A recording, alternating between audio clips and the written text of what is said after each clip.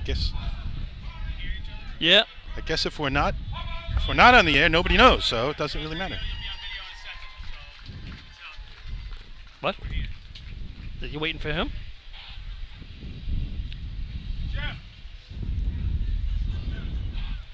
I don't know what he's doing. Actually, I do know what he's doing, but he's just... I keep it to myself. You know what, folks, we are here at the 53rd annual CI Invite. Anyone in the stands? Joe, can you hear us? You hear us on the radio? Oh, okay, we there are you good. go. All right, welcome everybody. 2015 CI Invite, Central Islip, New York. Good afternoon. Lenny Gombert, St. James Wildcats, Paul Suscon, the Bayshore Redskins. And the CI Hobos on the line. There we go. Can't beat that.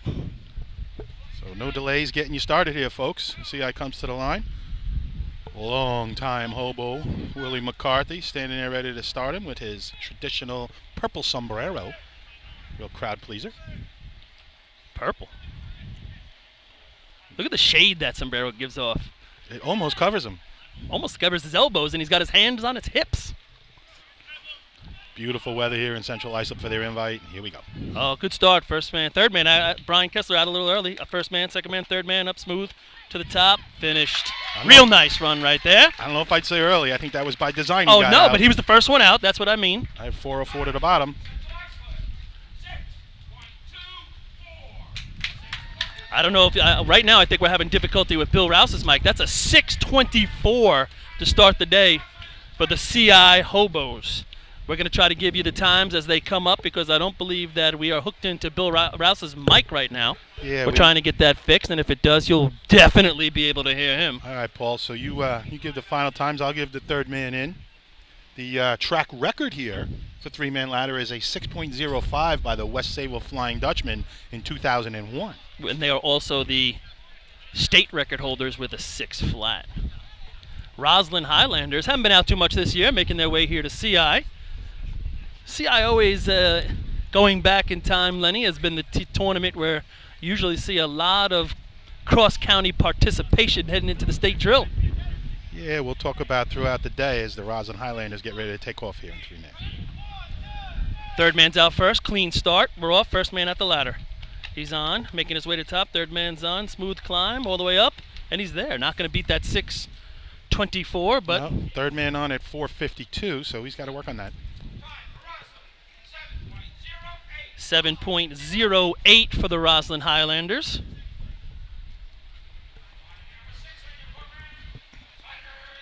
You know, Paul, you made mention of... Just hold on, Len. Next up's going to be the Brentwood Tigers. You're not hearing it from Bill Rouse over there. So Brentwood coming to the line. Go ahead. Brentwood coming up. Well, we talk about this drill every year, and for those of you that are new to our broadcast or maybe don't quite listen to as many or come to as many tournaments. Who would do that? The word that hits me for this tournament is barometer. It's a good barometer of what your team has with the state less than a month away. I hope people can look that up on their phones, barometer. Well, it's a big word, I know, especially for a teacher. Tigers, clean start. Looks like all three got out at the same time. Approaching the ladder. First man's on, second man's on. Slowly making their way to the top. Nobody up. Little hesitation up at the top, and they've completed the run. Yeah, first man struggled a little bit once he got on, and then again at the top.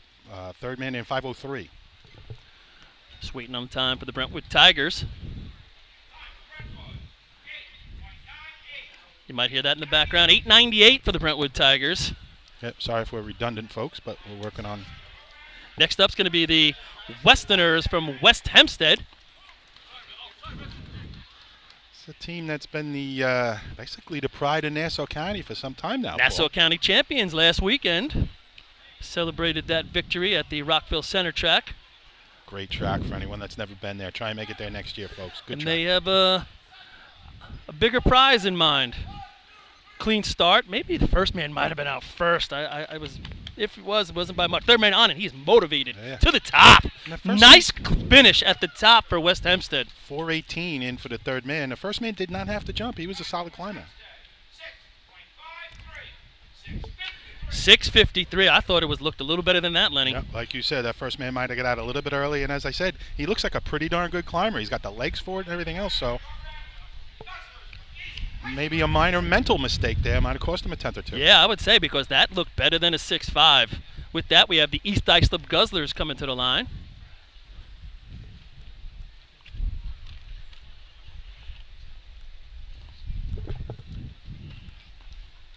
East Islip, again, a perennial top 10, if not top 5 team in the state. Absolutely. And then we're going to talk about this a lot today too, Lenny.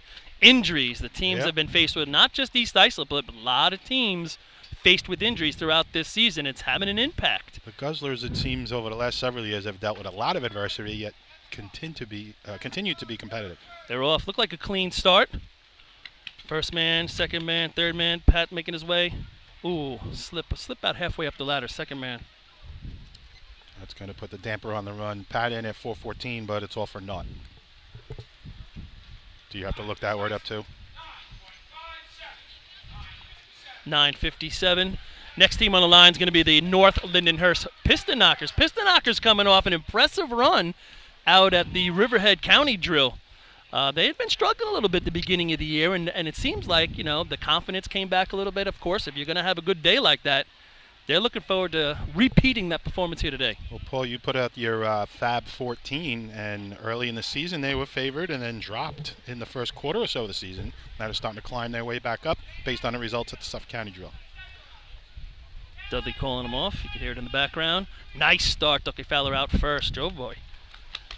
On. Ducky's on. Clean climb. Oh, now he slips down. Probably his second step, I think. Yeah, I missed Ducky's on. I don't know that it was smoking hot, but it was the second or third step he slipped on the ladder. So, North Lindy not going to be getting anything here in 3-man. 8:76 if you're scoring at home. Next team on the line is going to be the Bayshore Redskins. Bayshore finishing 4th overall in the county a couple weeks ago. Had a shot at second. Yeah. Put a bucket run together. So they've showed some signs. Go figure, too. Buckets has been their fullback race all year long, picking up a solid 4 points in most drills behind the tough-to-beat CI Hobos and Buckets. What a finishing team they are, huh? Not just in Buckets. How much can we talk about it for the last how many years, right? All right, Bayshore's ready to go. Good start. Looks like Skippy got out first. That goes on. Al's on, making their way to the top. Clean finish. 4:03 to the bottom for Skippy. It's going to be, I'd say, right around that 6:53 for West Hempstead. They might beat it. 6.53. You're right there, Paul. Good eye. It ties. So we have a tie right now at 53 for second place. The Hobos leading this race at a 6:24. 2 6:53s with the perennial West Sayville powerhouse 3-man team coming to the line. Michael Mara back in action today. Couple weeks off, did not race in the county drill out in Riverhead. Climbing as the number 2 man. Yeah, Billy Holden in at number 3. 6:53, 6:24, the numbers. Billy Holden's out first. Making their way, they're on. Michael's on, Billy's on. It's like a second step, a little hesitation. Might have lost his hands a little bit, but he got it back together and finished the contest. Billy getting on at 4:21. That could be second. There wow. It is. 6:51. It just nips. It just nips the Bayshore Redskins and the West Hempstead Westerners. And I'll tell you what, if you watch that run, if you see it on film, or if you see it during the week, about the second step, Billy Holden loses his hands a little bit, regains it, doesn't really slow him down. Here comes the Port Washington Roadrunners. Have a little discussion right now. Port Washington coming to the line there. They're coming off a really good day at the Nassau County Drill. Winners of the hose contest, winners of efficiency, good shot in motor pump. So they had a good day. Confidence. And I'll give you one more on Port Washington before we get started here. Kyle Lewis back out of the academy, running 3rd man, last year's climber. Now, is he back for the year? I've been hearing all kinds of stories. They've gone from him as being their 1st string, then they went to his brother as 2nd string, then his brother's on vacation, and they had a 3rd stringer. You got to give his brother a lot of credit stepping in the way he did for Kyle. Robbie did a nice job this year running ladders for them, but I don't know if Kyle is doing motorized, but he's on the line as the 3rd man here in 3-man. We have a little problem with the ladder. It's a little loose, so they're going to tighten it up.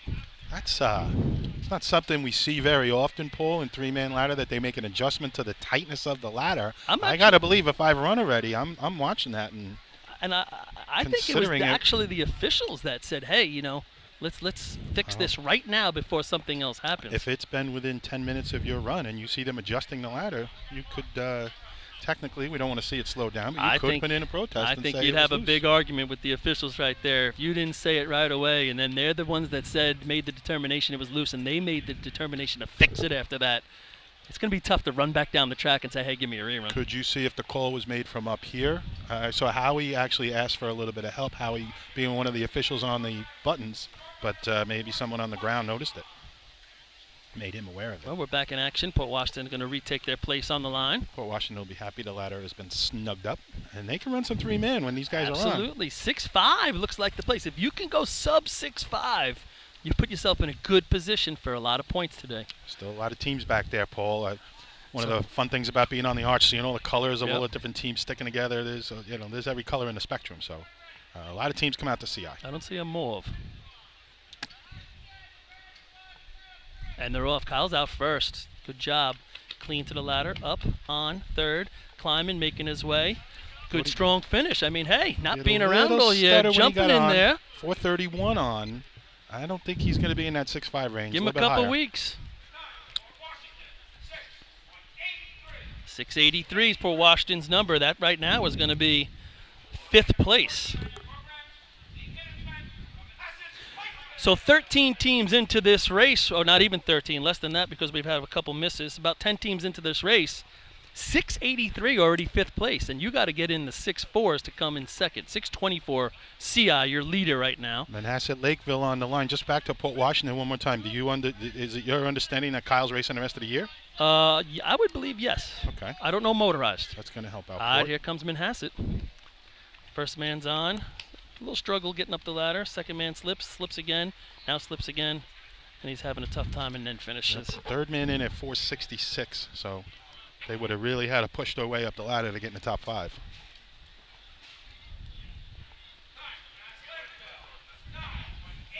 .986 for the Minutemen and the New Hyde Park Termites. And I think I see Nose making his way to hold the ladder. Down from upstate at the old homestead.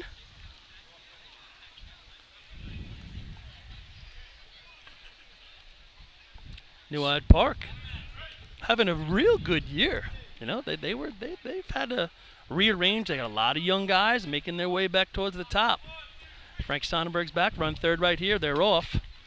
First man's up and gone. Second man, Frankie's on, making a real nice job to the top, and he's there. So tall, it's kind of deceiving. I don't know how fast he was going, but it looked good. Yeah, I love watching Frankie climb, and I've said it for years. 678.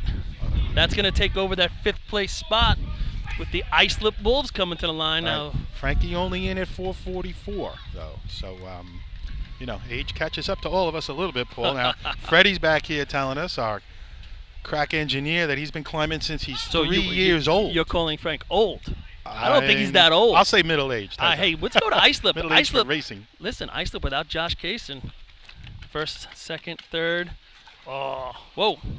Big slip at the bottom, almost actually came off the ladder. Yeah, third man now on they his finished the contest. First and second step, Paul. You're right. Really hanging on to the rail, almost went around the ladder. 409 on the miss. You know, we're gonna be talking about Islip a lot today. You know, without Josh Kaysen in the mix, it's definitely gonna put a little damper on the things they've been doing. But if you look at Islip all year, I think they've only scored in 1 drill in 3-man. So, well, the word is that Mr. Moon is back, and he's got a few state championships under his belt. Again, someone that maybe now there's has an reached old guy. middle-aged Now for there's racing. an old guy. I say middle-aged. You and I ran until we were old. These guys are middle-aged for racing. Cutchogue Panthers on the line. Oh, and the first man Way definitely out on that one. He's to the ladder way early. Now he's having a little bit of trouble at the top, and they've coagulated. Making their way, trying to finish this. Now one of those dictionary words. Yep. 5:03 for the third man coming in. Overtime for the Panthers. Now, is that 5:03 just on the third man or based on the first man jumping? I was watching the third man. I can't see the light. So from that's where a I am. secondary problem because if your third man's Yeah, coming that in might at have been 5:03, 5:04. but that's a big problem in itself. Yeah. So Cutchogue got some work to do on a 3-man ladder contest. Is this Brentwood? Deer Park Bucks. Oh, Deer Park. Sorry, they're both orange. Deer Park Bucks. Beautiful day here. We have if it stays like this, Lenny, we are going to be happy campers up here on the arch. Never mind the participants, because we got nice cloud cover, warm breeze coming down the track toward the arch. I would say, a light cloud cover, and I was concerned about that with the 1 o'clock start. That sun settles to the west, and we're usually right in it, but not too bad right now. And if you're not here, we'll describe the new stadium seating in a little while here at CI. Deer Park making their way in. Third man in, but he's got nowhere to go. He got on at 4:38, but a little bit of a logjam in front of him. Or should I say a herd of bucks on the ladder in front of him.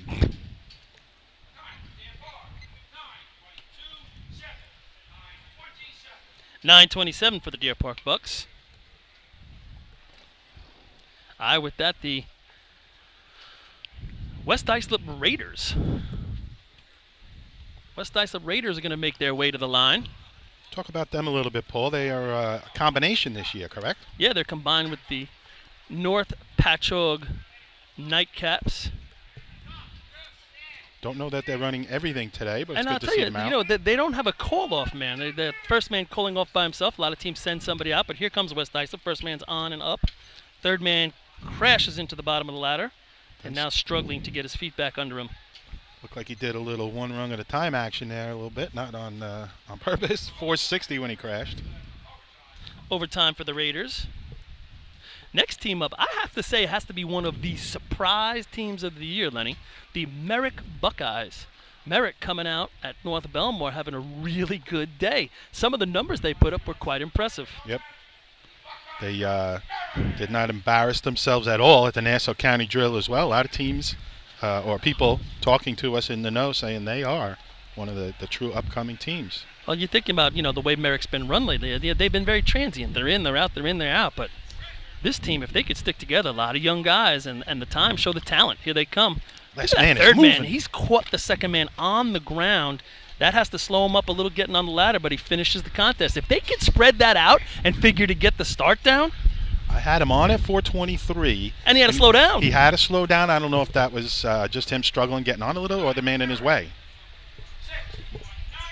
696 out of the mix, but boy, if they could harness that race, they could turn that into something pretty. He was. So you hear Selden Slowpokes on the line. Again, I don't know if he's struggling with his on personally, that he has to slow down that much, or if the second man was in his way, Paul. But if he can get that transition, he'll be on at 4-0. I don't know if the second man was so much in his way, but the fact that he jumped that little bit, if he could just contain himself off the line a little bit. Here come the Slowpokes. First man, second man, third man has crashed into the ladder, now trying to make his way. Very difficult once you lose that momentum to get yourself going again, and it showed right there for the Selden Slowpokes. 480 once he got to that third rung. Overtime for the Slowpokes. First man making it to the top and making sure he got out of the way, Paul. Tumbling and bumbling, rolling all over the arch. A little old school. He would not be in anybody's way, though. No. He made sure of it. Maybe ours. Yeah, he almost rolled into the officials. All right, the Levittown Rebels. It's another team from Nassau showing some signs, making some progress.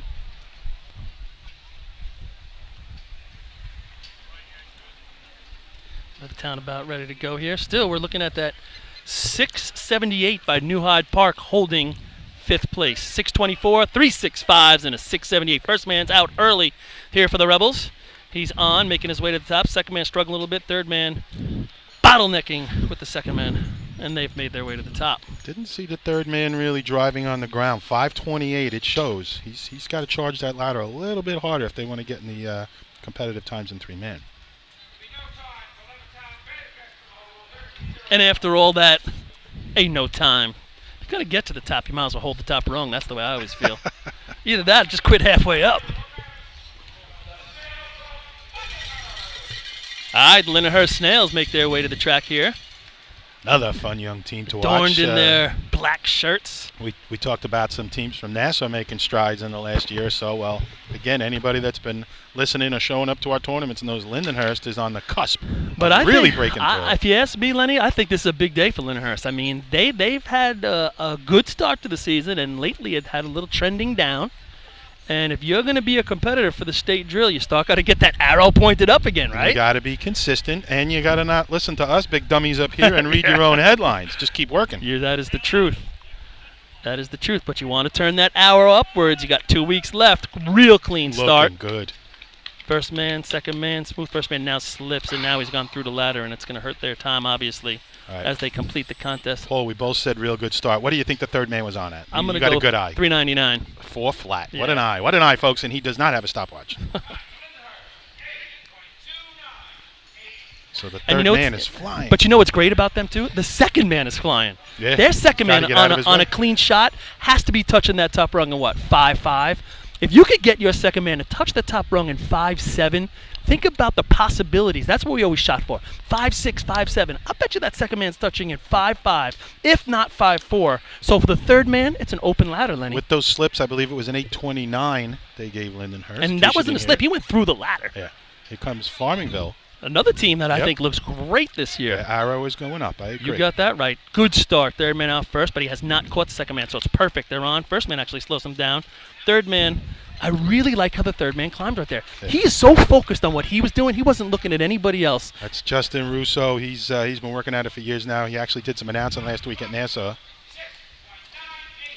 698, not in the mix for the top 5, but the focus that you saw on his face is quite impressive. I had Justin in at 419. It's really the first man right there that struggled a little bit getting on the ladder that held them up because it kind of log jammed, though. He didn't slow down that much. But, geez, Lenny, how much do you have to slow down to cause the time to go from 6.5 to 6.9? Yeah. It's faster than a snap of fingers. And you can have the fastest third man in the state, but if you don't have numbers 1 and 2 to get out of his way, folks, you're not scoring. All right, here comes the North Belmore Rinky-Dinks. North Belmore looking to get back on track. Didn't have the county drill they were looking forward to after a great start to the season. Nice climb right here. Clean, everybody together. I think that's going to give New Hyde Park a run for that 5th spot, Len. Yes, definitely. Third man in at 416. Second and third man almost touching at the same time. 673 does it. That moves them into 5th place. With the Sable Blue Jays coming to the line, we're at 624 for the CI Hobos, 651 for the West Sable Flying Dutchmen. A tie for 3rd and 4th between the Bayshore Redskins and the West Hempstead Westerners at 53. And that 673 is your 5th place number with the Sayville Blue Jays taking the track. And let me just tell you this, Lenny. This morning at the tournament in Spenceport, Point Pleasant runs a 6:55. That would be in the mix if this was the state drill. Oof. Here comes the Sayville Blue Jays. First man slips, and that's going to hurt him. And he was out early. I missed the third man getting on with that little bit of a log jam. But yeah, you had mentioned some of those Western times. We'll talk about that later, Paul. 866 for the Blue Jays with that slip up. And the Hicksville Hicks are coming to the line. Nassau County's Orange Crush. Hicksville, late start to the season, had a little problem. We talked injuries before. They're another team that has gone through a couple of ups and downs, mostly downs at the beginning of the year. But they had a couple good runs at the Nassau County Drill last week. Yep. And they may have the tallest overall 3-man ladder team. They are all legs, folks. Hicksville's looking at a 673 to get in the money. 6.5 would be the number to get real good money if you can beat that 651. First man struggling to get up there and now slips at the top. Dougie in at 418, but he might have even pulled up a little bit with a jam of Hicks in front of him. 824 for the Hicksville Hicks. And the next team is going to be, I think, a team that could be in it to win it in the 3-man ladder contest at the state drill, the Copeg Yellowbirds. Wow, that's a big statement, Paul. I'm telling you. Good 3-man ladder teams out 624 is a tough nut to crack, but if you look at this team on a clean shot, I think they're better than 650. All right, let's see what Mr. Susskind knows as they take the line. Nice start. Third man digging hard. First man's on. Second man, first man slips, so we're not going to get to see it today. Third man on at 424. Finishes so now. Don't know if they would have pushed that first place time, but they had everybody move, they would have been there for second or that tie for third. 999. We're talking just a tick from getting some letters. What sounds better, 999 or overtime? As a kid, did you ever go through the scorecards and see who would go through the whole day and not get any overtimes or no times, or reverse, who would go through the day and get 6 or 7 of them, Yeah. right? I used to do that. Again, what Paul's talking about, folks, you don't want letters when you're racing. You skip right. Unless it's G and a J. You got that right. Here comes Rockville Center. Woodlanders making their way. Third man digging hard, but the first man, second man, a little bit his way. Ooh. I thought the third man mounted He real did nice, a real Paul. nice job climbing next to the second man. 418, he came in with decent speed, and he had a nice flow when he got on, then tightened up to the second man. 8-1-2. That's going to finish our contest in three-man ladder. And the first team is the team that's going to garner all the points. The big 5 for the CI Hobos at a 624. Second place is going to be the West Sable Flying Dutchman. They have 4 points. There will be a tie for third and fourth between the Bayshore Redskins and the West Hempstead Westerners, each team receiving 2.5 points. And in fifth place is going to be that shot by the North Belmore Rinky Dinks. 673 is going to get them 1 point. So we're down 1 contest. 7 to go here at a beautiful, sunny CI track in central Islip, Long Island, New York. If you're out there listening, hope you're going to stick with us throughout the day. We got on the air a little bit late. Well, you know what? If they can hear Bill. They can't, so I just gave them the rundown. Okay. All right, so again, we got on the air a couple of minutes late, folks. We weren't sure how our engineering was going at that point, but what they did prior to the drill, Paul, and you were here, honoring the 1990 New York State Champion Hobos team, introducing all those guys and giving them, I guess, a commemorative shirt. Been 25 years since the 90 championship, so CI always doing things real classy here. Yeah, if you take a look at that 1990 state drill, just to take a look at some of the times right there, CI wins 25 years ago almost. They did well in ladders. They win three-man that day with a 629, very reminiscent of the 624 here today. And back then, another huge drop-off to get to second place. In the state drill, it was 641. Here today, 651. 651, yep. The Hornets took second with a 41. Bayshore a 42. What's Bayshore take today? 3 points, but with a 53.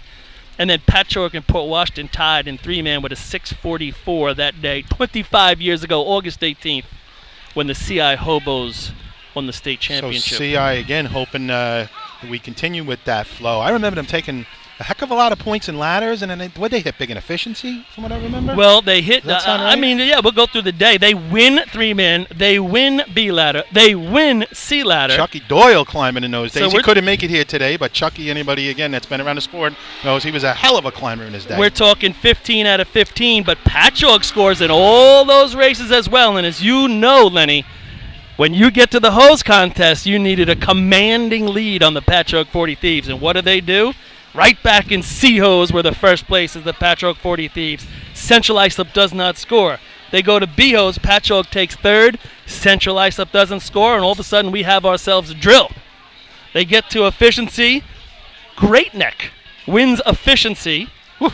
Second place, Hicksville. Third place, Melville. Islip. Point Pleasant, fifth place. Neither team scores in efficiency. We go to Motor Pump. CI out again. So if you look at CI, 15 out of 15, bone. Okay, going to buckets. I knew they came in strong out of ladders, and then they struggled. We get to buckets, and it's 18 and a half Patchogue, 15, the original 15 from the day for the Hobos. Oh, they had to be sweating. And CI wins buckets with a 22-44. They become the New York State champs, 1990. Just taking a look at the scorecard, Central Islip.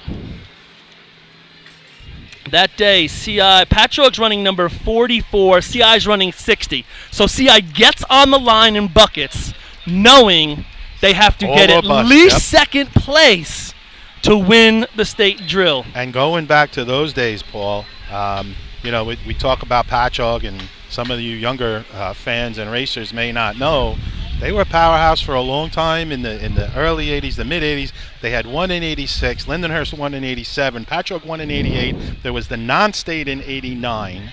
And now we were talking 1990.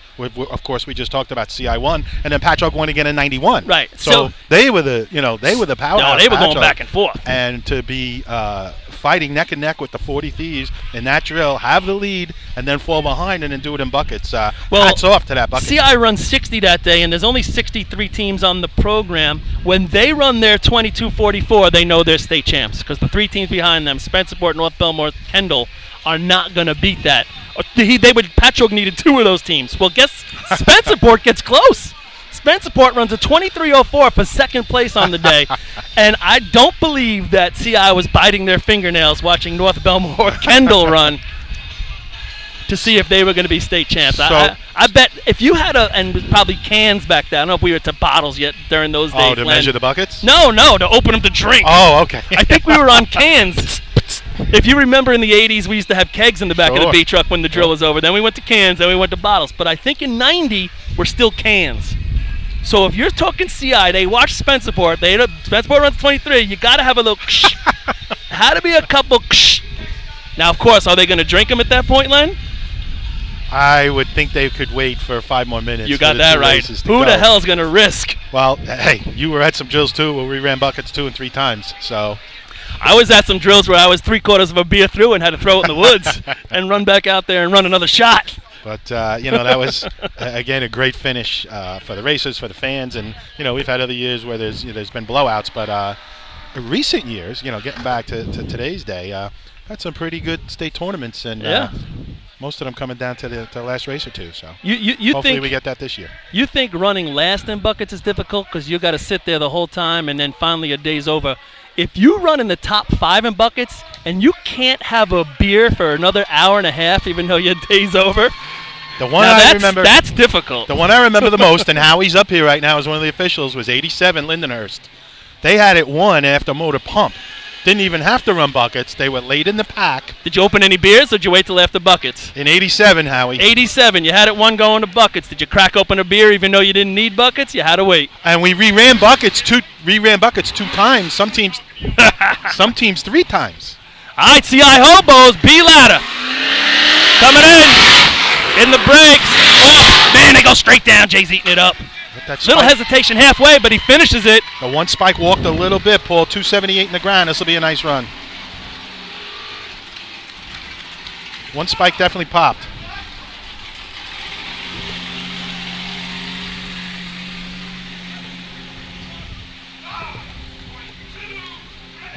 .523 for the Hobos. 624, 523. If you're a team out here on today's track, you would love those 2 numbers. Again, folks, we apologize. We do not have the PA announcer, so Paul's going to be bringing you the times. You might hear it in the background, but Paul will give it to you clear after each run. Hopefully we can get that fixed through the course of the day, but we will bring you the times. Next team up is going to be the Brentwood Tigers. Roslyn is not running B ladder, so Brentwood's going to make their way to the start line.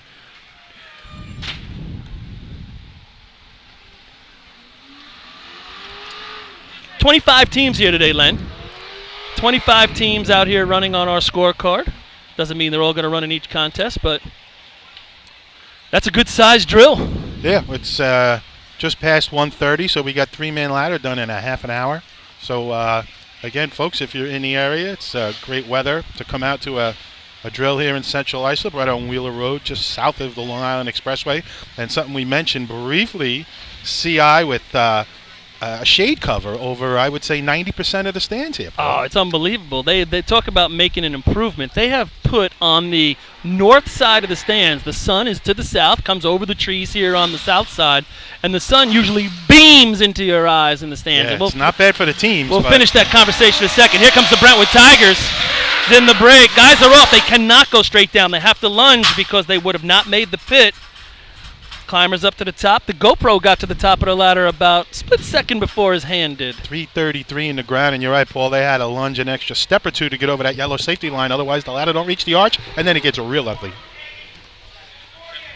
7:48 for the Brentwood Tigers. I just have to be able to hear the times. That's all. No. I just so I can see him after. All right, West Hempstead. West Hempstead coming in with 2.5 points, tied for 3rd and 4th, and 3-man ladder. I think this is an important race for West Hempstead. If you really want to be king of the castle, top of the heap, number 1 after the state drill, they need to get some points right here. You need to stay with CI. I mean, that's what it comes down to, folks. I CI like can run all 8. It's a great way to put it. It's on their track, so you got to keep scoring. It I'm don't have talking to the be state first. drill, though. I'm talking the Oh, state sure. drill. This is an important race, I think, for the West Hempstead Westerners. Well, we've seen the Hobos. This might be, not that they have a weak contest. This is the one I was looking at their total points. I guess it was county points. This is where they struggle a little bit. No, they had a little problem in the state last year. All right, here they come, Westerners. Man, it's a hot drop, and they're in a perfect spot. Craig Hayes is eating it up. He's to the top. I'm telling you, that truck slid through with some speed. Those boys stuck it right before the They're three-man about ladder a line. foot short of the three-man ladder line. I had them in at 272. So 5:31 for the West Hempstead Westerners. Man, I thought it looked a little bit better than that. I had them exactly the same overall on my watch, and of course I'm not the electronics here, but they were a little bit deeper, Paul, than CI Spike, so that might have hurt them just a little bit. I thought their speed was faster than CI's, and I think actually the fact that the truck slid, it didn't look like it dug down. CI's truck stopped just a little bit Didn't throw them off the back of the truck. They got sucked through, but you got to give those two diggers the throw of the climber credit, because that could have been splatter ladder. A lot of times when that truck slides through, as you know, Lenny, guys flatten out, and the ladder just goes right under the arch. These guys stuck it. They showed their experience. They handled it. It didn't cost them a lot, but, I mean, they actually got off hotter, I think, speed-wise than CI did, and CI just beating them by, what are we talking, 0.08 of a second, folks. Yep. You can't blink your eye that quick. All right. We got a little murderer's row going on up here at the beginning of this drill. Yeah, look Guzzlers. at that. If you just look back, look, we got Guzzlers, Knockers, Skins, Dutch, Port. New Hyde Park. You got to love this. Is this the Joe Hunter? So we're having fun here. We hope if you're at the drill, you're having fun as well. If not, if you're home listening, we will try and convey that fun to you. And here come the East Islip Guzzlers. All right. Leaving the line, making his way to the timing light, is in the gas. Break. They're going to have to lunge. He does it. Pat Dunn on his way, making it to the top. Oh! What a climb. Air show right there. I think he snapped that top before he hit the arch. They went in a little bit crooked, Paul. I had him 294 in the ground, though. That's going to hurt him.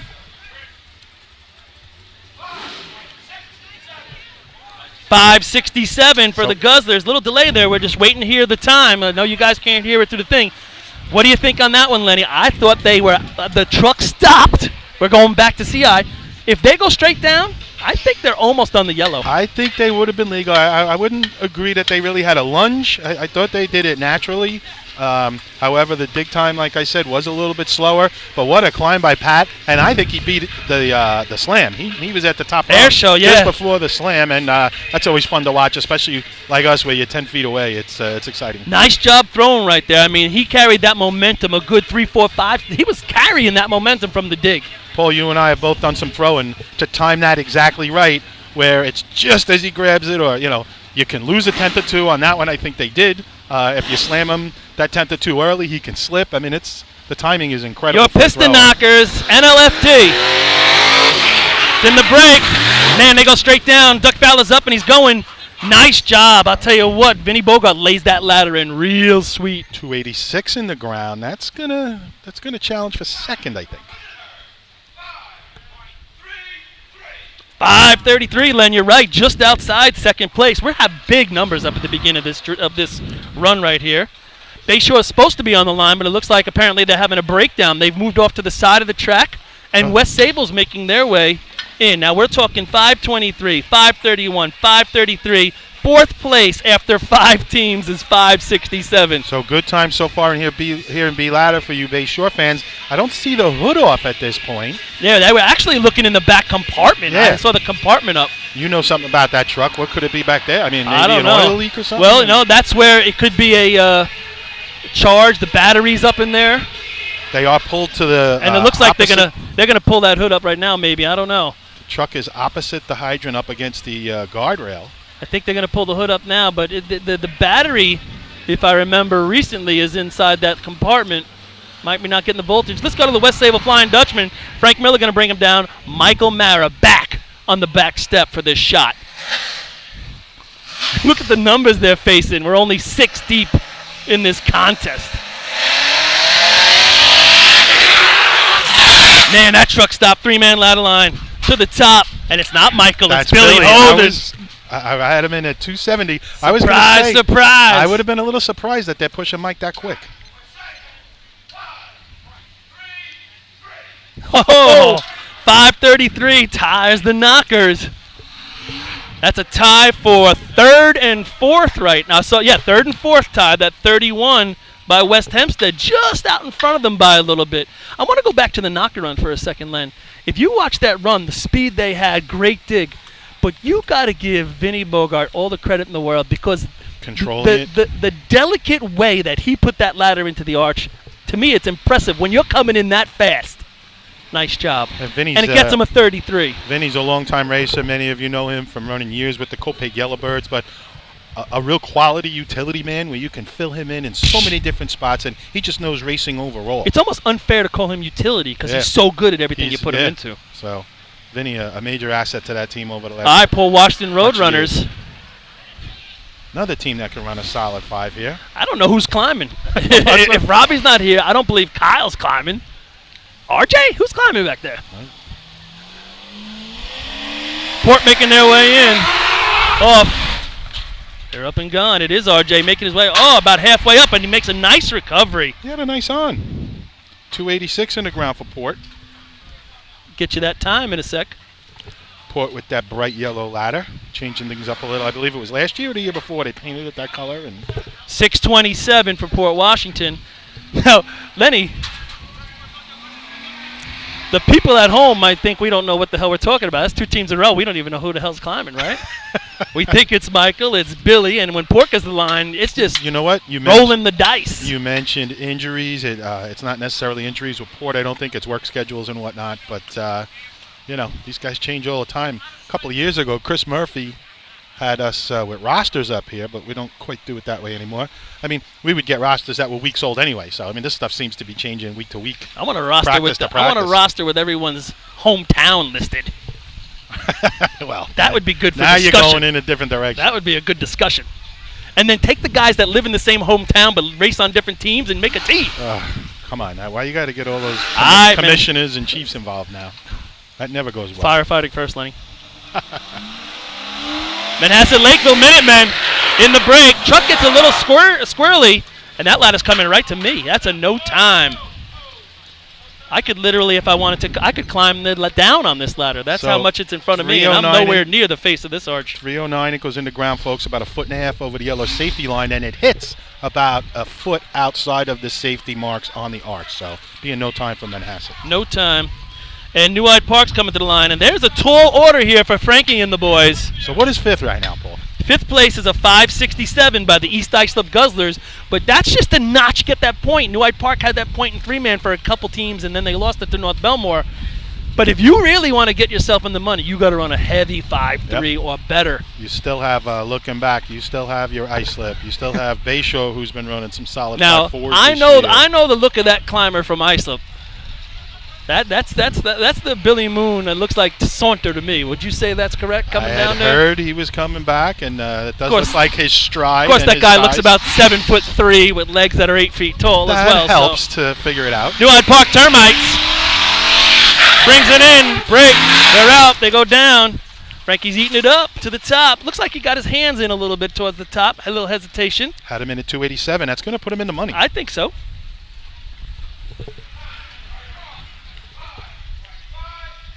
$5:54, your new 5th place time.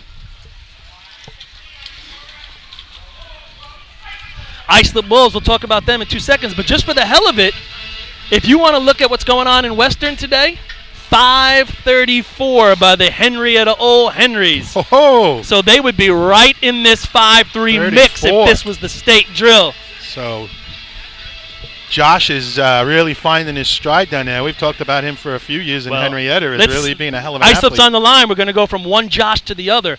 This is where it really starts to hurt Islip without Josh Kaysen. When you got to fill in, to me, I voted in Artie's pool. I put this man, Billy Moon, top 3 all-time racers, I believe, never mind just ladder climbers. It's great to substitute him, but 1 week? I don't know how long he's actually been practicing. Josh Kaysen sustaining his injury 2 weeks ago, but You know, again, Billy's no spring chicken either. I mean, we know he knows what he's doing. No disrespect to him in that vein, but it does take several weeks sometimes to get your mo back. Don't tell Billy Moon, but I love watching him race. Mike breaks it. They're on three-man ladder. Billy Moon's getting his way. Straight ladder on him. Makes his way to the top. 286 on the ground. Looked like he struggled his second and third step, really working hard. Don't know if that's going to make it. 5:45 right out of the gate for Billy Moon. And let me tell you this, I thought it was excellent buttons right there, but you beat me to it, but he's earned it. Let me tell you something. If I'm the Islip Wolves and I put my ladder on the B truck and I drive out of here and I go look at that tape, I'm saying to myself, dude, we got something. We could do something here. Oh, sure. That is not Billy Moon's spot. They put that out a little bit. That was inside the three-man ladder line. It wasn't. They put that out a little bit. That's a 5-2. It wasn't his spot. As I said, I thought he got on decent. I thought he had to work for a couple of steps early on. Islip's pulling away, and it's a happy group right there. It wasn't smooth. I think he got some good buttons. Billy getting a lot of respect. Dude, when you're looking 1 week, 2 weeks down the road right now, they got to be pretty happy. Yep. So, of course, they got to bring these button guys with them wherever they go. They're definitely losing a little something with Josh Kaysen. Josh was really coming into his own. He's 5-0. Yep, unfortunate injury for him. But if you can get Billy Moon to do 5-2 in the state tournament, give me some points. Hello. Cutchalk Panthers. You're familiar with this B truck, Len? Oh yeah, a lot of good times. Whoa! Stop. That was cart ladder-ish. I actually saw Joe yell them from the driver's seat. Did you see that? Folks, that was about 10 feet short of the yellow safety line. Reminiscent of Henrietta O'Henry's years ago at the Hempstead drill. Luckily, the climber stopped climbing, and everybody's okay. But Joe Zahaska yelled them. He yelled them from the driver's seat. He turned his head and said, go! And they got off. He might have said no. Maybe. I swore he said go. Joe usually a much more consistent driver than that, but it's got to be the truck. It has to be the truck. Way out, folks. And I'm telling you right now, you asked me. Go. You said I have experience with that truck. It don't usually stop that good. It slides. So I'm thinking. I was waiting for a cart ladder out, down. This was way short, folks. We're not talking a foot or two short of the yellow. I'm talking 8 to 10 feet. So minimum. All the Panthers are striding off. Nobody got hurt, so that's a good thing. The truck's moving faster down Wheeler Road than it did just now. I just saw it. Having fun. We're just having fun. So this is Deer Park Bucks. Deer Park making their way. Timing light in the break. That's nice job putting it in the ground. That's where that ladder's flat and you lose all momentum. It flattened out and the thrower and the climber did not get the ladder up enough to keep the mo going. Ladder went in a little crooked. All four 609. Guys kept it even once it was in the ground. 297 in the ground there for the Bucks, so they're struggling a little bit to get it in the ground. You got to pick up that spike time. And for those of you Redskin fans at home, they have come to the line now off their breakdown. Bayshore looking at a 5:45 by the Islip Wolves. Currently 5th place in what I think is an excellent so far B-ladder contest. You know, I make it to some of their practices, obviously going to tournaments. That's about their run in the 5-4s Bayshore, yep. So they're going to have to have a good one here. You're looking for a little bit of what do you call it, adrenaline maybe to get you a little half a tenth or something right here.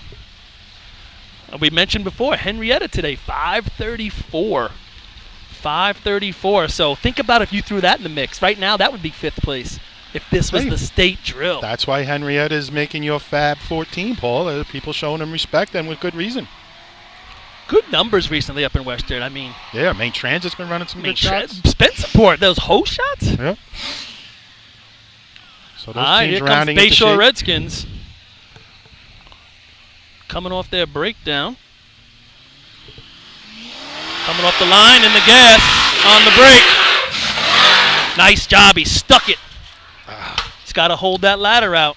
You know when you're that deep, you got to have that track sense. Yep. When you're seeing that you're about to hit that white line and you're the thrower, 678, you got to yank back on that ladder something fierce because the momentum that they gave him, I'm going to give the diggers credit right here. Though they didn't go in together, they both went right down. They took the momentum, they threw it in the ground, but think about the speed that ladder's moving.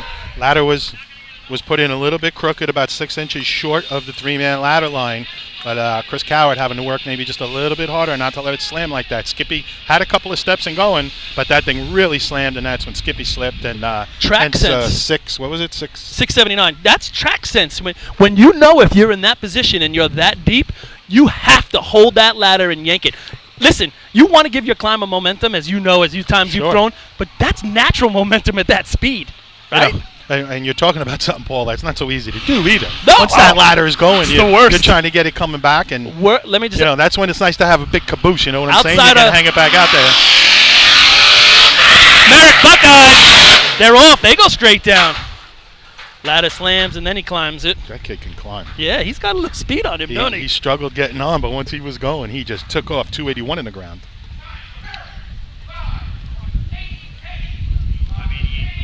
588, so nothing shabby about that if you're the Merrick Buckeyes making your way back to the track. Selden Slowpoke's coming up. What'd you get for base show on the ground? Do you remember, Len? I believe it was in the 2.8s. So it wasn't crazy fast. But it's all relative, though, because if that truck slides, a 2.8 is super fast. Yeah. If the truck stops, it's slow. And folks, when we talk about the truck sliding, obviously it's not stopping as good as you would like it. But when you're on the back, especially in the thrower and climber position, the diggers are usually off an eyelash earlier, but the truck slides, there's nothing really to push off of. You're already laying back, and it feels like your feet are almost glued to the back step, right, Paul? And yeah. It's almost pulling you down the track as it slides, and it's hard to get your legs under you and just stand up. Now you got to stand up. One of you's got to get on the ladder, and one of you's got to stop and start pulling the ladder back the other way. So in history, I'll go back as a digger and a thrower. Some of our best runs we've ever run are when we were sliding. You're on the edge of being out of control. Missing, yes. But some of our worst runs are when we're sliding as well. Yeah. And that's when you go down a lot of times. Slowpokes from Selden. Off in the ground there. Oh, whoa, that ladder's walking. They took a few extra steps they didn't have to. Now he's having a difficult time, and that ladder sliding all over. This is not going to end well for the Slowpokes, as now he makes his way to the top. 319 went in a little bit crooked, but I thought they took an extra step or two. Thought they could have went down more directly. All right. Selden will be getting a rerun, and due to clock error. It's a happy birthday for the Slowpokes. Yeah, it is. They definitely need less walking. Yeah. On the ladder end of the men. But that can happen too, Paul. If both guys don't go down together, and the guys in the back, of course, have to lift, if somebody's taking an extra step and the other guy was trying to push, maybe go down earlier, that's why it's going to go in crooked and everything starts rocking. And when Paul says it's walking, one spike goes in, then it pops out, and the other spike goes in, and then it's just all hell for the climber. Any time where natural ability and instantaneous action doesn't take place, there's room for error. If you have to lunge and you have that little bit, then everyone goes a little bit out of sync. The best thing is to go, do your run, you get off, let it happen naturally, and everyone's in the same thing they do all week. But if you get that little split thing where it's off, it's so hard as a group of 4 guys jumping off the back of that truck to stay in sync with each other. Little delay here, taking a look at the clocks at the B ladder start line. Just a little review, 5:23, Hobos winning this contest, first one out of the gate. 5:31, West Hempstead, second place.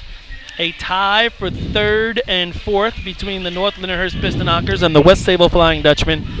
And Billy Moon and the Islip Wolves, 5:45, hanging in there for fifth place right now. As you said, without a lot of practice, they'd probably be happy to grab one there. The Islip Wolves would. It looks like the officials have worked out the kinks. So we're looking up the track, Len. You know, you're still a group of teams that you would say in your mind can run a 5.4. I think Lindenhurst can do it. Going back up a little further. Farmingville coming to the line. I think they can go 5. I'm not sure about 5.4. Right. They can go into 5s, and they have. Copaig's still back there. And if you're a team like Farmingville and it's up and coming, and I mean, at this point, yeah, you're watching, maybe admiring, maybe learning from the CIs of this world. You're not competing against them yet. You're still, and we all are all the time anyway, competing against yourself. Yep. What can they do that will be better than they've ever done? Right. Where can they show improvement? What do we do in practice? Let's run our practice shot, maybe improve on it slightly. But, you know, if you're only running 5.8s in practice, folks, you don't try and run a 5.4 all of a sudden. It usually doesn't end well. Farmanville.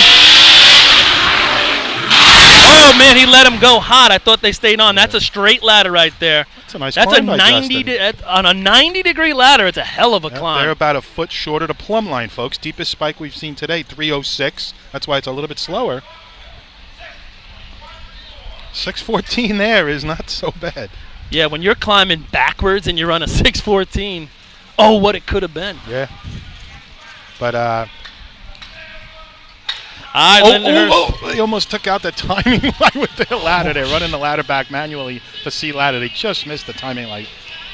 That would have been ugly. Look at Billy Miller and the guys on the sign. Billy Miller's hair Did just they got a see little it? bit grayer. Oh, yeah. I wasn't looking at them. Oh, yeah. He was watching it. It was almost real ugly. But 614, 306 in the ground. So if you shave 3/10 off the dig time, now all of a sudden you're at, your 5'8" or your 5'7". When he let and he could climb a little quicker because it's not straight up and I'm down. going to say they were waiting for him to hold that brake a skosh longer. When he took off, they went with him. They didn't have that transfer. They were still on the back of the truck when he took off. So maybe he's got to bring that brake out a little bit, hold it a split second more, and believe it or not, the dig time and the climb will be better. Oh, without a doubt. Bring that brake back a little bit, hold it a skosh more, and you'll get better results. Here comes Lindenhurst. In the brake. They're straight down. Ryan Kinley making his way to the top. Tacks it to the top. Slow in the ground, though. 305. Yep. That's not going to challenge for a point. It's in the fives, though.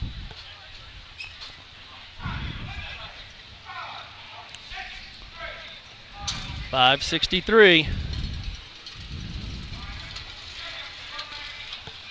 It looked to me like the thrower into the brake looked exactly where he's going to, when he lets go of the rope, folks, he has to grab the rail when you're in the brake. But I don't usually, did you used to look at the rail as you grabbed it? Or were you looking at lines and everything else? Yeah. The thrower looked directly at the rail to see where his hand was going. I would actually, his head in a little. yeah, I would make sure my hand was in the proper spot, and as I'm looking, trying to peripherally out the side at the lines, and also feeling the speed. I used to use the arch as my guide, knowing how close I am to the arch and what I'm going to do. How hard is my stopping step going to be, or am I going to run through it? I used to not look at the rail. I was looking at lines and getting a feel for the speed, but B ladder, it's a lot right tougher. In C ladder, you have plenty of time to get your hand on the rail on the right side and look at it. B ladder, it's bang bang. All right, here's the North Belmore Rinky Dinks. They're coming off a 1-point performance in B ladder. Just a little thing right there. Farmanville and Lyndhurst ran out of order. You can notice that. North Belmore. Nice job straight down, just outside three-man ladder, making his way to top. Loses his hands about halfway up. Now corrects. He got on nice. 296, just short of the three-man ladder line.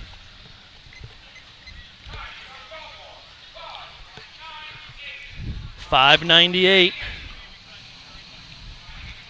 Next up's going to be the Sayville Blue Jays.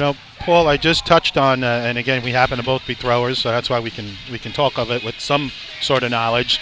Explain to people what it's like as a thrower or a climber. And maybe it's a little even tougher mentally in C. When they're first teaching you how to do it, soon as that driver hits the brake, you're supposed to let go of the one handle you have on the truck. Now you're leaning way back. Now you're just hanging on the ladder. You got to take that hand that you were holding onto the truck with and put it on the ladder for, I don't know, a second, a half a second, whatever it is, while the truck's still stopping. But when they first tell you to do that, let go as soon as you feel the brake. What's that like? It's a great sensation once you feel it, because you have nothing. You're standing on the back and you're just enjoying. Once you get used to it, I'm saying, not the first time. It's the physics keeping you on the truck. Oh man, you ain't going anywhere. Well, now if he pulls out, driver don't pump the brakes, but you're not holding on to anything but the ladder, folks, and you're trusting that driver not to pump the brakes. But the initial times you do it, it's there tough. is very few feelings I've ever experienced in life that will give you the thrill of doing that close to the ground in C ladder. Yeah. When you let go. Yeah, because you let go and the truck's still doing 60 or it's whatever. It's freaking thrilling. Miss it. Sayville Blue Jays in the break. Let him go. They're in. He's on. Ladder is all over the place, but he does a nice job fighting through it. 294 in the ground. You're right. Crooked ladder and pretty good climb there.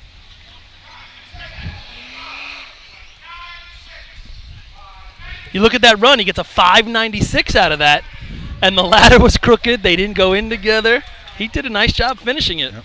He's been climbing well for them for a couple of years now.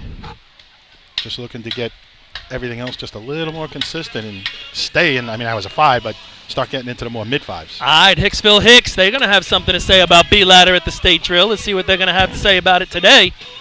I think, if I remember correctly, they had a good B-Ladder run last week at the counties.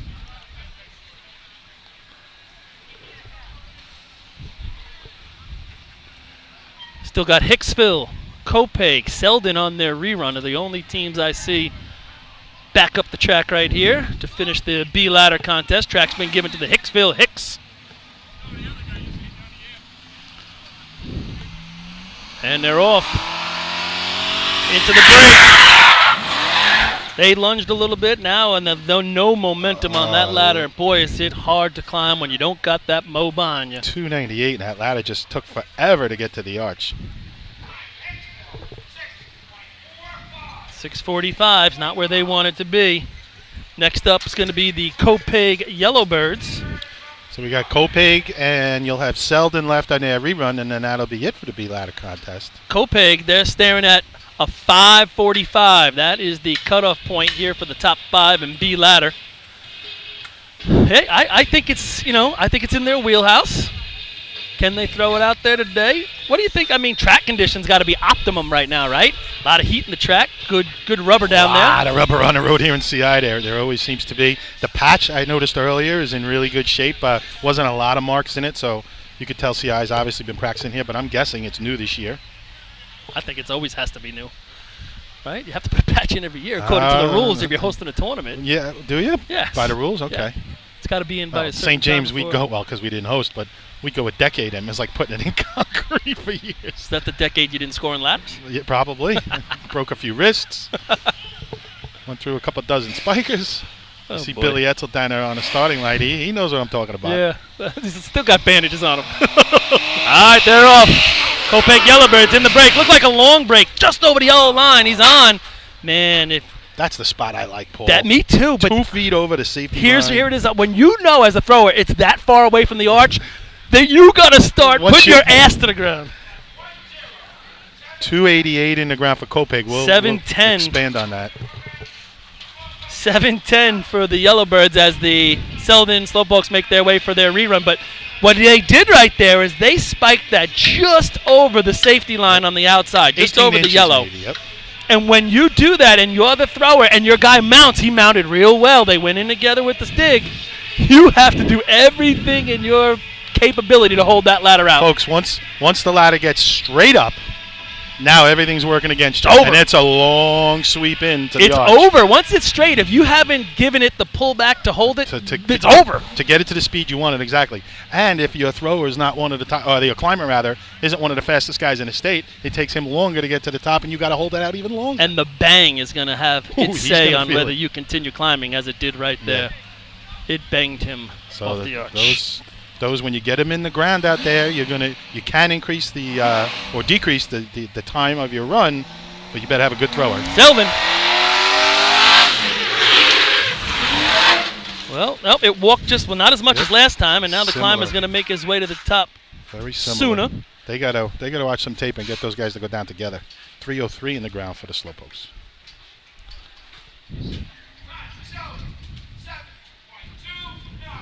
7:29 for the Slowpokes, going to get them out of the money. So after a real good start to the B ladder contest, the CI Hobos are going to lead their 5 points with a 5:23. Yep, didn't get anywhere near the track record, which is 487 by West Sable back in 08, but it was a good B ladder shot. Second place is going to be West Hempstead with 4 points.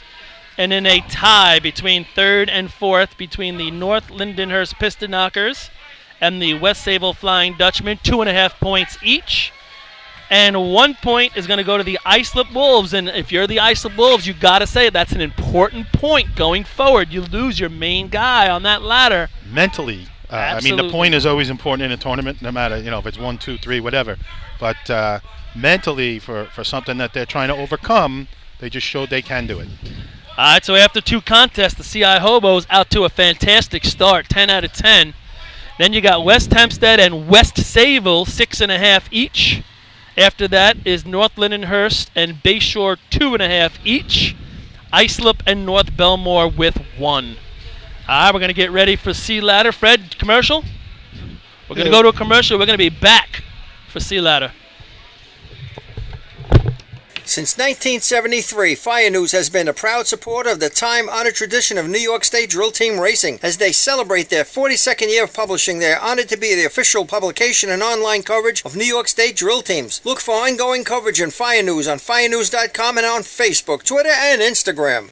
The Inn at New Hyde Park, Long Island's premier catering facility, is the first choice for weddings, parties, and corporate events. Owned and operated by local families and firefighters, it sets the standard for supreme service, gourmet cuisine, and style. The Inn's restaurant, Brasserie 214, takes you on a culinary road trip through Europe with our world-renowned chef and an unmatched international beer menu. To book your next event or to celebrate after a tournament, go to www.innatnewhydepark.com or brasserie214.com. Open table or Facebook, or call 516-354-7797.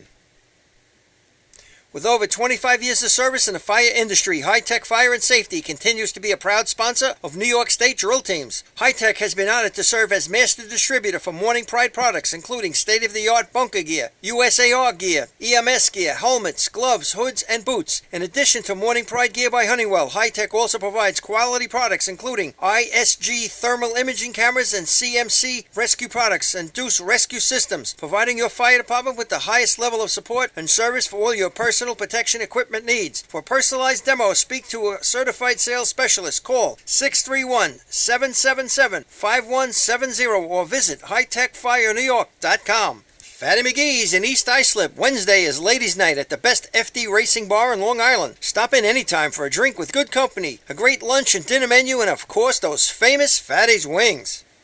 The groundbreaking FDNY electronic accountability system is now available to departments nationwide through Motorola, and SDI is the company behind this game-changing technology. Now, SDI has paired with New York State volunteer departments including Central Islip to solve the challenge of accounting for members who respond after the tones go off. Keep track of your members on your next big incident with a proven solution designed with the New York State Volunteer Department in mind. For more information, visit systemsdefinition.com and firegroundaccountability.com. The Bill Fox Company has been in business for over 60 years, specializing in custom championship rings, watches, badges, pins, and awards. The Bill Fox Company has crafted championship rings for past state champions including the Westerners, Flying Dutchmen, Hobos, Wolves, and Yellow Hornets. Bill Fox Company is the recognized name in recognizing people. Check them out on Facebook, Twitter, and on the web at www.billfoxco.com. Coastal Fire System is the official SCBA dealer for New York State drill teams. Coastal is your one-stop shop for all your SCBA and fire equipment needs. Scott Air Packs, cylinders, RIT packs, refill compressor systems, gas detectors, Hi-X boots, Protec and Dragon fire gloves. For more information, check them out at coastalfiresystems.com or give them a call at 631-661-7515. Whether you've been a FASNY Credit Union member for years, just become a member, or yet to take advantage of our member-friendly products and services, we have the tools you, your family, and your fire department need for financial success. From low-rate auto loans and free checking to shared branching and mobile banking, when it comes to your finances, we are fully involved. To learn more about our products and services, visit us at www.fasnycu.com. Attention fire chiefs and commissioners, you already know New York State has mandated that your department supply your members with bailout rope systems. Coastal Fire System is also the exclusive bailout system distributor for New York State drill teams. The friends at Coastal are equipment dealers for Petzl, Scott, CMC, Colorado Systems, and can walk you through the state requirements to ensure the safety of your members. Your bailout system process starts and finishes with the folks at Coastal, a family-owned and operated business. Check them out online at coastalfiresystems.com or give them a call at 631-661-7515. The Titan Group is back supporting drill team racing and taking their game to the next level. With 20 years experience in the apparel industry and the addition of an in-house design team, we will find exactly what you're looking for. This year, join Team Titan and let us handle all your apparel and equipment needs and be part of all of Team Titan's promotions. Follow us on Instagram at Titan Group Racing to keep your hand on the pulse of your favorite teams. Owned and operated by members of the drill team community, we know what it takes to run your team. Let us handle everything from jerseys to helmets and tape to trophies. We are a one-stop shop for all your drill team needs. Call us today at 631-859-0075 or see Artie Suskind or Devin Robinson on the track. Gear up, get on, the Titan Group. For fire department drill teams, speed can mean the difference between winning and just placing. During an actual response, speed can be even more important. That's the idea behind Streetwise CADlink, the nation's first and fastest cloud-based mobile data. All right, we're back, everybody, getting ready for the C Ladder contest. Your current leader, 10 out of 10 points. The CI Hobos will be the first team down the track. Just to give everybody a little understanding, I don't think we got into it that deep, Lenny, is Once again, on the north side of the track, there has been put piping, and on that piping is like a shaded curtain overhang hanging over about half the stands that used to be in the blistering hot sun. So it goes from almost from the arch where their bleachers start it's all the the way whole down set. past the hydrant. It's all the way down to the hobo shed, to the shack. I mean, that last set where people sit maybe for a fifth or in the town tournament where they fit people in. But the shade is really taking up half the bleachers from the arch all the way down past the hydrant, and I'm sure people are enjoying that. The question is, what's the price for that seating? $25 prepaid to get over there in that seating, or what? Central Islip always looking to improve the fan experience. You got to give them a lot of credit. Here come the hobos. Danny Jackson bringing it down, approaching the hydrant. He's over. Hits that double break. They're off. Nice speed inside the three-man ladder line, but boy, Newhoff eats it up, and that is a straight ladder. That ladder is inside the three-man ladder. No hesitation at all. That's a solid 8, Paul. We can't see the lights with the sun, but I'm thinking that's an 8. That's a hell of a climb on a ladder like that. About a foot over the three-man ladder line, and Jay just ate it up.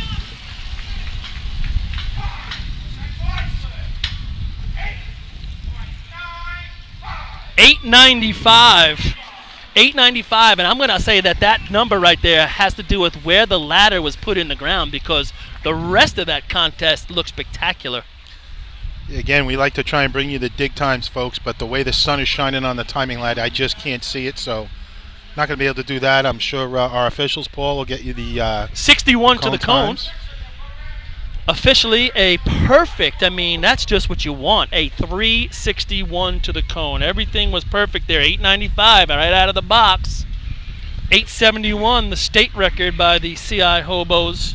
So CI keeping the pressure on here at their hometown drill, taking first in the first 2 races and putting up a solid C ladder shot. These teams are going to have to work hard to beat it. Reminiscent of that 1990 state drill when they were 15 out of 15. Celebrated the 1990 champions before today's drill. CI Hobos, and here comes the Brentwood Tigers making their way down. He's at the hydrant, he's at the cone. Little break early, now he's double breaking it again, lets him off real soft. Now they're climbing, gets his way to the top, and he's there. It's going to be a hell of a video on that GoPro. Just waiting on the time here. Bill Rouse going through his rules book.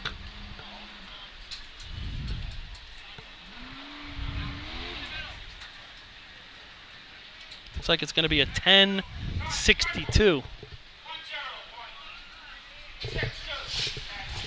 Bill's struggling a little bit over there. What was he looking through? That was his rules? Oh, I see him flipping 79 to the cones. I think he was looking for an overtime, but 10 is not going to be the number you're looking for an overtime. Chris Perry helping him out today, and if you call hitting him in the back of the head helping him out, that's what he's doing. he was helping before he was going to hit him, but yeah, the delay is Bill Rouse has an incredible book over there that has all his rules with the numbers and everything. So he was searching for the overtime number on a 10:62. That could be second place in the town drill. Well, he might not have been right on that one, but Bill, a very prepared PA announcer. How long's he doing it now? He's got to have. Think about the different types of ice cream he's eaten over the years, right? That wasn't the first thing I was. How many different ice cream trucks has Bill Rouse seen come to this drill? Now we're up to the, what is that, a Mr. Softy? I think it is. It's yeah, Joe Anarella knows. All right, West Hempstead, they need a big shot right here. They're following CI every race. Here they come. At the cone, in the break. And he let him go real nice just outside. Craig Hayes making it to the top, and he ate it up. That's a good run. They like their momentum. Real nice run. I thought maybe a little slow at the top for the grab, but outside of that, what a drive, what a drop. 909. 64 to the cones, 909 overall right, so for West Hempstead. But I'm thinking if you cut that climb into thirds, first third mount real good, get your legs under your second third, the last third is when you drive to the top. I think they lost it right there. No, it looked pretty good to me. I'm trying to, again, folks, give you a little something on the dig time. I was right on the cone time, looking at it all the way down the track, so meant that dig time was around 6:67. What I'm saying is, if you're looking at CI, they run an 8:95, and you run a 9:09, and you say, "Wow, I thought that run looked beautiful." Where can you make up that difference? I don't know. I don't know. Maybe he lost momentum at the top, and maybe I'm just wrong, which happens at least once every couple of years. And again, we're only talking hundredths or tenths of a second, so it's... All right, East Islip Guzzlers staring at 2 good runs. They've been given the track.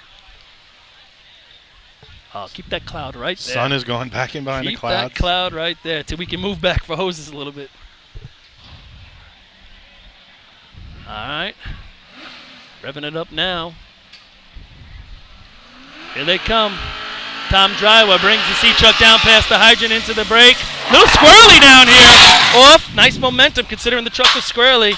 And he got a little hesitation about halfway up. Right as they were in the break. See that truck go a little squirrely? I thought maybe it drifted right before the cones and Tommy had to bring it back over, but he laid him in nice. 9:55.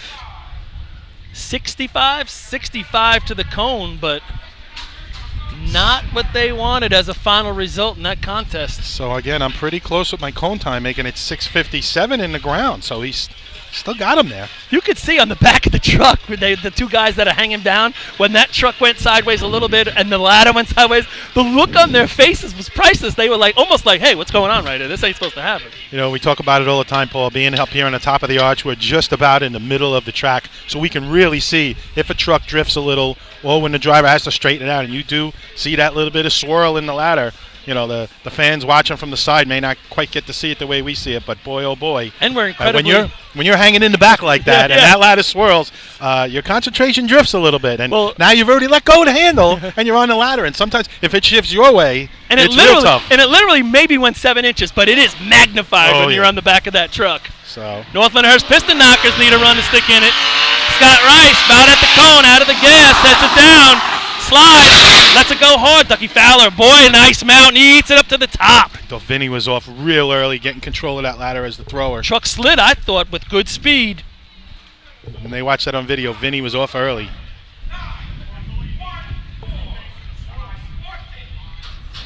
So I'm pretty close. They ran 56 to the cones, and that was a 9. I got to get the time for you. What was time? I'll give him 6:72 in the ground with that. Again, we're guesstimating. 56 to the cones. Len, your salami's disappearing. Uh-oh. Sounds like a personal issue. Yeah. Put your salami back.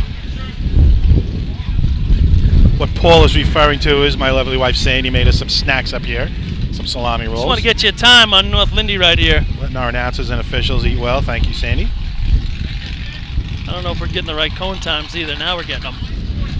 9:14, and that's going to put North Lindy currently in 3rd with a 9:14, and Bayshore Redskins are coming to the line, all well within their grasp. Even the 8:95 with a good run right here. I think we're back on top of the cone times. That was a 54.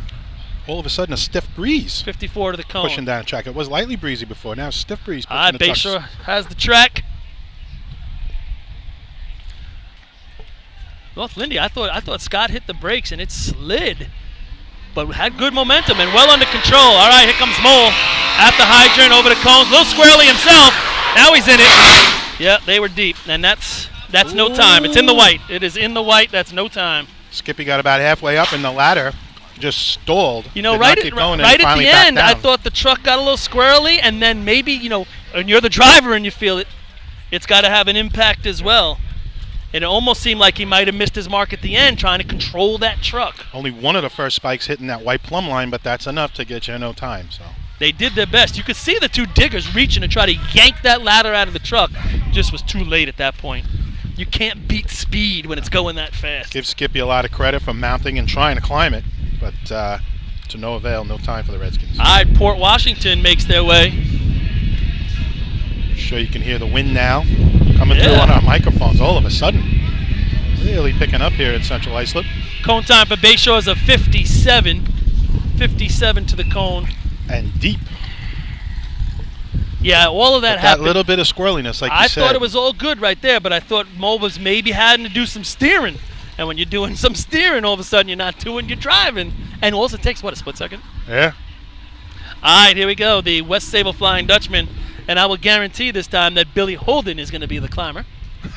Guarantee, huh? Because if he's not, they have 3 guys on the truck because Michael's on the guardrail. Oh, okay. You can see him. All right, here comes West Sable. Frank Miller's at the hydrant, brings it over, sets it down. They got speed. He looked a little Holy deep, too, cow. and they are. They're way under. They are a good 2 feet past the plumb line, West Sable. Speed But you kills could see right it. now. That's no time. So 2 of your point getters go under the arch right there. But both driver error, I believe.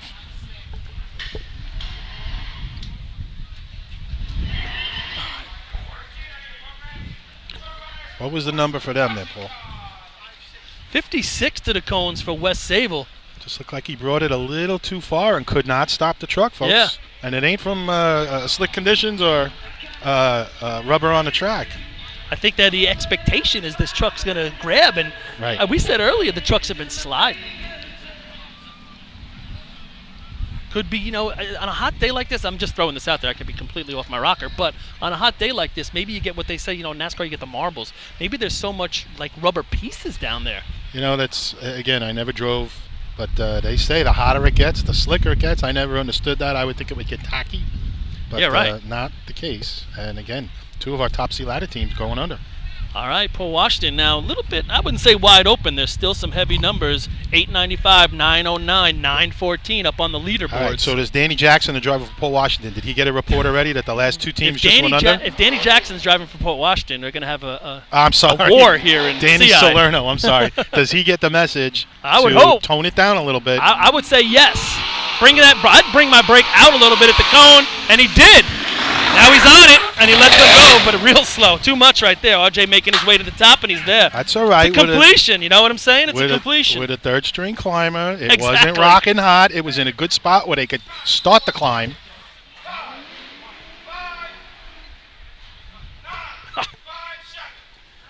$9.57. I think it's going to be 5th. Rouse had him at a 5.57, which would have been really impressive. Would have been really impressive. 68 to the cone. I think Danny did the right thing right there. He definitely did. got out of the gas right, but he gave him extra brake, obviously, with the third string Little extra climber. break. And guess what? 9.5 is better than a slip or going under. Not as good as a 5.5. Dan Salerno doing a nice job. Slight adjustment. Again, that might have been by design before the 2 teams went under, but that was the kind of drop they were going to give them. And much like we said earlier with Mooney and Islip, if you're Port Washington and you just ran a 9.57, like you said, your third string climber, you got to be all right. Going to hoses, which is your big deal. Gotta tighten up this guardrail up here. Going over the side. What'd you do to it? And Hassett Lakeville takes their place on the line. Currently no points for Manhasset as the sun is back out. Seemed to be lined up a little off center. And the high-priced seats are enjoying their shade. Harry Penny paid for a high-priced seat. I see him in there. Look at where this truck is starting. Seems They to be are- a little bit closer to the shack than they are to the hydrant. Yeah, exactly. More than that, they are outside right now. They're outside the grooves. He's still And he's outside of it. drifting And he that goes way. left. Trying to bring it back, but they are nowhere near. Puts it in the ground. He's on. Stanley got him back in the middle with no major adjustments, but they definitely started a little left, drifted a little left, and he had to bring it back. A whole year of that will put a couple extra miles on the truck.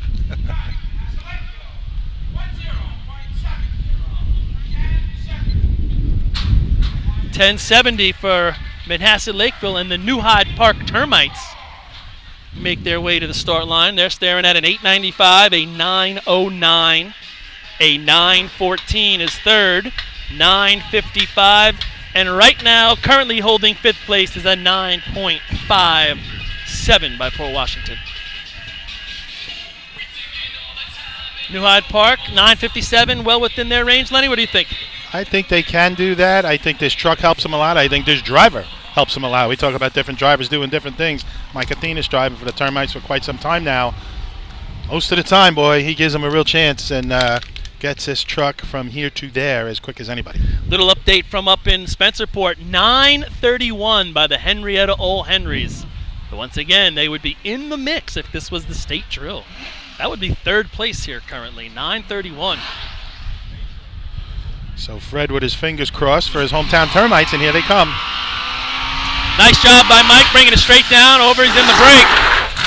lets him go right on the three-man ladder line. Frankie makes his way to the top, and he's there. I think it's going to put him in the money, but I don't know if it's going to approach the 914 of North Lindy.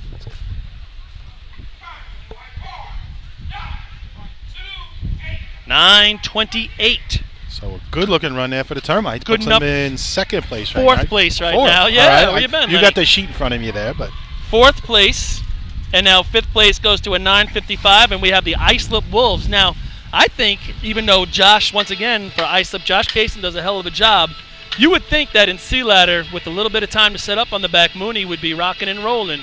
A lot of 8s in that guy's career, and some at some really important times. And again, in C ladder as opposed to B ladder, I think the truck can get you down there as well.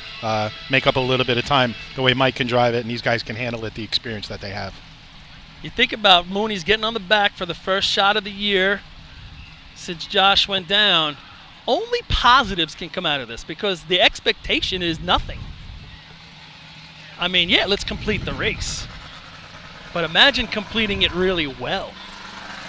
It's exciting, folks. It really is to see For a guy them. come out of semi-retirement, whatever you want to call it, retirement, Slumber. Probably He was out fighting fires in the wilderness. the bear coming out of the cave after a hibernation. There's a couple of He's hungry. garbage pail fires in Bohemia he buffed. He's been out and about. He's been in buff squad. Here comes Islip. Over to the cone. Bounces, is in the break, lets it go. He's out. Nice spot for him. Make his way to the top. He's there. Yeah, that's true. He is working harder than normal. When he mounted that here, I'll give you time. 9:38, good enough to take over fifth right now. 63 to the cone, not optimal with the wind behind him. It's funny, one of our officials here at the top of the arch, and you and I were thinking the same thing, Paul. Yeah. Billy really working. It used to look a little more natural to him, and Well- I'm sure it will become that. But he looked like he really had to work to get to the top, but a heck of a job. He did it. If you look at his B ladder climb, it went a lot better than his C ladder climb. And I think because the momentum of the B ladder run helped him. Here, a lot of it was on him, and he got in real tight when he got off the ladder and actually had to do the climbing himself, where you got to use your arms and your legs to get yourself up that ladder to get a point. And any good climber will tell you, if you're climbing with your arms, it's probably not going to be your best run. Your legs should be propelling you up there. Your arms just holding you on the ladder from falling off. So, All right, Cutchogue Panthers trying to get themselves out of a little alphabet soup. Track's been cleared for them. Got to give Cutchogue a lot of credit, keeping it together. I know they've been racing old-fashioned. They got guys from different departments, and that's never easy. Lenny, you guys went through it over in St. James for a little while, and the coordination. these guys combined with Manorville, I believe it is. And that's not like they're next door to each other, right? No? All right, here comes Cutchogue. He's at the cone. He's on the break. Give him a shot to complete it. Now the ladder's up. Now it's straight. Making his way to the top. And Cutchogue and B ladder, leaving it 8 or 10 feet short of the safety line. They weren't going to do it this time. Now they're only about 3 feet from the plumb line. So a little bit of extremes. One of there those for the Panthers. situations where they threw the ladder up before 1493. Just late for Columbus. Thought you were a math teacher. Nah, I do it all then. But in that situation, you know, they've been running old-fashioned. I was surprised to see them get on the line for Sea Ladder. Got to give them a lot of credit. Deer Park Bucks step up. We're about halfway through the score sheet right here, and a 9:38 by Islip currently sits in 5th place. Hobo's 895 continues their dominance of ladders until they are knocked off. 10 for 10 heading into this All right, contest. so track record here, 8:46 mere by bag West of shells. Sayville from back in 2008. Mere bag of shells. Yeah. That's a half a second faster than CI's run. How great does CI's run look? Yeah. Add a half second in what we do in this term of racing. Deer Park, like an orange missile. Oh, double break again. Now they're out just over the 3-man ladder line, struggling to get to the top. Now he gets his legs under him, and he is there. This kid's been working hard climbing all year. Waiting on time. 1041. 1041 for Deer Park, so that will not make the top 5 list. Next up, it looks like it's going to be the Merrick Buckeyes.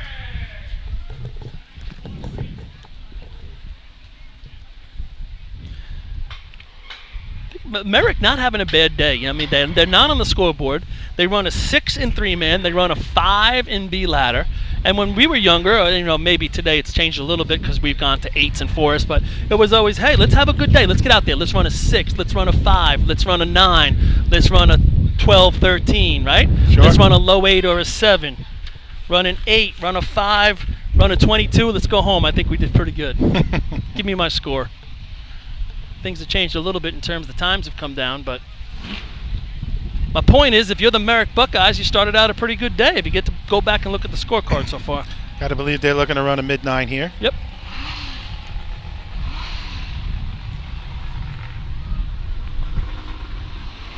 Here they come.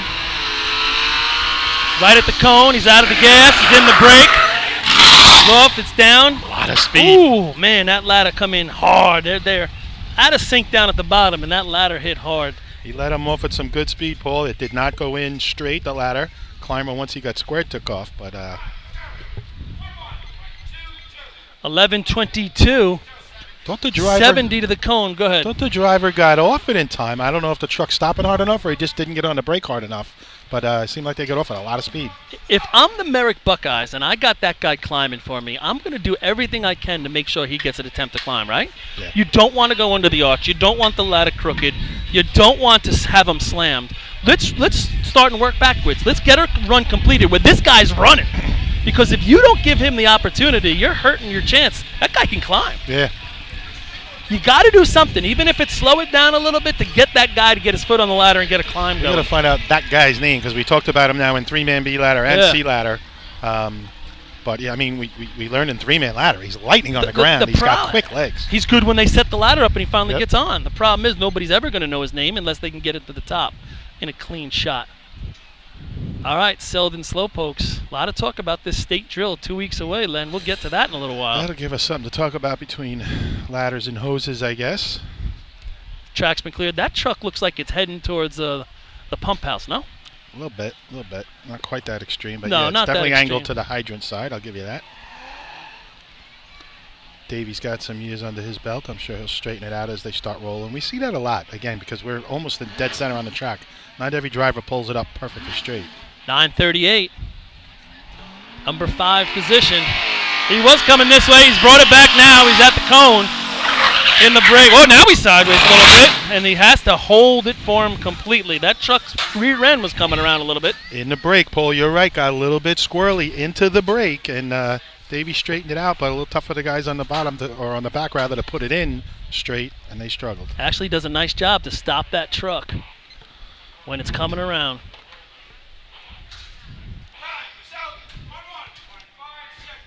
$11.56.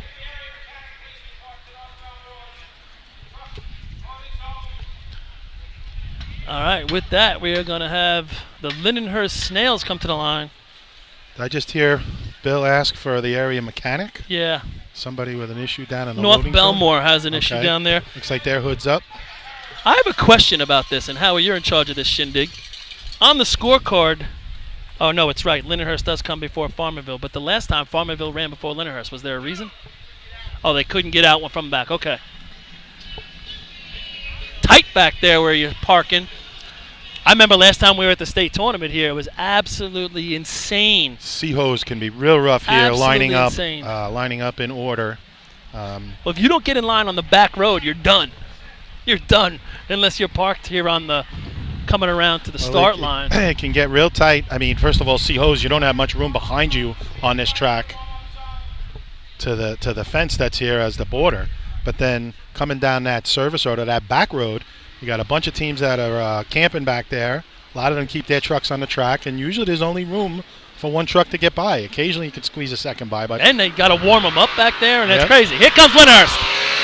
At the cone, Tom Weckley sets it down and lets him go. It's a little bit deep. Ryan Kinley's trying to climb backwards a little bit. Takes a little bit of guts right there. They're about 6 inches shy of the plumb line pole. Looked like Ryan had to switch his hands at the top. Was a little nervous. Scary to enough, Yeah. climbing backwards. And then to switch your hands as you go for the top rung cost him a little time. But a hell of a climb for a straight ladder like that, even though he switched his hands. Yeah. Had he not, he might have been 9.4. Still wouldn't be enough, but... All right, Farmanville's going to come to the line. They're staring at a 9-3 to get money on the board. And you never know with this truck.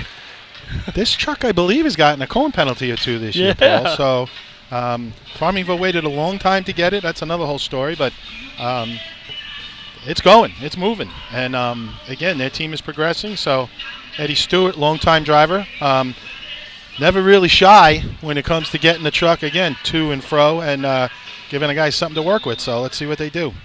64 for the Snails there. I'll tell you what we don't see today, and maybe it's the humidity. Once again, not a motor guy. You're not seeing those low fives, right? I mean, usually C-Hose, you're going to get a better cone time than Pushing a the C-Ladder. cone time, you mean, yeah. But there's usually a lot of 55s, 54s, and we just haven't seen them. I mean, Well, the couple we saw, those teams went under. You're probably right. It's working with you smart guys, Len. Holy cow. I can't even get the drivers' names right. Come on. Gets life easy. Farmingville Bandits ready to give it their best shot. Here they come. Motoring down the track, at the cone, off the gas, in the brake. Lets them go. They're in the ground. Came in conservative. Just comes through. First step. Put think- him right through the rung. Yeah, I thought Eddie was a little conservative, a little more than I thought he would be. Maybe he heard about these teams going under. They're just about on the three-man ladder line. 12-20, and Did I that is hear our that right? first penalty of the day. He's 47 And to he the came cone. in slow. Did you see how far off the gas he was behind that And cone? they got off. That was a bus stop. Wow. That truck motivates. That truck is flying before it gets to the cones. I mean, he Wow. Check that truck for wheelie wheels. Is there something underneath the cone? he got out of the gas. Had to be 20, 25 feet before the cone. I never would have guessed 47. I was going to guess 67. Yeah. Wow. It's got to be thrilling if you're sitting back there. Maybe it's an illusion, Paul. He's carrying that much speed, from just before the cones into here, but they got off. It was a cakewalk. Yeah. Well, that truck's training got to break down a lot. He was off way before the cone. Unreal. That truck is running. All right, Sayville Blue Jays, 38's the number right now. And if this was the state drill, 31 would be the number. Henrietta ran a 31 today up in Spencerport. Getting back to Farmingville's truck, they got to be careful with that, because if you go, under 340, 40, you're done. you get in no time for the race. Well, that's where C-Hose comes into play. If you're running 47 in C-Ladder, you're going to be close in C-Hose. So I'm sure they're aware of that, and that's why he's getting it off it early. And, again, to the naked eye, it did not look that fast. Sayville Blue Jays. I think the 9-3 is in their range and a perfect shot. This truck's motivating. Don Corkery brings it over the cone. He's out of the gas. Steering it. Brake. Lets him go, but they are deep and he's under. See him glance up at the arch? He said, oh, shit, I'm too deep. Don taking a peek at the arch as he went under, realizing he was deep, I guess. But I don't know. I kind of like to see my driver looking straight. Don's been doing it a while, so He I might have can't been tell looking, him his style. Lenny, he might have been looking right past us to God. God, what am I doing? He looked up at the face of the arch, I'm quite sure. But didn't quite give his team a chance to complete the run. He had a little Jesus take the wheel going on right there. Maybe he was Bob Mara's up here on the buns. Maybe he was asking Bobby, how'd I do? All right, with that, Kopeg's going to come to the line. Rinky-Dink's on a breakdown if keep it score at home. Hicksville not running C-Ladder. Getting back to the speed of Farmingville's truck and just how smooth, I guess you could say, it looks at that speed.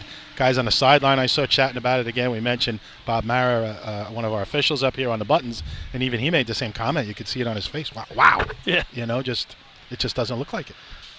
All right, track's been cleared for Kopeg. We're going to say it again, 9:38, fifth place, and it's Islip. I mean, Islip can squeak another point right here.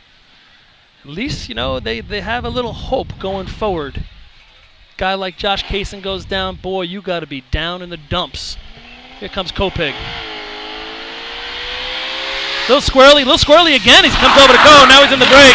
Puts it in. He's real tight. Oh, he banged him into the arch. You could probably hear that one at home, folks. That ladder slammed hard.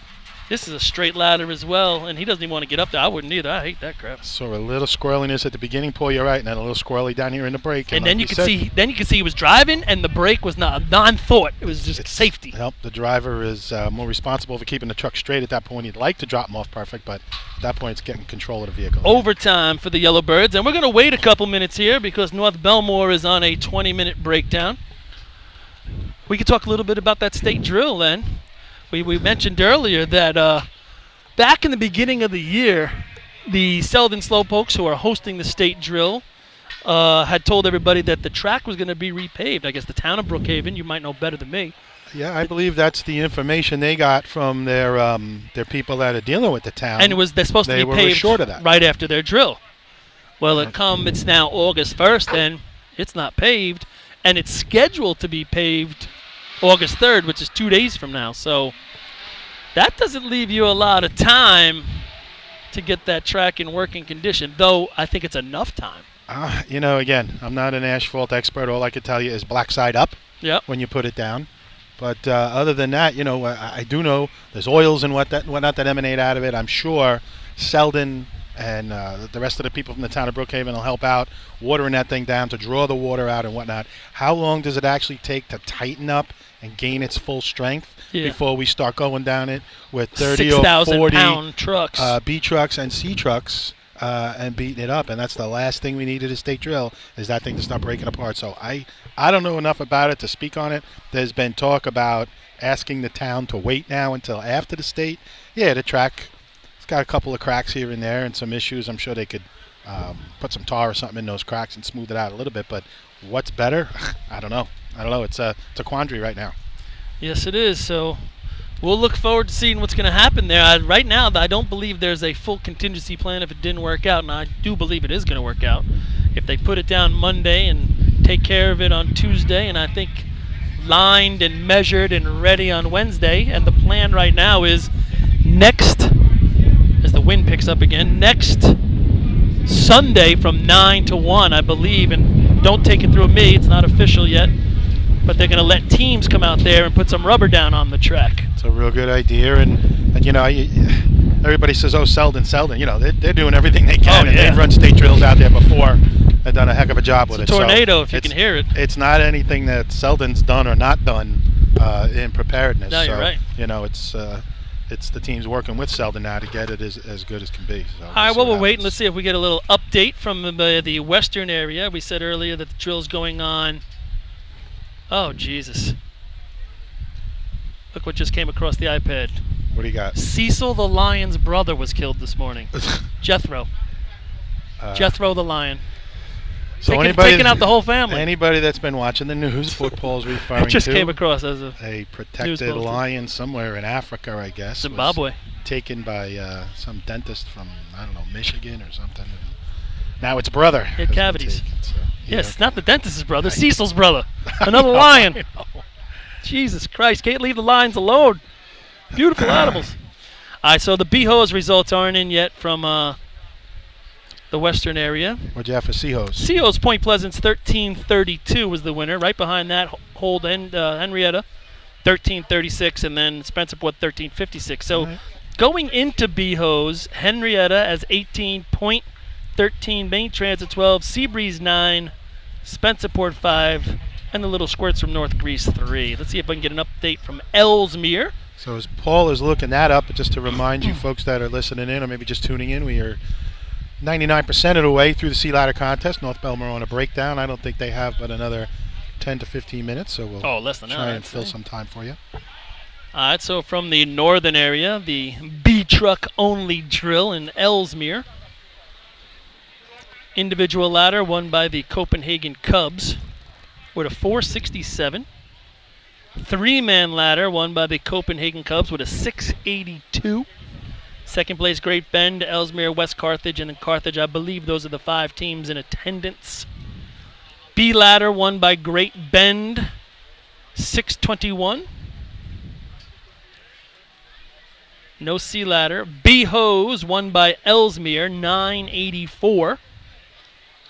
And I don't know if Copeg has a B truck. Doesn't appear that they do because they did not run B ladder or B-Hose, we'll see pump later. Efficiency is Ellesmere at 972. Copenhagen second, West Carthage, Great Bend, and Carthage in fifth. So after those contests up in Ellesmere, Ellesmere's winning the drill. 20 points. Great Bend is tied for second with West Carthage, 16 each. Copenhagen minus a B truck, 14, and the Carthage Nighthawks. I'm sure Great Bend 7. wanted some C trucks because I know they got a hell of a C truck running. Yeah. They had some actually good times, right? Last Yeah. week, their drill. Great Bend's running well. Yep. Everybody's getting ready. It's that time of year. Speaking of that time of year, Paul, I think you were down there with me earlier before the drill started. Saw a visitor from Florida is up with his white shirt on. Oh. Mark Jaffe, longtime racer with the Lindenhurst Snails and longtime official and juniors director, juniors official, done plenty for this sport over the years. Mark is up for the balance of the year through the state drill, he was telling us. So welcome back to you, Mark. And Yeah, Mark love likes to see you out on the track. sneak a couple peeks on his phone, he was telling us. Even when he's at functions with his Yeah. wife, he likes to walk away and get a little You can't get enough. gander on his phone to see some video and hear some audio. And then speaking of the white shirts, although he does not have his on today, we see Richie Ligon down there from Riverhead. He's struggled with some health issues recently, but it's good to see him out in the shade. Good place to be, Rich. Yep, told him not to climb the stairs Yes, today. yes, no climbing. And how about a congrats to the Bayshore Junior Redskins, winners of the Junior Drill Team State Tournament. What is it they did that is the first time ever for a juniors drill team? 4 in a row. 4 in a row. So congratulations, Bayshore and all their coaches. 4 state drills in a row. I mean, they've got, 18, 19 championships. It's something 19 at this point. But never been done, and you'd think with a number like that, they would have gone 4 in a row at some point. Yep. I was there for number 1. But Bayshore getting that done. Can't believe it's that many years ago. Yep. I was the ladder climber that day, Len. Imagine that. Wow, that was a long Imagine time that. ago. Kicking St. James's ass left and right. One rung at a time, probably. Might have been better. If you're in the park, 50-50's up to $1,400. Couple minutes left here on the North Belmore Rinky-Dink Breakdown. So talking numbers, so that 50-50's up to $1,400, Paul. That brings me to an announcement I have here. Uh-oh. St. James Wildcat Association Incorporated presents Survivor Racing. Once again, we're running a pool, and the reason I say it relates to $1,400 is last year's winner took home exactly that, $1,400.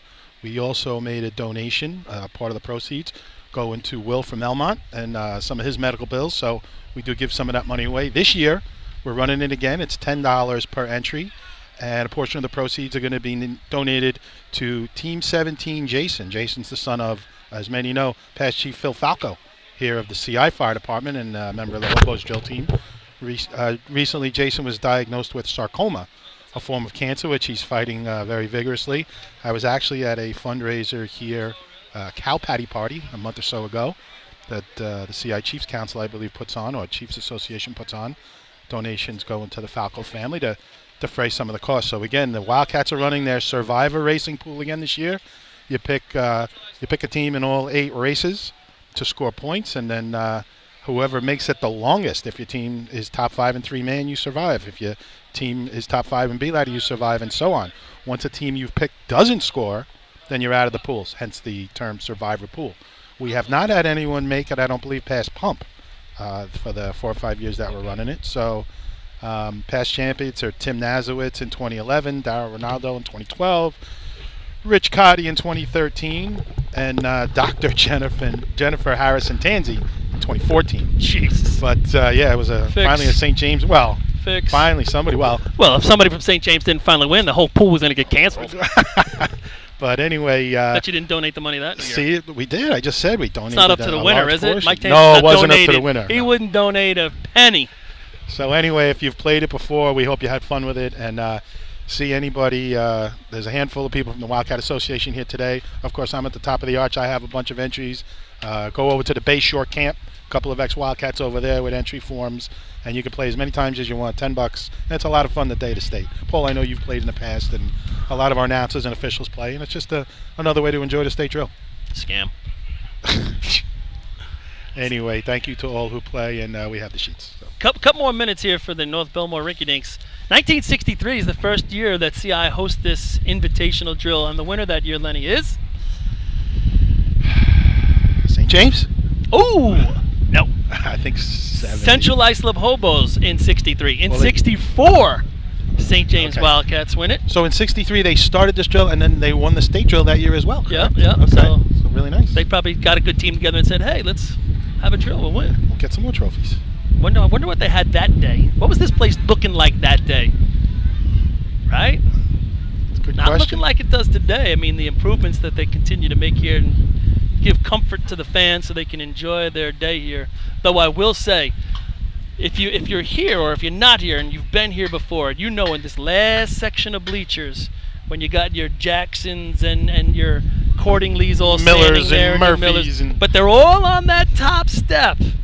And they sit there and they enjoy their drill and they enjoy their cold sodas and they have banter back and forth with the participants. I think the little cover over there shuts them out. They got to be a little upset. You think so? I say they are. I don't know that for a fact. I wonder if it was run by them, like, hey, we're taking over your spot. Well, I talked to some people about the cover, and of course it's real nice, but you know, this sport has survived over 100 years without the cover and people sitting out in the sun through July and August. So. Yeah, but think about the sun cancer that's been saved today. Well, what do you want to live forever? You know, you got to die from something. I'm gonna live forever. Who sings that? I'm gonna learn Irene how Cara. to fly, fly. Is it really? Yes. You know. You're a show guy. I'm just full of useless information. So yeah, 63 Central Islip wins at St. James, Islip in 65, Bayshore in 66. Who do you think has the longest streak? Currently the streak is Central Islip. They've won 3 years in a row. 2012 they tie with West Sayville. The last 2 years they win on their own. 2011's East Islip. So that's 3 in a row. I'm going to say it's going to be between North Lindy and Patchogue. And the answer is? I'll have to go Patchogue. You are correct. They win it 6 years in a row, 80 to 85. And then North Lindy wins in 86, and then Patchogue gets back on the horse, 87, 88, 89. So they win 9 out of 10 and 10 out of 12. It's a little streak right there. Unbelievable. So, And just to go back on, yeah, I'll take the food in the next round. You can have that. North Lindy, you said also. North Lindy has only won this drill 3 times. Oh, that must have. As we're gonna eat. yeah. So sorry about that, folks. We're Starving. getting fed here. Past We're lunchtime. allowed to have something. As we continue to wait for North Belmar, they can't have much time now. Okay, about 4 minutes. So what'd you say? North Lindy Only had- has won 3 times ever. Think about all the great teams and all the history. And you picked them to have the longest winning streak Yeah, because of what they've done in the past. And yeah, sure. The run they've they only had had in the 90s. 3 wins here. I'm shocked. Well, again, traditionally, to my knowledge, this is a drill because of when it is. Always late July. Yeah, this year it happens to be August 1st. We'll shake up in the schedule. But this is the one where most Nassau and Suffolk always tried to get out to. Number one, the facility is excellent. Number two, as far as a drive for the teams from Nassau, not really that crazy. It's right off the expressway. You're not too deep out in Suffolk. So this has been a drill where teams seem to enjoy coming to. Last Nassau team to win this drill. Hempstead? We're on it. 2006.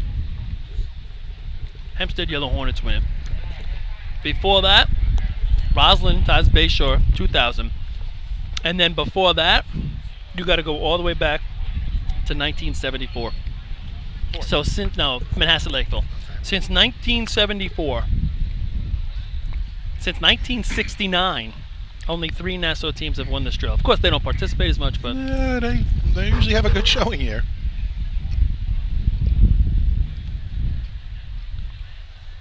So the crowd is thinned out a little bit. Everybody anticipating that North Belmar is maybe not going to get this done. Matter of fact, I see them taking their ladder off the track right now, Paul. yep. So people going back to get a refreshment or a bite to eat, or maybe use the facility, maybe go back and talk to their heroes at their team's camps. They just took their ladder back to their camp, so I think it's Yep. over. So once we get the official word, we'll let Fred go to commercials, give everybody a little bit of breather. You folks at home, go get your own food and use your own facilities, and Can't wait to bring you hoses. Good drill so far. Yeah, we'll CI give it a little, really taking command. Yeah, we'll give a little rundown. CI is going to come out of this with 5 points. First place, 895. Second place in this contest is going to be West Hempstead, who's sticking right in there. West Hempstead, 909. That's second place. Third place is going to be North Lindenhurst with that 914. They've scored 2 races in a row. New Hyde Park gets on the board, and they're having a good day. They got a 6, a 5, and now a 9. The 9 gets them on the board as the win continues. 2 points for New Hyde Park, 928. And Islip's going to get that point here, 938. 1 point for the Islip Wolves. They got to be so that would happy be in about one that. in B ladder, one in C ladder, and now I'll give you, those were concerns. Let me just give you because CI does not take trophies. If you're listening out there and you didn't pick up your trophy, New Hyde Park gets the 5th place trophy in 3-man. In B ladder, the 5th place trophy is New Hyde Park. So they're making trophy accumulations more than they are points, though they got 2 here. And picking up the trophy in this race is going to be East Islip with a 955. Not that that is a consolation they will care about. Overall points after the ladder contest, CI is leading with 15. I think we just heard 1 minute to go in the breakdown. So. Second place is 10.5. West Hempstead, who's having a really good showing so far. We said they needed to have a big day. Third place currently is West Sayville with 6.5. Fourth place will be North Lindy with 5.5. There will be a tie for 5th place between New Hyde Park. Oh, sorry. 5th place actually will be Bayshore, 2.5. And a tie for 6 between New Hyde Park and Islip. 2 points each. North Belmore with 1. So I was listening. You said 10.5 for West Hempstead at this point? Yep. To what would be 15 for CI. Yep. So West Hempstead, and then behind them, West Sayville. Kind of waiting for CI to have a slip here, Paul. They need them to miss one race, and they need to keep scoring. All right, there it is. So you've heard the rundown. We're going to go to the water test, and then we're going to get ready for... Yeah, I'll take one. We're getting ready for C-Hose. Yep. I want the hamburger this time.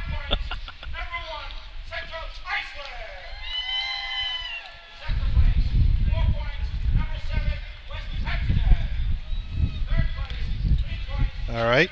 Thank you very much. So, Fred, I would say, looking at my texts here, I got the Irene Cara question right, my sister. You pulled that one out of your butt. Fred, if you want to go to commercials here, we'll take a little break for the water test, then we'll be back from the top of the arch to bring you C-Hose. For fire department drill teams, speed can mean the difference between winning and just placing. During an actual response, speed can be even more important. That's the idea behind Streetwise CADlink, the nation's first and fastest cloud-based mobile data software solution. Streetwise turns tablet computers into powerful, full-featured MDCs, providing incident mapping, hydrant locations, live apparatus location tracking, pre-plans, hazard waypoints, and more, all in just seconds. Call today for a free demo at 800-718-8027. Streetwise CADlink, the mobile response software that just works.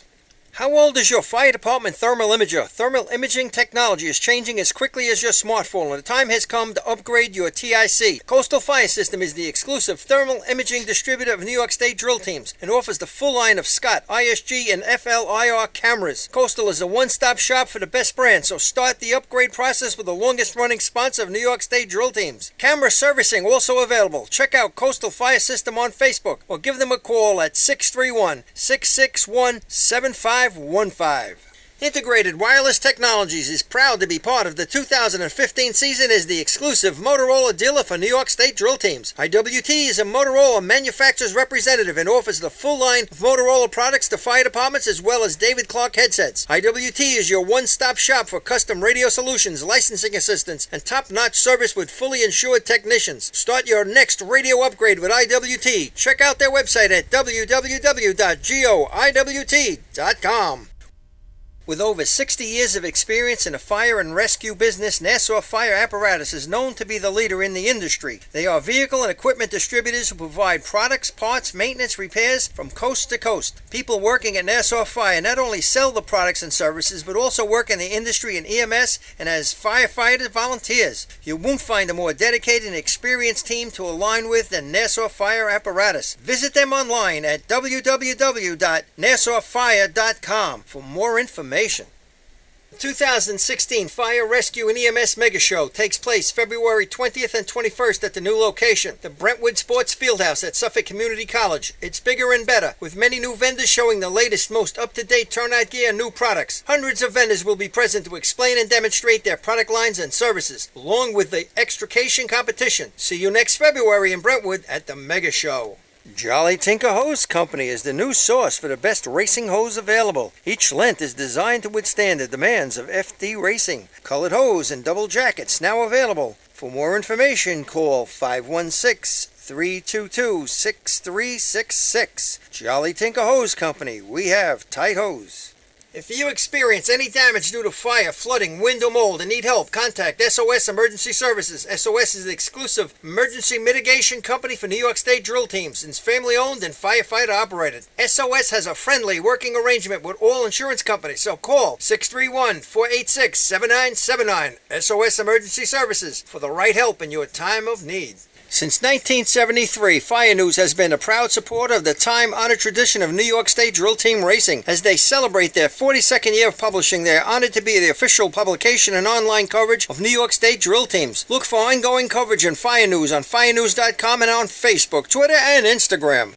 The Inn at New Hyde Park, Long Island's premier catering facility, is the first choice for weddings, parties, and corporate events. Owned and operated by local families and firefighters, it sets the standard for supreme service, gourmet cuisine, and style. The Inn's restaurant, Brasserie 214, takes you on a culinary road trip through Europe with our world-renowned chef and an unmatched international beer menu. To book your next event or to celebrate after a tournament, go to www.innatnewhydepark.com or brasserie214.com. Open table or Facebook, or call 516-354-7797. With over 25 years of service in the fire industry, High Tech Fire and Safety continues to be a proud sponsor of New York State drill teams. High Tech has been honored to serve as master distributor for Morning Pride products, including state-of-the-art bunker gear, USAR gear, EMS gear, helmets, gloves, hoods, and boots. In addition to Morning Pride gear by Honeywell, High Tech also provides quality products including ISG thermal imaging cameras and CMC rescue products and Deuce rescue systems, providing your fire department with the highest level of support and service for all your personal protection equipment needs. For personalized demos, speak to a certified sales specialist. Call 631-777-5170 or visit hightechfirenewyork.com. Fatty McGee's in East Islip. Wednesday is Ladies' Night at the best FD racing bar in Long Island. Stop in anytime for a drink with good company, a great lunch and dinner menu, and of course those famous Fatty's wings. The groundbreaking FDNY electronic accountability system is now available to departments nationwide through Motorola, and SDI is the company behind this game-changing technology. Now, SDI has paired with New York State volunteer departments including Central Islip to solve the challenge of accounting for members who respond after the tones go off. Keep track of your members on your next big incident with a proven solution designed with the New York State Volunteer Department in mind. For more information, visit systemsdefinition.com and firegroundaccountability.com. The Bill Fox Company has been in business for over 60 years, specializing in custom championship rings, watches, badges, pins, and awards. The Bill Fox Company has crafted championship rings for past state champions including the Westerners, Flying Dutchmen, Hobos, Wolves, and Yellow Hornets. Bill Fox Company is the recognized name in recognizing people. Check them out on Facebook, Twitter, and on the web at www.billfoxco.com. Coastal Fire System is the official SCBA dealer for New York State drill teams. Coastal is your one-stop shop for all you SCBA and fire equipment needs. Scott Air Packs, cylinders, RIT packs, refill compressor systems, gas detectors, Hi-X boots, Protec and Dragon fire gloves. For more information, check them out at coastalfiresystems.com or give them a call at 631-661-7515. Whether you've been a FASNY Credit Union member for years, just become a member, or yet to take advantage of our member-friendly products and services, we have the tools you, your family, and your fire department need for financial success. From low-rate auto loans and free checking to shared branching and mobile banking, when it comes to your finances, we are fully involved. To learn more about our products and services, visit us at www.fasnycu.com. Attention fire chiefs and commissioners. You already know New York State has mandated that your department supply your members with bailout rope systems. Coastal Fire System is also the exclusive bailout system distributor for New York State drill teams. The friends at Coastal are equipment dealers for Petzl, Scott, CMC, Colorado Systems, and can walk you through the state requirements to ensure the safety of your members. Your bailout system process starts and finishes with the folks at Coastal, a family-owned and operated business. Check them out online at coastalfiresystems.com or give them a call at 631-661-7515. The Titan Group is back supporting drill team racing and taking their game to the next level. With 20 years experience in the apparel industry and the addition of an in-house design team, we will find exactly what you're looking for. This year, join Team Titan and let us handle all your apparel and equipment needs and be part of all of Team Titan's promotions. Follow us on Instagram at Titan Group Racing to keep your hand on the pulse of your favorite teams. Owned and operated by members of the drill team community, we know what it takes to run your team. Let us handle everything from jerseys to helmets and tape to trophies. We are one-stop shop for all your drill team needs. Call us today at 631-859-0075 or see Artie Suskind or Devin Robinson on the track. Gear up, get on. The Titan Group. For fire department drill teams, speed can mean the difference between winning and just placing. During an actual response, speed can be even more important. That's the idea behind Streetwise CADlink, the nation's first and fastest cloud-based mobile data software solution. Streetwise turns tablet computers into powerful, full-featured MDCs, providing incident mapping, hydrant locations, live apparatus location tracking, pre-plans, hazard waypoints, and more, all in just seconds. Call today for a free demo at 800-718-8027. Streetwise CADlink, the mobile response software that just works. How old is your fire department thermal imager? Thermal imaging technology is changing as quickly as your smartphone, and the time has come to upgrade your TIC. Coastal Fire System is the exclusive thermal imaging distributor of New York State drill teams and offers the full line of Scott, ISG, and FLIR cameras. Coastal is a one-stop shop for the best brand, so start the upgrade process with the longest-running sponsor of New York State drill teams. Camera servicing also available. Check out Coastal Fire System on Facebook or give them a call at 631-661-7515. Integrated Wireless Technologies is proud to be part of the 2015 season as the exclusive Motorola dealer for New York State drill teams. IWT is a Motorola manufacturer's representative and offers the full line of Motorola products to fire departments as well as David Clark headsets. IWT is your one-stop shop for custom radio solutions, licensing assistance, and top-notch service with fully insured technicians. Start your next radio upgrade with IWT. Check out their website at www.goiwt.com.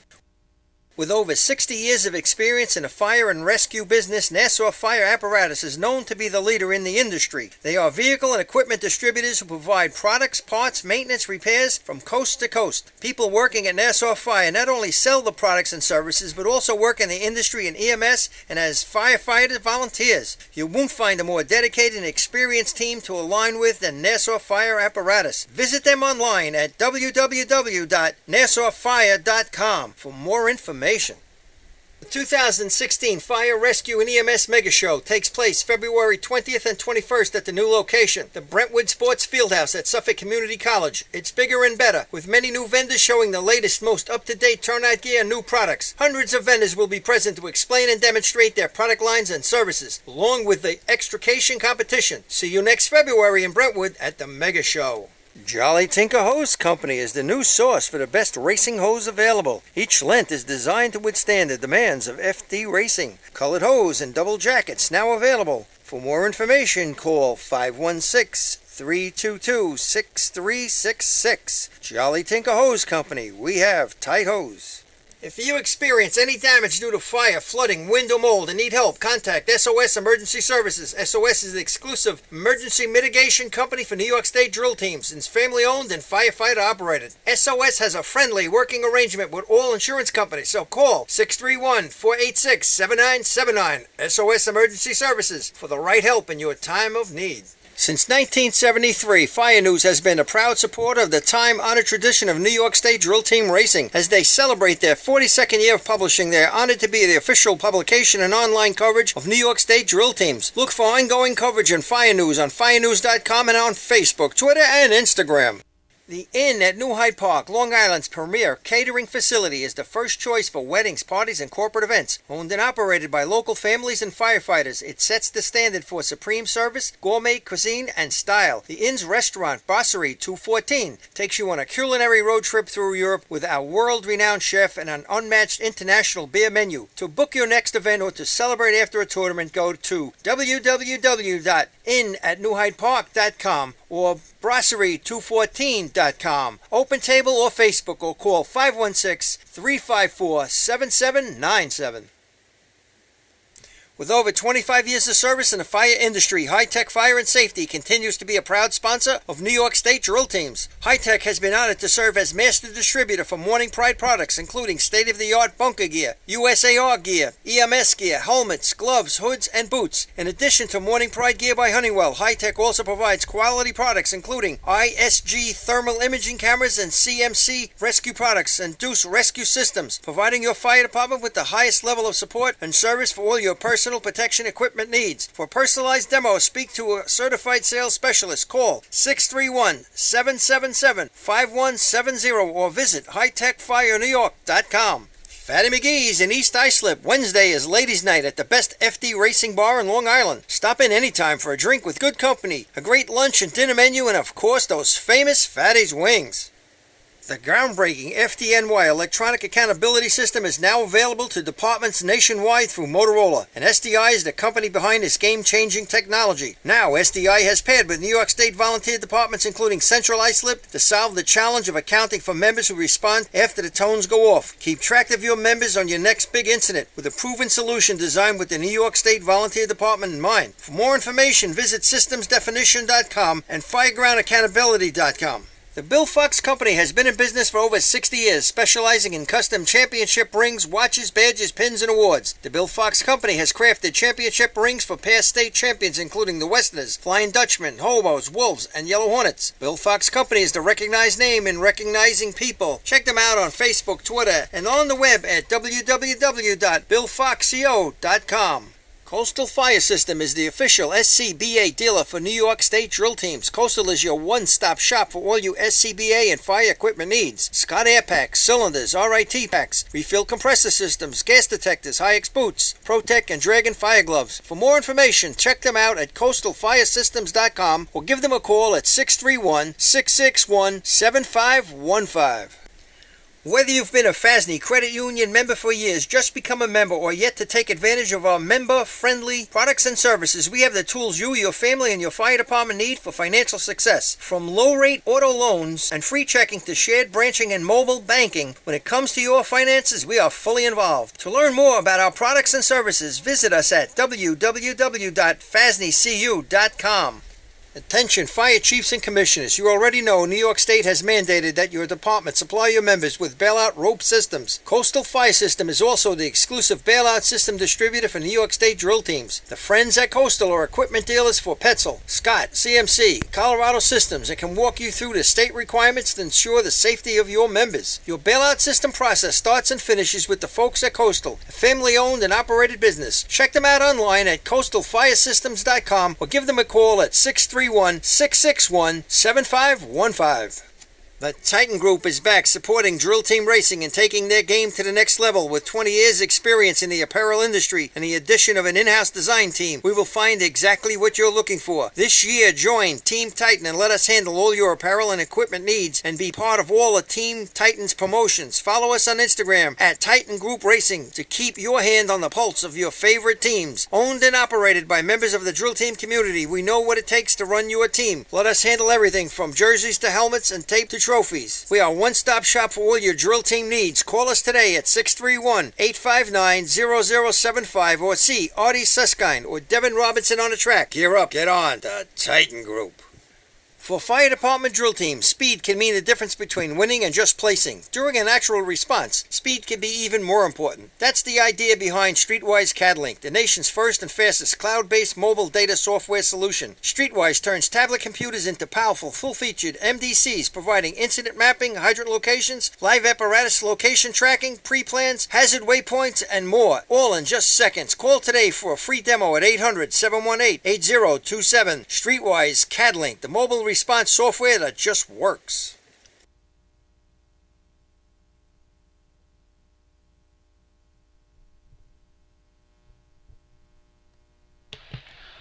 All right, everybody, we're back. The hose test is now over, the water test.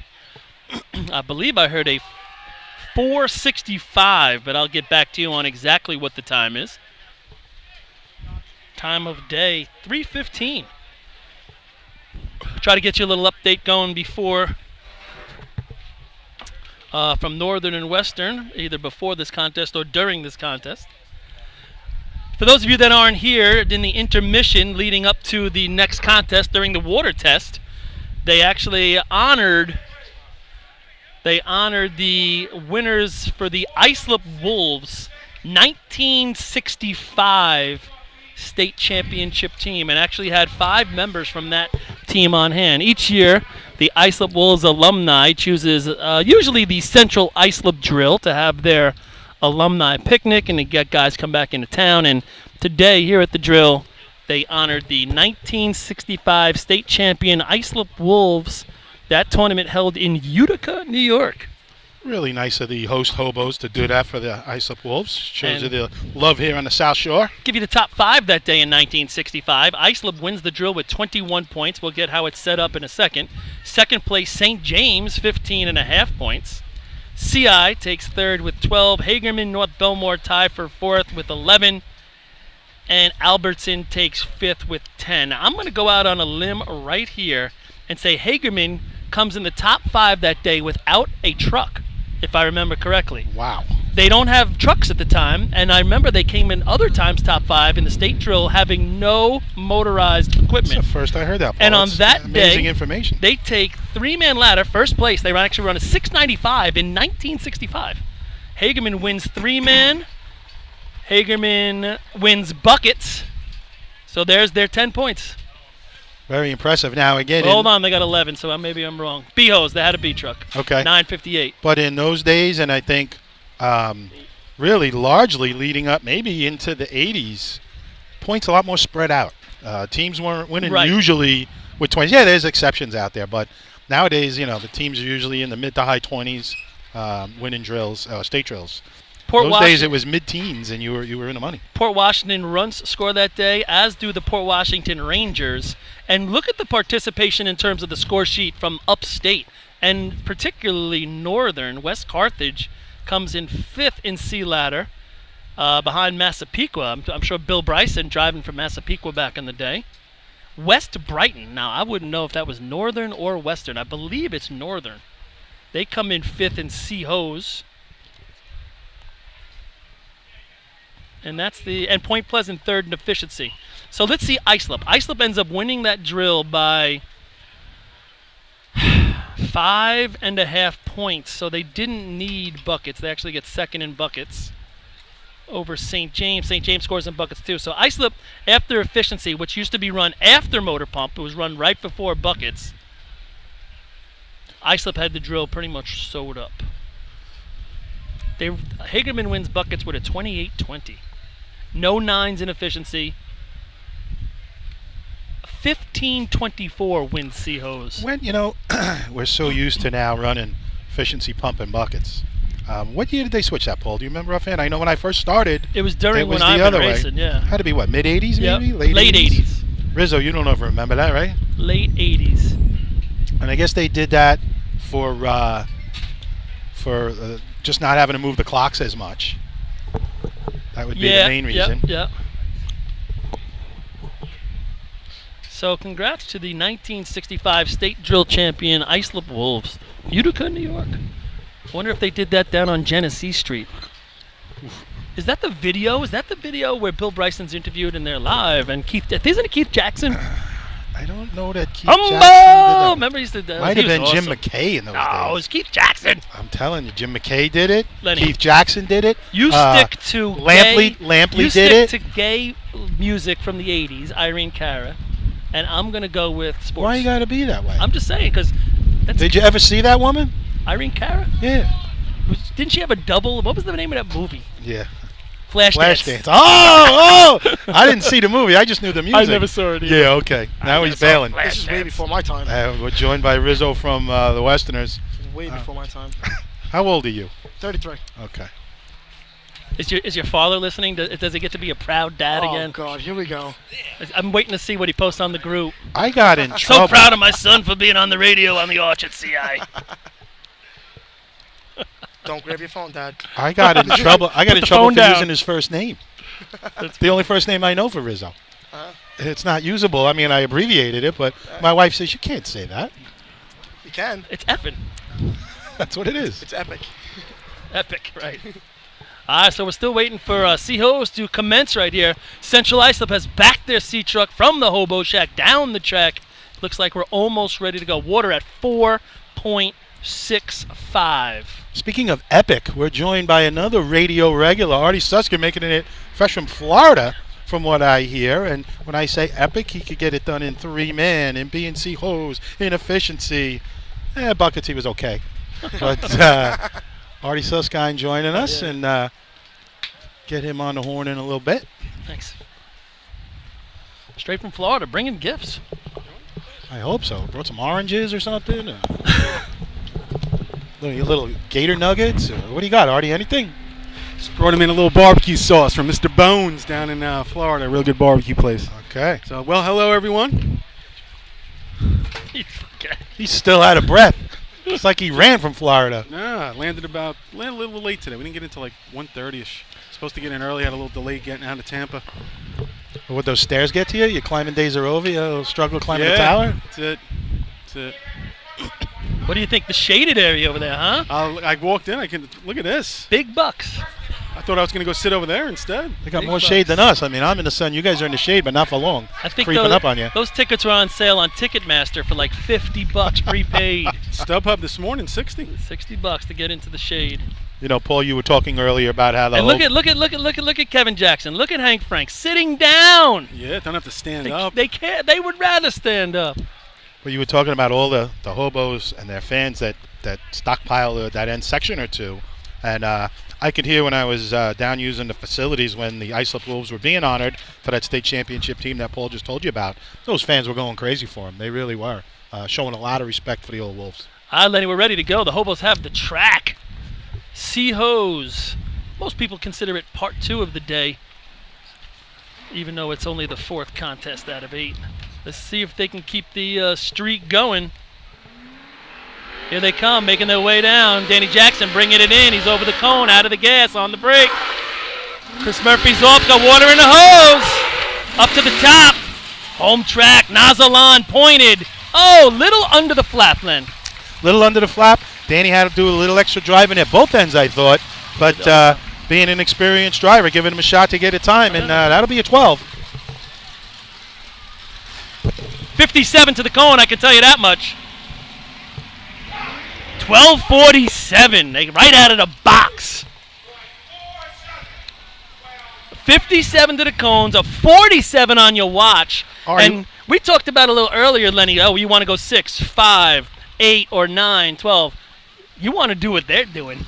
They're doing low 6, low 5, high 8, Solid mid 12, to low yep. 12. Come and catch me. So 12:47. Artie, what do you think he lost on that target hit? Where could that time have been with the first drop? 12:30.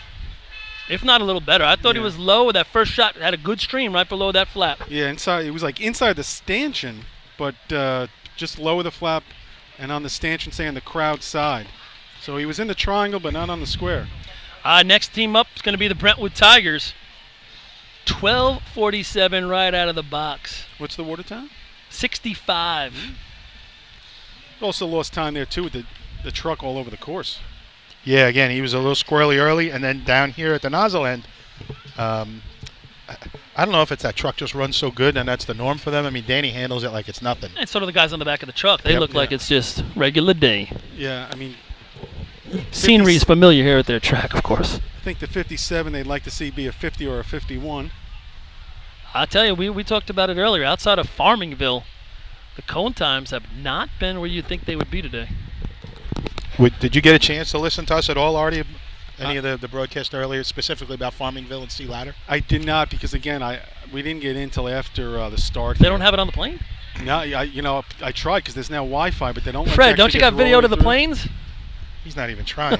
Here comes Brentwood. All right, Brentwood, they're tight. Coming over the cone right by the guardrail right there at the hydrant. Double breaks it. He's off at the hydrant. Right-hand turn. Water and hose. Lets him go easy at top. Scott nozzle on, pointed. Now he hits it. He was left of the entire A-frame.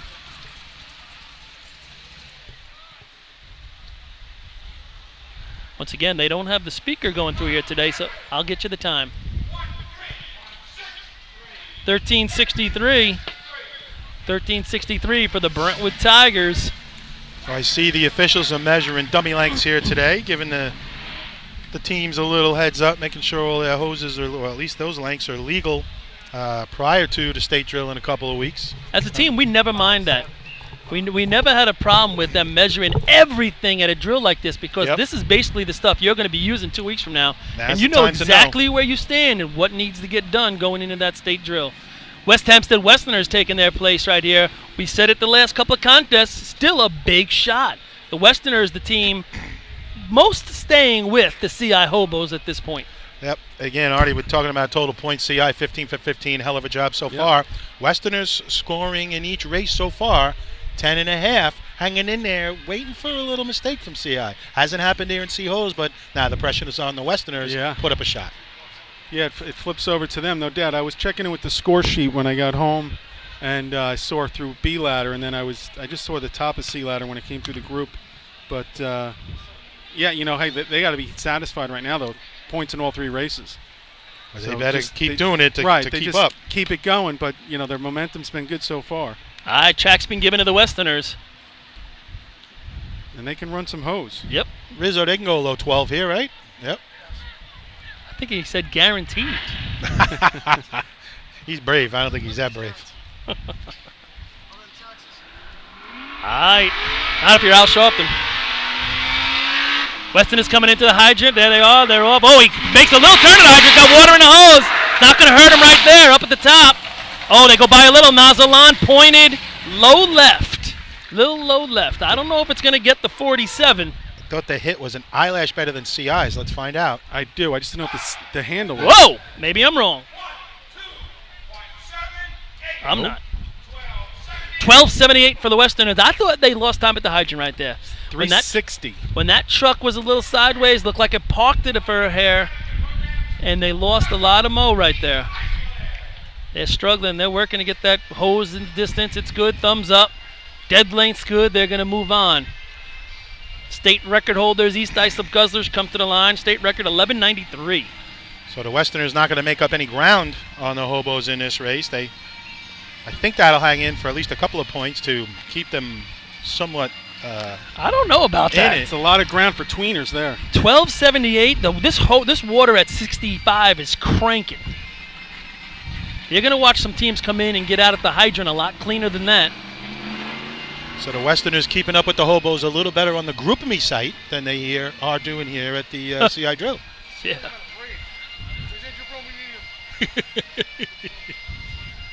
All right, East Islip track not yet given them. They're still rolling the hose here on the side of the track. Andrew Brome finally goes over the guardrail, and we will continue. New rule, as it's been in place here, you got to get everybody on the other side of that guardrail. As it should be. It is crystal clear if you're looking in the galley from the hydrant on the track side of the guardrail all the way down to Willie McCarthy. And he said, I own this track. I'll say wherever I want. East Islip making their way, coming into the hydrant. There he is. Break off. Pat Dunn with speed. Water in the hole. Oh! Now the water's across the track. Boy, if he holds that on, hell of a hit he had going right there. Oh, he had water through the hydrant length. It might even touch the middle length, but then agree. it blew off. I agree. It got into the middle lane. Best target hit right there, though. Smedley had a little time. And I'll tell you, I'm right in line with where these guys are coming down the track, and Tommy just giving him a perfectly straight shot right there. Great drive for the Guzzlers.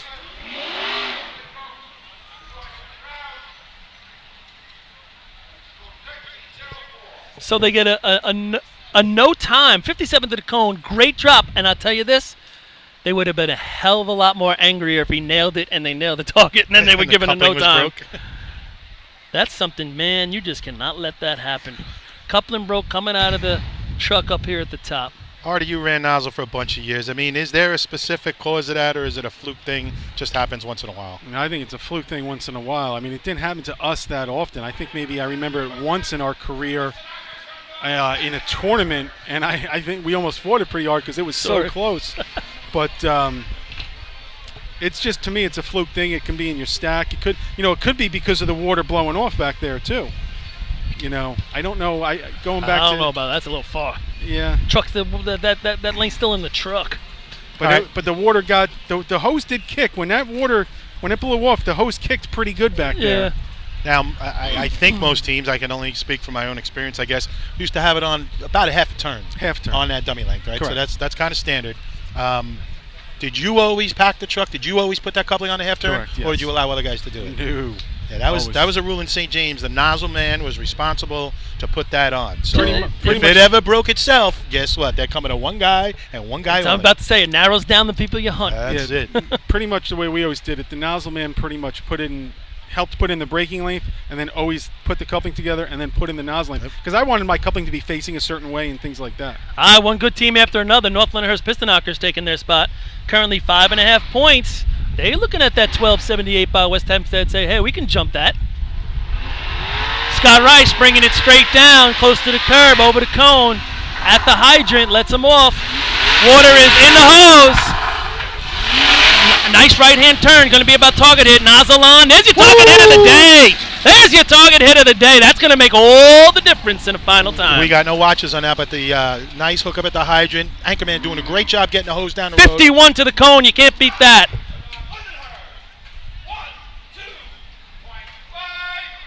Wow. 1250. Just outside CI's 1247. But if you just take two videos and you line them up and don't put a clock on it, which one looks better? I thought that looked cleaner. Target hit was definitely better. Yep. Now what are we talking? Maybe the hose? No, I think it's the drop at the hydrant. Yeah, Chris had more steps than Chris Connell had more steps than Chris Murphy. Well, I think he had less steps, but they were not as quick. It was a dead stop. I thought Chris kind of with Danny's fishtail got thrown into it. Right. And I thought he only had like 2 steps. I thought Chris Connell got off in the dry, and he came into where the wet area is, and that was the difference there. Truck was the straightest we saw, best target hit. But that's the difference. Target hit. I mean, how do you get a better target hit than that? He didn't waste much water on that one. All right, another good hose team. Bayshore Redskins come to the line. They're 2.5. They need this one right here. They're not trying to stick in it like West Hempstead. They needed to get their day back going right here. Wow, 1247, 1250. And now you're going to watch Bayshore. You say, oh, Bayshore can run that. Bayshore can run that. And they can, but boy, it's got to be a solid run. It needs to be bang, bang, both ends. There's no room for error. What that tells me is if you're beating a 1247 today, you got a hell of a run going on somewhere. So many factors, the speed of the truck, the hose type, the handle down, how quick the guy goes for the drop, the target hit. I mean, water through the hose from, so many factors. Hose lay. Yeah. All right, Bayshore bringing it in. Mole driving that straight line, brings it into the hydrant there. He's off. They're off with speed at the hydrant. Water in the hose. It's going to be about what's going on. They're looking for it. They get it. And he's got nozzle on. Another good target. Another real good. He was wide right a hair. Yeah. It's going to be close. It's going to be close. His initial shot was on the inside stanchion. Love to know what coming the truck across was. it. Yeah, Bayshore could be first right here. It's going to be close. There it is. 35? 35. 1235, 53 to the cone. Yep. And I say right there, that's at the hydrant. Yes. When you drop them at the hydrant like that and you get 2 or 3 fast steps, makes the difference. Yeah, gave him real nice speed at the hydrant. Chris missing it with the very first drop of water, but he didn't waste much. Got right back on the flap. 12-2 if he hits it. Yep. So Bayshore putting themselves up there as first Yeah, place and in you know, hose with some pretty good hose teams to come. We just said it had to be real good if you're going to beat it. It was real good. Got to give a lot of credit to the driver right there, Mole laying Skippy in nice. Skippy get off with a lot of speed. Chris Coward giving him a real chance at the hydrant. Perfect and, spot. Skippy eating it up, getting that stick down quick. And Perfect spot for a drop. we're just talking hundredths, folks. Hundredths of a second. I'd like to see what the water is through their hose compared to, say, CI's hose, because their hose lay's not nearly as good as CI's. Yep. I thought at the top end of Bayshore, nozzle length really dumped out of the truck too easily and too fast. Thought he was out a little, too. Could have been it. I'd like to see it come out a little bit slower, loop by loop. It looked like it was like almost 2 or 3 loops might have dumped at one time. All right, next up, West Sable. Michael Mara back on the back of the truck here. We mistake it earlier in B ladder. He didn't run that, but he's back on right here.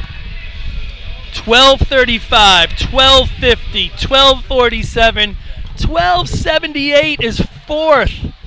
We talked about it, Lenny. You thought it was going to be closer. I don't know. It could be out of the money. I take a little pride in Chris Etzel rolling up that blue nozzle length.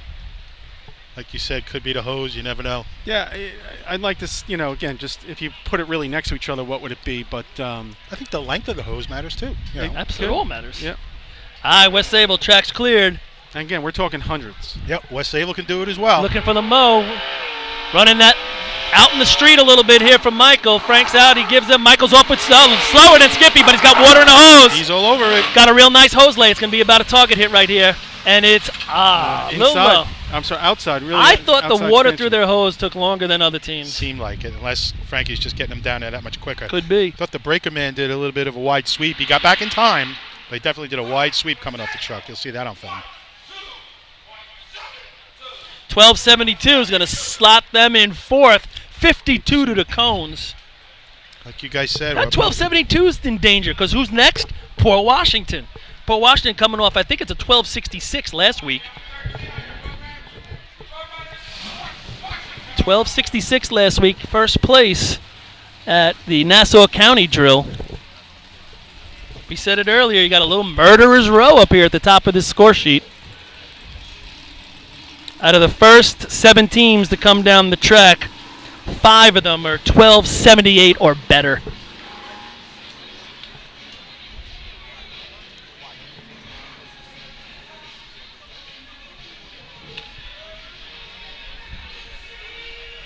All right, getting a little water off the track right here. Bayshore sitting in the catbird seat, 12:35, 12:47 by CI, 12:50 by North Lindy, 12:72 West Sable, 12:78 West Hempstead, and this race is not nearly done. No, but it's exciting, that's for sure. Yeah, it is. Fans that are here getting their money's worth. Again, if you're in the area, we still got about half the tournament to go, so come on out. You can sit in the shade. Bayshore also knocked CI off that victory perch that they've had in each contest.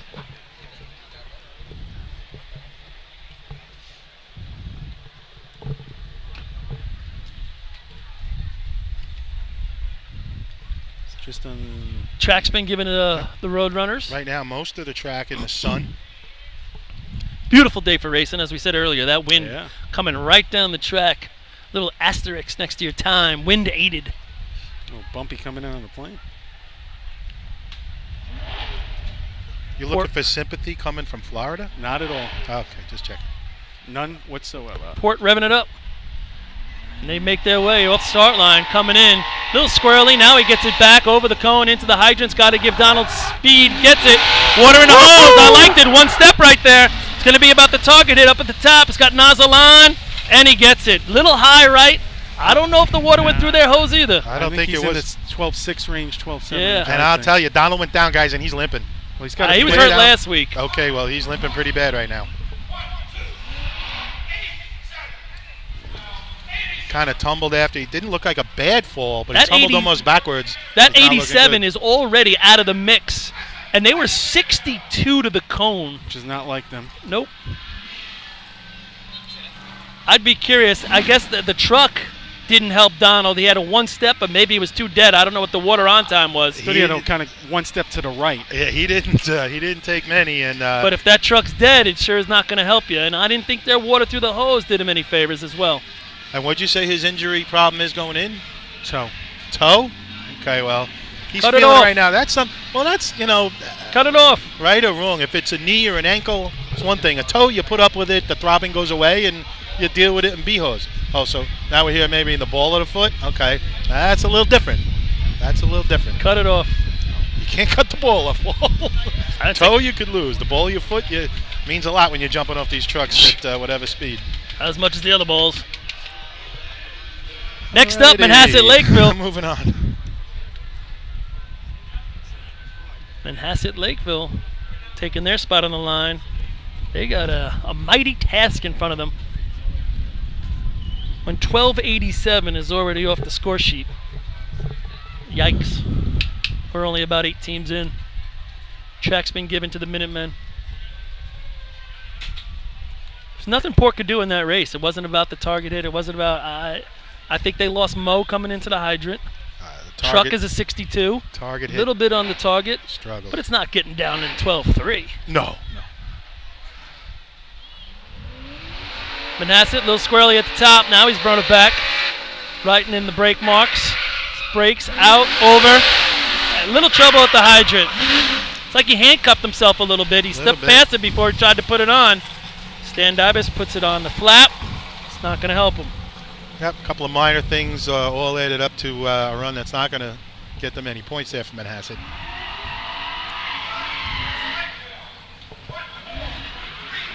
$14.34. 71. 71 to the cone? Yeah. Wow. All right, New Hyde Park, they could get They that can little challenge for that. First 12-7 or under. Just on the outside looking in the first 2 races.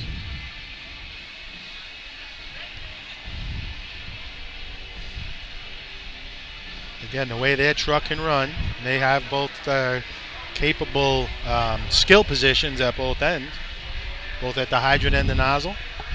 So, And like you said earlier, a driver who's going to not hold back. Give him every opportunity to get it done.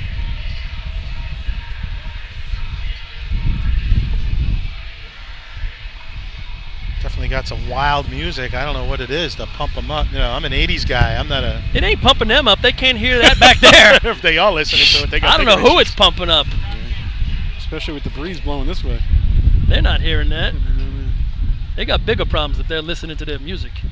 You weren't listening for your intro music when you were out There was no such thing, my friend. As when men were men, you didn't need to get just fired the up by songs going music. through your head. That's right. I played the song all the way down the track.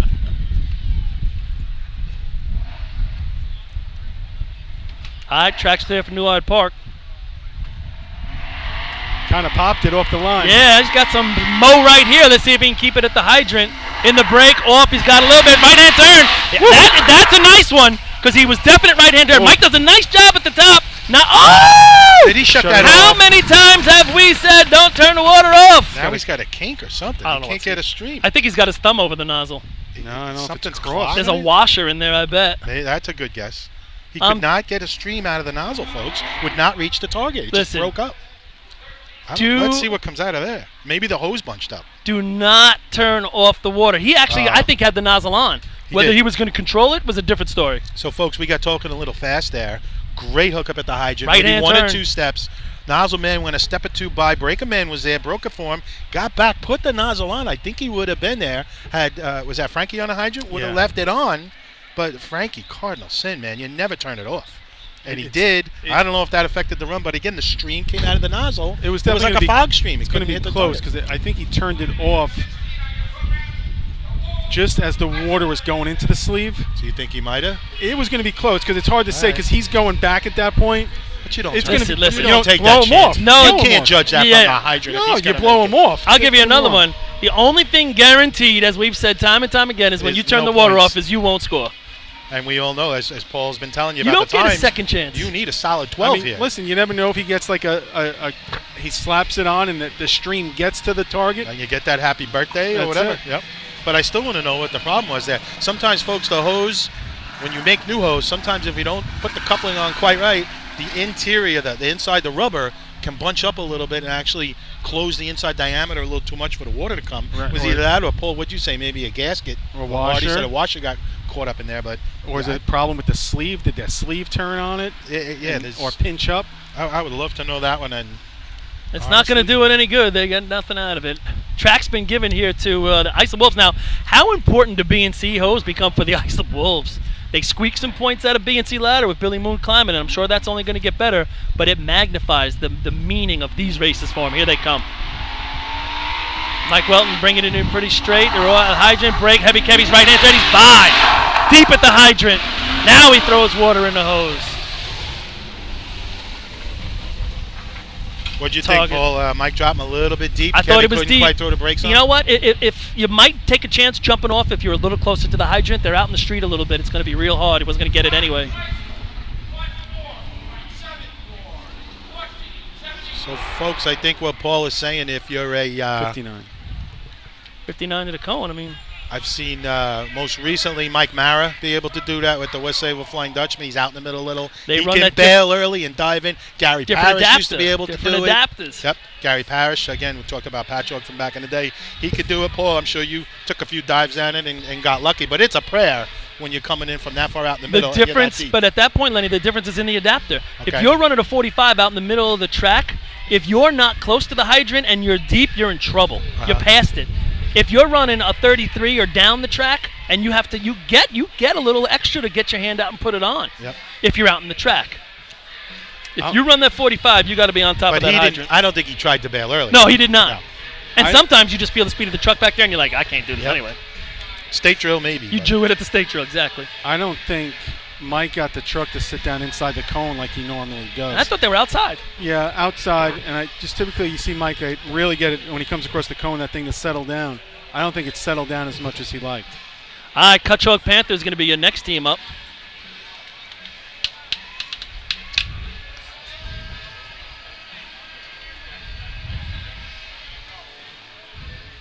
Give you a rundown of the scores here in a second. Bayshore still holding that lead at 12:35. Uh-oh.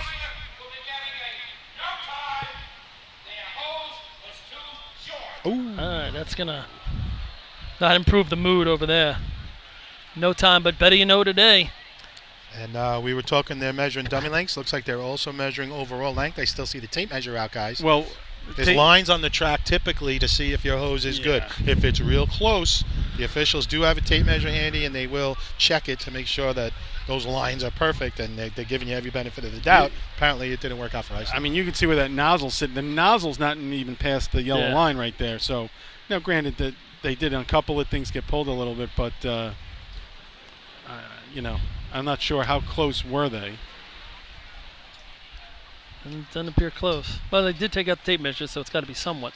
Let's take a look at the overall. 12:35 by Bayshore. Then it's 12:47 CI, 12:50 North Lindenhurst, 12:72 West Sable, 12:78 West Hempstead hanging in there for a point. The Cutchogue Panthers have the track.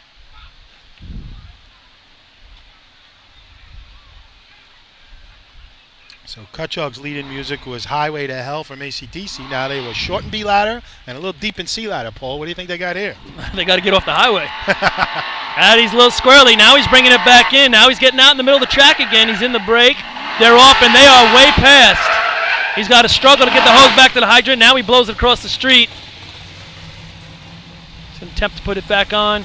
Coupling went to the Going ground. to have a little bit of cleanup right here. And target as he gets an overtime signal from Bill Rouse. And the water has gone curb to curb, as we say. Not a whole lot on the far side, but enough that we need to clean up. Yep. Well, the track's really got to be quite hot at this point. So, We're cloud cover just coming over. getting treated with a little shade one more time when we probably could use the sun. Deer Park's going to have a couple minutes before they get on the track.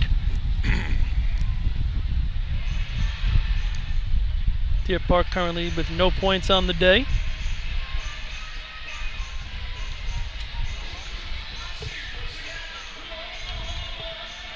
Looks like we could have clouds for a little bit here. We got a little stream of clouds coming down right here.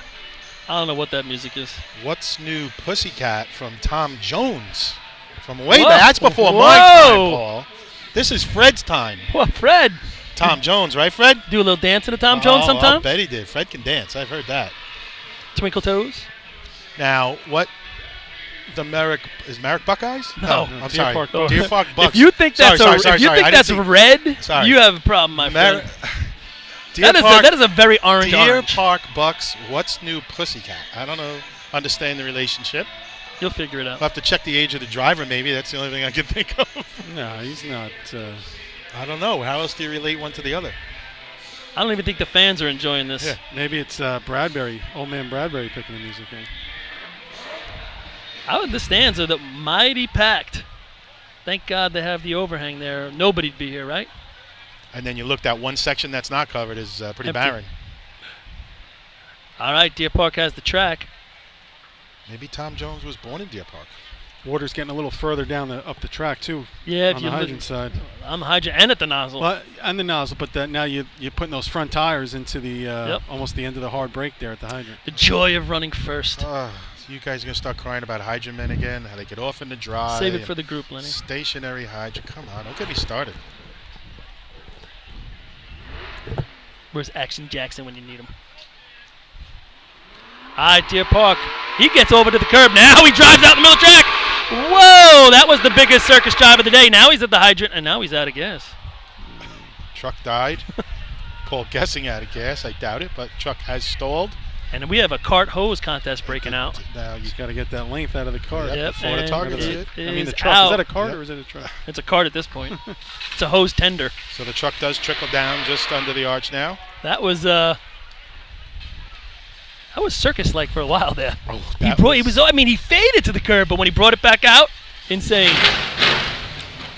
All right, so fuel's not an issue for the Bucks as you hear them crank it Cone up. time. Now, would you say, and again, none of us, I don't think, have driven, would you say that's drifted one way, a little overcorrect this way, Yeah. overcorrect that way? Yeah. Just really back and forth there. Yeah, and then it's a combination of then getting into the hard brake and staying in it too long because of all the overcompensating and killing the motor. All right, we're going to go to this West Islip. West Islip making an appearance here in Sea-Hose. Right? So it's got to be. I mean, Yeah. Merrick would be next with a red truck. So Maybe that's red, Len? Do you think that's red? West Islip. I don't know. Have they run Sea-Hose? Did they run Sea-Hose in the county? I don't think. No, they weren't. No. They didn't race in the county. Lindenhurst they ran, but I don't think they ran the trucks that day. No. And they didn't run B and C ladder, so. All right, let's see a little West Islip right here. And if you look, you're right. Look, the water at the first coupling now has been magnified. It's actually drying up a little bit at the hydrant, but up at the nozzle, it's getting. Towels are out. Yeah, we must have something down there. Well, the Western drill's over. Well, we have a couple minutes. I'll give you the rundown on the races we haven't discussed. We left off in B-Hose. Well, C-Hose Point wins it with a 13:32. That would be out of the mix if that was the state tournament today. B-Hose, Henrietta wins it with an 8:29. Main Transit, 8:48. Efficiency, North Greece, the winner. 10:43. Sheridan Park getting a point, 13:88. Motor Pump, Main Transit, 6:34. Henrietta, 6:38. Two good shots. And in buckets, Henrietta runs a 24:77. Point Pleasant runs a 24:87. And I'll give you the totals for the day after the West Islip run. Raiders making their way down the track. Kevin Hayes brings it in. He's out in the middle of the track now. Doesn't overcorrect. Right hand turn. Oh! The slack man got his foot caught up in the hose. Had to do a little dipsy-do, hop, skip, jump to get out of it. And the hydrant man had to pull up. Yeah, by doing that dipsy-do and everything else you called it, Paul, he dropped the hose, didn't give the hydrant man a chance to hit it. Waiting on a time. That costing West Islip / North Patchogue.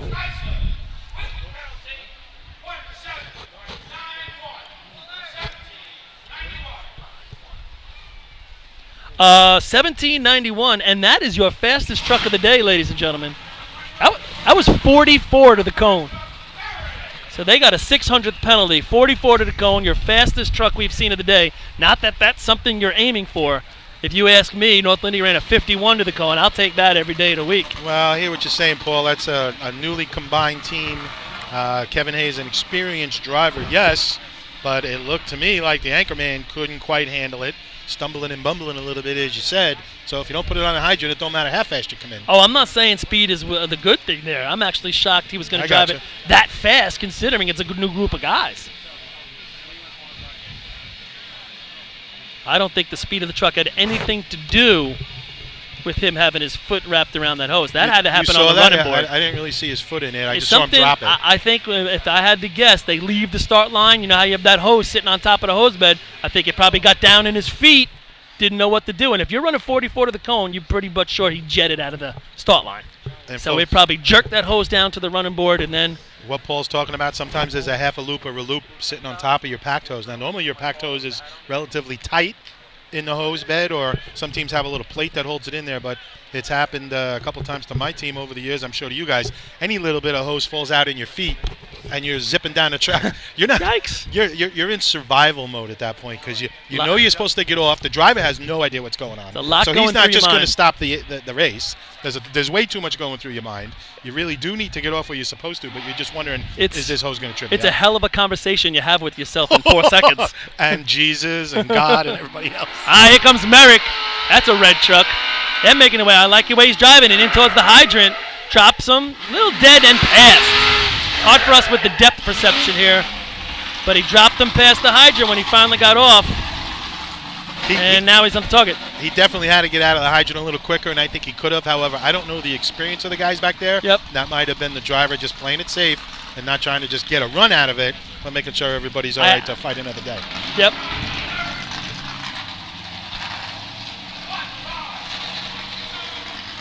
$15-23 for Merrick if you're scoring at home.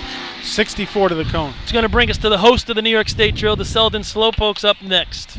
I also look at it too. You know, Merrick hasn't been out a lot the last couple of years. Obviously, last couple of weeks they've been putting some, making a little bit of a name for themselves. But driver experience as well. Courses, you know, haven't driven these courses a lot. So, you know, maybe he hasn't driven here in a number of years. Now you come here and you're coming into the hydrant different speed than you think, or you think you're at your right speed, and all of a sudden that last 50 feet it sneaks up on you and you're getting on the hard brake and you pass. All right, so we left off from Western. We're going to give you a final on Western's drill. First place is going to be the Henrietta Hall Henrys. They score 36 points. Main Transit, second place, 24 points. Point Pleasant, 19. North Greece, 14. A tie for fifth. Seabreeze and Spencerport, 13 each. So and Henrietta, Sheridan Park on the scoreboard in efficiency. Henrietta, a little bit of a runaway there. However, most of the drills this year have been a lot tighter up there in Western. Good times today, just to review if you weren't listening. 6:55 and 3-man by point. That would have scored at this drill 1 point. In B ladder, a 5:34 by Henrietta. That would have scored a point at this drill. And a 9:31 by Henrietta. That would have scored a point at this drill as well in C ladder. And I think that now we have 3 different winners up there. Yeah. Correct. Points won a drill, right? Right. Main Transit won their invite, and now Henrietta's won a drill. Yep. Henrietta's won 2 in a row. Okay. Yep. You hear that in the background. Merrick's been given a no time, even though their time was not going to compete for a top 5 slot. Short hose. You know, going back to those times from Western, Paul, that B ladder shot by Henrietta, that was, you had said that would have been a fifth here. 200s out of third, I believe, right? Yeah, I mean, tie for third, you're right. Marty, I don't know if you heard the times in B ladder. They were really good and really tight. We had a tie at, 32, and somebody else at 33. And I don't know if you want to say 31 and then two tight, but 33s. not really good. Really good would have been 5:15, 5:14. tight, okay. Tight. We'll get Go to the tight. northern update in a second. Isn't tight usually good? Isn't that the way you Yeah. usually Whoa. like it as a fan? Hey. Oh. Talking about times and scores. Sorry, Where my you bad. going? My bad. Family show. Selden. What we got for fifth here? 72 or 78? 78, still fifth, West Hempstead, but we got a couple of teams that are in the money for that. Selden Slowpokes, they would love to hear a 12 at the top of their score from Mr. Bill Rouse.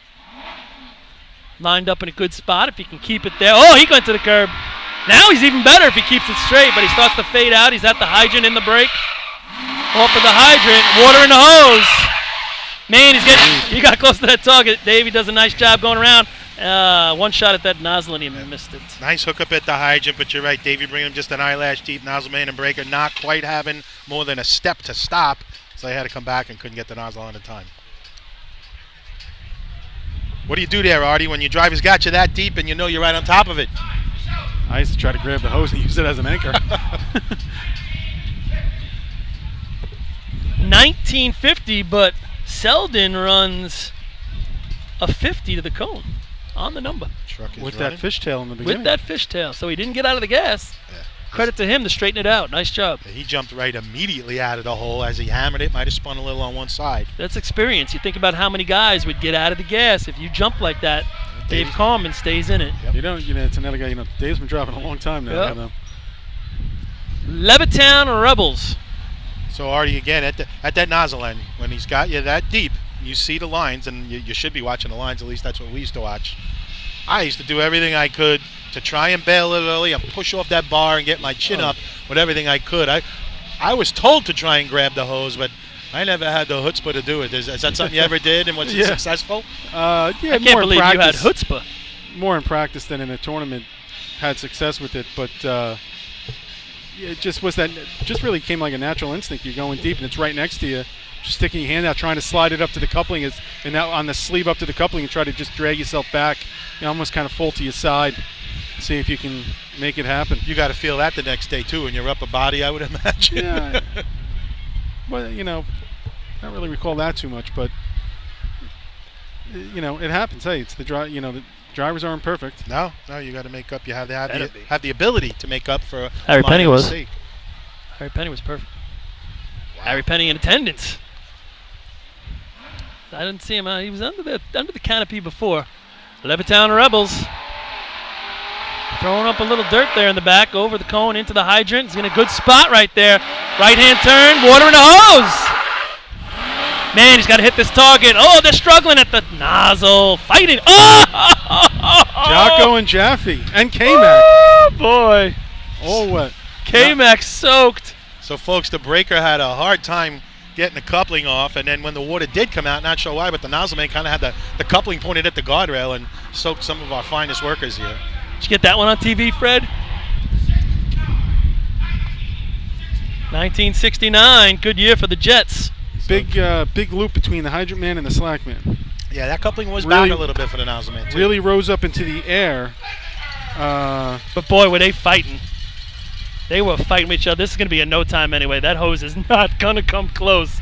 That is going to be short hose. They're getting out the tape measure, but it's not making it. And they've had some good hose over the years. Great Levittown. hose. Just got a text from Josh Marshall from upstate. Said that they were 376 to the cone today in C ladder, so they're looking for any donations for a C truck. So they convert a 376 into a 931. And what was the B ladder time for them today? B ladder 34. It's only the second week with these, or second tournament with those diggers. Yeah, tell him that's 2 points here today, those two runs. Yep. No, he's listening. So I think far, right now okay. because he's texting me. He's listening. But I had talked about him. I told him I wanted a 25 this week. He got a 34. Well, tell him with the C truck, if they push a little at the beginning and give it a running start, they might be all right. Go Flintstone style. All right, they're still measuring Levittown's hose, and if he's on the line by the hydrant, he is a foot off the line down here. So that's going to be a no time, Yeah, I believe, by Levittown, taking away a Jet victory in 1969. All right, well, we have a little bit of time. Blennerhurst Snails coming up to their spot. We left off in Northern after B hose. Actually, after efficiency. Well, here we go.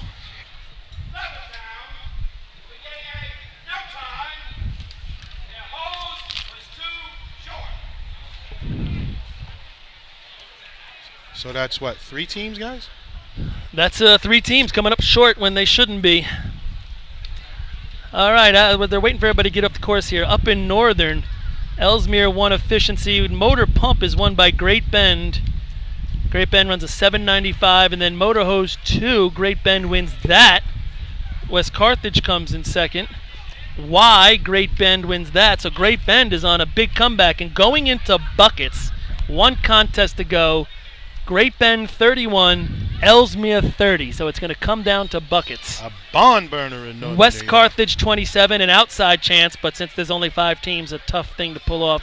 Copenhagen 16, Carthage Nighthawks 10. Now it counts for Northern area points, so Great Bend putting a dent in the leadership there for the overall points. I believe Copenhagen did not run the B truck today. Let me take a look at Motor Pump. Nope, no B truck today for Copenhagen. Just going to go back to. Fact, I don't think they ran. Oh, they ran Y. Okay. Just going to go back to New Hyde Park. See hose. Hose kinked in the jacket. I was just going to ask Fred to see if he could. Oh, find out. inside the outer jacket. Yeah. All right, here we go. Lindenhurst Snails, 1278. Here we go. Weckerly bringing him down. Nice run into the hydrant. He's out off. Hydrant. Oh, nice water on.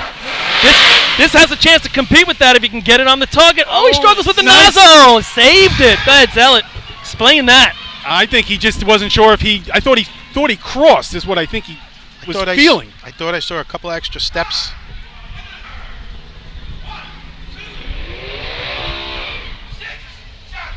That's going to put him in the money. 1267. 52 to the cones. Knocks the 78 out. I thought the nozzle and the breaker, Artie, maybe you saw it. Thought a little extra pitter patter, maybe a little too cautious getting there. Might have gave himself a little better time to set up. I agree with you, but I also think still some youth and track awareness. Yep. I think all of that plays into the mix right there. Also, could they still be getting used to the truck? Much different than their old truck, getting from hydrant to the nozzle line, no doubt. It's going to get them here a little bit faster than the old truck. But and then I thought when he got there, I thought his hands looked like he maybe crossed, or he just couldn't get himself locked out. Sure of himself. Yeah, wasn't 100% confident, and then he just put it to the ground and he had it on. And nice target it. 1267, good enough for 4th place currently. And the Snails were looking to get their host team back on track, and that might have done it for him. I don't know if it's going to guarantee him any points, but it's a good run for the Snails. 1267. So now next up, the Farmingville Bandits, and I touched on this a little while ago earlier in this race. Artie, you weren't here yet. We watched Farmingville come down and see ladder, Artie, and this is their first year with this truck. They came down. Eddie got off the gas way before the cones. Looked like they glided in, got off at a bus stop. Didn't really get much of a run out of it. However, they were, Paul, 343, 346 to the cones. I mean, this truck is flying. People were scratching their heads. How are they getting from here to there that quick? So it's something to watch here in Seahos. We said it at the county as well, and we touched on it earlier in the year. Each week that Eddie's driven this truck, he's gotten better. I don't know if it's the top end speed or he's just carrying the speed from the cones in and it's stopping great. All right, now you can see the truck motivating. Now he brought that to the cone. I'm curious to see what we get. Water in the hose. That water's going to be okay with the cone time up at the top. He was inside right. And he knows it. Just right. This is going to be interesting. That could have been right in there if he hit that target. Yeah. They're going to get DQ'd on cone time, I believe. What is that? 38 to the cone.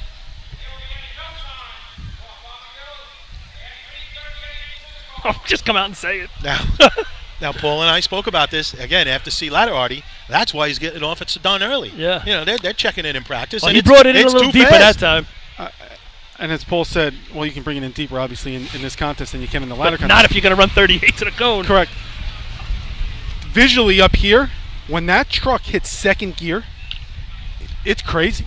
You actually see it almost jump, and it's like he's getting at the second gear just past the light.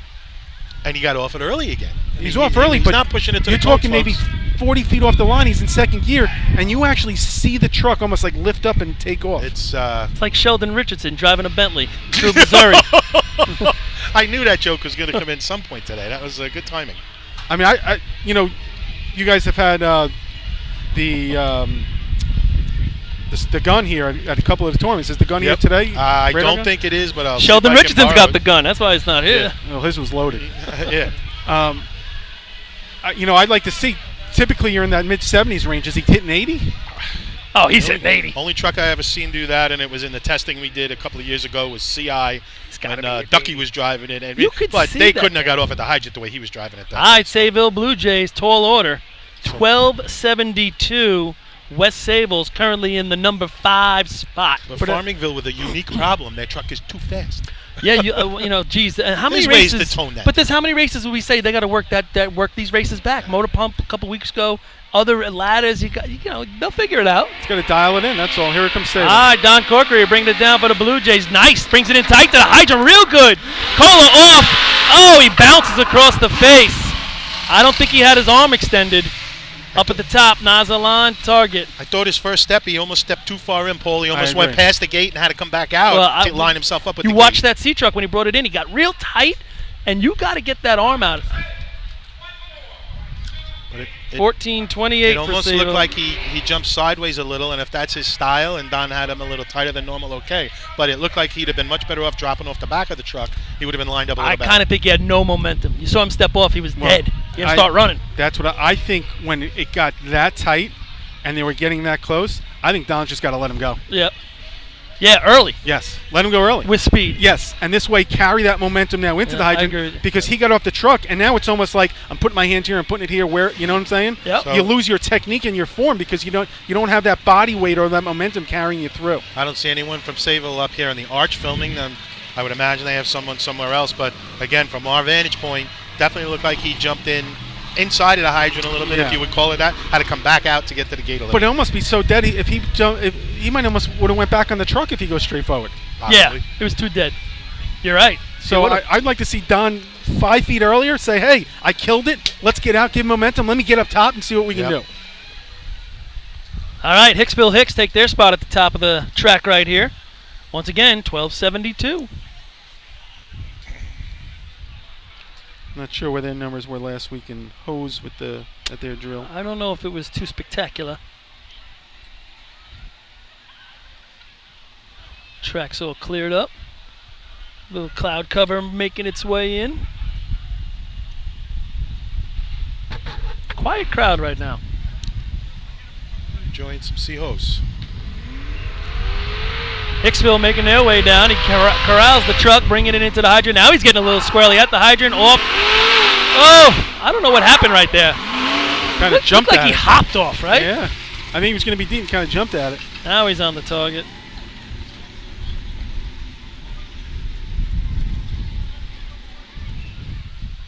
Waiting for a time on the Hicksville Hicks. 14 fat. That's going to bring us to our last team, I think, at Seahos, right? Yeah, I Kopeg think Yellowbirds. Kopeg Yellowbirds. I don't know. Yeah, it is. All right, one more team. I mean, we started the first half of the scorecard with some heavy Seahos numbers, and Kopeg the last opportunity for somebody to break into the top 5.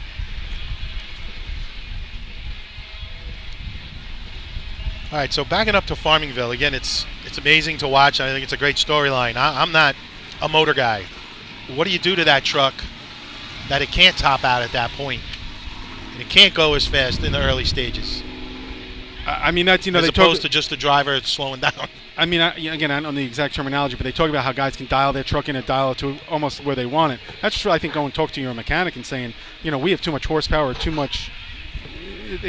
Whether it's gear ratio, whether it's horsepower. Again, I don't know. I'd get out earlier. There's got to be a way to do it. I'd get out earlier.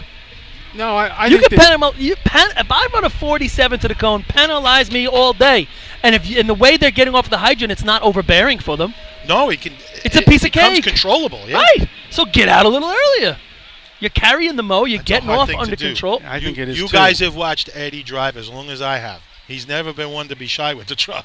Now he's got a real truck. You're going to ask him to get out at 175.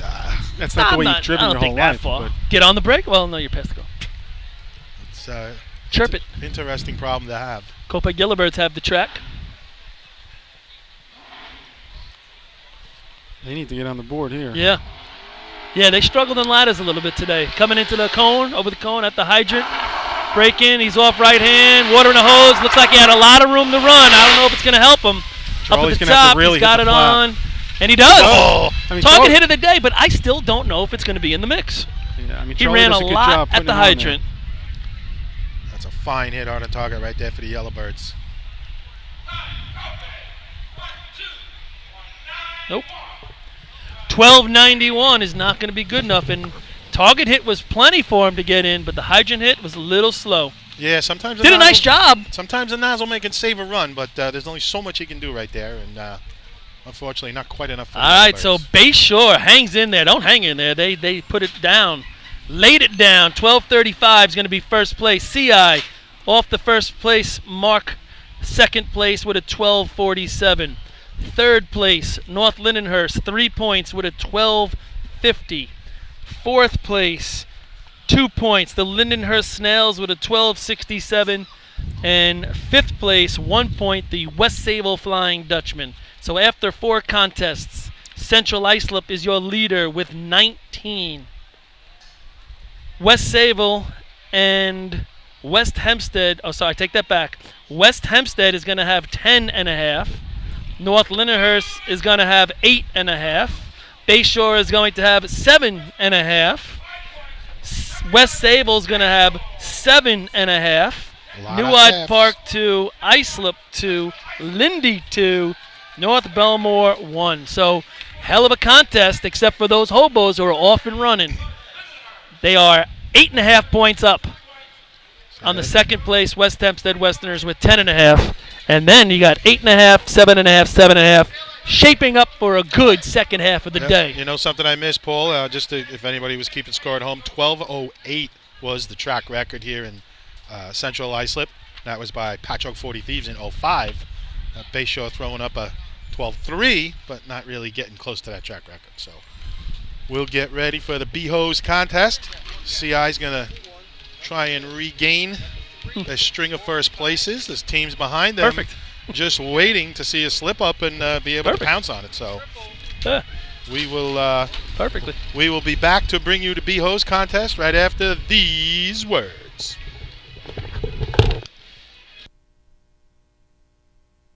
How old is your fire department thermal imager? Thermal imaging technology is changing as quickly as your smartphone, and the time has come to upgrade your TIC. Coastal Fire System is the exclusive thermal imaging distributor of New York State drill teams and offers the full line of Scott, ISG, and FLIR cameras. Coastal is a one-stop shop for the best brand, so start the upgrade process with the longest-running sponsor of New York State drill teams. Camera servicing also available. Check out Coastal Fire System on Facebook or give them a call at 631-661-7515. How old is your fire department thermal imager? Thermal imaging technology is changing as quickly as your smartphone, and the time has come to upgrade your TIC. Coastal Fire System is the exclusive thermal imaging distributor of New York State drill teams and offers the full line of Scott, ISG, and FLIR cameras. Coastal is a one-stop shop for the best brand, so start the upgrade process with the longest-running sponsor of New York State drill teams. Camera servicing also available. Check out Coastal Fire System on Facebook or give them a call at 631-661-7515. Integrated Wireless Technologies is proud to be part of the 2015 season as the exclusive Motorola dealer for New York State drill teams. IWT is a Motorola manufacturer's representative and offers the full line of Motorola products to fire departments as well as David Clark headsets. IWT is your one-stop shop for custom radio solutions, licensing assistance, and top-notch service with fully insured technicians. Start your next radio upgrade with IWT. Check out their website at www.goiwt.com. With over 60 years of experience in the fire and rescue business, Nassau Fire Apparatus is known to be the leader in the industry. They are vehicle and equipment distributors who provide products, parts, maintenance, repairs from coast to coast. People working at Nassau Fire not only sell the products and services, but also work in the industry in EMS and as firefighter volunteers. You won't find a more dedicated and experienced team to align with than Nassau Fire Apparatus. Visit them online at www.nassauFire.com for more information. The 2016 Fire Rescue and EMS Mega Show takes place February 20th and 21st at the new location, the Brentwood Sports Fieldhouse at Suffolk Community College. It's bigger and better, with many new vendors showing the latest, most up-to-date turnout gear and new products. Hundreds of vendors will be present to explain and demonstrate their product lines and services, along with the extrication competition. See you next February in Brentwood at the Mega Show. Jolly Tinker Hose Company is the new source for the best racing hose available. Each length is designed to withstand the demands of FD racing. Colored hose and double jackets now available. For more information, call 516-322-6366. Jolly Tinker Hose Company. We have tight hose. If you experience any damage due to fire, flooding, wind, or mold and need help, contact SOS Emergency Services. SOS is the exclusive emergency mitigation company for New York State drill teams and is family owned and firefighter operated. SOS has a friendly working arrangement with all insurance companies, so call 631-486-7979. SOS Emergency Services for the right help in your time of need. Since 1973, Fire News has been a proud supporter of the time-honored tradition of New York State drill team racing. As they celebrate their 42nd year of publishing, they are honored to be the official publication and online coverage of New York State drill teams. Look for ongoing coverage in Fire News on firenews.com and on Facebook, Twitter, and Instagram. The Inn at New Hyde Park, Long Island's premier catering facility, is the first choice for weddings, parties, and corporate events. Owned and operated by local families and firefighters, it sets the standard for supreme service, gourmet cuisine, and style. The Inn's restaurant, Brasserie 214, takes you on a culinary road trip through Europe with our world-renowned chef and an unmatched international beer menu. To book your next event or to celebrate after a tournament, go to www.innatnewhydepark.com or brasserie214.com. Open table or Facebook, or call 516-354-7797.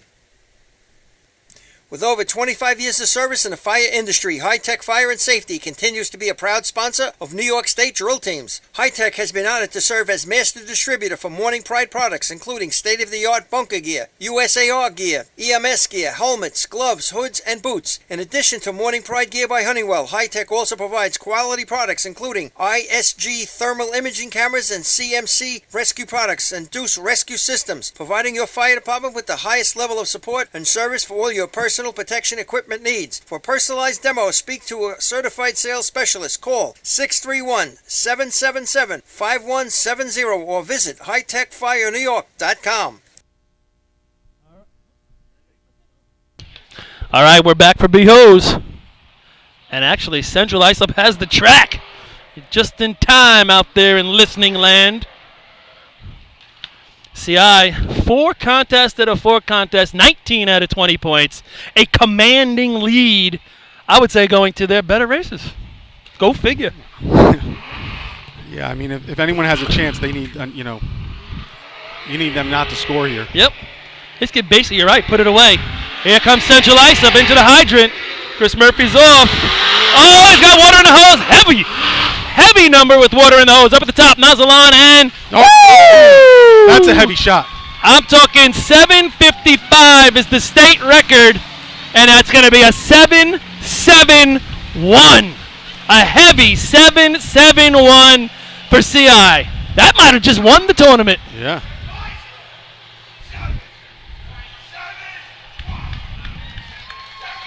Unlike the C-hose shot, that B-hose shot's a little bit harder to obtain than the 12-4. Yeah, but that was on point.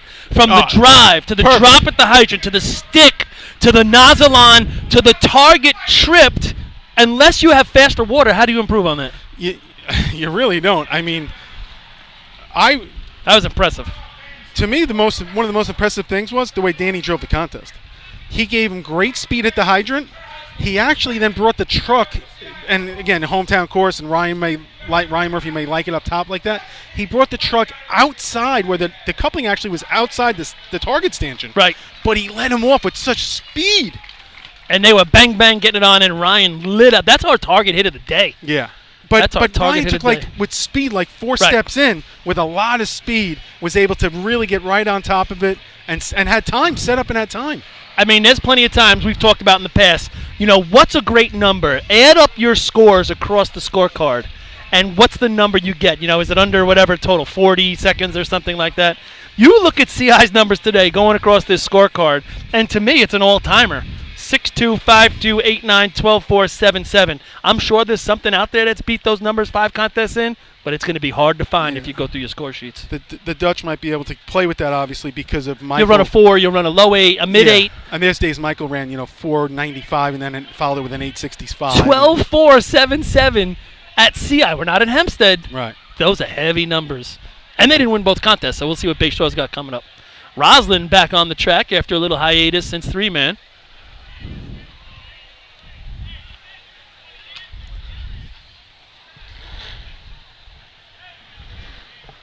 Track's cleared and ready. you're not watching this and you're at home, get the video going. Here comes Roslyn. It comes into the hydrant a little bit there. Truck does not sound like it's racing prepared, if you ask me. Doesn't look like it's got any speed to it, no? And their point A to point B, nozzle on, hits the target. It was Bayport-esque coming into the hydrant. Very weird. It just had nothing to it.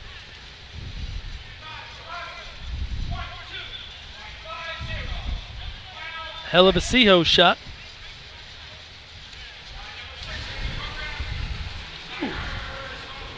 Brentwood's up next.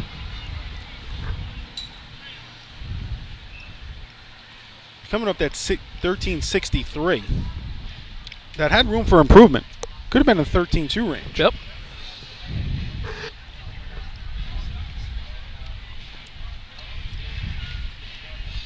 I missed the CI shot, guys, using the facilities here. It sounded pretty good. The crowd Real sounded good. happy. What was Shot, it? shot of the day, 71. 771 if you ask me. That's a shot of the day. Nice.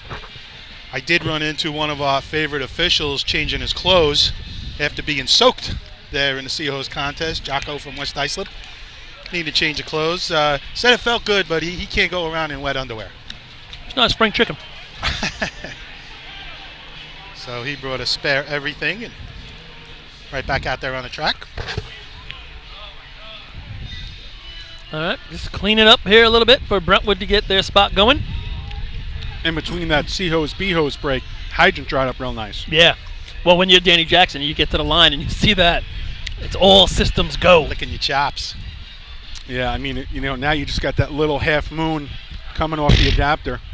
Everybody's practice is way worse than that. And the water does not extend into where the brake marks are coming into the track, so it's really only maybe 2 feet off. The adapter is where the water sits right now. If you got your hand extended, you're on that adapter before you're even in that water. All right, Brentwood ready to go. Sun's beating back down too in the Yep. course. We need some more clouds. Comes the Brentwood Tigers. In at the hydrant. He's off.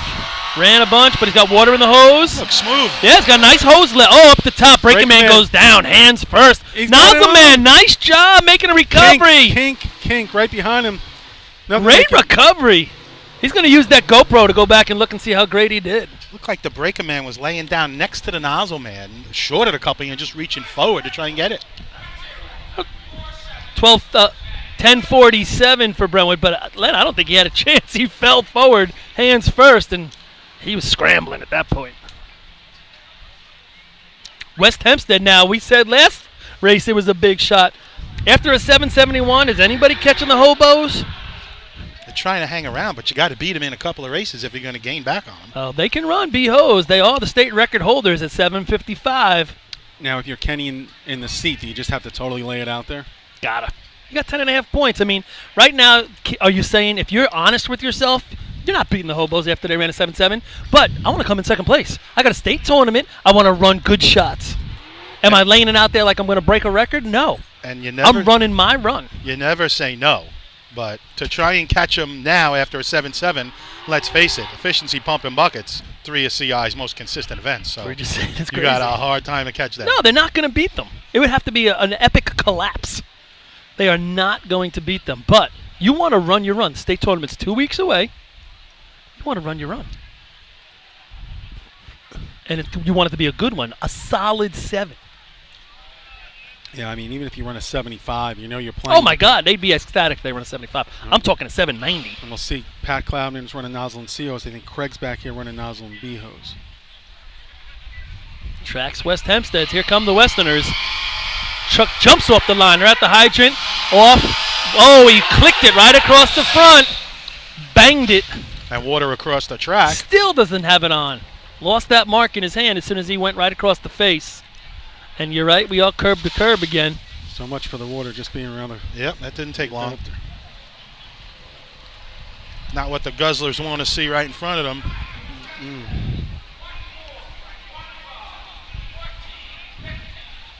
14-15 the final time for the Westerners. And East Islip, and you're right, Len, now there's water going across the track, but it's really still straight across. Yeah, it's not that wide of a band. You watch the brake marks right there. It's not in the brake. He's going to get out. It's going to be, if he really hammers the stick, these guys up top, they're going to be scrambling. Right, and how hard's he get on the gas coming out of it? He's going to need a heavy drop up at the top for them to get together on it. And also, with the spinning of the tires, does this come into where the truck fishtails up top here at this track that we know it can happen?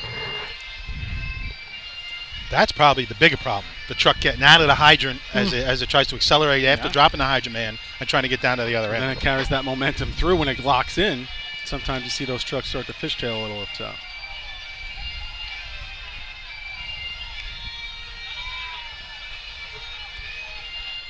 So some traditional bagpipe music here, playing for the Guzzlers.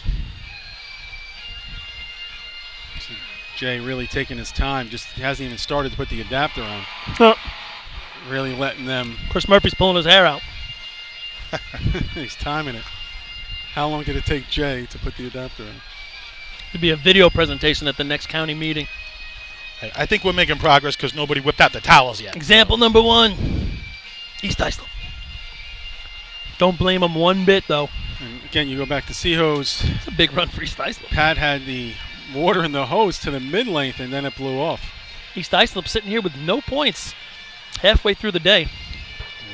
B-ladder, we're just on the outside, right? And 3-man. Talking about that Seahose run, Artie. No, 3-man was B-ladder just on the outside. I guess it's one of two things. Either A, he had it crossed and it just let go, or B, it was on maybe a 16th or an 1/8 of a turn and it just couldn't hold. Or maybe the twist coming out of the truck just wiggled it enough to take it off. It's one of the ones they say, if you can stand there and kind of twist it as the water's going through. We've talked about the scenarios for this run. Let's see what they do in practice. Here they come.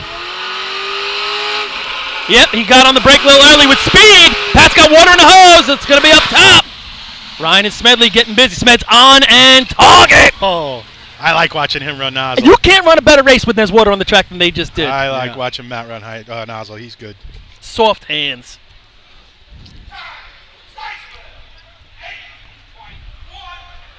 $8.11, and I tell you, it looked better than 8.11.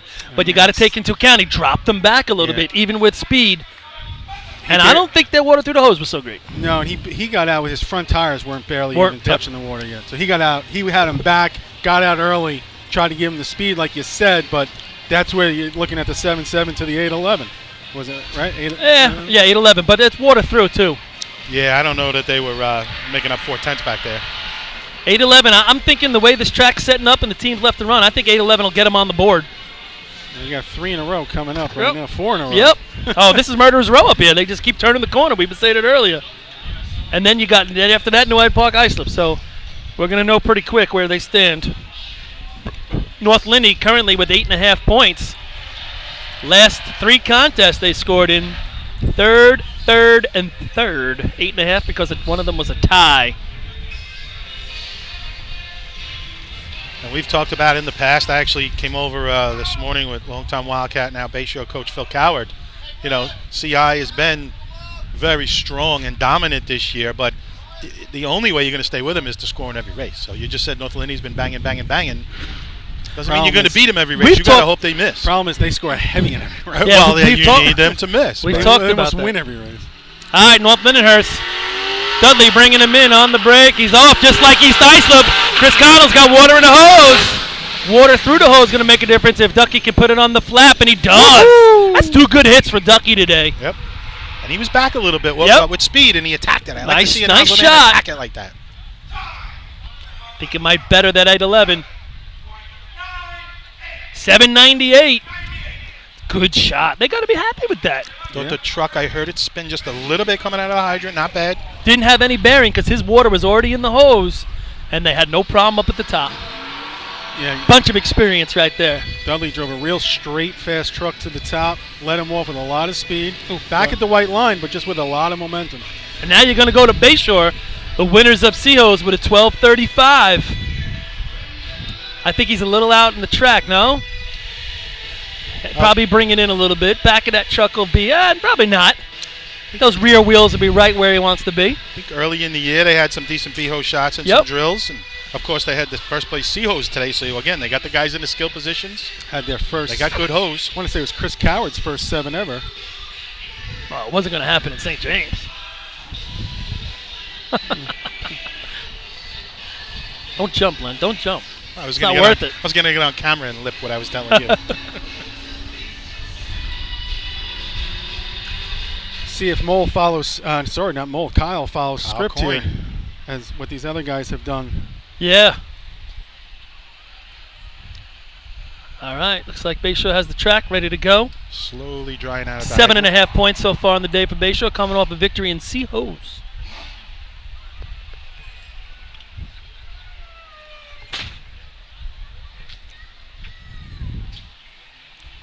Rolling off the line into the gas.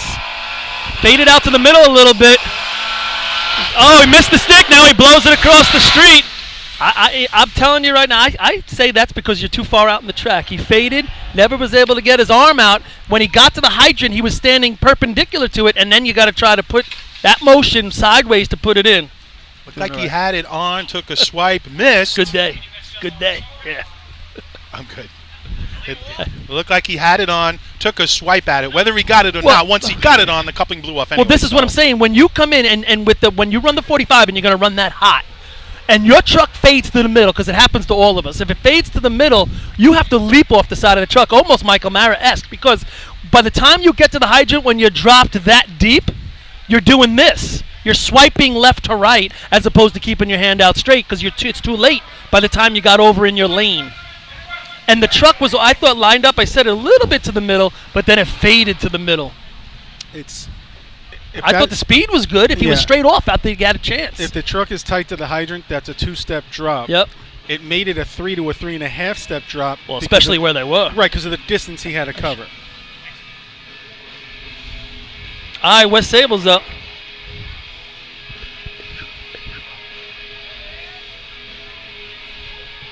Bayshore.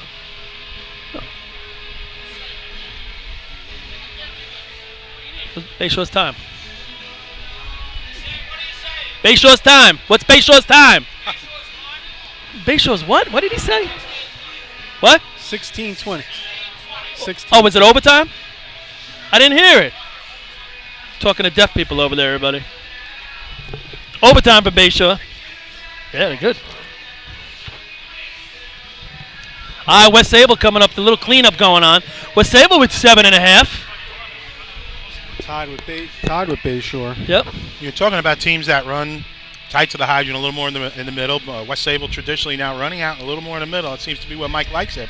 Well, he doesn't have a choice, Len. He's running Straight He's it up. running a straight. He's running a 33 down the track. Well, he has a choice. He could go with a different adapter and run tighter. I mean, Oh, this is yeah. their style. Well, you can't do it when you run this adapter. This is their style. That's my point. A little bit know, further out. Well, if the they give him a middle. different adapter, his style will change real quick. He should change his adapter next week, Len. Needs better style. Oh my Oh, God! come on, we're you having brothers fun. stick together like unbelievable. Needs better Easy. style. Can't even have a little fun with a Wildcat. So temperamental, these cats. Ex-Wildcat alumni. Wildcat alumni. Association. Member. Oh, I got another announcement to make. Yeah. West Sable has the track. And yeah, there's a bunch of water out there right now, and it's creeping back behind the hydrant. But Michael doesn't have to stop the way he runs. He runs across right through the hydrant normally if it's a good shot. He likes. Here they are at the hydrant. Michael's off through the water. He's got water in the hose. Going to be about the target hit. Up at the top, broke. Oh, they stumble. They never get the coupling off. They're battling a little bit of a stumble, and they never get it off. Michael just a tackle in that hydrant, and Breaker couldn't get it off, and they have a couple of slits in the dummy length, so we got water out of there. Would have come out of the coupling already had there not been a few kinks. Water out of the dummy length, never a good sign. Well, Joe stumbled at the end. Breaking Man was there. 14.94 for West They Sable. just seemed to fight with it a little bit. Couldn't They get it did, off. but Joe got there a little late. It's like his last step, he stumbled as he got off, it looked to me. And Breaking Man too. 771, 798, 811. Port Washington, the winners of B-Hose last week at the Nassau County Drill and Rockville Center, take their spot here on the line. I think he's out in the middle here too, if you ask me. See if he drives it in a little bit. He's out at about almost Further than Bayshore was. 3/4 of a tire length, it looks like almost, yeah. And if you're running that 45, I think you got to be on the innermost part of that tire That skid mark marking. there, Yep. yeah. And if Bayshore was like just letting a little bit of that black line show. He's almost a full tire width out of it.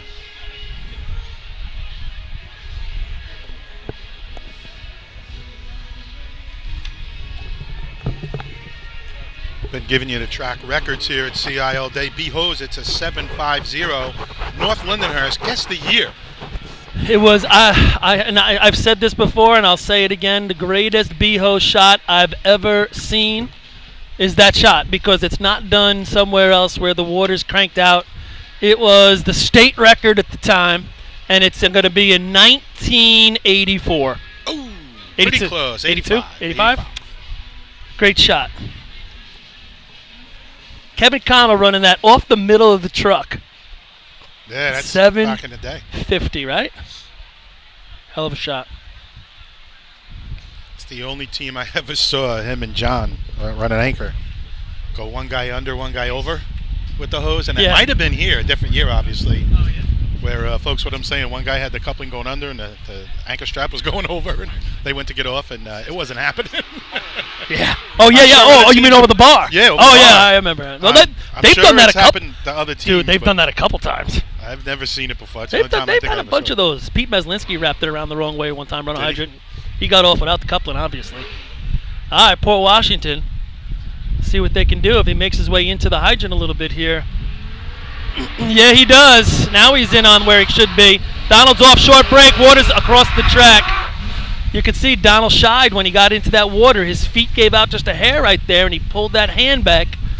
Well, again, we were talking. He was limping pretty bad after C-hose. Don't know if that affected him here in B. But you know what you do when you get that foot injury like that and you're in this water? You got to run through the water. Don't try to stop. Try and plan. Run right through. I thought it was his planned step. That's where he lost it. Missed that one.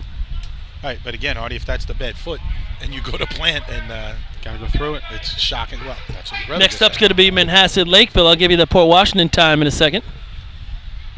Keep forgetting that the audio from the arch is not going through today. Manhasset Lakeville stepping up.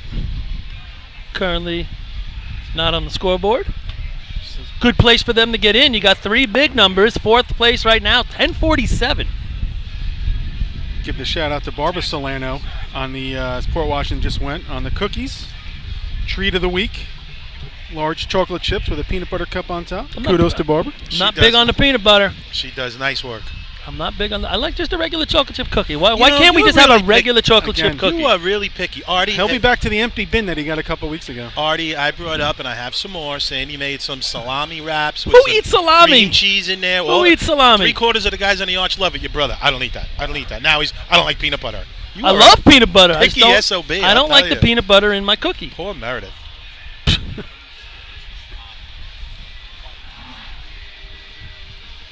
All right, looks like the track's just about ready for Manhasset Lakeville. Raiders turn the course for B-Hose too. Yeah. Just turn the top.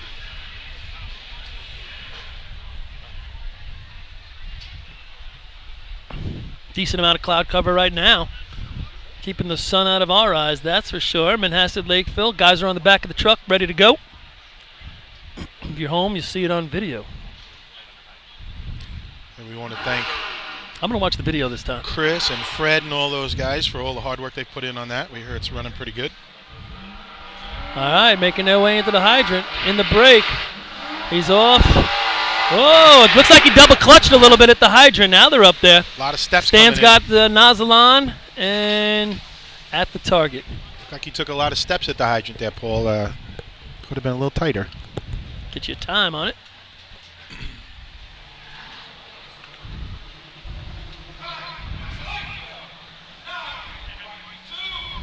$9.25 for Manhasset. That's going to bring New Hyde Park up to the line. New Hyde Park currently sitting with 2 points, and they're looking at a third place of an 8-11. Well within their range of hose acumen.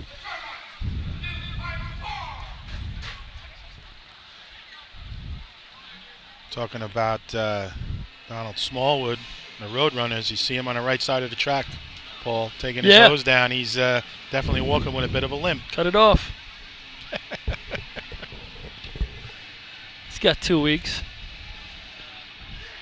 I'm sure they plan on racing at Hempstead, so I don't think there's even anything they would do for that. Unless you broke the bone There's back not. that No, far. That no. puts you in a boot. if it is the ball of his foot, you just got to rest it. Probably bruised, and not much you can do after that. Donald's sucking it up here today for his Roadrunners.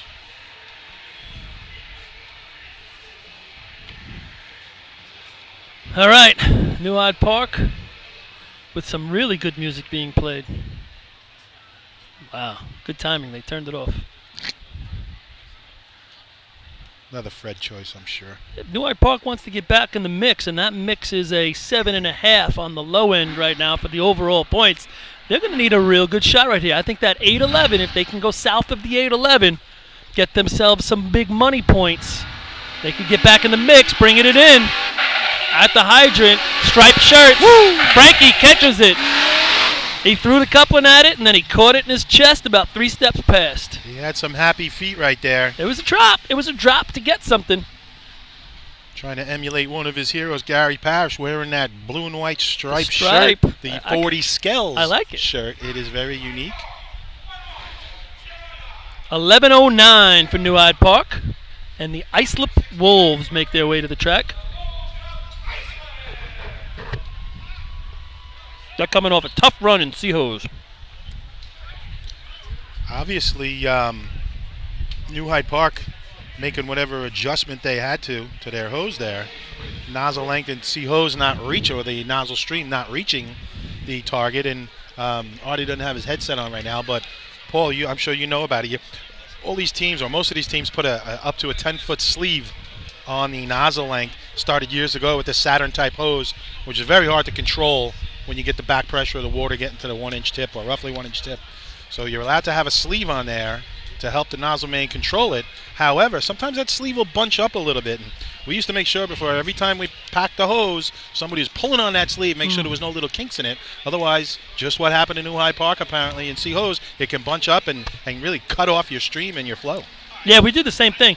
We actually would lay it flat and make sure it didn't twist inside. That's a problem too. Because I think that's what happened to them. Could have twisted or could have bunched up a little. All right, Islip has the track. As usual, looks like he's pointed towards the center. It'll straighten out. Big shot here for Islip. Heavy Kevy kicks out his leg. They're ready to go. Islip's currently sitting at 2 points. Can they get back in the mix? Sub 8-11. In the break at the hydrant. Heavy Kevy's off. It's got water in the hose. Going to be about the target hit right here. Up at the top. Off nozzle. Oh my God. He really had time, didn't he, Lenny? Missed once, and then it looked like he worried about the hose monster, as we would call it. I don't know if he heard the water coming and got nervous, but he picked the nozzle up in the air. He tried once, missed, and then he lifted it. You keep trying. They're going to watch that video, and they got guys on that team, Billy Moon, Mikey Welton. They're gonna point that out. You keep trying until that water blows you out or blows you off. You keep trying right there, right, Artie? I mean, you could see him lift his hand in the air. Yeah. He was afraid of it. Also, did you think the hose spun on him a lot coming up behind him? I didn't Right notice here? that. Yeah. I didn't think so. I thought it went blue to red on him. Nah. But he gave that up being on said, he did give up on it. I thought he gave up on it. It's like he didn't get the first click. And he gave up. It was like... And he's like, well, I'm getting water, and that's it. It's a lesson to any racer, motorized, old-fashioned, juniors. You keep trying. I mean, Final don't time. jam it, but 13:02. doesn't take much to take another stab at it, and sometimes you get lucky. 13:02 for the Wolves. Let's just do a little recap. CI 771, North Lindy 798, East Islip 811. Those have been mentioned much by us. And then you're going to go to Manhasset Lakeville's 925 is actually in 4th place. And then a 1047 by Brentwood is currently in 5th place. Cutchogue Panthers on the line. I think earlier today this truck didn't really run as it was expected to, I would imagine. See what they get out of B-Hose right here. So it's wide open. Wide open for them to be able to run in the mix of the top 5 right here. A 925 and a 1047. Cutchogue warming it up. Here we go. Making their way to the hydrant on the break. A little early. He's giving him time. He's off. Whoa! He jumped inside the hydrant. Now he's got the water on. Up at the top. And target it. All right. Yeah, that was an interesting jump at the hydrant. Yeah. Bit of a hop, and Initially, he jumped inside. 1060.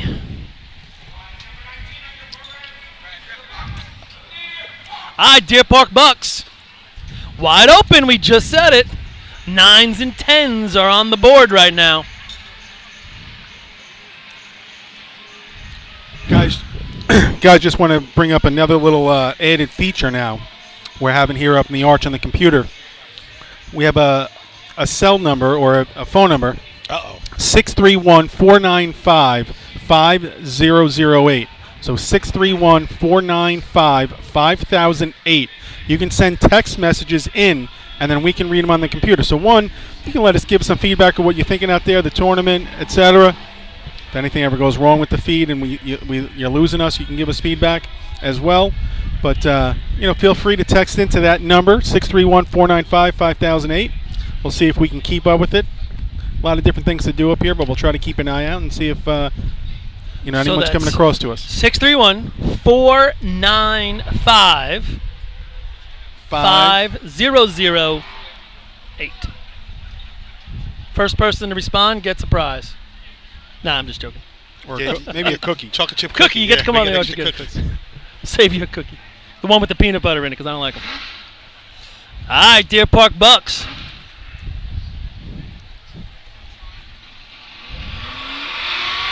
Making their way to the hydrant. Is off, hand extended. I like how he ran in there.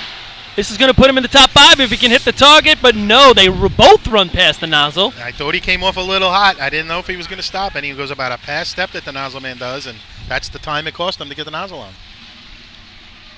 Not going to be the day for Deer Park and B-Hose. Artie, it just didn't look like he threw the brakes on a little bit when he got off. He went a little too much with the flow. You got to go attack it in B-Hose, but maybe not quite that much.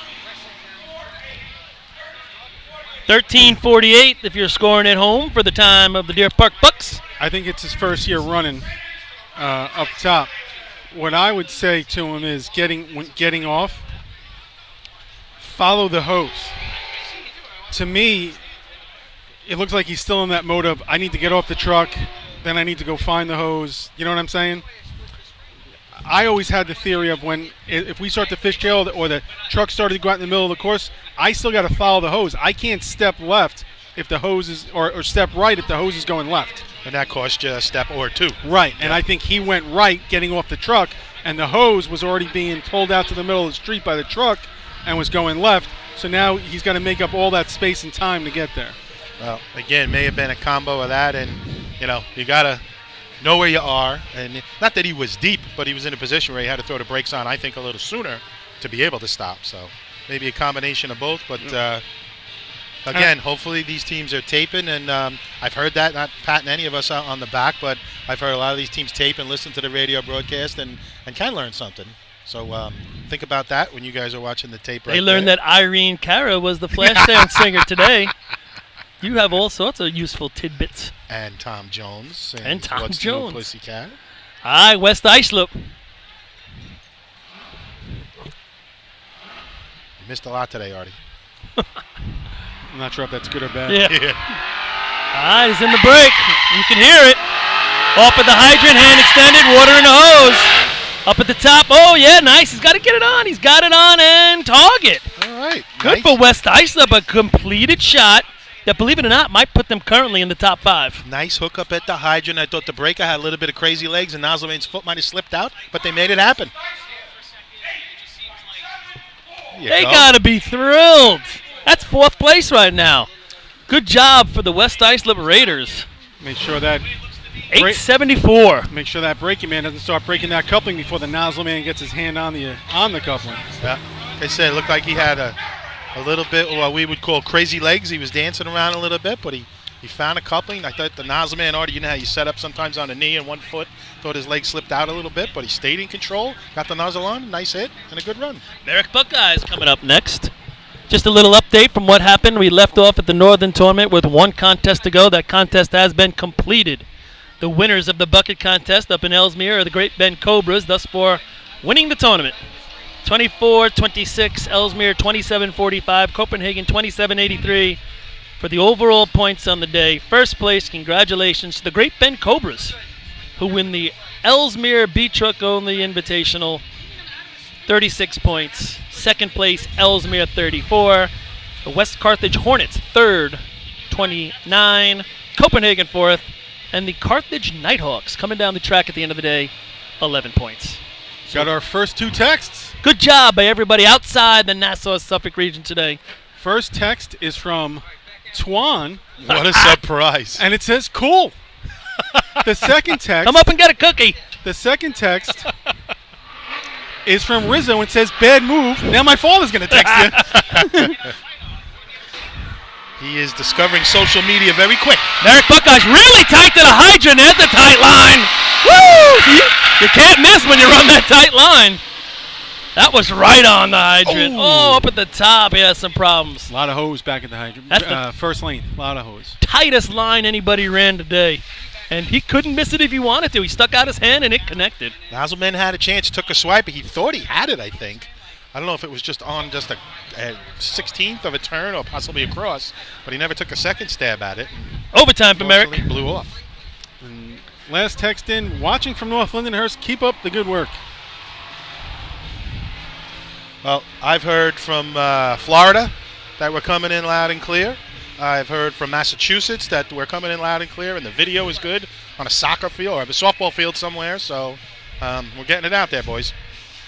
Next team up, Selden Slowpokes. Selden's looking at a 771, a 798, an 811, an 874, and a 925 is currently your 5th place time here in B, Hose. Selden can definitely get within those numbers. Absolutely. Steal a couple of points here. You got to. If you have your opportunity right here, you know you're not running a 7-7. Throw up your 820. Throw up your 840. Easier said than done. He lost his tooth. It's like a boxer. Okay. Racing seems to get easier when you spend all your time up here on the arch. Yeah, right. Just a shout out to my son at home, Brody. Just lost another tooth. It's 3 in like the last 3 weeks. Looks like a boxer or a hockey player. Stop beating that kid. 2 in the bottom are out. Now the top one's gone. All week he's trying to eat dinner. I was going to say, it's Yeah. going to be Oh. applesauce Through a and straw. soft cereal. We're out to dinner a number of times on vacation. He's trying to eat. Everything's going to the side of his mouth. He's trying to eat. He's got no teeth on the bottom. One on the top is so loose. Hang in So- there, Brody. They'll come back. It's so funny watching. Looks like track's ready for the Selden Slowpokes.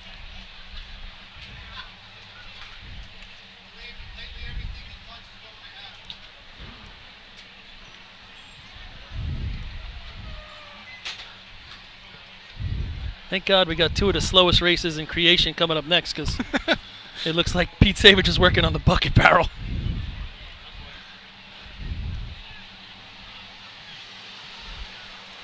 All right, Selden Slowpokes on the back of the truck. If you're watching on video, nope, Fred doesn't have it up. He's got a good picture of the hydrant. Got a good picture of Jocko. Here they come, approaching the hydrant. They're off. Oh, man, he got the coupling on, but he was going past the hydrant, couldn't reach back and get that stick, and now the nozzle is not happening. Took a swipe at the stick, Paul, you're right, but couldn't get it down. A little bit of heat down there. Thought he dropped them deep, too. Had he gotten it, Overtime for the Slowpokes. he would have been even more frustrated because his nozzle man missed anyway. So That's going to bring us to the Levittown Rebels coming up next. Levittown with an opportunity to put a number for the top 5 right here. 925, the big number it's faced right now for top 5 in this contest.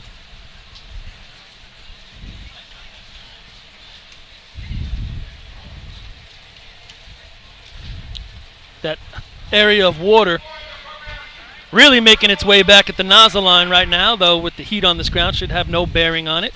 Most of the water that was curb to curb is dried up at the hydrant. Good 18 feet back from the nozzle line. That stems from Merrick. They had a lot of hose back at the hydrant, so they came up a little short up top. A lot of West Islip members standing on the guardrail, got their fingers still crossed. 874 currently 4th place, so they got a little wiggle room right there. They're not in 5th. Still a couple of teams that can put up that number. Levittown, if a clean shot, can get it. Drops to the 5th. Manhasset's 5th, 925. what Paul's alluding to, folks, is West Islip had a little bit of a hiatus in the racing circuit. Now they've combined with North Patchogue, and I'm rooting a for 'em. chance now to bring home their first trophy as a combined team, and first trophy in a couple of years. So Rooting they're for my excited friend right Kevin now. Hayes. They're excited. Who loves racing more than Kevin Hayes, right? We all love it, and one of those guys that loves it as much as anybody is Kevin Hayes. And it's been a long, trying bunch of years for Kevin to try to get a group back out here. I know how hard he's tried. Love to see them take a point or two right here. And West Islip, 5-6 years ago, they got a taste of success. They were really coming on and scoring in some different races, looking good in different events. And, Where's the first and then slice it of kinda fell pizza? apart. North Patchogue or back at West Islip? Where did they get that first slice? I guess West Islip's a little closer. Yeah. All right, here comes Levittown. Making their way to the hydrant in the break. He's off at the hydrant. Oh, he let his ass fly around a little bit. Got to keep that arm out in front of you. Can't have your ass lead the way. Nozzle man stepping a little too far right before he tackled that hose, but he did have enough time to get it on, complete the run.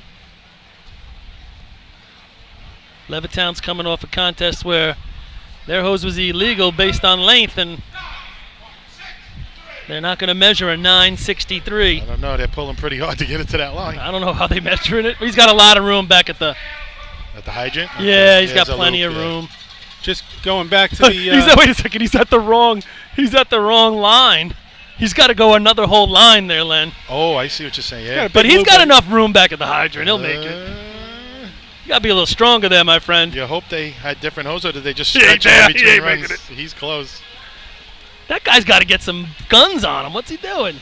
That's when you hook it up to the utility vehicle and hook the other end up to the B truck in I tell ya. between and stretch it between races. I tell you this. I don't think they changed it. I don't think they changed it either. But the officials are doing everything they can to be a friend of the Rebels right now. I mean, it's not in the money anyway. It's not kind of affecting. A-Rock and Bob Mara just were befriended to the Rebels. Guys, we got a couple more coming in. It says the split screen is working well. Looking forward to attending the States in 2 weeks. Bill Dupre, Rough Riders 71, 70 through 73. Teddy Boys in 74. East End in Tampa. Listening in. All right. Bill, I left there this morning. Hope it's not raining on you. I've seen a lot of rain this week. Good to hear from the alumni, Bill. Thanks for chiming in. And then Jack Cloudman coming in. I'm still waiting for the Justin bashing after last week, Lenny. Isn't he here? Jack, you're right. Yeah. He's yeah, like the Justin's master of the phone. He won't come on the radio. Oh. He won't do an interview. But Oh. boy, he's got nimble fingers on the phone. He worked with He me got last the week in Group Nassau. Me Man of the Year award, I think. He worked the Nassau drill with me last week, and he had lots to say. Lots to say. And then also, people saying we're doing a great job. They're loving it. Let's go Westerners. All right, Lyndhurst Snails right here. Lyndhurst coming off a real good C hose shot. They threw down a 12.67. They can get more right here. 9.25, fifth place at the hydrant. He bumps across. Oh, I thought he clicked it. He bounced off it once, Paul, and then That's he got a it on. hell of a recovery. If he hit didn't that lose target, much. he still would have beat the 9. He bumped off the top. Yeah, right. He bumped off the top of that freaking adapter, and I'll tell you what, nice recovery. Right back at it. Bang, bang. He blinked. He missed it. He had it on. 891. That puts him into fifth. Ralph's going through puberty over there. Good thing you don't hear him. 891. That's your number 5 number. Now, there's no speed elimination here in the beat contest, so Farmanville will be getting a time with a few connections. So, 771, 798 by North Lindy, 811 from East Islip.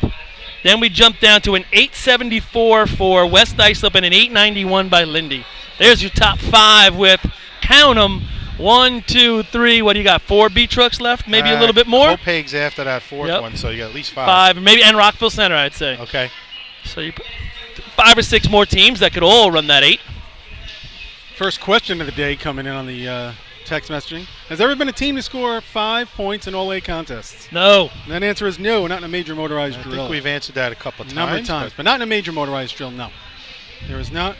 And then the last one was remind Paul this is a family show. Too much ass talk. Oh! That's Debbie, Lenny's sister. Whoa! All right, sis, get on 'em. Wow. She's just trying to make you Got look the good. Family chiming Trying to in make now. you look good with all the 80s music knowledge. She's probably secretly texting you the answers. I think you dropped an S-bomb early in the show, too, by the way. Hey, this is on cable, isn't it? Yeah, I don't know that the FCC is going to give us any kind of hard time. But, you know, my sister's I'll listening, man. get. You're Clean right. it up. We're gonna get a 7-second delay and a beep. Because she's never cursed. Farmerville Bandits. Oh, up at the hydrant, hand out, water in the hose. It's the target. He's gonna be in the money. Long They run. ran forever. Too much running at the top. Dropped them back at the nozzle, and they had to get on a horse to get there in time. Got off in the probably 65 feet from the nozzle line. That's when you get off and you No, look sorry. next to you to see if there's a There's bicycle. about 40 feet from the nozzle line. You get off and say, "Is there a bicycle I could take to this? Because it's gonna be a while." Jack, I'm still looking to beat Justin up from Farmingville, but he had a nice hook up there. 59. So North I really can't say Belmore much. back on the track here with the B truck. North Belmore currently 1 point coming out of 3-man. No 891. No C car today, Phil? No. Anybody? Actually, they had a breakdown, and then, they okay. didn't get it back Didn't get together, it so back? something happened.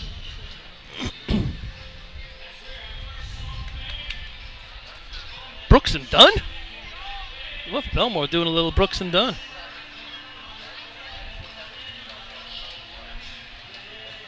Red dirt road to the black pavement of Central Islip.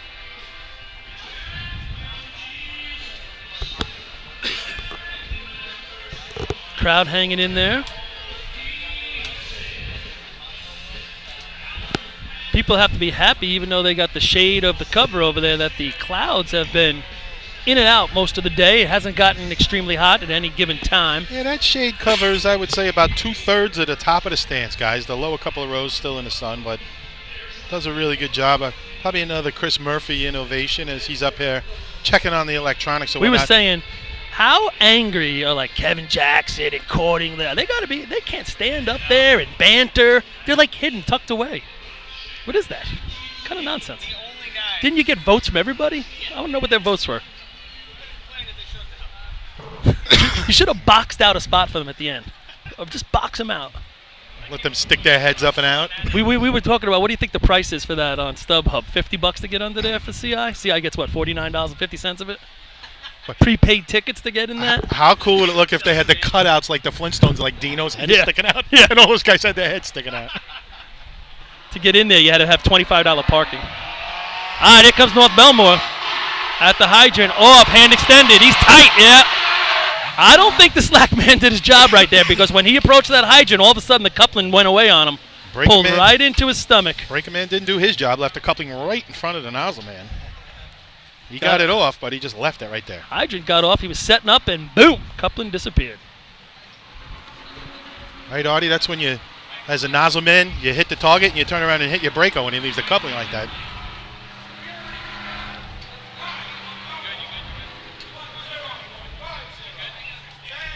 $10.50 for North Belmore. That's going to bring the Sayville Blue Jays up to the track. I mentioned this earlier, you know, if you're the Sayville Blue Jays, or let's say now you're the Hicksville Hicks and all those other things, you got to play the racing game right here. Put water in the hose, hit the target, you're going to get a point. Well, two things I'll give you. One, first, Len, back to, I did get Mole one time. Stuck his hand in late, water came out, and I actually lifted the hose and blasted it right in the face with the water coming out. That's on video. That is on video. He had it coming. That's one. Two, best stick time of the week, 2 weeks ago at the county drill was Sable. Sayville. Sable had the best You stick time said at the, was Sayville. Sound like West Sayville. was Sable at Was. the county drill. Yeah, Cola, that's what I heard. It had Yeah. a hell of a stick time. So Like 243, 240. they're going to need, you know, I mean, if they hit that today, or even a 250, and you can hit the target, you're going to score a couple points. Oh, easy. 891, your fifth place run currently. 250 and a nice target hit. You're beating the 8-7. Absolutely. Playing a little racing game is what you got to do right now. Good practice for Sable, since they're running dead last at the state drill. So again, most of the races today, guys, we've seen some solid times, and quite a few of them. Not quite so much here in Behos. PJ chiming in, wishing the Raiders good luck, hoping they grab a couple points right here from up in Clayton. Track's been given to the Sayville Blue Jays, and the Raiders still on the sideline, biting their nails. With speed, nice water in the hose. Real good up at the top. He's got nozzle on, and he's on it. That's scoring points right there. It's a nice run. Scoring, you're right. Real nice job. Love how he tacked that hydrant right As there. you said, those Raiders are biting their nails. 8:17 is right down with that 8:11. That is right down with the 8:11. I tell you, his approach to the hydrant's phenomenal. Beautiful. It looks great, right? Yeah. It's got to get the same thing going in C-Hose. We talked about it. Yeah. His C-hose is a lot more inconsistent the way he's getting off the truck and stuff like that. But I think it's, that C-hose, B-hose, you're consistently, it's the same momentum every time. Right. C-hose, it takes so much time to figure out, like when you're deep, when you're back, where the speed's at, and stuff like that. So that's going to tighten things up a little bit more in the B-Hose race. It's going to tighten up the nails of those West Islip Raiders as well, because So now they're hanging they're off now of in one. 5th place. Like you said, you're rooting for them. I think I'm rooting for them too. You see all of them standing on the sideline right at the nozzle line. Not necessarily wishing bad things to other teams, but Right. they're not cheering for them. Oh, yes, you are. They ain't cheering for them. Let's be honest. Now, Slip. Blow off. His first year running motorized hydrant? Yeah, I think he might have ran. I'm not sure. He might have ran last year. Don, first year or second year, motorized hydrant? First year. So He just first looks year, good. The guy's a good because athlete. Wally ran. Yeah, last right, year, and right. then Wally had stepped out. So his stick hand first year Is is awesome. phenomenal. Awesome. He's a good athlete. Good athlete. I love the way they just ran that right there. Yeah. What they got to do is take that look and drop him in the same place and try to get the same momentum in C-Hose. And if they could do that right there, man, think about that with the way the C-Truck runs on that team. Yeah. 8-1's a heck of a run. Yeah. guys. I mean, Freaking it's it right could be outside. team record? That's a pretty good guess. 8:14? Team record 8:14. So 8:17. I mean, East Islip we thought had a really good shot. 8:11. They're right there with that. yeah. And he didn't murder the target. A little cleaner All today, right, though. Hicksville Hicks making their way to the hydrant. He's in. He's deep. Off 2 steps. Oh, he throws water into the track. Now he drops the coupling. He was really tight, and he was tight and deep, so you don't have time to get that arm out. Another one leaving the coupling right in front. And they got a lot of Now them. he gets it out of the way himself. The nozzle man. One more team for the for the Raiders. One more team down, 2 to go. The Raiders. And honestly, I think both of these teams can run an 8. So Well, Yeah. Copeg and Rockville Senna. And you look at what Copeg ran the 1291 in C-Ho, so with Ronnie and Chachi here, they're very, very capable of running. They're capable of running the 817 or the 811. Overtime for Hicksville. Copeg currently with no points, and for them, they need to get on the board right here. But now a lot of water on that track. Oh, man. Oh, yes. Try to drive through. Look at the water past. Yeah. You're going to gas it out of the hydrant. It's 25 feet. Now Ronnie typically likes it with a little bit of speed. Sometimes he's back a little bit, but now You're going to be what's spinning Charlie whether you gonna- like it or not. Right. Charlie getting on the gas, it's going to leave Chachi in a tough spot. It up sure top. is. It's going to be close. He's spinning whether he likes it or not. Let's see. Yeah, you can see that on the camera if you're sitting at home in your pool watching TV. You could see where the water has expanded up the track. yeah, I think they'll be spinning coming out, and you'll hear it. You won't just see it; you'll hear it. And I used, Again, I used to Artie- put the water on and I'd hear it. I'd be like, Oh, boy. them boys better boogie. and as I'm not turning the water off. I don't know what these other guys just are what thinking. you said, Paul. I know Artie again is a nozzle man or a breaker. You hear it. You try not to let it affect you. You hear it. The driver hears it and knows it. And You hear the truck kick in. yeah, I used to just start yelling, come on, come and then on. it gets get there." can get a little squirrely if one side hooks up before But it's the other also, side. you have 2 great drivers. You got Harry Penny, maybe one of the best beat truck drivers ever. Mole, unbelievable. One of the best beat truck drivers ever. They compensate so well bringing the guys in at the top. It's- still losing time. With speed. there comes Copeg. Tails. Yeah. Oh. Oh, they really stayed back out of the water. Now he's got water in the hose. Chachi's going to have to really get the target. He's gonna, he Oh. thought he had it on. He Yeah. spun it, let go, and And looked up. the nozzle dropped to the floor. He looked up at the target, and it just wasn't on. And West Ice, look at the smiles on the boys from the Raiders. Chachi's. Hey, look, they're hiding their smiles in their helmets. They're trying to be good sports. Overtime for Copeg. Oh. One more One more hill to climb, West Islip, and it's the Rockville Center Woodlanders. They saw the hookup at the hydrant, so They literally are putting their helmets in front of their faces to control their excitement. there's a couple of smiles down there. Chachi knows he let one get away. Yep. He knows he's got that on his shoulders right now, and he's not. I see Paizo down there from Islip toying with the guys from West Islip too, having a good laugh with them, realizing their anticipation and excitement. I just know talking to Chachi week in, week out, he takes a lot of pride in trying to really put the water on the flat first good drop nozzle, and stuff like that, and that's gonna eat him up for a while. Mm-hmm. That's just not like him. That's really Exactly. weird. I mean, when he spins it, he's pretty confident he always has it on, and he spun it with confidence, looked up with confidence, and then he heard ding, the thing hit the ground. I can't remember in watching this sport for almost 50 years anybody being perfect. No. And we've all done that too. We've all thought we had it on. Looked up. He looked up. And we've all done that. Looked Yep. up and be like, And you're the like, nozzle's rolling down the road. that, or it's still in your hand and it gets blown off, and you're like, what just happened? West Islip Raiders have nervous movement going on over there as they pace the sidelines. They're hoping for an 875 is what they're hoping for. That nozzle coming out of your hand, Artie, to me, that was always the worst. And if the Yeah. water comes out, blows it down the road, down by the target, then you got to take that gotta walk. get up and get it, The come walk of back shame. and complete the contest. We've all done that. Just walk right back to the camp. The worst. We've all done it. No, you complete the contest. We all know that. So here we go. Back in the day when there were reruns constantly. Yeah, That don't happen anymore. Getting a Welton. West All Islip. right, here comes Rockville Center. Fingers crossed. West Islip is watching intently. Oh, they are really fishtailing at the hydrant. Oh, he's got the water on the third try at the stick. Up at the top, they're going to have to boogie. He's really far away, and the Nope. West Islip Coupling. Raiders Coupling does not get broken are time. Water in the dummy high-fiving leg. each other, giving hugs. That's exciting. The West Islip, yeah, I'm happy for It's them like boys. watching Good juniors. job, fellas. Kevin Hayes is getting out the pizzas. Good job, West Islip. They're going to come out of here with a point. Overtime for Rockville Center. And once again, the first team on the line is winning the contest. That is 4 out of 5 races.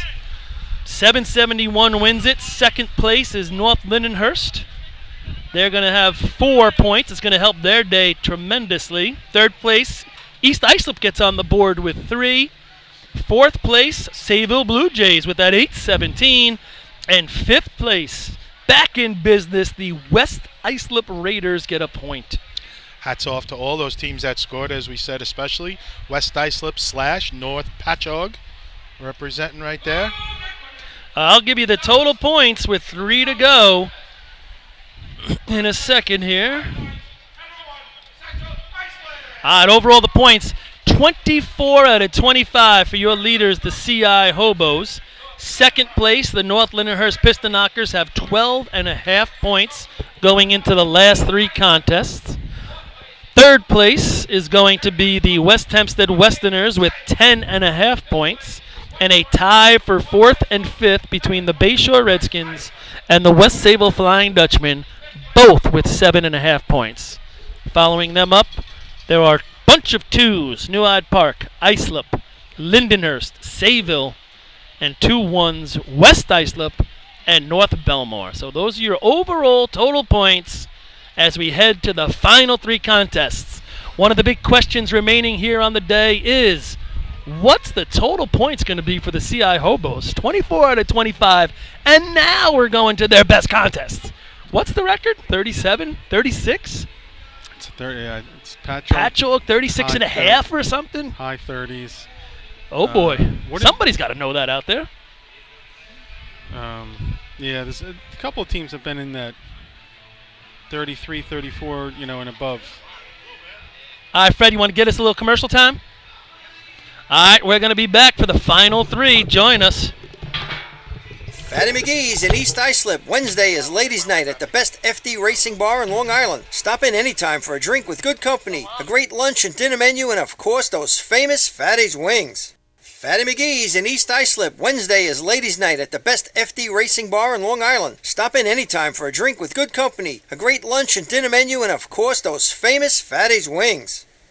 The groundbreaking FDNY electronic accountability system is now available to departments nationwide through Motorola, and SDI is the company behind this game-changing technology. Now, SDI has paired with New York State volunteer departments including Central Islip to solve the challenge of accounting for members who respond after the tones go off. Keep track of your members on your next big incident with a proven solution designed with the New York State Volunteer Department in mind. For more information, visit systemsdefinition.com and firegroundaccountability.com. The Bill Fox Company has been in business for over 60 years, specializing in custom championship rings, watches, badges, pins, and awards. The Bill Fox Company has crafted championship rings for past state champions including the Westerners, Flying Dutchmen, Hobos, Wolves, and Yellow Hornets. Bill Fox Company is the recognized name in recognizing people. Check them out on Facebook, Twitter, and on the web at www.billfoxco.com.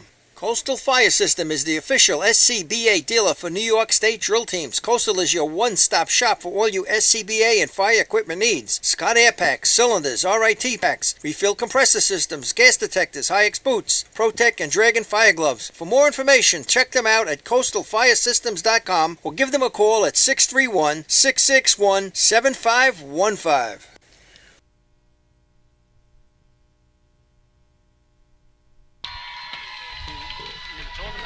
All right, so we are back at the CI Invite Drill. Hats off to the CI Hobos and their track committee. Drill moving right along. Well, I think as Chris Murphy, I think he's trying to make a point today that say we can make these next two contests go fast, even though it's impossible. Yeah, I don't see because this we all come to a screeching halt. And as you see, the stands are half filled right now as people have meandered off to get food and drink and go to the bathroom. This to motorized is 2 to 1 to old-fashioned, if you ask me. But, I said hats off to the CI track committee, local committee. I also see the Islip Terrace Fire Department running traffic control out here on Carlton Avenue all day. They've been here since the beginning of the drill, so big thank you to them. Hop-Hog Ambulance. CI Hop-Hog Ambulance. I don't All know right, if so anybody else as we standing by. step into the last three before they run, we're talking about when we left about 3 minutes ago that the all-time record, what is the all-time record for a major motorized drill 8-contest run? And coming across the phone is that the Hempstead Yellow Hornets had scored 38 in a county drill. But how about a cross-county drill? And I believe Patchogue, and as Twan said, maybe around 37 and a half. And if you go and look on the archives, Twan is 100% right. Those 80 archives are hit and miss. There's like almost complete years that aren't around. But let's see if they're going to continue with the CI Hobos and efficiency. Can we still have this conversation? Approaching the hydrant, they're in, water's in the hose. Conversation's going on so far up at the top. Hand on and target. Didn't get it. Didn't hit the target, but you know what? With Their the way they run, get water out. it still could be points. Is it going to be enough? 9:31, so. I'm going out on a limb, and I'm going to say that's not going to hold first place. Oh, I don't think it's going to hold first either, but is it enough to hold? Let's say it holds. That kind of puts them out of the money then for overall. Talking about to break that record that you're talking Think about how hard that is. Oh. This is a funny race here. You know, Patchogue might have done that at like Labor Day, which isn't very Islip Terrace. I don't remember it to be sure. That I don't remember. You'll see years here that 8:99 and 9:05s are your top times, but then you'll see 9:25, 9:30. So it's not like your Hempstead where you're going to see a couple of 8s or some heavy shots here. But Seahos, when they didn't take first today, they didn't get a no time or an overtime or a miss. No, they got 4 points. They got second with a good solid well, 12-4. If you're going to be above 35, you got to do that. Oh, I hear you. But it's again what they're doing is it's not like they missed the whole race. So now I can see the light that the sun is down, so maybe I can give you some stick times and water out.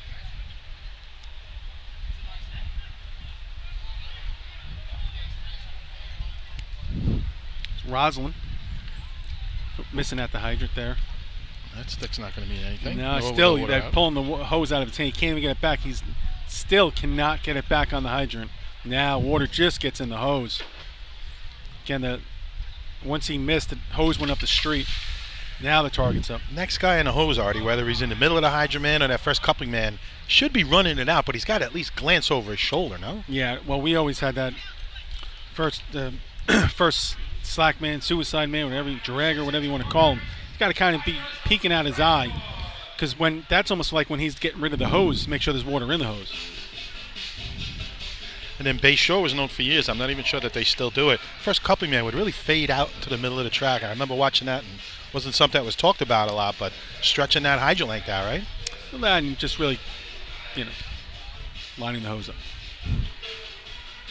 Sounds like there's more to it, folks. We'll have to examine that another time. Already gave me the hairy eyeball right there. Who's this? Brentwood? Some things you got to figure out for yourself. Oh man, what was the time for Roslyn? Overtime, right? Yes. Brentwood's making their way to the track right here. I'm trying to look up some of these old scorecards, and man, they're hard to find. I will say that Patchogue scored 30 Labor Day of 78.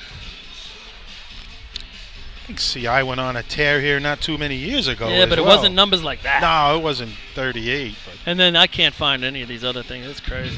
You go back to some of those. Again, it's hard to those The late mid-'80s. 70s, early 80s. Like Patchogue won total points by like just obscene numbers. They were total point champs, and they were beating you by 50, 60, Yeah. 70 points some of those years. All right. Back to live action. so those of you at home with computers, you want to call into Here that comes new phone Brentwood. number? Brentwood making their way. They're at the hydrant. Oh, he puts water on the track. Again, Yep. That's hard to put it on the track twice in efficiency.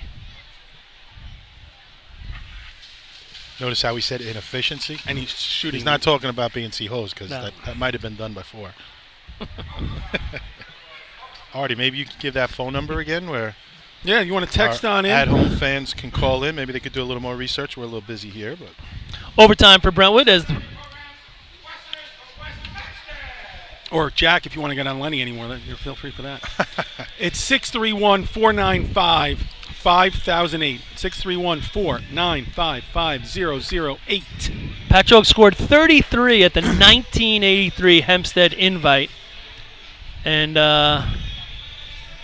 that's a large chunk right there. 33 points at any drill. That is a major motorized which tournament. drill was that? That's the 83 Invite at Hempstead. They scored 33 points. That's the highest I've been able to find. And that comes from Twan. Twan's doing a little research right there. Hopefully he's got his feet in the pool. He's the man on research, so West Hempstead, they've been off target the last couple contests here. Did not score in C-Hose, did not score in B-Hose. Boy, do they need to get back on their horse, you would say, since they're the Westerners. And the 78, they ran a 12-7. Just was out of the money. Wasn't good enough today.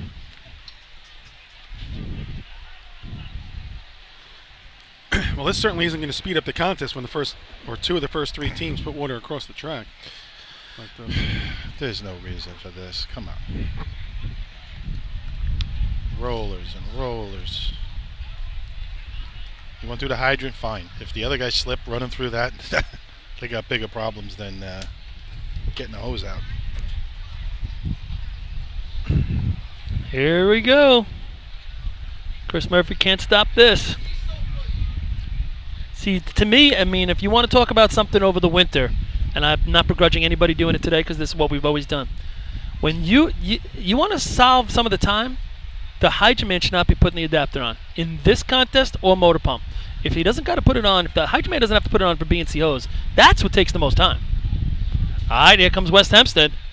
Making their way, hand out at the hydrant. He looks like he crossed it. He's trying to hold it on. I think he got a little twist in it right now. Let's see what happens when the water comes out. Up at the top, target, not good enough, but didn't look like he was holding it on with everything he had. There's a little delay, I thought, on the stick as well. Well, I think he crossed it, and he was like... 333 is what I had with 908 water out. 1074. And that's going to bring us to the East Islip Guzzlers coming off their three-point effort of an 8-11 in B-Hose. Let's see if they can continue that. Yeah, he was holding on for all his might. That's what it looked like to me. So West Hempstead's got to be a little down in the doldrums at this point. They were 3 races hot, and now they've gone 3 races cold. first person on the text message is efficiency pump, no squeegees. Well, that's okay. Let's get back to talking about. So now watch right here. Jay is putting on the adapter for his Hydroman. Now, if the Hydroman puts it on, if you watch, he comes up, he makes them sweep. After they sweep, then he puts it on. Then he turns around and watches them sweep some more. Yep. Then he's got to go back, and then he's got to wipe his feet off. Pick up And his and same thing in motor pump. It's identical to motor pump. And now we're sweeping. There's nobody in the world when there's that little water on the track sweeps at their practice. Nobody. No, you got to. I don't begrudge them for doing it. Well, everybody else gets it, so they're going to do it. Yeah, if the previous team blows off and puts water to the middle of the track, sweep. Just the But if they don't, the only cursory sweeps underneath the adapter. the only thing I'm going to say, the devil's advocate is, and when you get to a pump and efficiency contest, you have the manpower to have someone put it on. Yeah, that's definitely true. Doesn't make sense, and I never really thought it through that much. But you're right. Then the hydrant man wipes his Yep. feet. Then he picks Here up they his come. cup He's nice about the hydrant. Water in the hose. They had a big loop in the middle, but coming up to the top, Pat Dunn's on it. He's got it, and he's on the target. Missed the stick, but 8:44 water Yeah, out. I don't think that's going to Just beat shy. the time, right? 9:46? Yeah, I think so. Just shy. It's right there. Oh, right there. Now, you see, that's a 9:46. And then CI ran a 9:31, which you thought didn't look so great. And missed the target. Holy cow, right? Then you got to start thinking, wait a second. Water on, water through the hose. I got to rethink this. All right. The team that is on a roll right now, more than anybody else outside of those CI hobos, is the North Lindenhurst Piston Knockers. And the NLPK have scored in 4 races in a row, a third, and a second. So let's see what they can put together here in efficiency. 10 of the last 15 belong to them. 12.5 points on the day. Think about how North Lindy's done real good, right, in the last 3 contests. CI's total score doubles theirs. How many years have we been talking about when CI scores it's first and second, right? Yeah. Right. When they score, when they run, it's first and Oh, yeah. second. They don't get too many fourths. You can go through their trophy collection at the shack over there. You're not going to see too many 4th places or 5th places, that's when for sure. They blow a contest, they get 4th or 5th. All right, so North Lindy just used Scott Rice to put the adapter on, which we like, right? Yep. He's off. What if Dudley's already calling him off. Look at this. We're going. Is he allowed to come out when he puts the adapter on? Is he allowed to drop a towel and walk around on it as he puts the adapter on? That's the unknown. There's Why no couldn't he? rule. There's no rule that says he can't. That's right. That's what I'm saying. As long as he doesn't take excessive time. Right. We saw Michael do that. Did he? What we expect, yeah. No, I thought it was somebody else. No. Richie did it for him. All right, coming into the hydrant.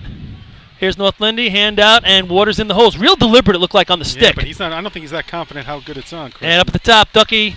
Oh, he missed first, but he come back with a secondary hit. I had 337 on the open with 847 water out. Didn't have his hips real square, Ducky, up top. No, he looked like he was a little sideways.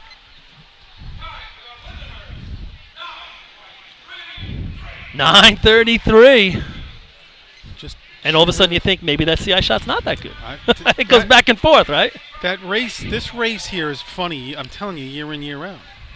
If you look at the history of this race You can run some heavy 8s. Right. You'll run an 895 and win it. Next year it's a 905, Yeah. and then the And following year it's a won't, 930. Right, nobody won't do it for you. Yeah, you're right. You're right. You know, you're right. it's a funny race here that, unlike the Merricks that insert, you know what I'm saying, or the Hempsteads, you know you're getting that number.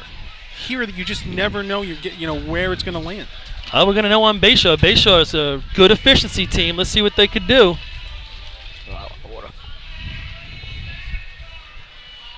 All right, so here we are. Look, we're going through it. Kyle, look, put the adapter on. Now he's going back. He's going to fix it. He eyed it up. Now he's fixing it again. Now hold on. He's eyeing it up. Now he still has to go back and get his shoes ready. Well, you had Now he's going to tell him where to sweep. Here we go. See? Yeah. And it's not his fault, but in general, this is what's going on. Yep. Still at the hydrant. Then he's got a 50-foot walk back to the line. Yep. Scuffing his feet. Uh-huh. He's not running back to the line. He's Nope. scuffing his feet. Yep. Looking back to hydrant. No, that's my point, right? Then he'll get the coupling, look for his spot. Then he's going to step off where he wants to be, where he wants to line up. This is going, and it's not Bayshore, this is going on with 20 teams. There's your time. There's your time. Had nothing to do with how fast you put the adapter on. Or am I red or blue? Had nothing to do with that. All right, Bayshore taking the line. 931, 933, 946 up here at Murderers Row at the CI Invite, top of the scorecard. 7.5 points Bayshore, coming off with no points in BO. Big shot for them. They can run buckets. Pump's been a little iffy. And, oh, he went right across the front. I thought he pulled his hand in right there. Mm-hmm. Frustrated as he jumps up and Yep. down. I think if he looks at the video, he's going to see that he didn't tack it as hard as he wanted I didn't think to. he tacked it at all. 322 on the handle when he missed. I think he looked to place it on Yep. instead of throw it, And, hit it he hard. has a tendency to do that over the years. 1377. When he doesn't keep his arm out extended, you saw it when he got there. You're right. He pulled in his arm and tried to place it on instead of attacking it. Yeah, I mean, he's one of the better efficiency hydromen. Yep. When he keeps that arm out and goes hard at it, I mean, 99% of the time He hits. Oh yeah. But when he misses, it's always that. Right. It's always that. And it's always the same. It's the same thing. You'll see it like once a year. Yep. You'll see it. Better now than in a couple weeks. Yep. And he'll learn from it. He's good like that. He won't come back and do that again next week. West Sable, they're at 7.5. They need to get back on the flying shoe moving forward. Enjoying the broadcast in Southwest Ohio, DJ Khan, longtime website master, NYS Drill Teams. Yes, And probably, without most people knowing, one of the most missed people in all of racing. Yeah. Oh, there's some people that know it. As Twan and I said many a times. I can't, I mean, The way DJ did those archives. you was cannot phenomenal. thank him enough, from what I hear, the time that it took to do what he did, but And to be doing it at the startup phases everything, of the electronic age here in racing. we're sitting here talking about stats 90% of the time, and all of them, as I always go back to the old archive to look up every stat, as I just was doing. So kudos to him, and thanks for everything he did. Glad Yeah. he's listening. I mean, really, if you think about it, was the start of the next generation of racing. Yep. Of not on the course racing, Right. but what we're doing today. The media side Oh, of it. yeah. It all really started with, so much of his effort. Before that, it was either you kept your own records, or Mhm. for a while you went to Joe and Denise Stats in the stands and got Yep. the splits they were getting. Yeah. But other than that, you And had to think keep about- your own stuff, and that Think was about it. how helpful that was all those years. Sure. Joe Stat and all that stuff. It was amazing. Excuse mean, me, it was Joe Stats and Denise to watch. Yeah, Let me you're get right. that It was almost the Bible. We were getting printouts at one point and studying them. Here comes West Sable. Joe and Denise providing a great service over the years. Thank you to them. Hope they're listening. All right, it looked like first loop right there. Water on. It's going to be about a target hit right here. I had him 308. Making his way up the top. Nice. That's going to be in there. Did well with the loop that was coming up. Think it's behind. around a 30-something, Len? It's going to be right I there. think it's going to be in the 40s. Yeah. Where'd he lose it? Kinks?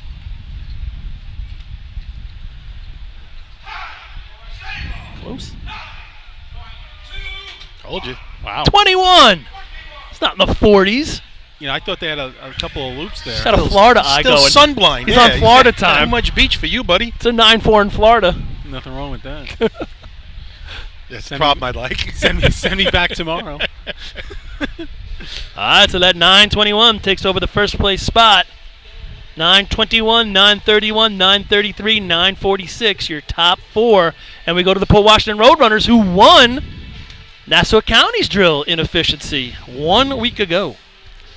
Send me back. I'll meet Patrick Fairs down there, Pat. It wasn't that far from you, about 45 minutes. Sure, we'll be Forward to seeing him in a couple weeks. Sure. Hope he's coming up. Drove by Treasure Island this morning. There's Harry in the stands with the Duke. Yep, Harry and the Duke. It's like Benny and the Jets. Harry and the Duke. Harry looks a little tired right now. Yeah, PBRs will do that to you. It's like he's He's searching for one down there. How many cans of beer do you think Harry's thrown under the stands in all these years? He was racing most of the time, right? Yeah. But he makes up for lost time now. He was in Copenhagen last week for their drill. Saw Had a some- good time. PJ shot a little picture of him. I saw guess- John around too. John I was saw here earlier. Is John. John still here? I saw John in the middle of the stands earlier. This doesn't seem to be Harry's favorite contest either. He's yawning. He This is missed Duke's favorite. This is Duke. He was a hero here though. Duke's like, man, I was nice. I would knock it down. Duke the Nose man. Yeah, he ran nozzle for years. Yeah. Yeah, efficiency Nose. Harry's messed up the coal-off once or twice in his day. Yeah. I wonder if Harry. I never remember seeing any video of Harry or pictures of him running efficiency. Maybe he's the backup man for Duke. I Couldn't think see I'm him. thinking down like He'll the do something. something with If he was good enough to climb, he was good enough to run efficiency. Yeah, third man. All right, here we go. It looked like Danny got out of the start gate late. Water in the hose, but maybe it's going to be to their benefit because this hose Nice lane is going to be speed. real straight. Up at the 345. top, Kyle's got to be there, and he yanks him. Oh, he yanked him back. Ah. They can't even control it to get that You know hit what's on the going target. when you show up, and he's doing a hell of a job coming out and racing today, but racing shape and regular shape, two different things. You're Just not a in that little- routine backing him up. You think he was a little late getting there, and Yes. that's why he wasn't behind him? He was way late getting there. Overtime for poor Washington. Big gap between him and Richie coming in. Yeah. Richie came in nice, and then Kyle tried to really catch up right at the end there. I don't know. Did you get a water outline? Double check it. 884. Yes, that's not going to be. That's a 9. Like I said, it was Yeah. only a 4.95. 345 stick. So. Yeah. I thought Danny got off the line might, yeah, last, yeah. and then I thought he stumbled. Didn't look good coming in. He's usually 320. Yeah.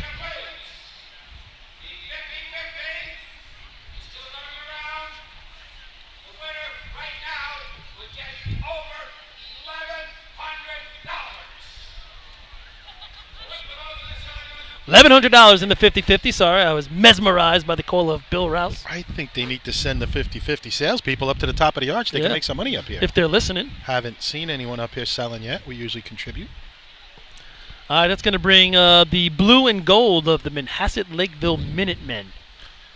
And you know, the philosophy is, guys, you buy those tickets at the end and your number's on top. So we got a chance if they make Yeah. it up here. So you're saying we got a chance? We got a chance. All right. Nice cloud cover right now, just in time because that's when the sun really peers into this arch Starts beating us with down. these 1 o'clock starts. We are facing due west. So And they're off, making their way to the hydrant.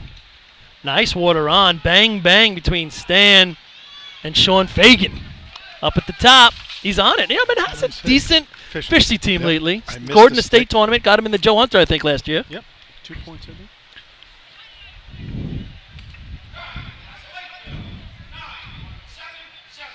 Currently 5th place with a 977 Manhasset's run.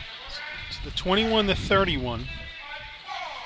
I thought that was the prettiest water on. Bang, bang. I'm not saying the fastest, but they were really in sync with each other as the New Hyde Park Termites make their way. New Hyde Park currently 5 points out of a ride down the track at the end of the day. So if they want to get down the track, they got to get moving. 3 races to go. Some pretty good numbers so far in this contest, but room for other teams to break in. Obviously, those last 2 contests for them are the ones they really Don't. look to score heavy in. New Hyde Park? COs, BOs. Oh, I thought you meant pump buckets.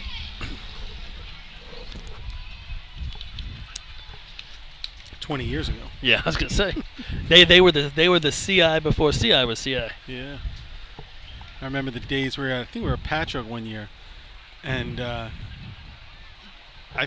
don't recall anybody really ever getting this. They asked to run out of turn towards the end because they were waiting for guys to. Usually, guys were asking to run out Right. of turn because they had to have guys go Right. to work. They were asking to run out of turn so they could wait for a couple of the Yeah. guys in the ladder to get there. Right. I can remember, man, we were up a couple times. We might have been up 12 points of them going into the last 3. And, And they beat scored us. 15. Yeah, And they it beat wasn't us. over. They beat us. And that's more than one time it happened. But they were the team. Like you think CI today is like, oh man, CI can dominate. Well, that was New Hyde Park. I'm a star. He'd just throw in the lane. He wouldn't even get them next ball. He didn't throw any down. Yeah. He would just throw them off the side. It was fun to watch. It was impressive and fun. Saw him at Riverhead a couple weeks ago. Here they come. Phil Making running their hydrant. way in. Nice. He gets the water on. See if Frankie can put it on the 40 flat. scales up top. Oh, low left, low left, right. It's right Left up on to that nozzle line, too, boys. Those Left officials to are right. looking at each other right now. Yeah. Uh-oh, Mark. Hey, oh, look at it. Mark's giving him the old hair of his chin right there. Yeah. He's Jo- looking over at Jocko going, eh. You wanna make Jocko it? held it like 2 inches with his fingers. He was close. Be careful there, New Hyde Park. 321 on the stick. 1067 overall. A lot of discussion there at the nozzle line. They're telling Frankie now, right? Yep. You were that close, buddy. Might want to trim that before. Now they're pointing to a spot. This is a double stripe line, and they were on the closest stripe to the arch, Yeah. boys. He was close. At the edge of it. Frankie, there's no arguing. You didn't get flagged. Just say, okay, and cut your hose. And why would you do it? Why would you do that? Yeah. Just cut your hose, Unless man. you got some crazy inside diameter hose.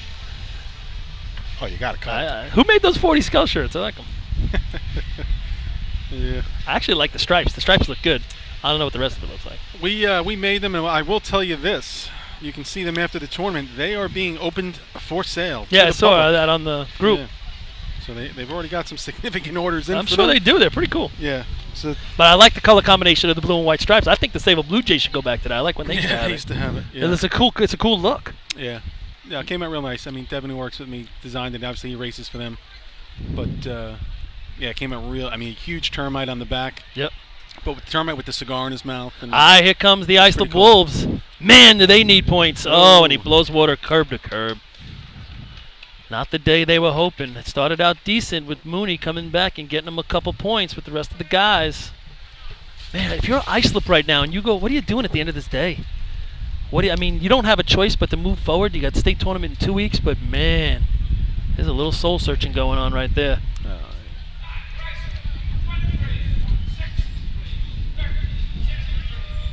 Listen, as great as Billy is, It's hard, man. He looked good B ladder.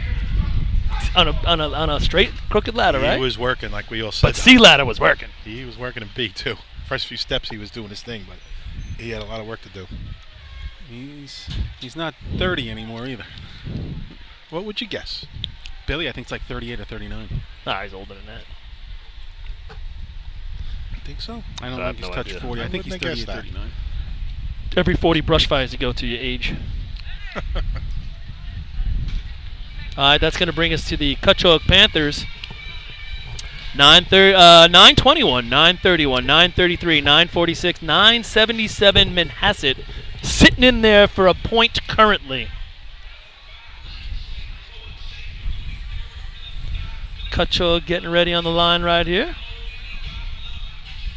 Talked about them earlier. It's good to see them out. It's hard to combine. Ran a little old-fashioned this year. I think they're combined with more than one team, right? One department. I think so, too. Yeah, it was Manorville. And Ridge, is it? Yeah, it might be Ridge. I think it's Ridge. I'm at a party the other night. Tell me what you think of this idea, and it's going to take more than one run. And I'm talking to Ducky Miller, man of million ideas, most of which I like. And he has this idea that if anybody on Long Island, anywhere in the state wants to race, you take all the guys that don't have a drill team and you put them in one big pool. I've heard this. And you hand them out like that. And then you can give, if a team needs 4 guys, they get 4 guys. And I'm trying to think of ways that it's not going to work, but I like it actually.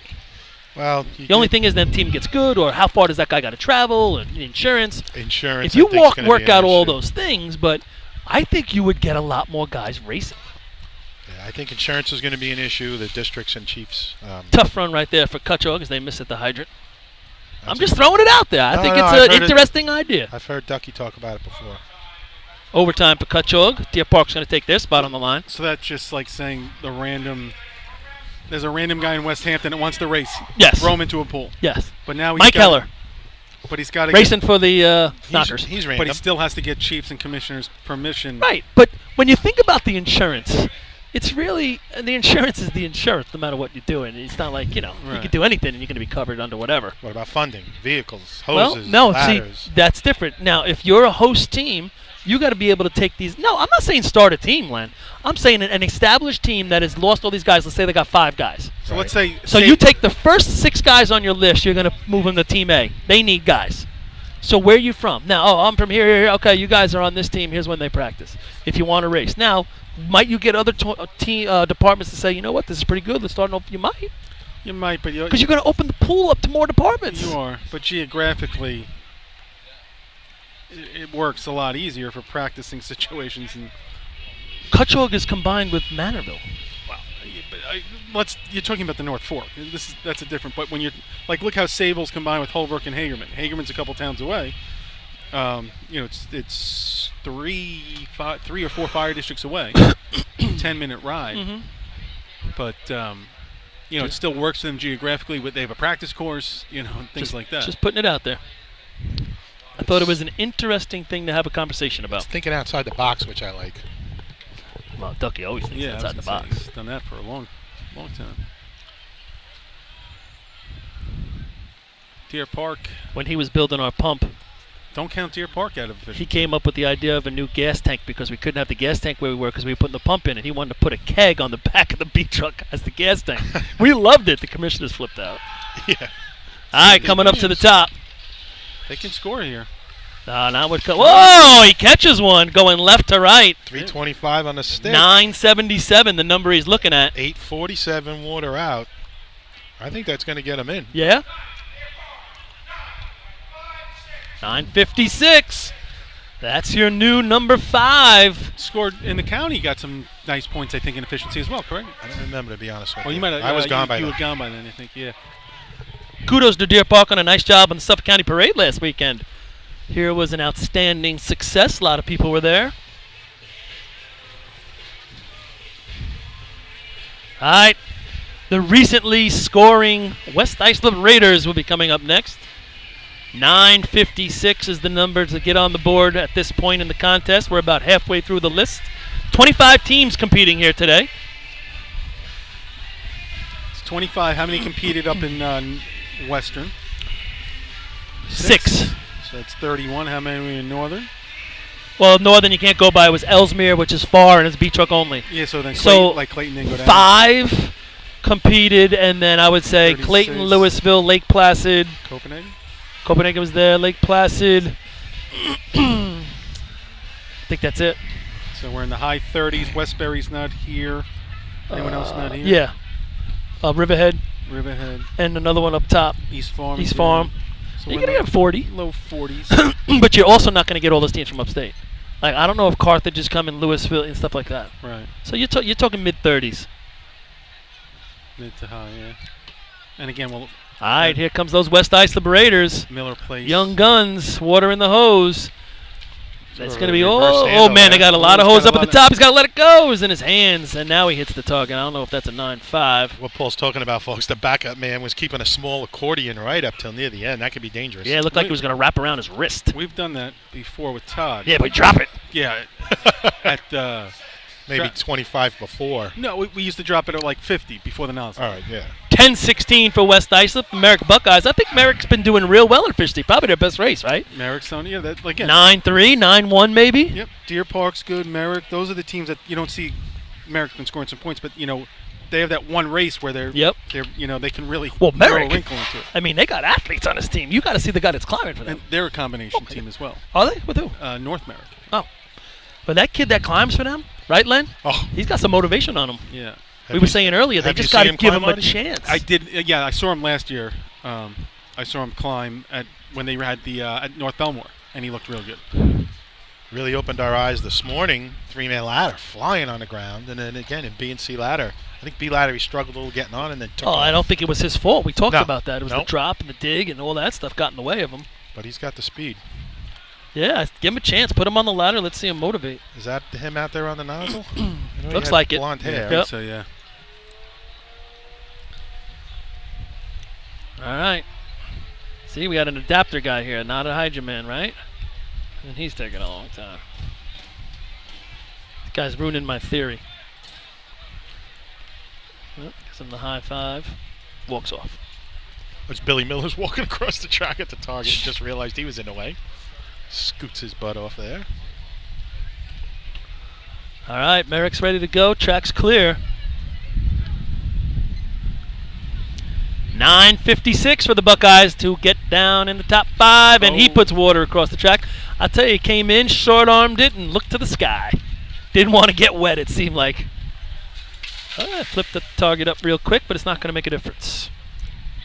Definitely have the legs getting down the street. 325 on the miss at the hydrant. 11:04 for the Buckeyes. Selden Slowpokes coming up next. 9:56. I don't know if that's in their wheelhouse. We'll find out. You're just saying a couple of like Miller places in here, they'll be at the state trail. Right. Riverhead. We said, yeah, I really. didn't hear you say Riverhead. And you get some of those other teams, old-fashioned, sometimes to show up and run a couple of races. Car Place. Old-fashioned state drill next Friday night. Hempstead, Long Island, New York. What do you think the odds on that one? It looks like Belmore to me. Belmore tough. Yeah, they look Obviously, pretty Miller good. Place is going to be tough. Freeport back at it. Just talking Amityville. other teams for motorized. No, Hempstead. I had heard they were putting a team back together. I think they'll be out. a little surprised they're not here. Yeah, I thought they were going to be here too.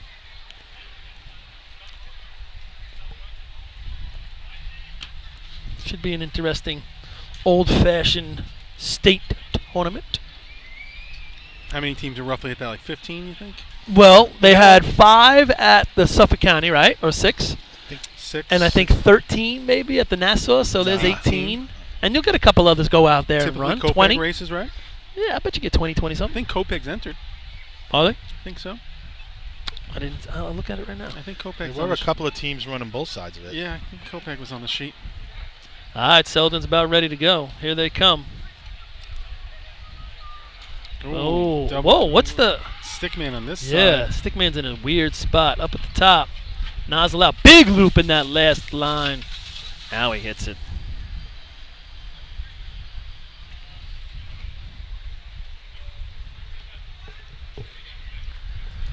All right, waiting on a time here for the Slowpokes. 11:59 for Selden. That's going to bring the Levittown Rebels to the line. All right, guys, I'm going to take a little bit of a break. Maybe join you Ah. near the end of the tournament. The family is here, so go watch a little racing with them. You guys got it covered. I'm sure you can hold it down. Freddie will chime in with all of his knowledge, I'm sure. Tell them thanks for the treats. Yeah, I'll leave them up. There's a little cooler outside, Artie. I'll stick them in there if you want some more. Hand them out. I know Paul don't like them, but he'll like anything you bring. So. I'll have one more. All right, I'm going to stick them in that cooler then if you want them. And I'll probably join you later. We'll see what happens. Probably. I know State you're going to miss me, old-fashioned. so.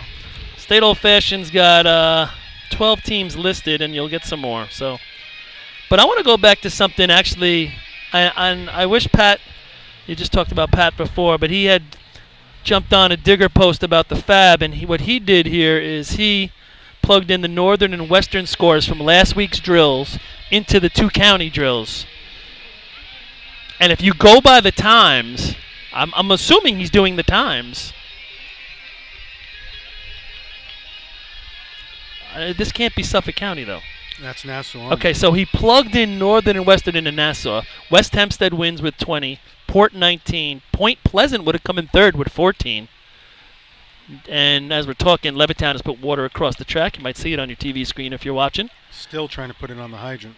Yep. Just And now. now he puts water across the track, and he's soaked. And he's angry. I think he said that's it. Now it's done. Throwing his hands up in the air. I might be Surrender. a little angry at that point myself. So White flag. if you plug in Northern and Western into Nassau last week, West Hempstead wins with 20, Port Washington second, 19, Point Pleasant third, 14, New Hyde Park and Hicksville get 12, and Henrietta gets 10. Great Bend would have scored with their shot in C-Hose, and Spencerport's 777 in B-Hose would have come in first place. So pretty spread out, interesting. Nice job by the geek, as he says. Guardrail geek. All right, so what are we looking at? Next up is going to be the Lindenhurst Snails. 2 points on the day. Lindenhurst they can run a little bit of buckets, right? They can run some pump. So you need the athletes right here to get a little something done. Well, they can run this. That's what I'm saying. Need the athletes to get something done here. Give yourself your 5.5 points out of 5th place overall. They'd love to match that B-Hose time. 5th place is going to be 7.5 points after this contest. Right? B-Hose. Yeah, yeah. 891. They'd like to duplicate it back-to-back Yep, yep. races.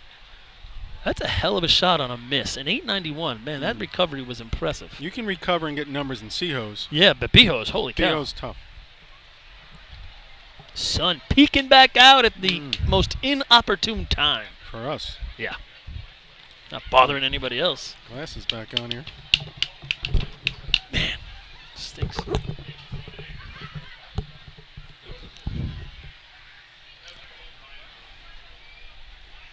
Tracks 5:57. that time of day. Yeah. So we're talking 5 hours into this drill, and we're going to have 2 contests left. Not bad. I was thinking 10 o'clock. No. I'm wrong about that. I actually thought it started at 12. It'd be almost over it then if it started at 12. All right, here come the Snails. Good start. Coming into the hydrant, and water's in the hose. Let's see what they can get done with the rest of the shot. Good hose lay up at the top. Creeping in, and target. I think it's going to beat the 56. Let's see where it lands. I think you're right.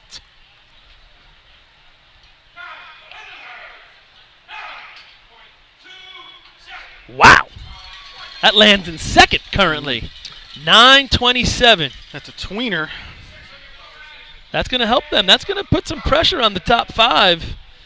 Fifth place is going to be 7.5 with Bayshore coming out of this contest. And if Lindy stays with a 27, gives them 4, they're going to be on the heels there going to the final 2 contests. So that puts a tweener between CI and West Sable. West Sable's got a 21, 9:21, Right. and the 9:31. Right. So that jumped in between. But I don't think they're not. They can't even mathematically catch them, can they? No. I'm just saying it's a tweener there, and then we go down to a 9:46, right? Yeah, that's 9:46. No, is, 9:33. But 9:46 is going to be your 5th place cutoff by the East Islip Guzzlers right now. Farmerville Bandits coming to the line. See if I can stand up. I can't get the sun out of my eyes. No. No matter where I am. Stand up and move back. Nope, can't go.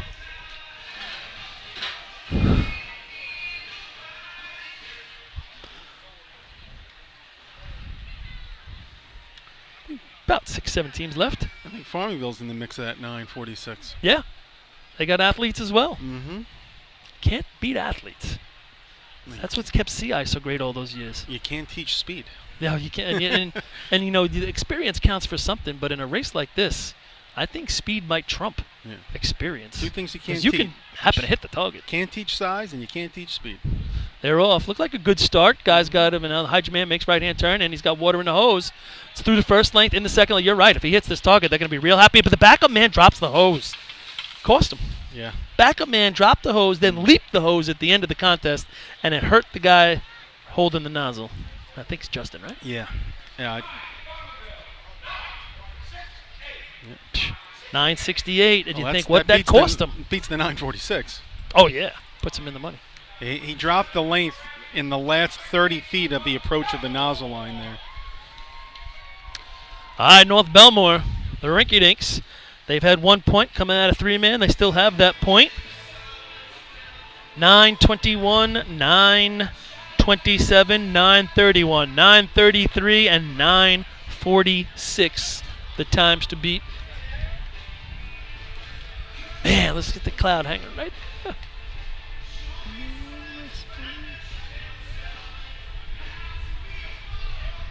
Good crowd today here at the track on Wheeler Road in Central Islip, Long Island, New York. It's still pretty good capacity. Yep. Think of how great the facility is and everything they've done. When they built that building back there recently that they can cook all the burgers in and serve the beer out of. Yeah, remember they used to serve them out of that little spot by the hobo shop? Yeah, right. They had the What's that now? Bathroom stuff. They still have the little grills in there Do they? sometimes. Yeah, like when they do like their little feeds. Or Right, like, you right. come up here. Like when they have the meetings, sometimes they might use that. No, they use this now for the Yeah, county that's true. meeting. That's true. That's true. Yeah, it's nice. Yeah. Great facility. Always trying to upgrade and improve, and this year it was the tarp on top of the stands. Be interesting to talk to some people when the day's over and get their feelings on it. Yeah, the one thing I bet you they just wish there was a little bit more property that they could buy. You know, they got their rectangle here of property, which is great because you don't see many of them left anymore. No. But if they were able to just buy a couple more little pieces, Like I'm the whole sure- shopping center. Or the cemetery. Or that house across the street. Yeah. Who lives over there? Farmerville? I almost went in the driveway once. Parking. It was a hell of a job to make the turn that He day. made that turn. Oh, It was a hell of a job when he drove that Sea C-truck ladder. on the Wheeler Road. To be able to turn like he did, that C-truck, it wasn't an easy turn. Lost, I gave him lost a his brakes on lot it, of credit. and Eddie Stewart made the left turn up into the grass there. Yep. Hell of a job. Up the apron of the driveway. Hi, North Belmore. They are really crunched over to the north side of the track. You see it on your TV screen at home, making his way to the. Now he spreads out, goes to the hydrant. It's got water in the hose. Let's see what they can do with it. It's going to be about a target hit. Up at the top, backup man secures him. They're there, and he's waving left to right. It's going to be close. I think it's not going to be in. I could be wrong.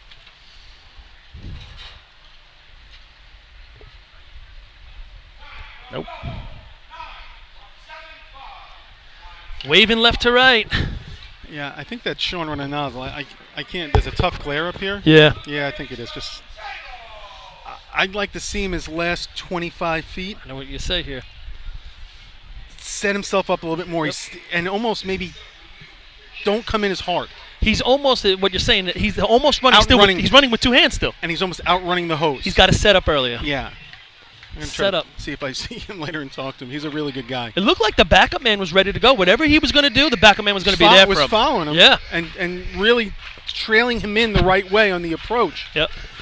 I mean, two things I just saw. I'd love to see their first dragger do something a little different with the hose coming out of the hydrant, the way that loop is. But then him, I'd really like to see him just really slow his approach down a little bit, get in control, and Yep. square himself up. Yep. I almost want when he comes into the target, his water's going left to right. 'Cause if he can get it to go north and Yeah. south, up and down, much better shot at hitting that target. Yeah. Get that arm out in front of you. All right, Sayville Blue Jays. Start to point at it. I like to see them earn a 9. Yeah, watch the backup man here. I've had conversations with him. I think he's way too far behind. Water's in the hose. Real nice hookup. Water through the first, through the second. He's got to get behind him. He's not. Nope. There it is. Won't get behind him. If he snugs up right there Yeah. and controls it, he blasts that target. What's that, 9-2? Yeah. It's a 9-2 with that water on. But he Sure. won't do it. Holding the hose there. 11:34 for the Blue Jays. He's not behind him, and he's peeking. Oh, yeah. He's Really? got to get there. He's fast enough. Yeah. He's just, Yeah, I like the hose lay's nice. Yep. Stream to the target's nice. Yeah.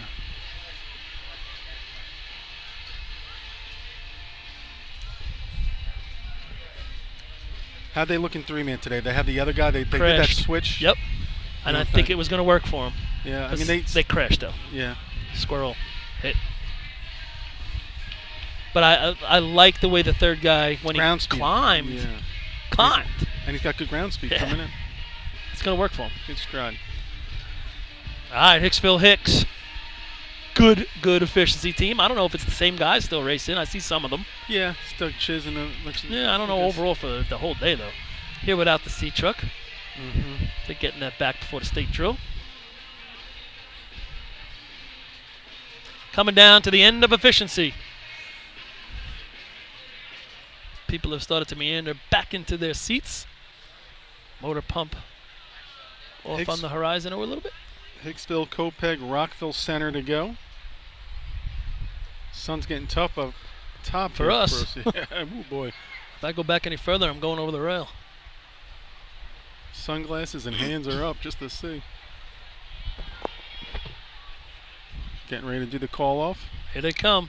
Looks like a good start. He's booking into the hydrant, and Nice he's got speed. water in. The water went to the curb a little bit. Now there's a lot of coming out of that first coupling up at the top. If he Chiz hits up it, top. it's going to be close. Good water through, but I don't know if he's going to get the 40. missed. Waiting on the time.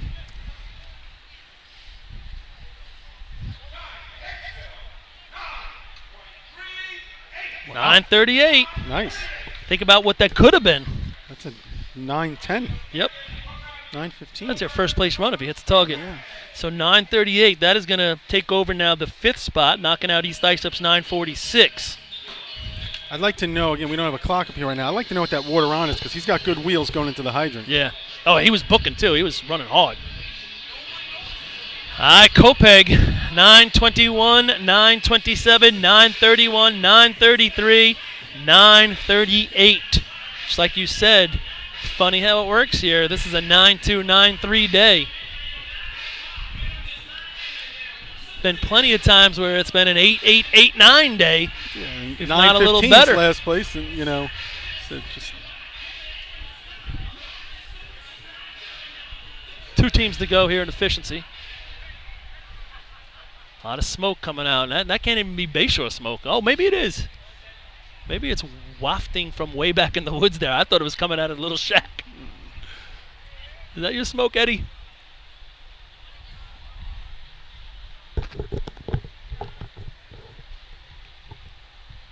All right, Copeg ready to go.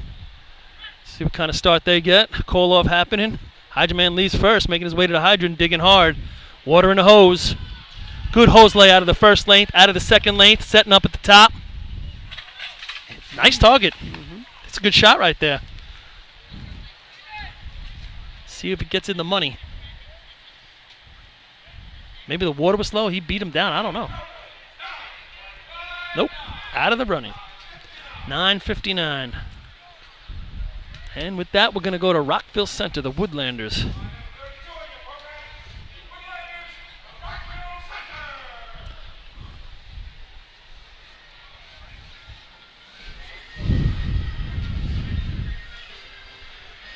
Rockville Center trying to make the impression on the scorecard right here.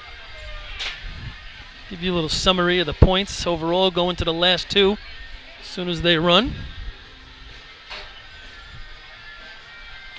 See if the hobos we talked about earlier, scoring mega points in a drill, if they're going to still be able to get close to that. You'd have to go perfect. They definitely can.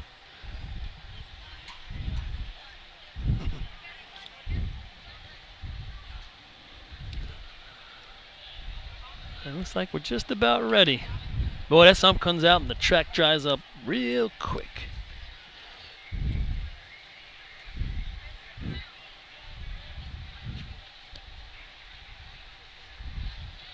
All right. Now, is Rockville Center running with one less guy? They have nobody running out that entire length in the middle. But they have a turn-on man. So what do you do right here? I run with a man in the middle. Heck yeah. They're running turn-on man, but nobody. The entire mid-length is going to be dragged down the track. They have nobody in the upper length. The backup man to the nozzles carrying some loops, but nobody in the middle, but they're running with a turn-on man. And they have a guy starting them. Yeah, the guy's well, maybe just can't do it, but right. I would still take somebody and switch around and get him in there. Making their way to the hydrant. Water's in the hole. The person running out the loops in the first section went down pretty hard. Now he's got a loop wrapped around and up at the top. Target's on. And he Tough run for Rockville Center. Hit it from about 35 feet. We're going to have a good drill shaping up for the last two right here. 10:58. All right, so top five in that contest.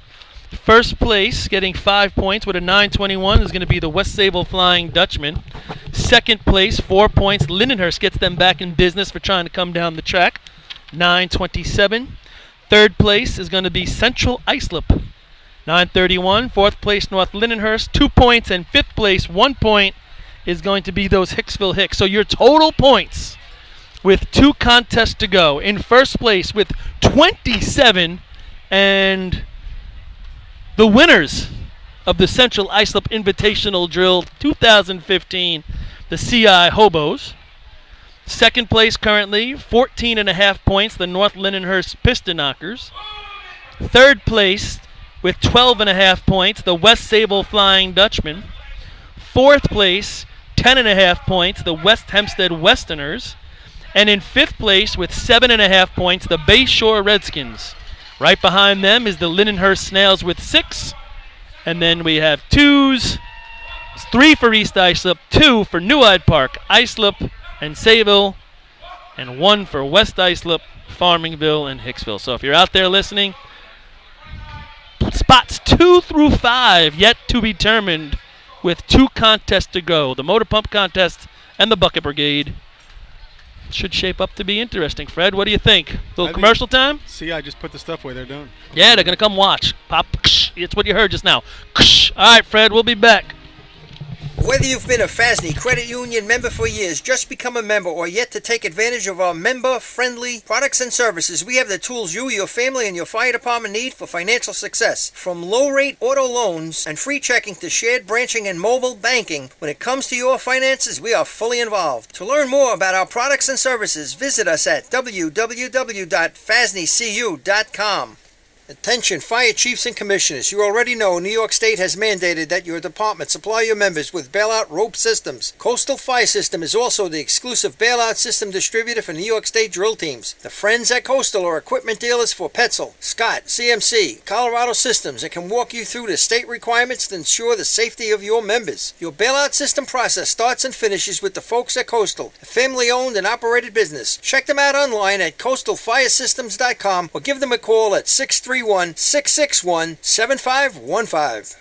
The Titan Group is back supporting Drill Team Racing and taking their game to the next level. With 20 years experience in the apparel industry and the addition of an in-house design team, we will find exactly what you're looking for. This year, join Team Titan and let us handle all your apparel and equipment needs and be part of all of Team Titan's promotions. Follow us on Instagram at Titan Group Racing to keep your hand on the pulse of your favorite teams. Owned and operated by members of the Drill Team community, we know what it takes to run your team. Let us handle everything from jerseys to helmets and tape to trophies. We are a one-stop shop for all your drill team needs. Call us today at 631-859-0075 or see Artie Suskind or Devin Robinson on the track. Gear up, get on. The Titan Group.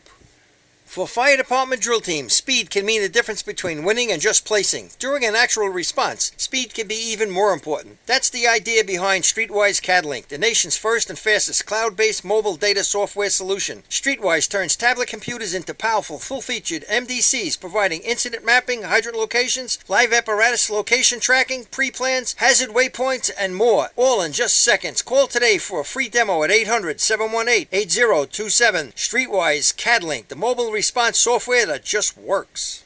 How old is your fire department thermal imager? Thermal imaging technology is changing as quickly as your smartphone, and the time has come to upgrade your TIC. Coastal Fire System is the exclusive thermal imaging distributor of New York State drill teams and offers the full line of Scott, ISG, and FLIR cameras. Coastal is a one-stop shop for the best brand, so start the upgrade process with the longest-running sponsor of New York State drill teams. Camera servicing also available. Check out Coastal Fire System on Facebook or give them a call at 631-661-7515. Integrated Wireless Technologies is proud to be part of the 2015 season as the exclusive Motorola dealer for New York State drill teams. IWT is a Motorola manufacturer's representative and offers the full line of Motorola products to fire departments as well as David Clark headsets. IWT is your one-stop shop for custom radio solutions, licensing assistance, and top-notch service with fully insured technicians. Start your next radio upgrade with IWT. Check out their website at www.goiwt.com. With over 60 years of experience in the fire and rescue business, Nassau Fire Apparatus is known to be the leader in the industry. They are vehicle and equipment distributors who provide products, parts, maintenance, repairs from coast to coast. People working at Nassau Fire not only sell the products and services, but also work in the industry in EMS and as firefighter volunteers. You won't find a more dedicated and experienced team to align with than Nassau Fire Apparatus. Visit them online at www.nassauFire.com for more information. The 2016 Fire Rescue and EMS Mega Show takes place February 20th and 21st at the new location, the Brentwood Sports Fieldhouse at Suffolk Community College. It's bigger and better, with many new vendors showing the latest, most up-to-date turnout gear and new products. Hundreds of vendors will be present to explain and demonstrate their product lines and services, along with the extrication competition. See you next February in Brentwood at the Mega Show. Jolly Tinker Hose Company is the new source for the best racing hose available. Each length is designed to withstand the demands of FD racing. Colored hose and double jackets now available. For more information, call 516-322-6366. Jolly Tinker Hose Company. We have tight hose. If you experience any damage due to fire, flooding, wind, or mold and need help, contact SOS Emergency Services. SOS is the exclusive emergency mitigation company for New York State drill teams and is family-owned and firefighter operated. SOS has a friendly working arrangement with all insurance companies, so call 631-486-7979. SOS Emergency Services for the right help in your time of need. Since 1973, Fire News has been a proud supporter of the time-honored tradition of New York State drill team racing. As they celebrate their 42nd year of publishing, they are honored to be the official publication and online coverage of New York State drill teams. Look for ongoing coverage on Fire News on firenews.com and on Facebook, Twitter, and Instagram. The Inn at New Hyde Park, Long Island's premier catering facility, is the first choice for weddings, parties, and corporate events. Owned and operated by local families and firefighters, it sets the standard for supreme service, gourmet cuisine, and style. The Inn's restaurant, Brasserie 214, takes you on a culinary road trip through Europe with our world-renowned chef and an unmatched international beer menu. To book your next event or to celebrate after a tournament, go to www.innatnewhydepark.com or brasserie214.com. Open table or Facebook, or call 516-354-7797. With over 25 years of service in the fire industry, High Tech Fire and Safety continues to be a proud sponsor of New York State drill teams. High Tech has been honored to serve as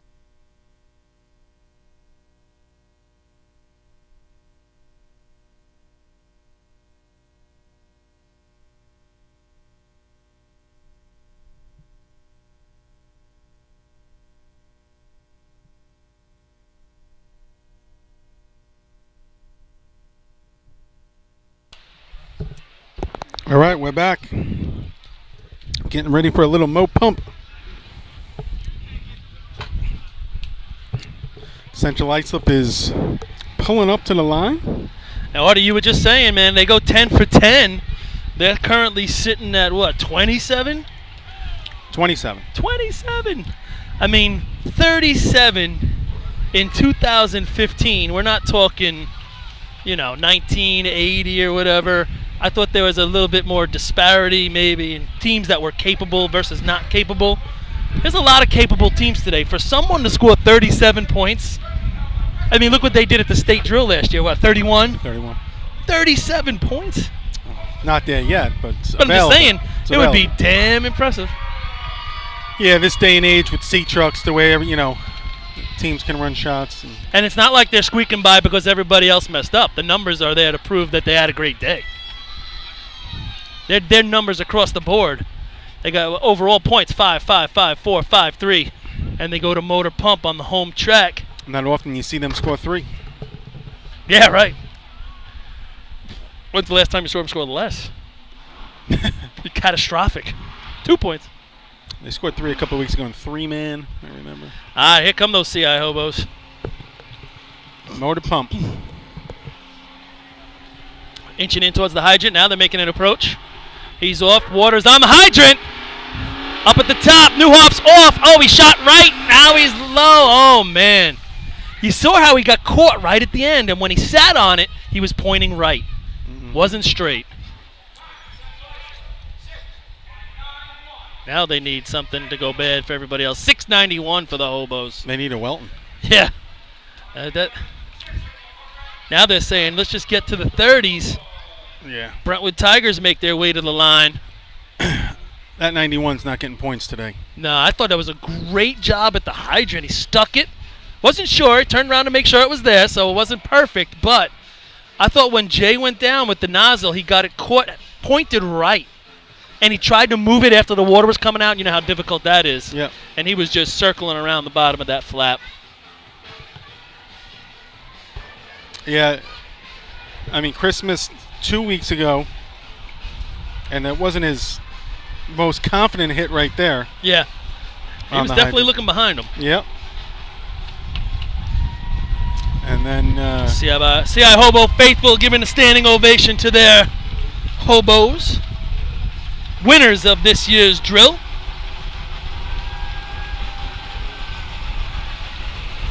When it's all said and done and we're 10 years deep from today, they're going to look back at this run of the hobos and say, wow, that was pretty impressive.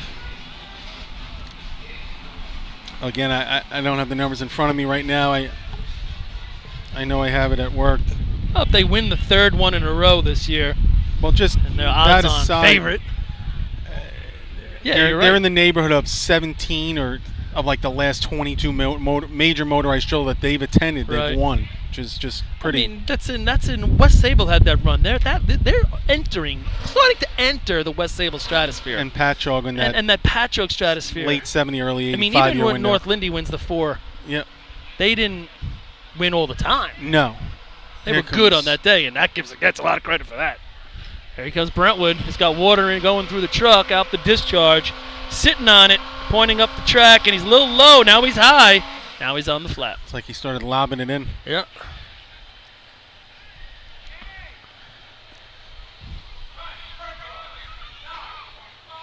$9.57 for the Brentwood Tigers. And that's going to bring us to West Hempstead. And if you're back at West Hempstead's camp, it's got to be a little tense right back there now. They started off the day with a third, a second, and then shooting blanks for the last 3 contests. And they're better than that. So they got to get back on top right here, throw something down the track. Just back to what you were saying, even like North Lindy's run. I don't know if Twan's still listening, if he could text in or someone. But there was the one year when they won the state drill.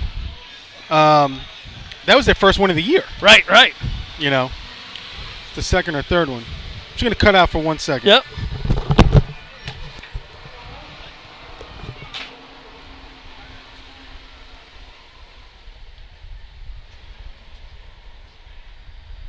Just getting a little going on the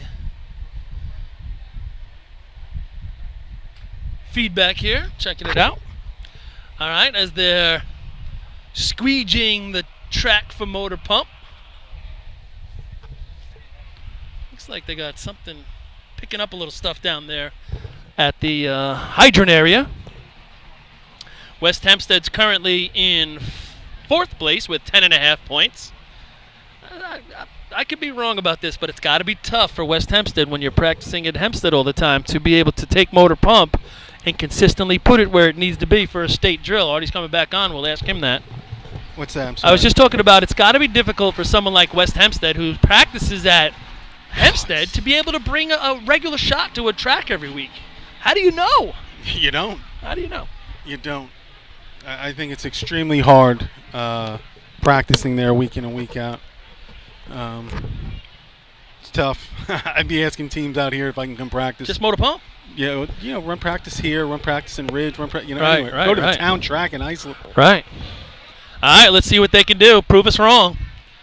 West Hempstead, hand in the air. Nice shot on the video right there, Fred. I like it. People at home are enjoying great shots today. Here they come into the hydrant and water on. He stuck it. Let's see what they get out the other end. He's sitting on it, going at the flap. Looks like it was mid-stanchion, maybe a little bit to the left. Brought it back and hit it.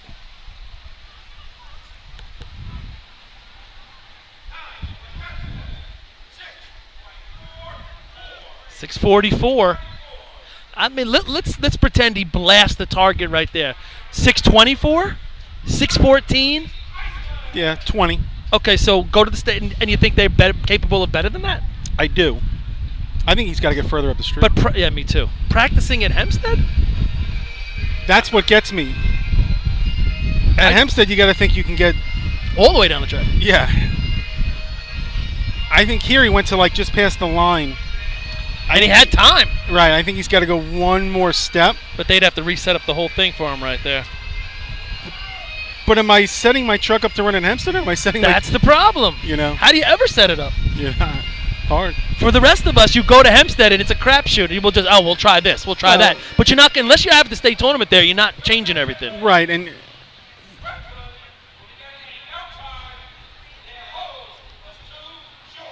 Brentwood's been thrown out for short hose in motor pump. You look at some of the better pump teams the last number of years when they've gone to Hempstead, whether it's the Hunter drill or the state drill there, those teams have really looked to go a step or two up the track, take time on getting on the gas, and changing some things up. And you've seen a couple of those teams. North Lindy's run some nice shots, and CI's run a 6-1. I think they were a 6-2. So, but all running with that method.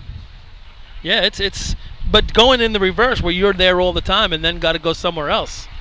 I just find it so difficult, and it's such an important race at this juncture where the teams are capable throughout the day, different teams be able to coagulate in terms of the points at the end of the day. Motor pump becomes so important. Very few teams can do well in it, but the teams that do well in it do very well in it. Yeah. 95 knockers. Oh, wait, hold on. Cancel that. Twan's coming back. I didn't think it was 95 either, Twan. I think it's 97. Double check that. Was it West Sable all year or CI all year? All right, looks Looks like we got.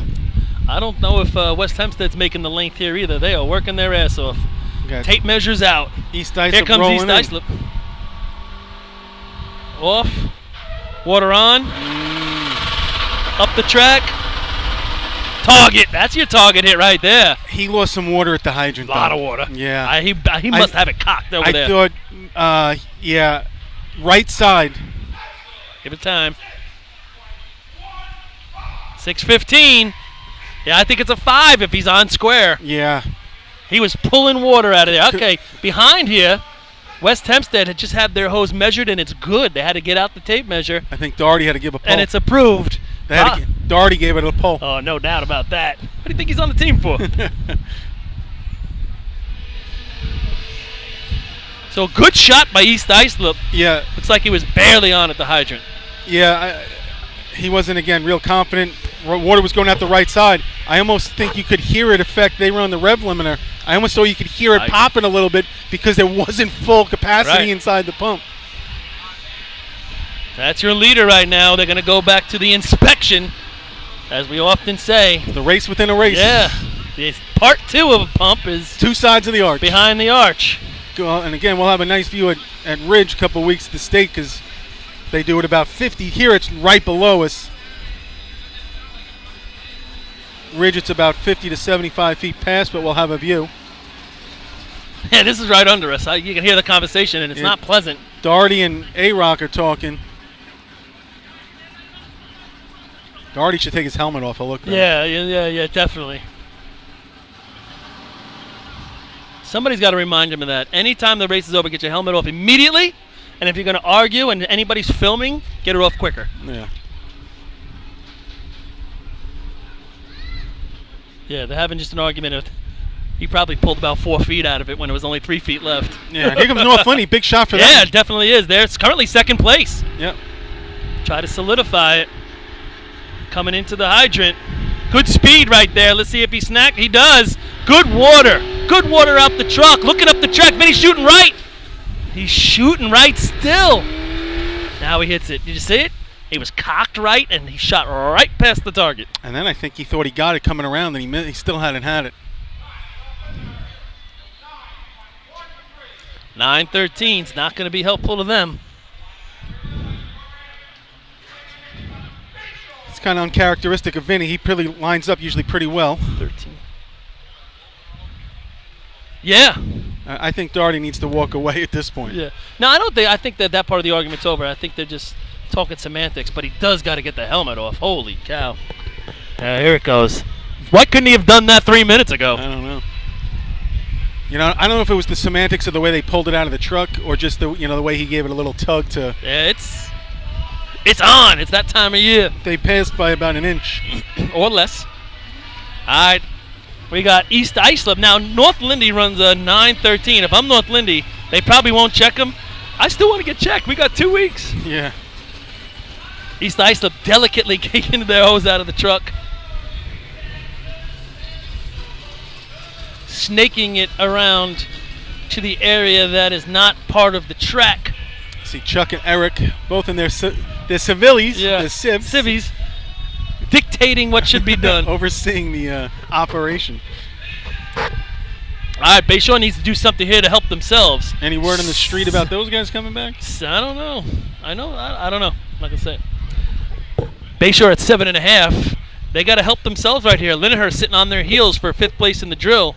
And with in front of them, North Lindy not putting up a real good shot at 9:13. Bayshore's got a chance maybe to jump them, including buckets, which Bayshore's been good all year. I was just about to say, 14.5 second right now, right? Yep, So and 10.5 is fourth right in front of them in 6:44. So Bayshore knows what they got to do coming in right here. He needs a 5 right here. They need like a little bit of a statement of a 5. Yep. And then to say, hey, we're going to play pump and buckets. And There is a. try to jump everybody for second. It's very tight back here. They almost should not have all these trucks right here. Then they could get something done. But they are like tiptoeing on the edge of the track. It looks like North Lindy, because they probably are still in the top 5, will get tested as Bayshore gets ready to All right. roll in. Bayshore making their way at the hydrant. They're off, and he's got it on. Up at the top. They had a little hose behind him. Now he's got it. He shot left, then he shot right, then he shot left. Oh, and it blows off the discharge. But he hit the target. I don't know if it's going to prevent an overtime. He was left, right, left, right. A lot of hose behind him. Yeah. You got to line up and pin it. You can't aim. 898. It's not going to help their cause.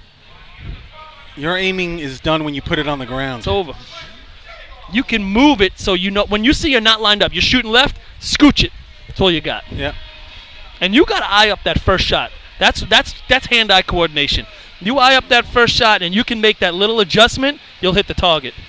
I think a lot of it. But you can't go all over the place. I think a lot of it comes down to when that target gets set on the course, making your way up the course, whether you're finding an asphalt seam, whether you're saying I'm left or right of that asphalt seam. Well, you have to be the right. Nozzle man, you have to pick the flap out and find your mark where it's going to be. Yeah, you're right of it here today. That's not sitting on the paving box right here. So if it's not, that means I know when I get off that truck, I have to set up my nozzle to the right of that seam. Yep, and that seam is very clear on this track. Yes. That's, to me, that's part of Moto Pump 101. But when you take any nozzle man, when you start, it's over when you start waving. Go. You Once you have lift to it hit or it on the wave it. second shot. You got to scooch it and hit it on the second shot. But your first shot has to be completely recognizable where you are. And your second shot has to be scooted in. East Islip, I think, having a problem with the B truck. Yeah. Now they were getting ready to go out in the street and make the turn. North Lindy didn't get tested. They left.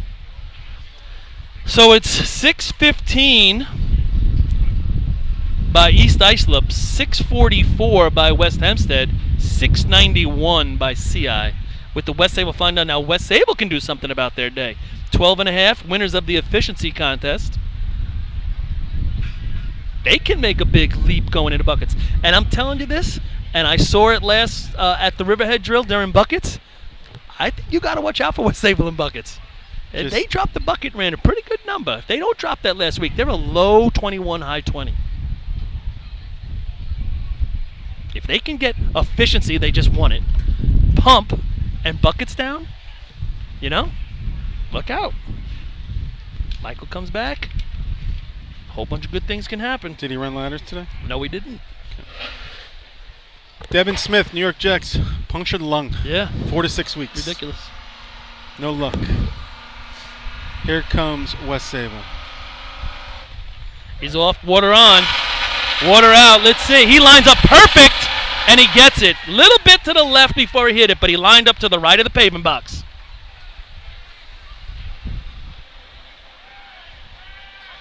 Ooh, that feel good. Be at first place. 586. They're going to be happy about that. What are you saying on that one? Two things. One, I was going to say before they ran, but I don't want to jinx them. I thought there was a heavy shot coming out here for them because they haven't had a heavy pump shot in a while. That's number one. Number two, Joe Quenzer running the nozzle. It's the most aggressive I've seen him run it in a long time running Right. pump. He came out there and was like, I'm putting it here. And he had that little slide in and right. put it down Right. aggressively instead of saying, I watch him race sometimes, and especially in pump, he's not always Delicate. Yes. Yeah. You're 6'2", 225. Yeah, right. Put that thing on the ground like a man and say, this is it. Right. And he did it right there. I tell you, we're watching everybody line up, and he lined up perfect. Just right at the pavement box line. He was dead on the target. And aggressive, like you said, perfect. Yep. I like the way he ran it right there. I'm Authoritative. telling you, if West Sable throws up a real good bucket shot today, look out. They run in these 3 contests. Which has somewhat been a little thorn for them the last couple of years. They haven't finished as well. They always were that 12, 13-point finisher. They went down to a 6, 7-point finisher. But you want the dynamic. Well, you want a little silver lining in the fact that Michael was hurt. The silver lining is we had to concentrate on something else. Right. And maybe it's going to pay off. Port Washington running better pump than they have in a long time. Yes. Yeah. They would love to get 6-1 on last week? Yeah. 6-13, 6-15. 6-16? Yeah, they got to get on the board. It's open. It's 586, heavy shot, 615, second place. But again, a nice opportunity for them. Now they're at a Suffolk track where a lot of, everyone's kind of running those heavy numbers. Run it. Stay with the big boys. Yeah. West Sable's going to go through the process.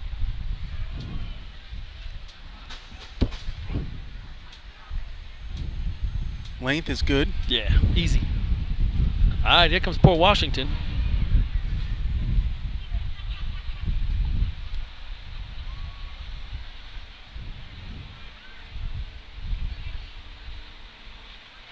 Waters in the toes. Through the truck, out the other side. Pump looks real good. Oh, he caught him. Caught him at the top end.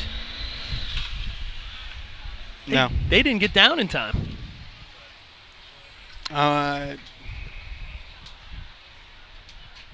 Didn't look like he was the caught him. Question mark wasn't there. Never got the hose there. Well, that's what I'm saying. I think the water was such a good water through. I mean, that pump must be a new pump. It's cranking. New last year. They run a 9:54. Manhasset Lakeville coming to the line. And looks like West Sable's good to go. 586. Write it down in the book. If I'm Danny driving that, I'm not changing anything. I wouldn't either. That's one or two little things on the back. Just got to get worked out again, and you're looking at another heavy number. Because as he actually put the nozzle on the ground and then went.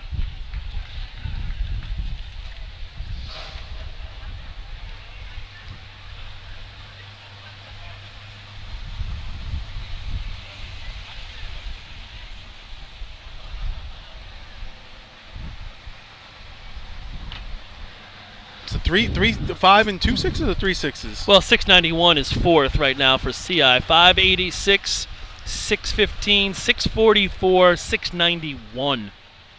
If you really want to drop off, 898.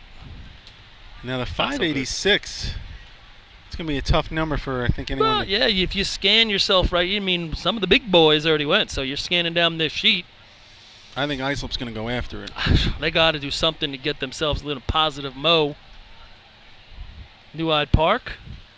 I don't know. I don't know if they can run a 586. State record holders, the West Islip Raiders. 547, along with the Central Islip Hobos. I don't know. Lindenhurst still got them out there.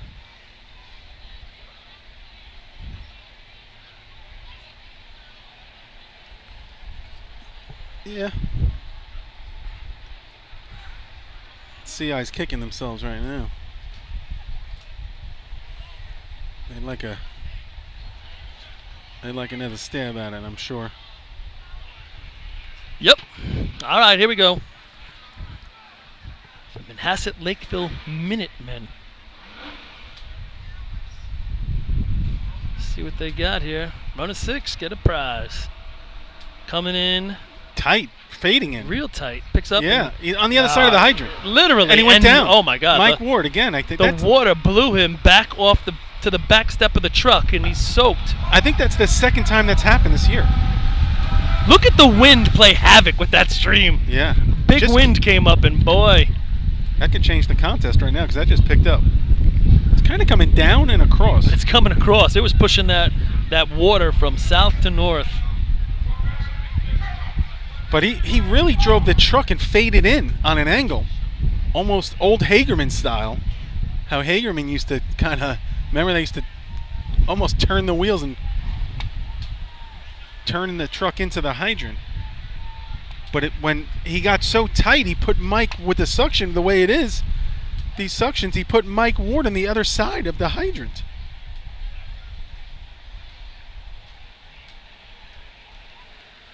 Are you reading that? Yeah, poor Mike. Is that Mike? That's Mike. And I think it's the second time it's happened to him. Didn't deserve that. Yeah, you're right. They come in so tight right there. His second step is literally on the right side of the hydrant. That time, yeah. And he tries to get back, and there's no way you're going to force it back at that point. No. And then to blow him down the track. Team meeting. Yeah, I mean, he kind of just looked up here and rolled his eyes. He must Can't know we're talking about him. Can't blame him. How can you not? Yeah. He was the show. All right, New Hyde Park Termites. Old school capabilities, 5s right in their wheelhouse. But what do they got now? They got a 5 in them? I don't think so. I think they got the 6 capability. Below the 6.5s. Just don't know if the 5 is in that in the wheelhouse right now. There's a lot of cleaning going on, but there was a big splash. lot of water. The hydrant. A lot of water. Sun about to go down behind those trees. Can't happen quick enough. No. I mean, you go back to the heavy days when they're running those 5s, sliding up the street. Crazy. Yeah. You know, I think Mike was running hydrant, right? Mike Athenas, who's driving, I think, is running hydrant back then. And pump. I think Nose was on the side of the truck. Nose here today. Saw him early. Yeah, he makes a lot of them. Uh-oh. They're going for it. And listen, did they have? Well, Mike the Hydra Man, was he running pump? The old CO's meet? Yeah, I know. I'm Can't think talking. of Mike's Before then, they were running great numbers. Yeah. Before he was running. All right, here comes New Hyde Park.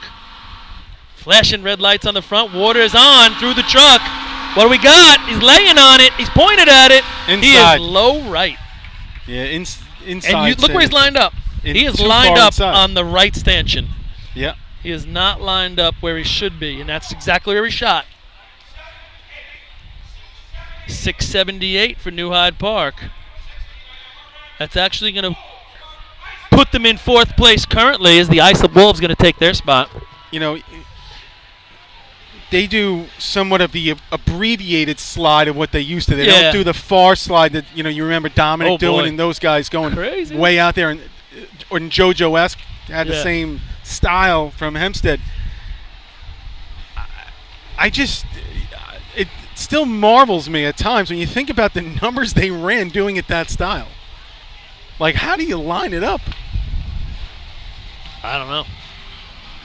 You can't, and he obviously didn't. He was lined up on the right stanchion, and exactly what he shot. The flap was the right stanchion. He nailed it. But you got it, like when those guys were hitting those heavy numbers, the lining it up, and you know JoJo the same way. It's impressive. It's really impressive. All right, Islip Wolves. Talked about their day already. Oh, They now do they have 2? 2 points. I think the 3rd in county points overall.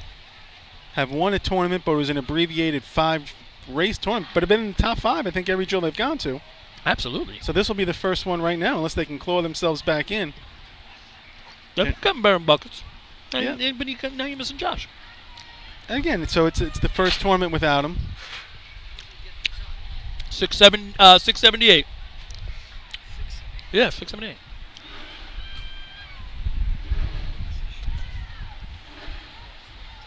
I think they can run it here. I think they're going to try to go after that number. All right, here they come. Making their way to the hydrant. They're off the hydrant, and the water is on. Up at the top. High. Man, hits it going down. He was right, high left, and then he came down and hit it. Going to be a 6, but not what they wanted.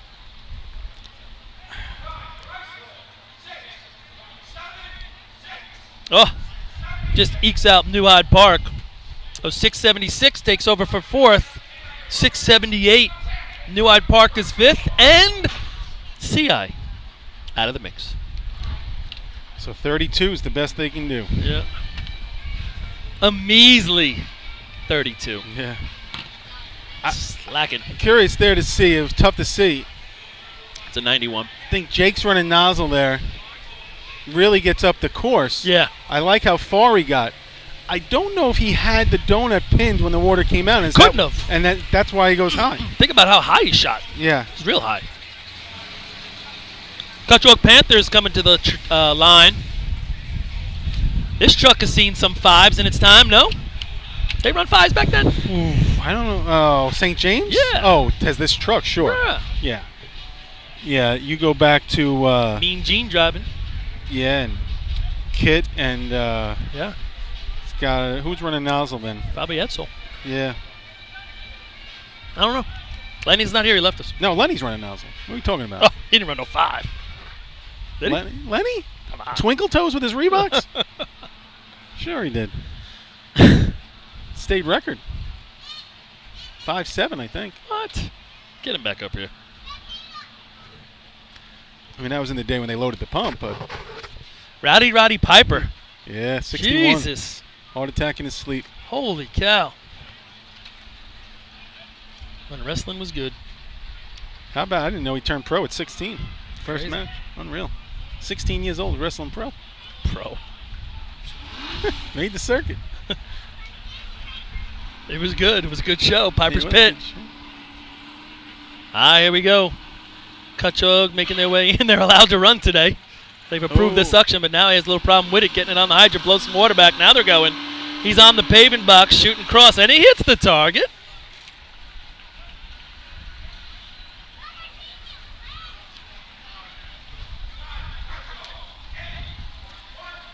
$8:11 is going to be Kutchog's time.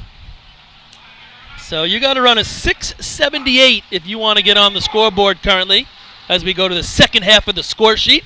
Deer Park Bucks make their way to the line. Little Cindy Lauper, probably in honor of Rowdy Roddy. Those were good days. WrestleMania 1. Captain Lou. That's great. Hulkamania in its glory.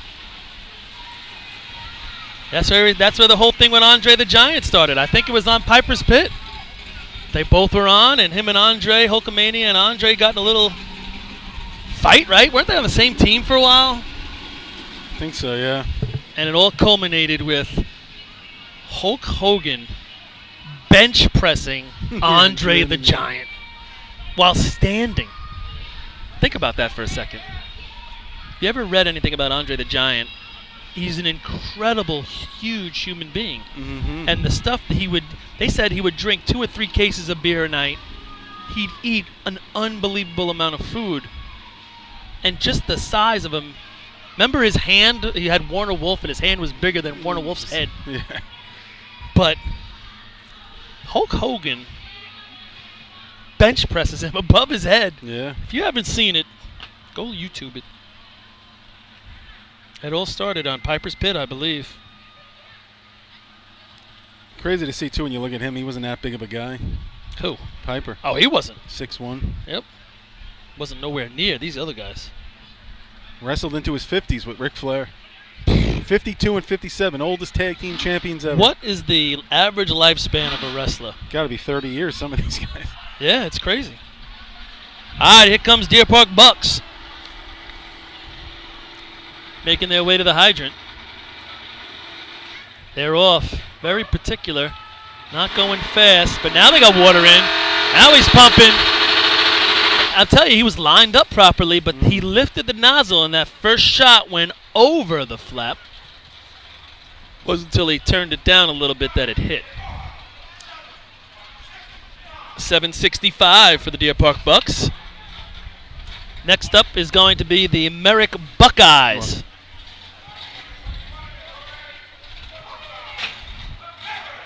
So your state record holders who have 1 point today, the West Islip Raiders, are not participating in the contests, and Merrick will be up.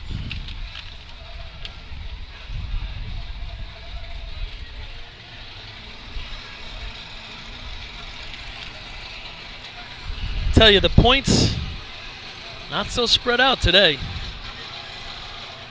A lot of teams garnering most of the points. 678 the number right here for the Merrick Buckeyes. They're measuring their suction as they come to the line. Looks like they've been given the okay.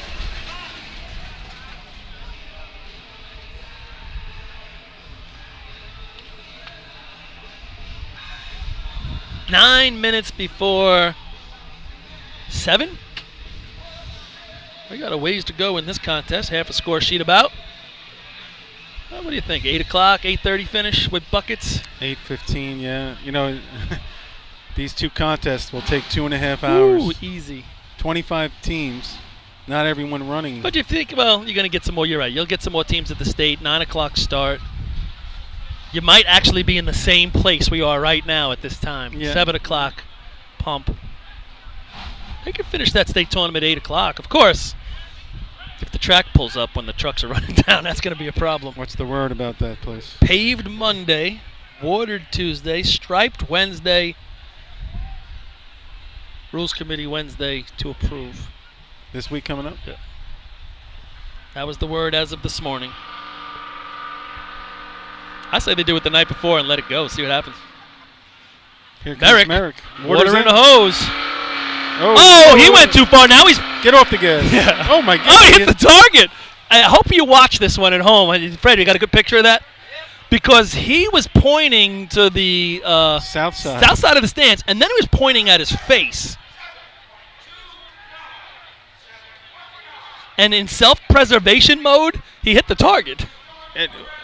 The backup man, I think, helped him, kind of like pushed I didn't him even back. hear the time. What was it, 7-6? 7:21, I think it was. I think the backup man pushed him around almost. Yeah, that was saving his own life right there. Not a good feeling. He was still running when the water came out. Just the opposite of what we were saying about most other teams. Yeah.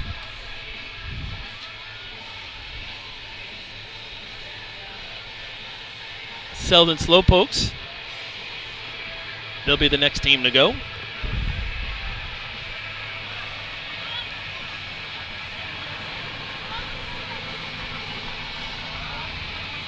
I think Merrick's over there looking at the scoreboard, thinking they might have hit it, but they are outside the mix. Just to review, 586 by the Dutch, 615 by East Islip, 644 by West Hempstead, still hanging in there. Then we drop down to a 676 by Islip and a 678 by Manhasset Lakeville as your number 5. So there's still room for teams to get a number in here. Not your normal CI invite motor pump day. Not at all. But Usually- look, you still have some teams. You got who we got here? We got Selden, Levittown, then you got Lindenhurst. Lindenhurst with a wide open opportunity to put their stamp on a top 5 finish if they can get motor pump done.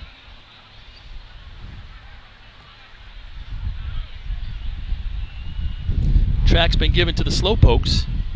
Now the wind's coming back the other Oh, way. don't lose that.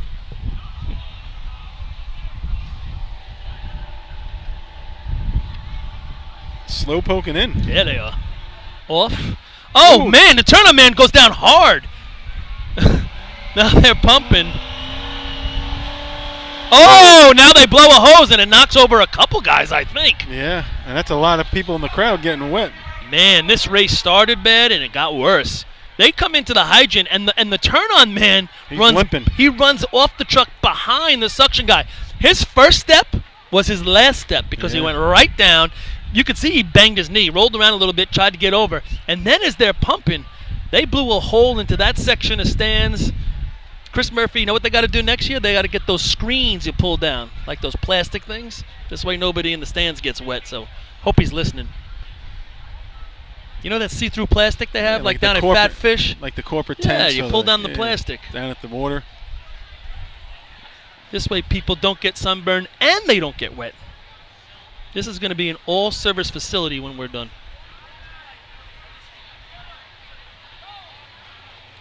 See, they got the white stripe painted down the stands there.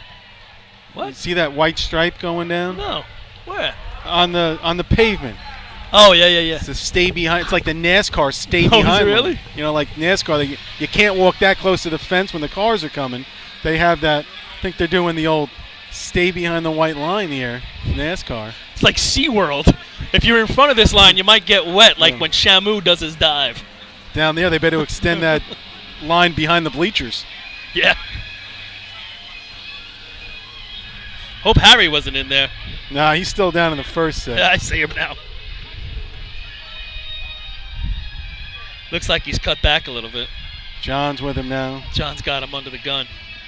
When this That- is over, you got 5 minutes. You got Finster with him too. Is that? Is that Vince there? Can't tell who's leaning forward there. Could be. Is that Rory? Oh, it might be. Yeah, it might be Rory. No, Rory's on this side of Doug, isn't he? That's what I'm saying. And then John. Oh, no, yeah, that's Rory. I don't know who's Harry talking to. Someone from CI. Can't see his face. Usually Harry's wearing the CI shirt. He's got a 31 shirt on. Daryl? No, he's not here. He owes the 31. Been his texting favorite. me all day. All right, Levittown has the track. This is interesting. The nozzle man's actually down the track seeing where he's got to go. Right before they run. There's no sweeping going on. He just walked down the track. He tripped the light. I give him credit. That was interesting.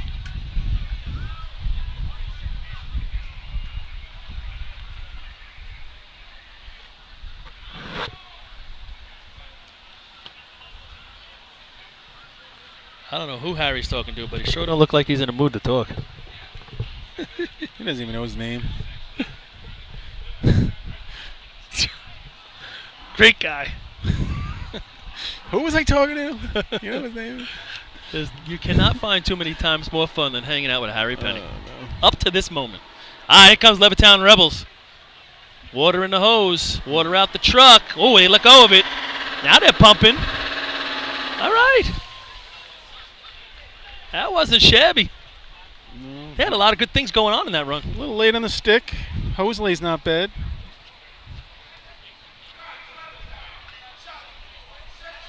$768, yeah. 768 can be a 6.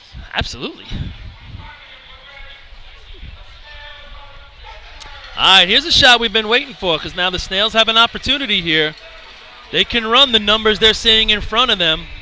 What do they have, 5? They have 6. 6.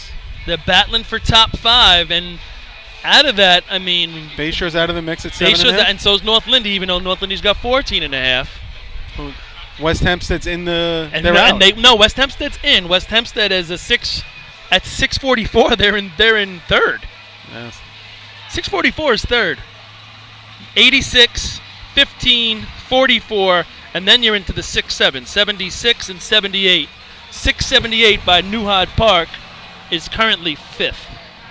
So Lindenhurst has an opportunity to take care of business on their own.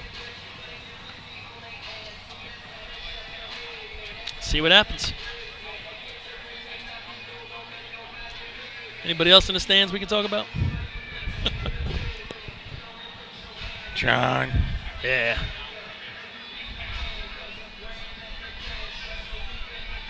All right, looks like Lindenhurst getting ready. They got all sorts of lights blinking. They got red blinkers. They got yellow steadies. A little bit of Christmas. Looks like they're ready. Koloff going through. Haven't given them the track yet. Now they got it. Pie Callahan going around. Yeah. Still in there, digging today. Think running nozzle here? Is he? Give him credit. He's got to almost have 30 years on the. Just about. Yeah, I mean, he's 28. had some years I think he missed with travel and stuff. But All right, here come the Lindenhurst Snails making their way. good speed. Yeah, like a fast speed at the hydrant. Got water in, got water out. What's he going to do with the target hit? I think it could get a 6-7, but it's Yeah. not going to get the 6-4, I don't think. He was high. I just don't like laying on like that because the nozzle comes up. 664 is going to be 4th place. Knocks the termites out. Yep. 664, and then it's going to come down to buckets for going down the track between Lindenhurst and Bayshore. If it stays like this, you still have Farmingville, North Belmore, Sayville, Copeg, and others. Hicksville, did you say that? Yep. No. I don't think Rockville Centers, I don't see that truck down there. And again, they were short-staffed in efficiency, Yep, so yep. they could be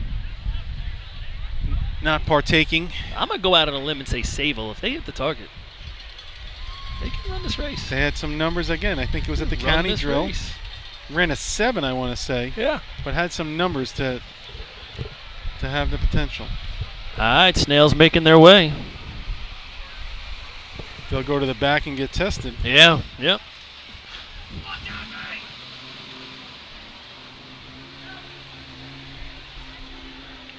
All right, Farmanville's getting their suction looked at here before they take their place on the start line. There's another guy, Mark, Jaffe. How many years out here? Got to be over 50. He's got to be in his 70s. Yeah. Yeah. He's here for the rest of the summer, or at least through the state drill. Talking to him before the tournament. He appreciates everything we do here on the radio and the TV.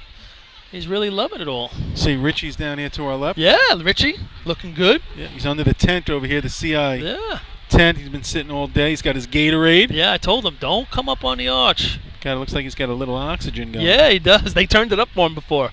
I was talking to him, and he said, this isn't enough. And some of the ambulance folk turned it up for him, and he's like, oh, I feel so much better. I said, Rich, turn it up a little more. You can run 3-man. He's got a little score sheet in front of him. Here comes Farmanville. In at the hydrant, water on, water out. Oh, gets caught, but now he sets it down. Nice shot! Farmanville's going to be happy with that. That's going to put him in the mix. I think it's going to squeak out Lindy, 6-6. I'm thinking, I'm hearing. Might beat that 6-6. Oh, a tie with the Lyndhurst Snails. So now that's your 4th and 5th. There's your tie, 1.5 each. As it stands, we still got some more teams to go. So Farmerville putting it down the track.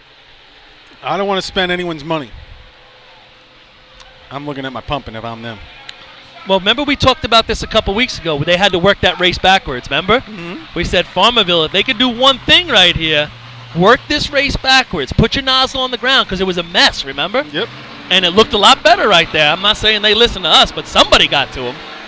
I think we can get the water through the truck faster if I'm them. Well, I don't think he pumped soon enough. He put it on, and then they waited. I think he should have pumped a little sooner. And also, I think they got to come in faster. I don't know what the number is on that, but it didn't look like it was good enough. Yeah. I mean, just a couple little baby steps there. That 6.6 is a 6.2, 6.3. If they can handle it off the back speed-wise and stuff like that. All right, North Belmore. 664 now the number, 4th and 5th.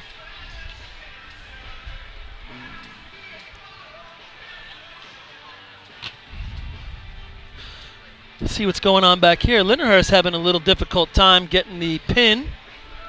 Well, now they've got it done.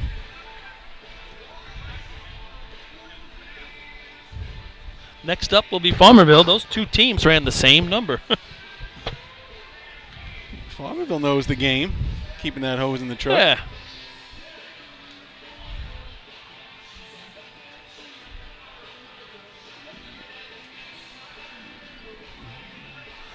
What is that bag Weckerly's holding? What is that? In case they get in trouble, they got gloves in that bag? What is that?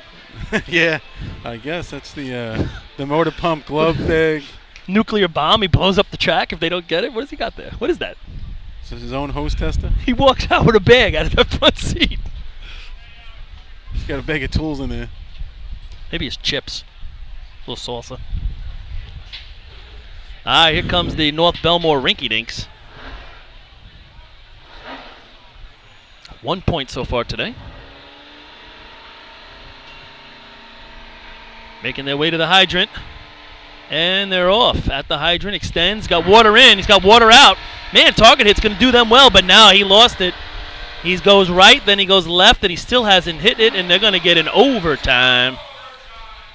Man, they had the potential right there. I thought he overran it or it caught him. I thought he overran it one step. And as the one step that he overran, he ran out of hose. Yep, and then he was done. Farmerville looks like they've passed one portion, the length. All right, Sable Blue Jays. 664 within their capabilities. I think 644 is within their capabilities, but it's got to be shown out here on the track.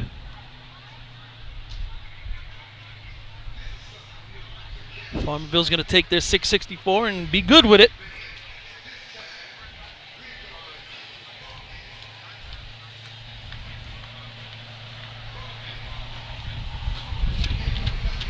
Like if you're a team like Farmingville, you got 2 weeks coming up to the state drill. You got to say to yourself, you want to go to the Joe next year. Yep. There's enough races that you can run a number in. Yep. You got to be going to the Joe. I think 3-man, I don't know if they're going to get in. I don't think they can improve it that much. You're going to have to run a 6.5 maximum, if not better. But I think they can run efficiency with the young guns they got if he blasts the target. And they can run motor pump. But it's going to be so hard because there's going to be 5 good times in every race. It's not like those years ago when you could squeak out a And just the other question I just was crazy thinking number. of, where are those guys practicing right now? I don't know. Good question. Selden, Farmingville? Well, there's nothing. It's not even, I don't think it's torn up yet. No, they ripped it a while ago. No. I don't think so. I thought they did. No, because if it doesn't get done Monday, they're keeping it. No. It's getting ripped up and done Monday and Tuesday. Oh, I thought it was getting... No. Hasn't been touched. I thought it was ripped. Because I heard if there was rain Monday, they were leaving it. If it's not, they're ripping it. But I guess they get it done in one day. I know, it seems like a incredibly hard thing to do. All right, Sayville Blue Jays. You look far away from the hydrant. I think he's far away and pointing out. Now he brought it in. Yeah. All right, coming in with a little speed right here. They're off, extended. Water on, water out. It's got to hold it there. Oh, it loses the nozzle. Lost the nozzle. Now he's losing it. Yeah, it's got a kink under him, so he's done at that point. Had a good race going. Gets through the truck, nice. Up next to be the Hicksville Hicks. They can beat that 6-6, no doubt. Both of these teams can, Hicksville and Copeg, so nothing set in stone yet.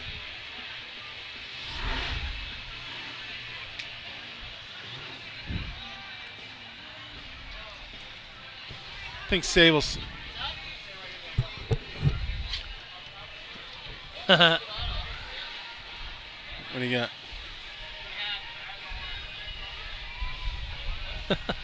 Where's Lenny? I don't know where he went. I'm going to guarantee you this. You know who's writing that in? Lenny.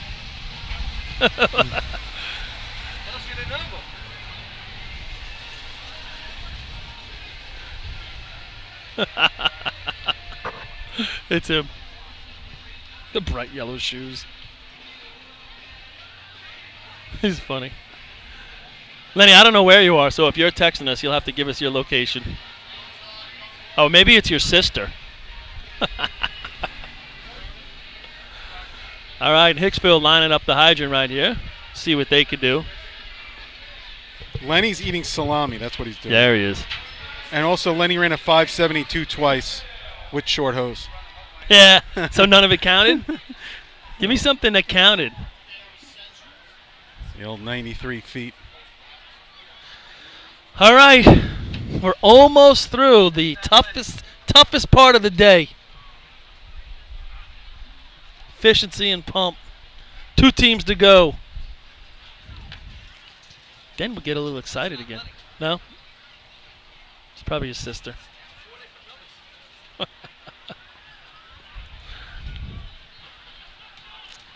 Hicksville's got the course. 664, the number to beat to come top 5 in motor pump. They are so far taking their time coming in. Real methodical. They get there, water on, water out. He is way left, and he's shooting back. He's set up, I'm talking way left to the target. He's outside the stanchion. I don't know. They didn't even come in. It's kind of like maybe they had some new guys there. Yeah. Overtime for the Hicks. I mean, he just ran to the outside and stayed there. All right, Copeg Yellowbirds.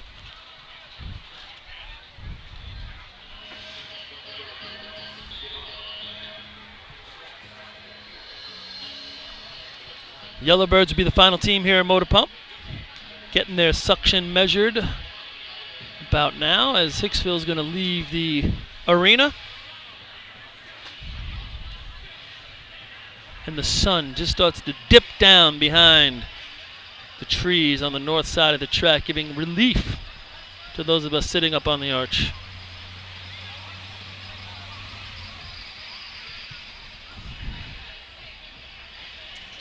So CI is going to stick with 27 points. We're going to have a tight finish here. for a couple teams. Kopech not on the board today. Didn't go well for them in ladders and just kind of continued through the hose contests. Not the day they were looking forward to. With 2 weeks to go. Next week's drill going to be at the training facility out at Hempstead. All right. Yellowbirds. Hicksville was coming off a 6:01 last week in pump. Did they? Yeah, It looked like they had different guys today. All right. Off and going. Water's in the hose through the truck. Out the discharge. He sets up real nice. Little low. We'll see if it's around a 664. Almost looked like he was low, and Charlie even hit it a little bit more to. Yeah, pick it up. Wow. 659. That's going to get him on the board. That's going to be your 4th place shot. 3, 2, and it's going to be a half point and a half point. So, first place in that contest is going to be the 586 by the West Sable Flying Dutchman. 4 points is East Islip with a 615. West Hempstead gets 3 points. Going to make the finish here interesting. 2 points is going to be those Yellowbirds. And a half point goes to the Lindenhurst Snails and the Farmingville Bandits. So let's take a look with one contest to go. First place, the CI Hobos with 27 points, already the winners of this drill. Second place, and here's where it gets tight.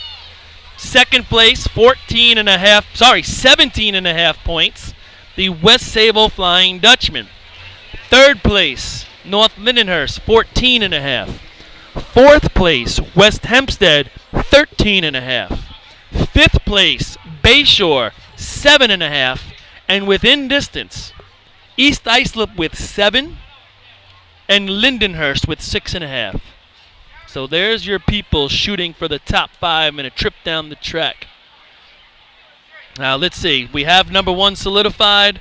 Number 2, somebody either North Lindy or West Hempstead is going to need a real good run to top West Sable, who will probably put up a shot as well. So first and second might be done, but third, fourth, and fifth up for grabs. Fred, commercial? Right? With over 25 years of service in the fire industry, High Tech Fire and Safety continues to be a proud sponsor of New York State drill teams. High Tech has been honored to serve as master distributor for Morning Pride products, including state-of-the-art bunker gear, USAR gear, EMS gear, helmets, gloves, hoods, and boots. In addition to Morning Pride gear by Honeywell, High Tech also provides quality products including ISG thermal imaging cameras and CMC rescue products and Deuce rescue systems, providing your fire department with the highest level of support and service for all your personal protection equipment needs. For personalized demos, speak to a certified sales specialist. Call 631-777-5170 or visit hightechfirenewyork.com. Fatty McGee's in East Islip. Wednesday is ladies' night at the best FD racing bar in Long Island. Stop in anytime for a drink with good company, a great lunch and dinner menu, and of course those famous Fatty's wings. The groundbreaking FDNY electronic accountability system is now available to departments nationwide through Motorola, and SDI is the company behind this game-changing technology. Now, SDI has paired with New York State volunteer departments including Central Islip to solve the challenge of accounting for members who respond after the tones go off. Keep track of your members on your next big incident with a proven solution designed with the New York State Volunteer Department in mind. For more information, visit systemsdefinition.com and firegroundaccountability.com. The Bill Fox Company has been in business for over 60 years, specializing in custom championship rings, watches, badges, pins, and awards. The Bill Fox Company has crafted championship rings for past state champions including the Westerners, Flying Dutchmen, Hobos, Wolves, and Yellow Hornets. Bill Fox Company is the recognized name in recognizing people. Check them out on Facebook, Twitter, and on the web at www.billfoxco.com. Coastal Fire System is the official SCBA dealer for New York State drill teams. Coastal is your one-stop shop for all your SCBA and fire equipment needs. Scott Air Packs, cylinders, RIT packs, refill compressor systems, gas detectors, Hi-X boots, ProTech, and Dragon fire gloves. For more information, check them out at coastalfiresystems.com or give them a call at 631-661-7515. Whether you've been a FASNY Credit Union member for years, just become a member, or yet to take advantage of our member-friendly products and services, we have the tools you, your family, and your fire department need for financial success. From low-rate auto loans and free checking to shared branching and mobile banking, when it comes to your finances, we are fully involved. To learn more about our products and services, visit us at www.fasnycu.com. Attention fire chiefs and commissioners, you already know New York State has mandated that your department supply your members with bailout rope systems. Coastal Fire System is also the exclusive bailout system distributor for New York State drill teams. The friends at Coastal are equipment dealers for Petzl, Scott, CMC, Colorado Systems, and can walk you through the state requirements to ensure the safety of your members. Your bailout system process starts and finishes with the folks at Coastal, a family-owned and operated business. Check them out online at coastalfiresystems.com or give them a call at 631-661-7515. The Titan Group is back supporting drill team racing and taking their game to the next level. With 20 years experience in the apparel industry and the addition of an in-house design team, we will find exactly what you're looking for. This year, join Team Titan and let us handle all your apparel and equipment needs and be part of all of Team Titan's promotions. Follow us on Instagram at Titan Group Racing to keep your hand on the pulse of your favorite teams. Owned and operated by members of the drill team community, we know what it takes to run your team. Let us handle everything from jerseys to helmets and tape to trophies. We are a one-stop shop for all your drill team needs. Call us today at 631-859-0075 or see Artie Suskind or Devin Robinson on the track. Gear up, get on. The Titan Group.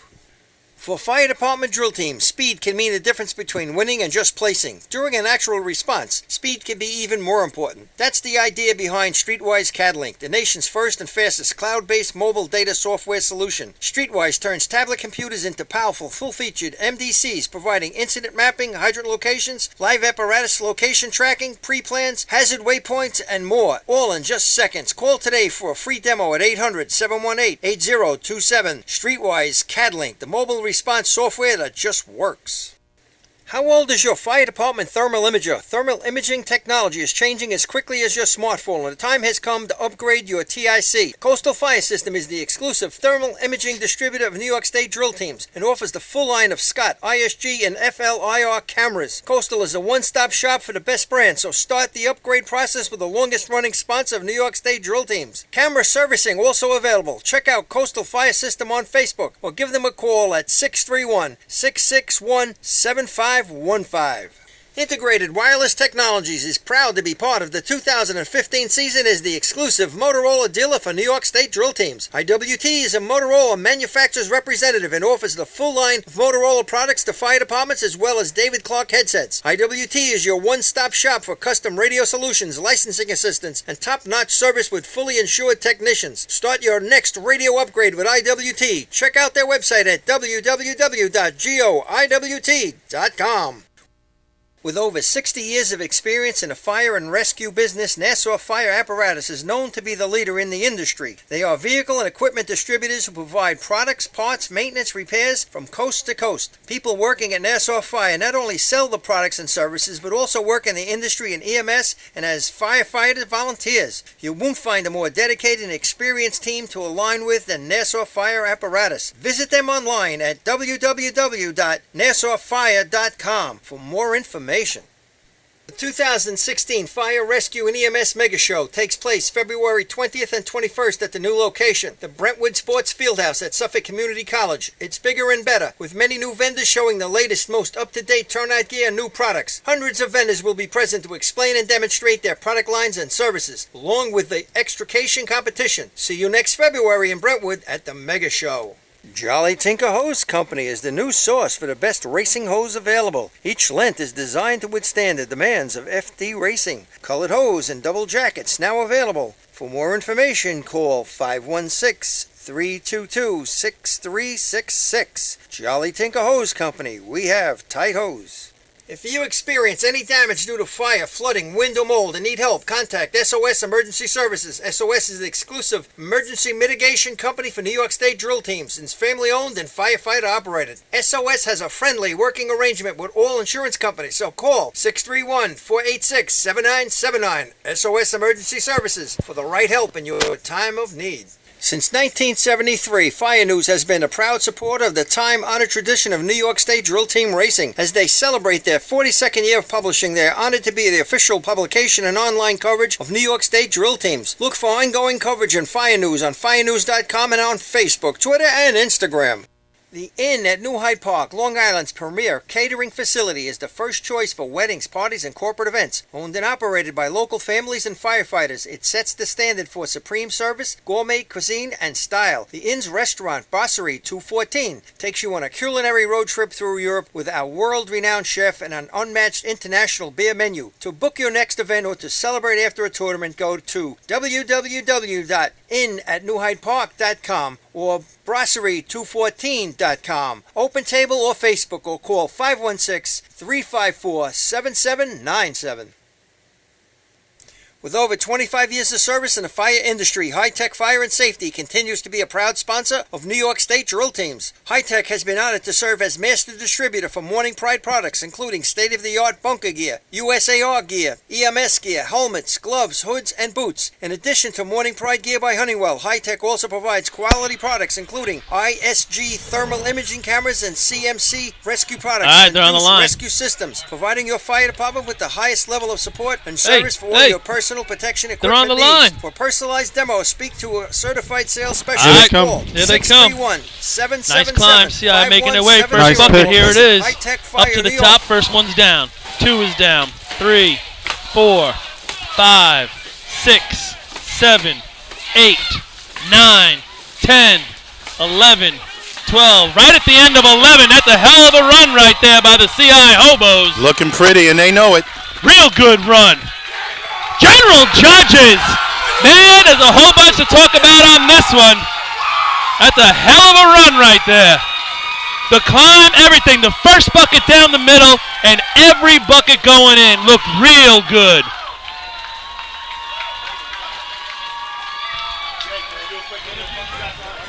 So 1968. What's the old record? 47? 47. 49. 49. Yeah. Dude. All right, folks, I you knew that, heard dude. it. That's what it'd be about. CI right there getting general judges. We have Jay Newhoff, the dumper, up here with us. Jay, there's going to be a little bit of a delay here.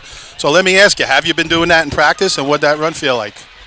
Well, in practice, we always knew we had that in our back pocket. Obviously, the pace isn't something we like to run on a normal tournament, but when you got nothing else to go for, you go for it, you know?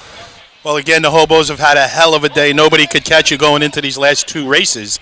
So is it a little bit more relaxed than when you're vying for the tournament? You can just kind of let it all hang out? Yeah, definitely. Pumped in and go the way we wanted it. But like you said, the tournament was done, so we're just going through the motions now. You know, we had a little fun with it, which is good for the team. It's good for the guys. to have Lenny, a ask little him, was fun. it something they actually talked about before? You know, we'll have the pressure on us in 2 weeks, so. Without a doubt, without a doubt. Artie, I think's got a question. Artie, once again? Just was it talked about before you ran to try to do that? Yes, it was. Yeah, we went up to the line with, you know what, we hold the record currently, which is great. We always have it on the old guys, though, where they always try to get us. They ran a 47 back in the day.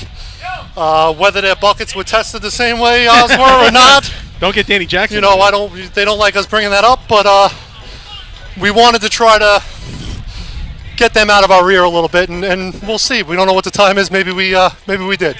1947, best time ever. This looks like maybe in 1949, but first 19 ever run at CI's track. Well, that's good to do. We have one of the higher arches. We know that. It's harder to run here. We think that's an advantage with practicing here with the higher arch. It makes it difficult when we go to some of the, you know, like a Lindenhurst where it's a foot lower than ours. It makes it, that actually hurts us a little bit. It makes it more difficult to pass between the guy on the top of the ladder and me on the arch. But practicing, we enjoy practicing on a high arch. One more question. Well, let me just, before you ask that question, Jay, as a dumper, you actually joined Starr and Twan as the only dumpers now ever to run a 19 in buckets. So another little interesting tidbit. Well, I appreciate it. It's anytime you get in a small those are group. Those are good boys right there. Anytime you get in a small group like that, St. James you know, is a 19. It's something to smile about. So I appreciate it. I do. Well, unfortunately, Paul left out my team back in the day. No, I mean he joins as a dumper. Who dumped 3 for you? Anybody? 319. Yeah, he's so run 319s I thought you said as 119. a dumper. Twan has dumped 3 Okay. as a dumper, and so is Star from New Hyde I Park. didn't hear the number 3, but again, congratulations. My last question to you, Jay, is CI going to Hempstead, or is this it until the state? No, we will be going to Hempstead. We've always supported Hempstead in the past. It's always been our team practice not to race the week before the state, so some of the team is kind of mixed feelings about going, but to support Hempstead, who's always come to support us, we think it's the right thing to do to go, so we will be there Saturday racing. Once again, CI doing the right thing. Great shot, Jay. Congratulations. CI also passes Hempstead for the most 19s in team history. They now have 5. The Hornets had 4. It's all coming in from Twan left and right here. Hornets had 4. They have 5 now. So, and it's the 14th 19 ever run. So out of those 14, the Hobos are the leaders at the clubhouse. They got 5 of them. As a dumper, Jay personally has 3. So the fans here in CI, not just the hometown fans, but anybody here, getting to see a real treat right there. One of the best bucket runs in history. And that's on. Paul's just going to go down as rules committee's got to go down with some of the testing of the equipment. That's on the end of 11. He did that. That didn't trip the beginning of 11. So they went full 11 buckets. Sometimes you do get that trip halfway through. You get all 3 floats to kick in. I mean, if you get that on a halfway through, we're talking a low 19, which is a scary number. You know, we apologize to the folks listening at home. We got caught a little bit by surprise. We were still in some commercials, so we didn't have a first bucket. If anyone out there has Artie's number or mine, maybe text us what the first bucket was. I'm dying to know. Had to be in the mid-8s. You know, Len, I was standing right on the rail. The ladder climb was phenomenal. Ryan had a great pick. And then it seemed around to me like bucket 3. It just really settled in to a nice pace but it wasn't sloppy, it wasn't chaotic. It was smooth, but heavy, obviously. I mean, that's just an incredible number to run. So those listening at home, we just started the bucket contest. CI leading it off in front of their home crowd. Had the drill one going into buckets. Did not need the contest. And consciously made an effort to go out there and try and run their best run. And they did it quite effectively. Now, because of that, because it is as announced as a state record at this point, there's lots of things to check, Artie, and this can take some time. Yeah, I mean, they're right down to the below us, really. We dropped our mic down. We drop it right in their heads. They got the plastic bag out. They're going to test the buckets. They can put a plastic bag in the buckets to make sure they're 5 gallons. So A-Rock is getting ready to do that. They have the bucket stand set right on the facade of the arch here. You have Rafferty Nichols Sr. in the middle of the course with Pete Savich, making sure the barrel is level and meeting all the specs of the barrel up top. And again, they will test all their buckets. Years ago, they went through a process. Sometimes they only tested 3, 2. I think in state records they tested more. But here now that it's, you know, with the new bucket stand, the plastic bag being put in, it's a little bit different than the old way of guys holding it and pouring the barrels in. And for those maybe not in the know, when we say testing the buckets, these buckets can hold up to 5 gallons and really not an ounce more, Artie. I mean, there's got to be rules on stuff like that, so it's the same for everyone. And if they have one bucket that holds a little bit more than 5 gallons, the run will not count. So really important to do all this testing. I'm quite sure CI tests the buckets on a regular basis on their own. So although we've seen it in the past, it's rare that a team has a large bucket. So 8:59, Lenny. Okay, so I said mid-8s. Okay. So you're talking 8:59. 8:59.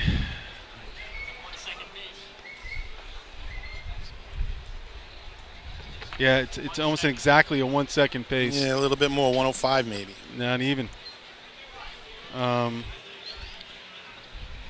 First, they're going through the process here.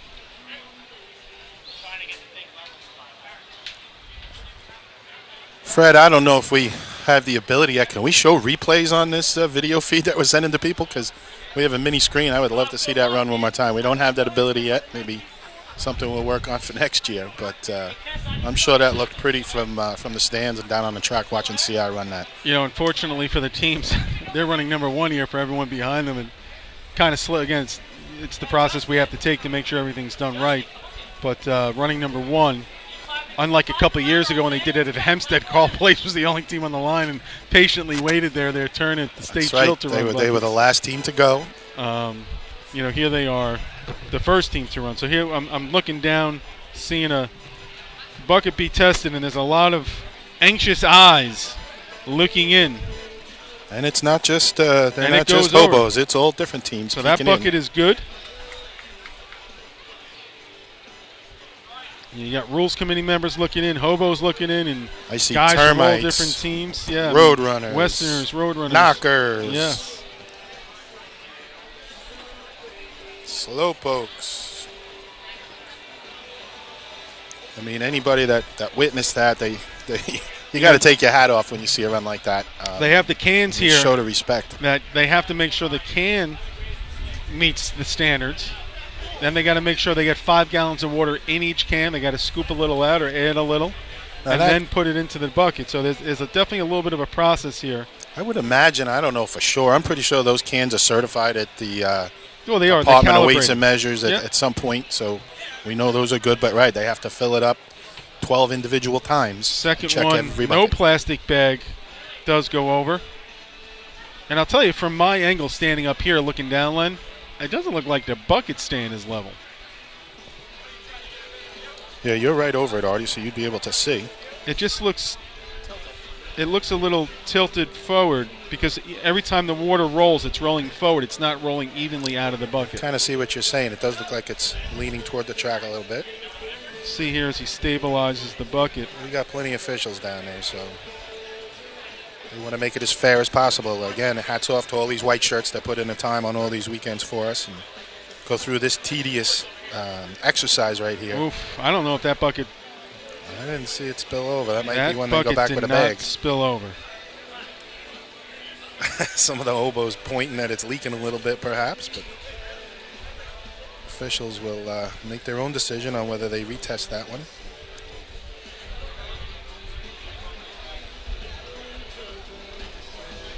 That one is going to get retested. Coming back. That one will get a plastic bag in it. So again, a little bit of a tedious operation here, but it's necessary with a New York State record. It's got to be fair for everybody. Yeah, we see in the, say a speed ladder contest, they obviously got to weigh your truck, and basically then they're measuring the ladder, checking your gas, stuff like that. Here it's 12 But they can do that buckets. off the track, Right? and the and next they teams can continue run. the race. Yeah. So again, if you're We just saw that a joining couple us, of years ago at Hempstead. Islip had broke the C ladder record, and then a couple teams later, CI broke it. just to give you a rundown on the points, the Hobos had the tournament won already here in CI with 27 points. West Hempstead Westerners 13.5. East Islip Guzzlers 7. North Lindenhurst Piston Knockers 14.5. That bucket, Lenny, is not looking good. Bayshore Redskins 7.5. We'll get back to that in a minute, Artie. I can't West put Sable words in anyone's mouth. Flying Dutchman coming on strong the last few races. They're up to 17.5. New Hyde Park Termites 2. Islip Wolves 2. West Islip Raiders 1. Lindenhurst Snails 6.5. Farmingville Bandits 0.5. North Belmont Rinky-Dinks 1. Sable Blue Jays 2. Hicksville Hicks 1. Copaig Yellowbirds 2. The existing record in the Bucket Brigade is 19.68. We've heard some rumors of the time. Just want to see if we can confirm that.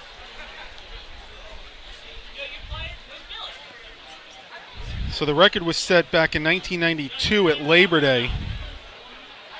North Lindy that day ran a 2022. That's the best second place time ever in buckets. They're looking at a 1949. I just double checked. So that's the time in the truck. Just looked at another one, definitely passed. The one that I thought was in question before, Len, they said it passed just barely, but it did go through.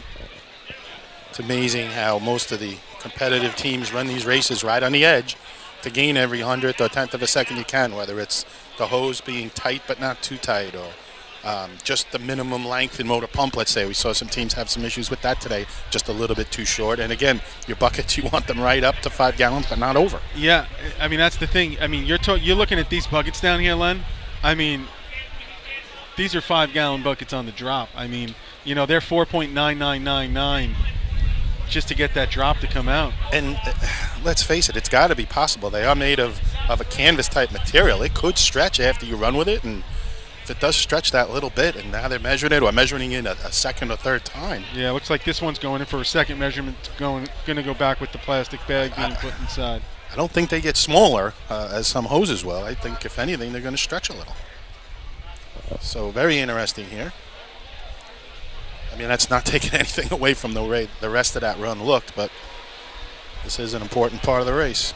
You know, it's too, you know, I've been up here twice now to watch them break the record, and then that, to me, was more impressive than the 68 of a couple years ago. Well, joking aside, it's 0.2 of a second faster. But, yeah, but, you know, to the naked eye, that's not a huge amount. No, I mean, up top, he really put them all in up top. And kudos to the, you know, listen, it starts with the bucket carriers. Those guys got to be filling those buckets up to give him a chance to do that, and the guys in the ladder. That bucket is, I didn't see any water come out. It doesn't look like that bucket's good. If it doesn't go the first time, they put a bag in it. Now that one has a bag in it. How many times will they check it?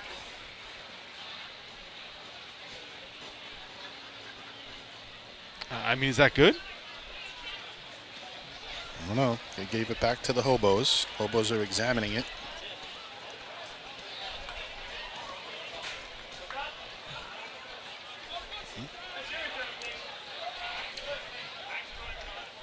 They just put it back in their pile, so I guess it's good. Did they have little 2 testing stations going on over there? Did I?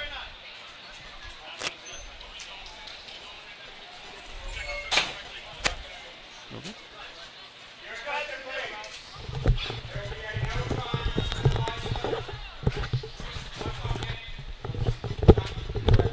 Wow. So there you go, Artie. You were right looking down in there. And they took it with class. Took their stuff and heading back down the track. So we said it's important. I mean, doesn't take anything away from the athleticism. That's just about what I was going to say, Len.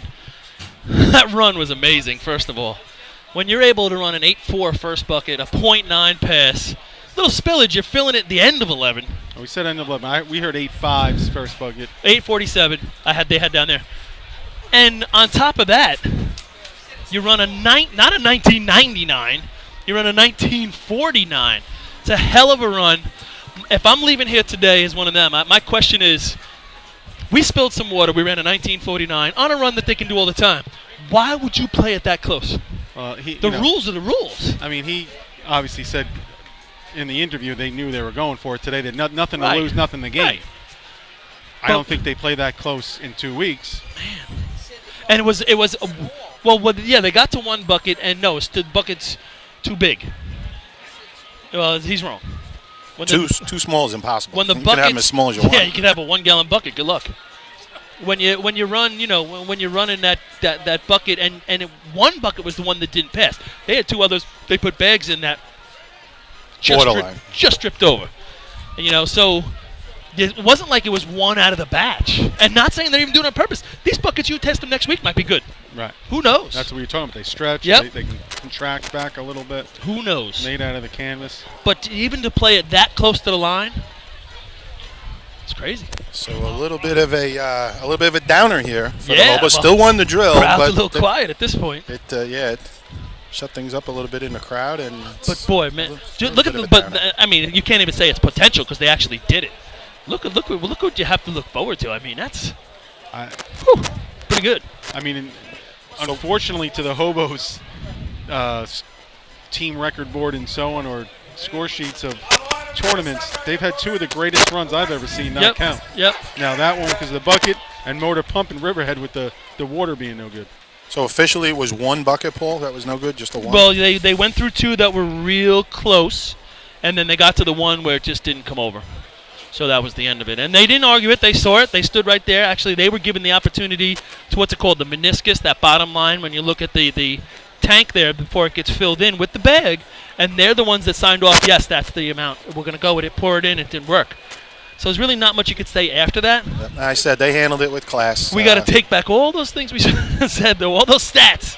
But we want to thank Twan for sending in a lot of that stuff right there. So now we're going to go to West Hempstead. West Hempstead, the tournament for them, top 5 is in flux right here. Where are they going to finish? So we'll see. Coming off a good run last week at Rockville Center. High arch right here. You heard Jay Newhoff talk about it before. Here comes West Hempstead making their way, attacking the ladder. Dumper first, second. Nice job. Pick is up, and they're moving. Here we go. First one's right down the middle. Nice job right here. A little spillage on the ladder, but they're making it work. They don't drop something, they're going to be happy with their time. Nice job putting them in the barrel. Right at the end of 11. They're going to be happy with that run. It's a hell of a run right there. That's a 2-0.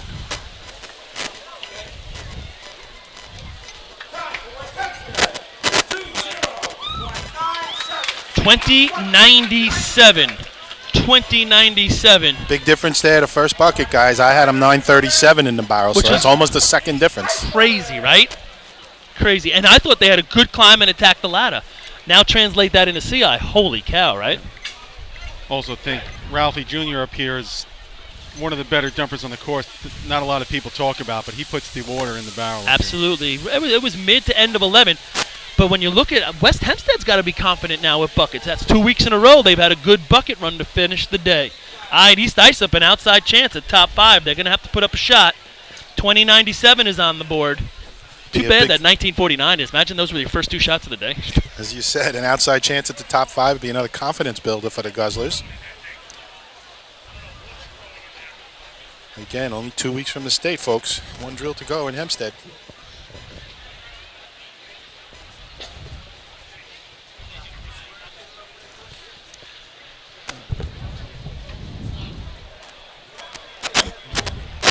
I mean, the big picture, does it hurt the Hobos' day? I mean, they were that. Those are the times you really go for it. Not saying you would pick different buckets. It's got to be their buckets. Why would you even get into that game? It's only a little bit of a downer because it's the last race of the day. I think. I know it was a record. If it was C ladder and your ladder was too short, you would have gotten over it by now because you won the drill. Here comes East Islip Guzzlers. Looking for just a clean shot. Coming in, on. First bucket's picked, making its way to the top. Here it is. Bat Dunn puts it down. He's down again. He's hitting the arch with a couple of these buckets. Then he lost one right there. Now he's back in the flow. Now he's sending it down the middle. He's down in 10. He's down in 11. He's down in 12. And at 12. It took 12, I tell you, probably about number 4. He got it up on top of the barrel and he crushed it a little bit and it didn't go in. He was battling. He was throwing the buckets off and they were hitting the arch and coming straight down.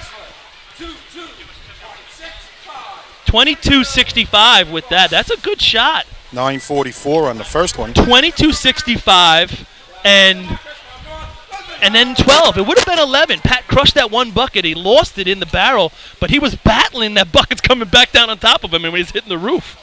So had a little extra concentration going on right there.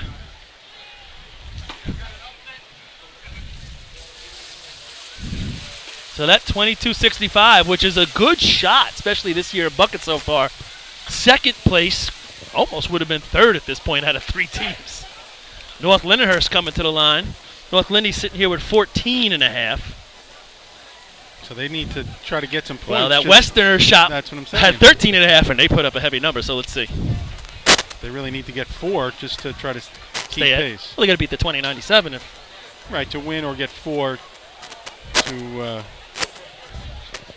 to stay within the tie. All right.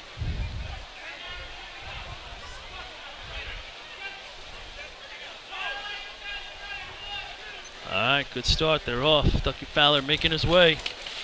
They're up. Second, third, fourth. Pick making its way to the top of the arch, and it's there. First one's down. Second one. Nice pass going on. Steady. Ducky's putting him in. He's down the middle. Good, down the middle. Down the middle. He's at 9. Slowed up a little bit. 10, 11, 12. Took all of 12, so it must have been maybe a little low in the buckets. A little spillage there. Anybody notice? A little bit out the back. 9:31, first bucket in the barrel.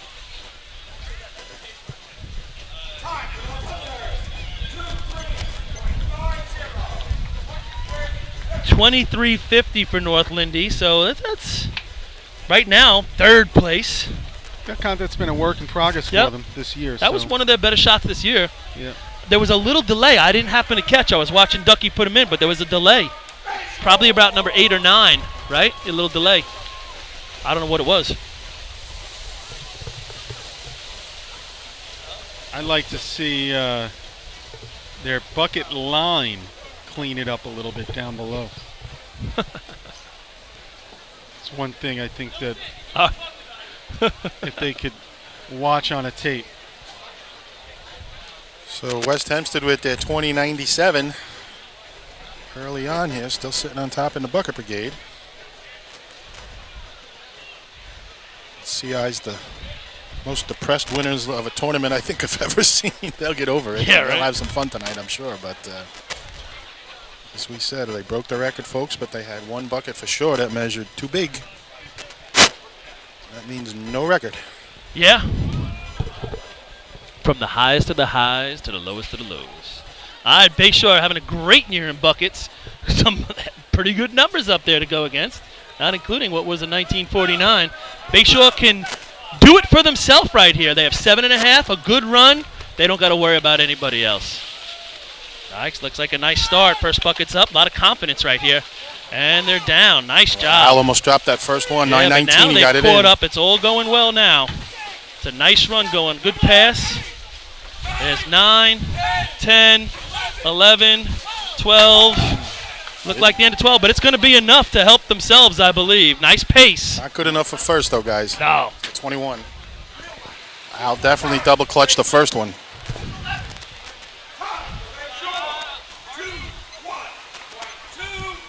Yeah, 21-21. That's going to be good enough to help them get down the track. 21-21, and it took what? I was at the end of 12? Yeah, that was middle of 12? Yeah, it wasn't the end. It was the middle. He flipped it, didn't get it all out, and it tripped. So there's room for improvement right there. They can get back in the 20s pretty simply. Here comes West Sable. I said in Riverhead, West Sable's making their way towards running to 20, so we'll see. West Sable with 17.5. Now you look, if West Hempstead wins this race and West Sable goes bone, all of a sudden West Hempstead's back in the mix for top 2. So West Sable's got to put a shot and help themselves. Well, Paul, like you told me earlier, West Sable really came on strong in the last 2 races. A couple first places with some solid time. So they're looking for the big finish here, and they want to go out of here with a good feeling. You know what I really liked about Bayshore right there? The confidence they climbed that ladder in. The confidence they passed the buckets. The confidence in the pick. That's not like something that'll go away. You know, they're running 20-21s for a reason. Here come the Dutch. Billy Holden busting in. He's on. They're on. Ryan Huguenin, they got a little stumble. Now they're going. Not going to help him. He's going to have to do it in 11. Putting them all in. Nice job going down. Little spilling. Now they dropped one. Throws it off. End of 12. I don't know, is that end of 12. So not what they were looking for. A lot of spillage right at the top, I thought. Problems getting the first one up there, too, guys. 10-20 on the first dunk.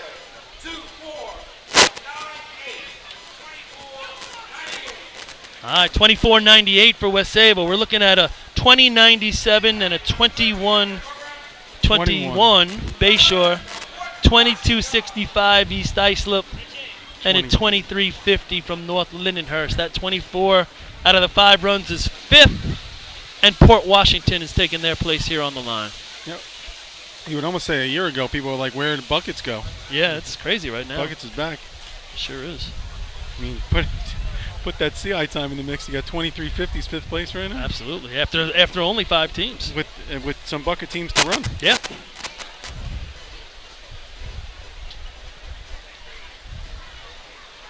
I don't know, Maine Transit likes counting on those points at the state. They might have to polish up their run a little. We know they run some good buckets, Yeah, but I don't know if they're still running 21s. that's what I mean. I mean, you throw CI back in the mix. Let's say they don't break the record, they run a 20-20. I mean, you got to run a 21 to be in business. You'd be looking at 2 20s, a 21. Yeah. There'll be a couple 21s probably. Yep.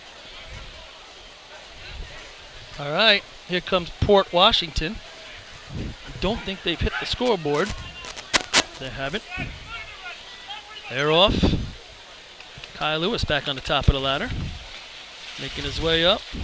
They're there. Pick is coming. Here it is. Making its way to the top. First one's down. 2 is in real nice. 3. Stay with this pace. They look good. 5, 6, 7, 8, 9, 10, 11. 11. That's a nice run by Port Washington. Yep, end of 11. Clean I don't know run. what the first bucket is, but the pass was steady, and he put every drop in. 10:25. Guy shows up once a year, and he gets it done. You got to give him a little credit.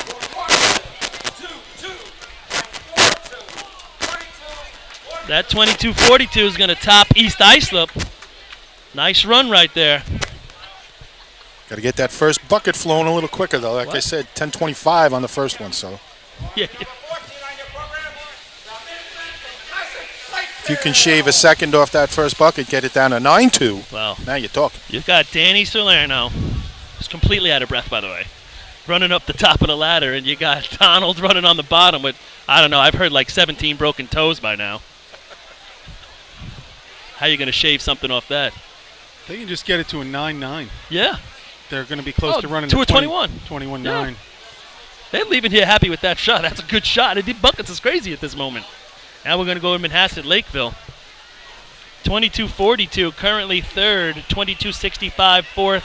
23-50's moved into fifth.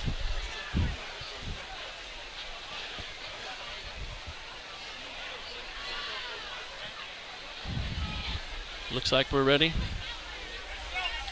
What is all this stuff right here?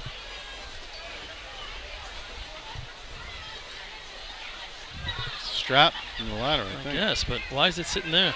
Nope, not me. Here comes Manhasset. Yeah, I think the dumper's got to get off the line a little quicker. He was not the first, second. I don't even think the third guy off the line. Now they're making their way to the top. Mike Ward locking it down at the bottom. Here comes the buckets. First one's up and down. 2. Real deliberate. Now they're having a little bit of difficulty right here. This is what you call work, folks. You know what? You slow it down a little bit and it becomes excruciating work, doesn't really it? is. The Buckets. first bucket was 12.66, but they're coming up a little slow, folks. The slower they come, the tougher it is. Now there's one in the barrel. The heavier they get. Yeah. Now he gets it out. Oh, Must have had his headset on. He yanked it out as I made You comment start about passing that, 105 to 120 pace, they just glide up the ladder. The momentum and everything just starts to glide in it. They become lighter. Really, what you're talking about, Artie, the hoister really starts it going, and the hoister really starts that momentum you're talking about, Artie, and he's Yeah. got 2 hands on it. Everybody Yep. else with 1, but he starts it, and the other guys just continue it. Yep, there's no doubt. If they, he can get a nice, and again, that first pick, like you look at like Mole or Ryan Murphy, the way they're picking it and giving it nice momentum from the first grab, getting it up and going. Andrew Brome, those guys get that going right away.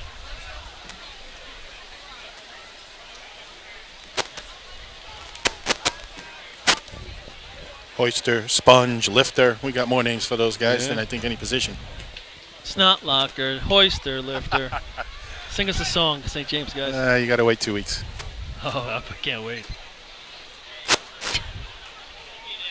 Really? Parading? What? That's what they say. Did you pay dues? New Hyde Park. Frankie standing out in his pink termite shirt. Joe Hunter shirt. Yeah, they're selling those too, right? Yes, they are. All right, making its way to the top. First one's in and down. Frank does a nice job. He's putting every drop right down the middle. And they have a pace going on here, don't they? And every drop he's putting in now. Had one hung Getting up a little in there. behind. Now it's slowed up a little bit. It was hard to keep that pace. Man. First one was in at 9.76. They did have a Keep nice that pace going. If you can keep that, man, that looked nice. What was the first bucket, Glenn? 9.76.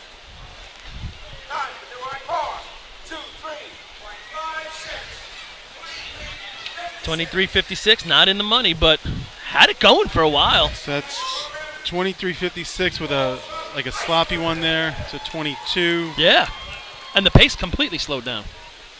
Had a nice pace going. Yeah, you're looking low 22, high 21 if they can put it out. Excellent job by Frankie putting all the water he had in the buckets down in the barrel.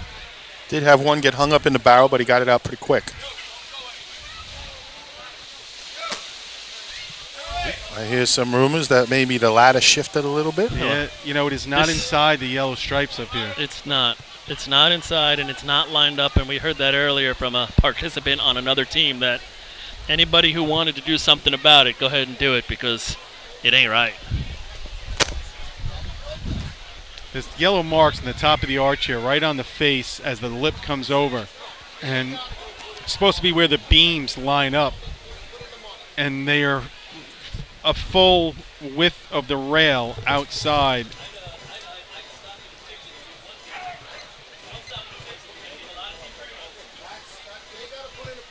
Yeah, it's a few inches shifted over for sure. I don't think most arches don't even have those marks, to my knowledge. So we're holding up right now. No white flag given to Islip. So the officials are discussing what they want to do right now, if they want to reset it and give perhaps New Hyde Park a rerun if they protested. You could have other teams come back and say the same. The problem is, or not the problem, you could have teams that have run, they can keep their time. This is not something where you're going to reset it and everybody gets a rerun. But there could be certain teams that, hey, it was crooked for me. Yeah, well, they should have spoke up by now. Frankie Sonnenberg pointed it out right away, it seemed. Yeah. What'd you say? You heard another team? There is another team wearing yellow, I think, that brought it up as well. Is it more than 10 minutes since that team in yellow has run already? I don't think so.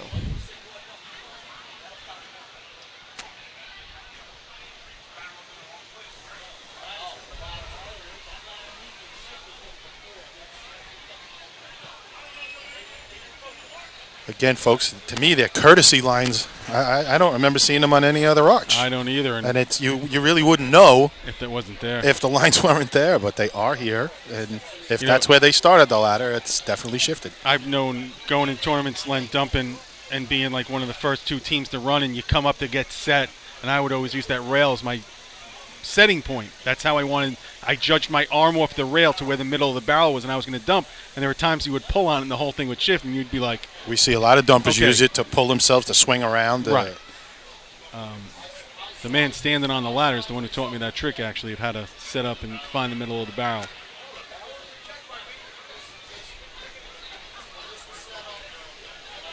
Looks like we're going to have a call of the general judges. And see what we're going to do. They did bring it, shift it a little bit over when Anthony was standing on the top. A couple of brushfuls of gray paint would solve all our problems right now. As these lines are in yellow on the gray arch. But again, you're a team like Bayshore. You can elect to take your time. You're not going to be forced to rerun the contest. I think it's going to be the teams that's saying, hey, it was crooked for me. I didn't run a good number. I want another chance at it.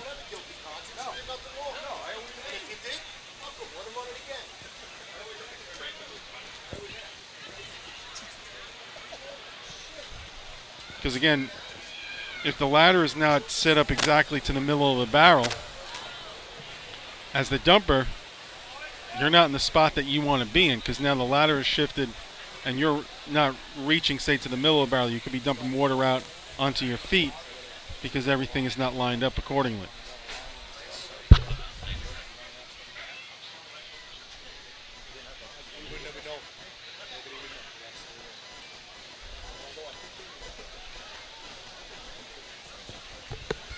Well, I don't know, guys. At this point, no one's protested anything. And if I'm the officials, I try and keep this moving. Unless you got to protest, why are you stopping? I don't think you need to protest it, Len. If nobody's protested it, why are you stopping? But if it's acknowledged. If they acknowledge that it's not lined up properly. Put in the protest. And if two teams put it in, and you didn't notice it before that, well, then they got decisions to make.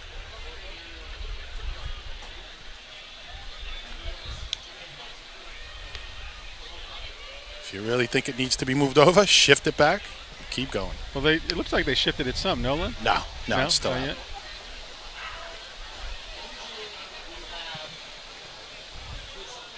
Officials are talking right down below me, the chief judges. Looks like you got Jocko, Anthony. And Not sure if it's Howie. Is that Howie? I don't see anybody from New Hyde Park by the timing truck.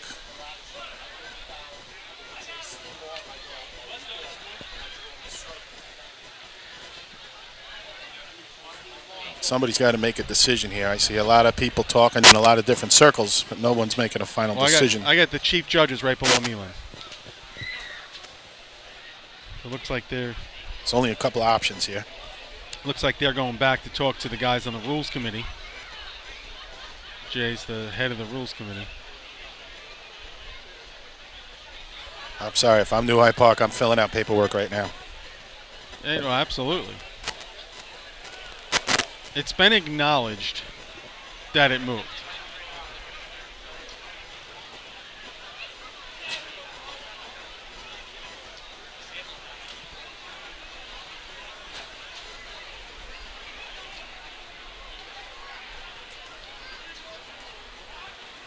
You know, CI's got a no time because of the bucket. I don't know where that falls into play there, Len. Well, if the officials are acknowledging that it was set up the right way before the first run, you would imagine it was in the right spot when the first team ran. Now, if you got a no time, I don't know that you get to run again. I mean, if it's just been noticed and no other team brought it up, I don't know how you give it to anybody that wants one. And we all know, like you said, Artie, a lot of these dumpers like to pull on that or lean on that ladder as they're swinging around. Some guys may do it just for that reason, to try and shuffle it. So if they have a problem with the run, it's a little scrupulous, but it's part of the gamesmanship. Jocko's coming up. He does know there's stairs, right? Wait, get a picture. Get your cameras, folks. Jocko's climbing a ladder. Oh, I need my camera now. He's got a red band on, so he's one of the chief judges today. Again, Len, I've never seen another course with this.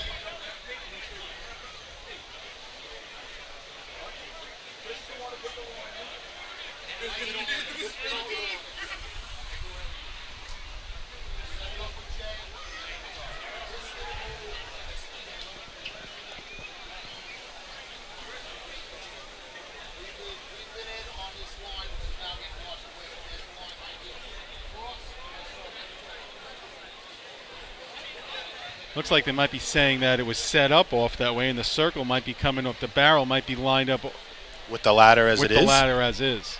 Where if that's the case, and it's got signed off on by the rules committee and so on, then they better get over to the truck and get their money in. Well, again, is the barrel centered with the ladder right now in the marks that it's in? I'm going to tell you, no, it's not. I'm standing right behind it. So if the lines are made for that ladder and then the barrel is lined up to that right now and the marks that the barrel is in, it is not centered with the ladder. Rule books are out on the course as we're 8:05. Well, we've been in this delay, a good 15 minutes now? This day is growing longer. Yep.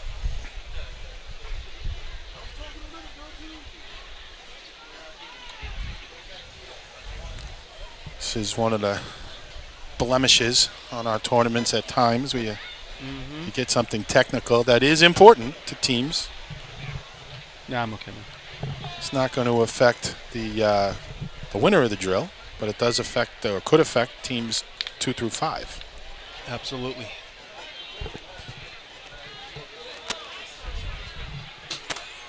I don't ever remember going down this road. You know, we've always talked about the ladder moving. It was a simple thing. You get up on the ladder, boom, look, it's moving. If it's it shaking. shifts, right, if it's loose. But they're saying, obviously, it's not aligned with the barrel. And with the marks on the arch. Again, folks, that's and now the biggest question is, issue. does is everybody marks. rerun the contest?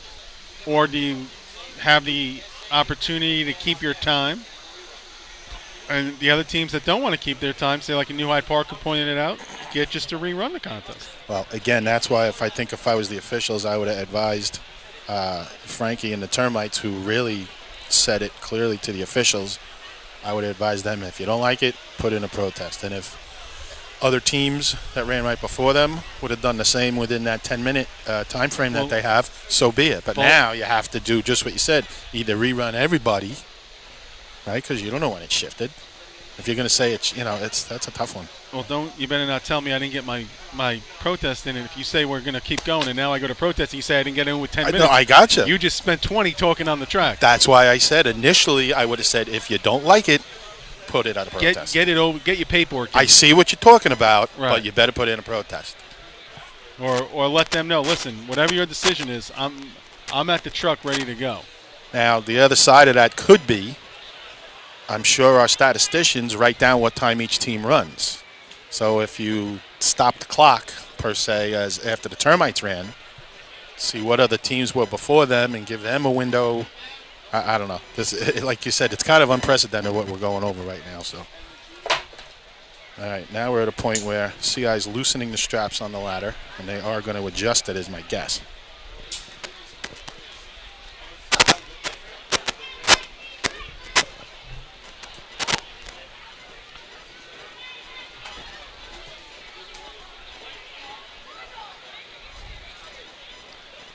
Now they've moved it over a little, but it's still not on the yellow lines. Now they're getting it closer. Now you're there. You're pretty close. It's still not right on.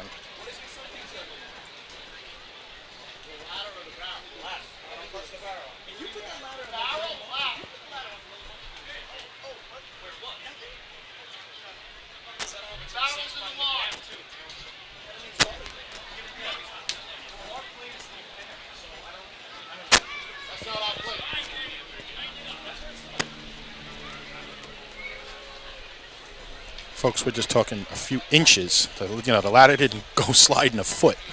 And, it's super crooked. We're just talking a couple of inches. So now they've got it really close to centered on these lines, about half of the line. The ladder's even with about half of the line, and they're saying it's even with the barrel where the barrel lines are drawn, and they're tightening it up.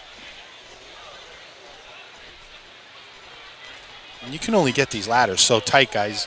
Strap just broke. Yep. Again, you can only get these ladders so tight. If you really try and shift it, right, Artie? I mean, you're talking on the wet face of the arch. Yeah. If you really try and shift it, you could probably slide it an inch or two on every run. Yeah, I mean, You can only get it so good. We always ran it with ropes because the way our arch, we had cleats in the back and a wood arch, ropes that went forward, and you actually had to hop through the ropes up top. But you could always move it. You just got to. If you really wanted, you could shift this thing.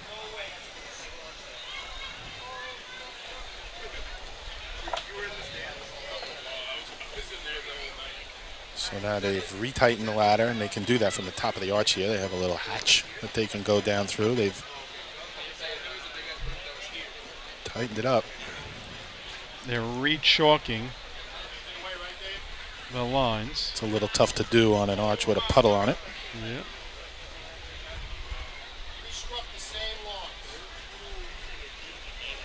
All right, so now they've shifted the ladder, restruck the same lines for the barrel, which everybody is now saying this is good for the bucket contest. And that's, really, really close to perfect, Artie. You can always argue a half inch either way, but it's, at some point you got to move on. The question now is who's getting a rerun and who's not.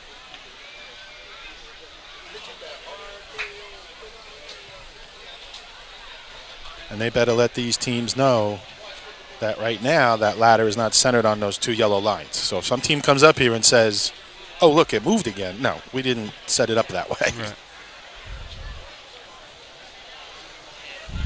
West Sable obviously would love the benefit probably. New Hyde Park. Now A-Rock's coming up to take a look and see how everything's lining up. Here's a guy that's dumped a few buckets in his day.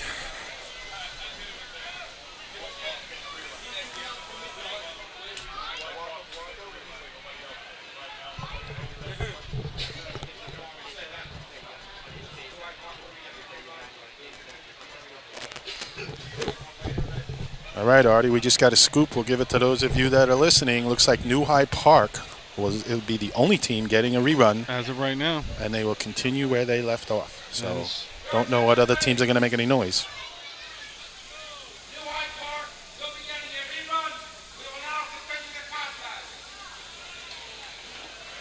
We hear some fans cheering. Sure, there's a couple of teams that would still want to argue that.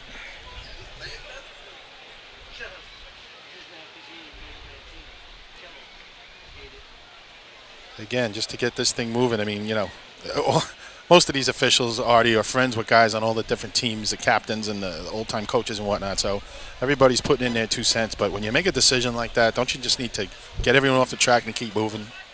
Yeah. And you can explain it on the sideline, or you can tell them, listen, if you think you're right, fill out a piece of paper. But you got to get the drill moving now. You made a decision. Go with it. For the Yes. fans' sake, if anything. I agree with you, Lenny. Not often. As we're getting punch drunk. Still a congregation. Clear the track. Let's go. Lots of rules committee members, officials.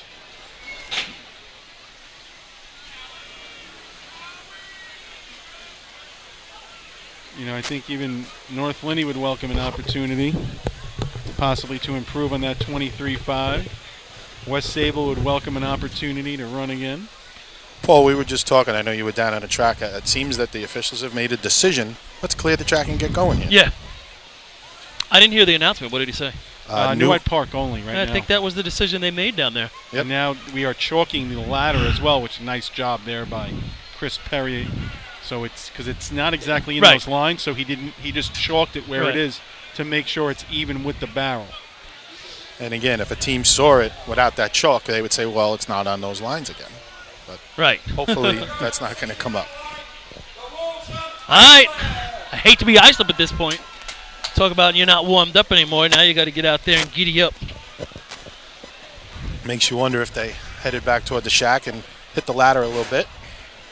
Little shout out over here to Viola Remy, fan of the Piston Knockers and the Snails on the text message system. Hello. Thanks for listening. She calling for my return too? Ah, that was your family only. Here come the Wolves. See what they can do here. Ladder climb, ladder climb, ladder climb. Boy, it's tough to come off that hiatus. They were sitting there, but nice job. First bucket's up and down. Second one looks good. Good bucket pass going on so far right here. A little spillage maybe at the bottom between first and second, but now it's getting going. Good pace. Oh, now they had a little. Now he's behind up at the top. He's trying to catch up. He's got bucket in the barrel, and it all went south. Man, about 3/4 of the way through, got a bucket stuck in the barrel. First one was in at 9:06, so that was a good start for the Wolves. Real good. Try to make a recovery right there. The pace was nice and even, but it's tough. I'm not sure his name there on the top of the ladder, but I didn't see it. Josh's spot, so it's his first time running. Did a real nice job. Yeah. Real nice job. 23-76, going to put him out of the mix a little bit there. So the good news is we got the race going again, and I don't see any other teams by the timing truck, so looks like everybody accepting the officials' ruling and trying to get this drill done. Cutchalk Panthers going to make their way to the line. I think, are they running short? No, they have enough guys. One short. Is it? Yeah. 3, 6, 7, 8, 9. Yeah. Well, tough day for Islip right there. You know, it's think about if you're in Islip's position. You got Sugar Plum Fairies dancing in your head. We have a shot at this all year long, you know. And something catastrophic that's, you know, not really necessary happens, and try to recover from that. You know, it's demoralizing just to the team, and oh my God, you wake up the next morning because we all take it so serious. We put so much time into it, and the next morning you get up and you're like, oh my God, where are we? And then you try to recover, and you bring in, you know, another guy, and you got to stay positive, I guess, right? Fight through it. Yeah. Practice hard the next 2 weeks. They go from, you know, we have a shot at winning this thing to their thing is if we can get down the track at the top 5, we've overcome something most teams wouldn't be able to overcome, you know. It's like your mentality completely changes. Cutchalk Panthers on the ladder. A little bit of a methodical climb. Middleman with sunglasses. It's going to be interesting as it's become dusk. Top man on the wrong yeah, step. the wrong step. He's way behind. Dumper is throwing it down with two hands. On the wrong side of the ladder. He's taking the buckets with two hands as well. Now he's going single. And Cutchogue making their way. It's going in the barrel. I almost like it. He's throwing it right to the bucket guys. They don't have to look for it. He's looking at them. He's throwing it right to them. He's a little exasperated, the dumper. He's got a lot of work to do. That's work right there. You just said it. That's work. I missed the time. Did he give it? Overtime. Oh, sorry.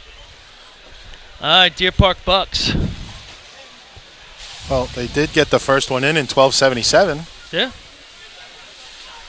2097, 21-21, 22-42, 22-65, and a 23-50 are your leaders.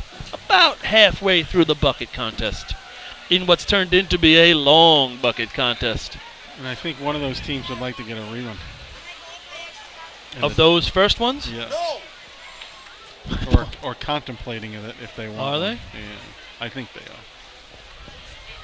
Yeah, I see what you're saying. Meeting of the minds. Yeah. Just heard one of the officials concerned. They think the arch may have moved on that last run. The arch? The arch moved? We got Having a little bit of fun. We got to move. With all that behind you, maybe it did. Murderer's row back there. All right, here come Deer Park Bucks.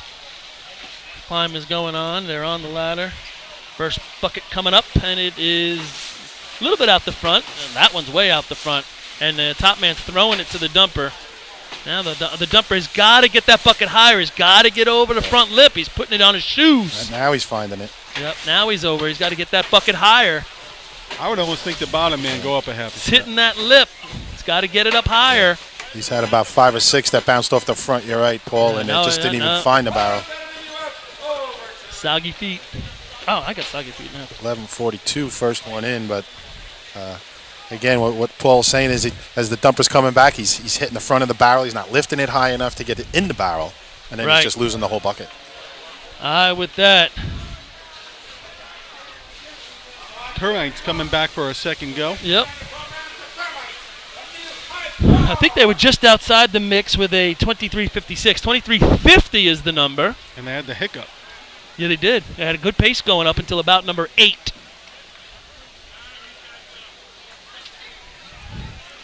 Keep watching these different dumpers and their style when they get to the top, and which ones do really brace themselves on the ladder to swing through. And something to keep an eye on.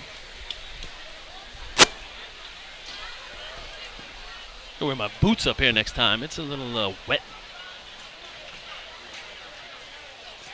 Usually you see one official setting that barrel. Now we got 3 guys putting their eye on that. We got a microscope on that baby. GPS that bucket barrel right in there.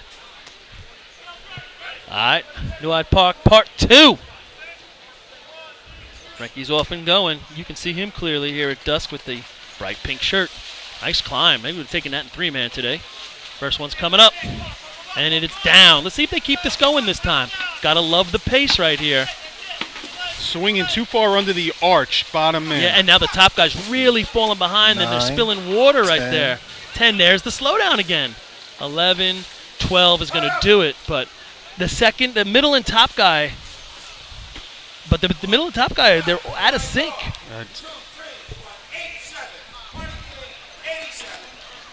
Yeah, first number was a little bit better than the second number. First bucket, 9:53 there for the Termites. 23.87 is their final time. Deserving of the rerun, and couldn't do a whole lot with it, unfortunately. Merrick Buckeyes going to make their way to the line. Staring at a 23.50.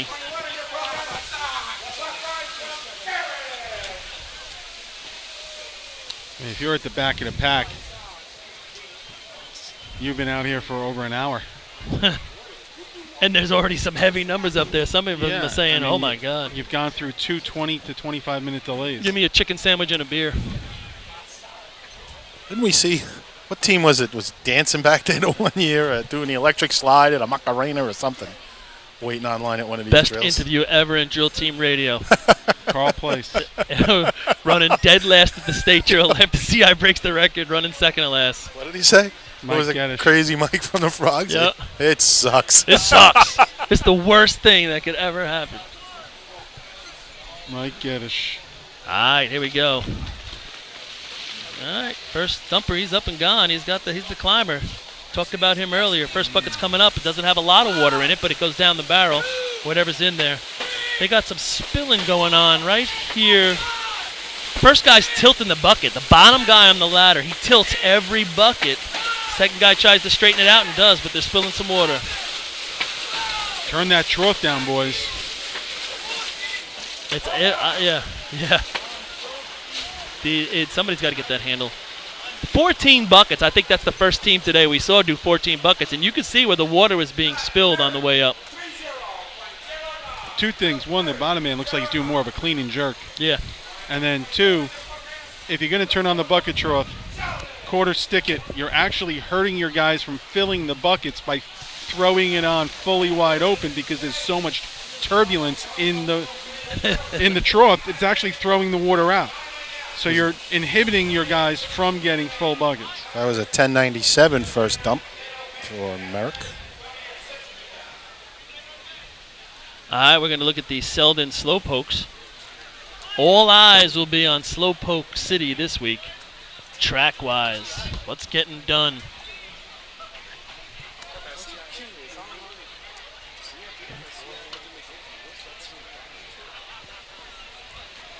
Selden going to make their way. Yeah.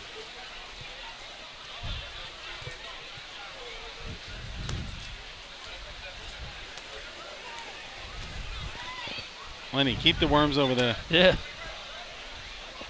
The worms. 8:23. We might get 11 o'clock like I said, 10 o'clock like I said.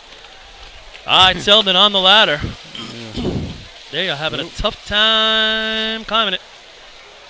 Up to the top. Looks like everybody's going to be set in their spot. Now they're going to push them. Get that first bucket, Len. 1575. That was like CI's time. He's putting them all in, though. Oh, yeah, slipped on that one. Very deliberate, very deliberate. Not spill. Oh, there was some spillage at the top that time. He's definitely draining them good. It is so difficult to pass that bucket slow. You could just see it in their arms and their face. Overtime for the Slowpokes. That's going to bring us to the Levittown Rebels.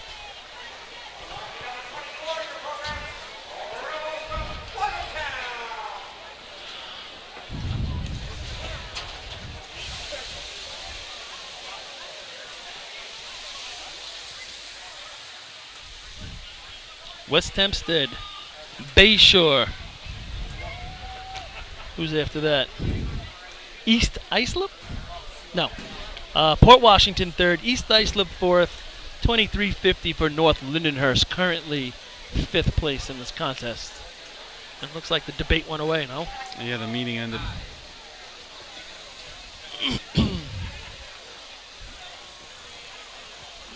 All right. Levittown Rebels. I don't know if it's completely over.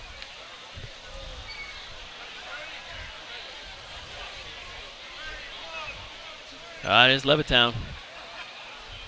Making their way to the ladder. Nice job. Now they're all going to be set.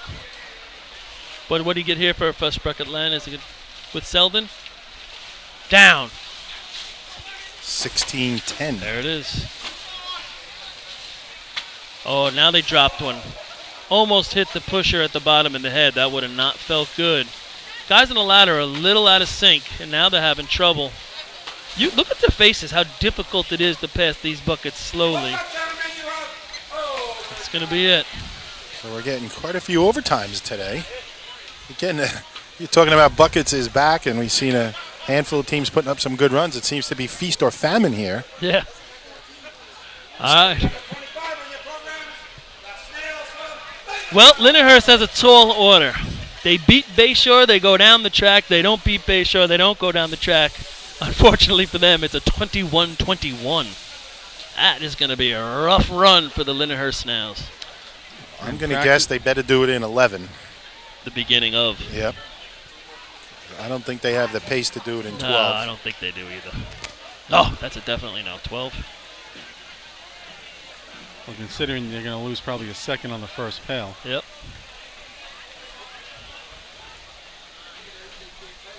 So you got to figure Lindenhurst knows what they have to do. It's a tall order, but I'm guessing they're going to go for it, guys. There's no other way to run it, right? You slip, you slip. Let's go for You it. have to go for it. First of all, just beat the 2350, get yourself in the mix for points. Right. You know, and then if whatever else happens from there, great. But let's run a 22. Let's complete the shot with no hiccups. See where it ends. Ah, here come those Snails. And they're off. Climb's going on. Oh, Ryan has a tough time up at the top in the first bucket. Man, when you lose the mow in the first bucket, it's tough to get it back. Now they're moving it. And it's not starting to fall apart right here. They got it back on now. I tell you, he's putting all the water in the barrel. You're getting a little splash out the back, A little bit on a couple of them, right? Lindenhurst with advertising on their buckets. First dump 11.69. As you said, a little problem getting it up there. So Lindenhurst. 29.91 for the Lindenhurst Snails and the Farmingville Bandits. See what the Farmingville Bandits can do. 23.50. North Lindenhurst's time still hanging in there for a point. Looks like you got Farmingville. North Belmore's got some buckets. Hicksville. Copeg. Might be it. Don't see the Jays or the Woodlanders. I see one of the Corks over there. Where? Oh, I see the cork. I don't see the Blue Jays, though, do you? Oh, yeah, there they are. Nope. Yep. Nope. Hicks. Thought it was blue. I don't see him. All right, Farmerville Bandits. We're looking for a run right here, right, Len? Something back in the mix. Let's get excited. Got a good young team. They got to get some points. Bring on some excitement. Here we go.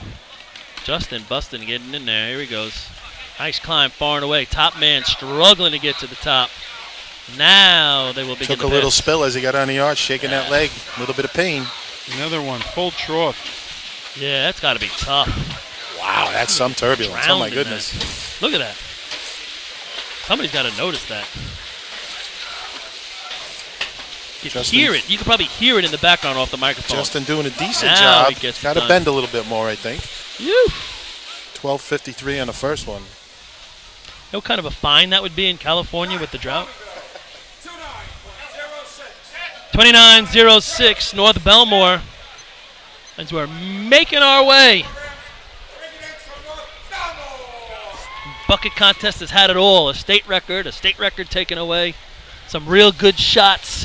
Half-hour conversation about ladder placement. What else can you want? And all of that, and the tournament was decided already. Right. So again, West Hempstead leading with a 20.97. Bayshore 21-21. Port Washington 22-42. And the scoreboard's changed, so I missed the last few. No, that's right. You're on it, man.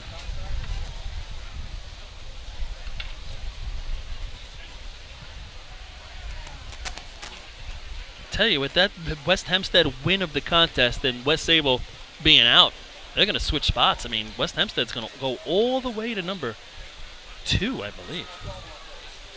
Now, I think in your Fab 14, those two teams were tied for second, to my knowledge. So that, too, is interesting. See how that shakes out over the next week. A lot of people are taking into account the injury to Michael. The most asked question as I got returns this week. Islip By as almost well. everybody. Well, Belmore, a little struggle on the ladder. Now they're up to the top. First bucket's making his way. 11.07 on the first dump. Now we're doing it. Oh. It's a little bit of a better pass right here. Stumper's doing a nice clean job. Yeah. Nice, it's out. Not bad. Struggled in the beginning, but good finish.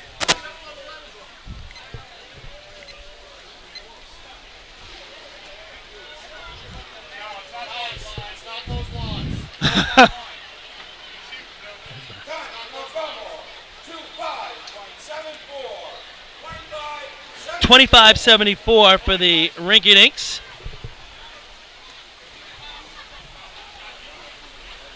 Three to go. Yeah. Struggling through. No. This is the Blue Jays. You're right.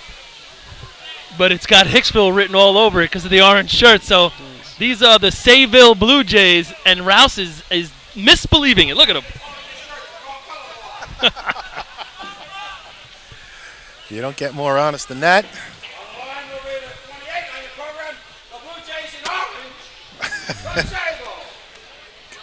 What did he say? The Blue Jays in orange. Change their name to the Orioles, maybe. Yeah, the Orioles. I like it. Billy, you'll have to call them the Orioles now. Again, because Hicksville's on deck and they're in orange behind him. Yeah, I was thrown off. I'm going to say it was me as well. We were looking all over for them. So Corkery, the only one wearing his Blue Jays blue.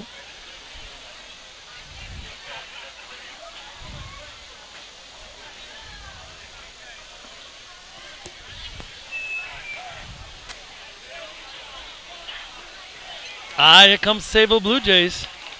They running shorthanded? Oh, yeah. Are they? All right, they're on. Here comes first bucket, making its way to the top. Squirrel puts it down.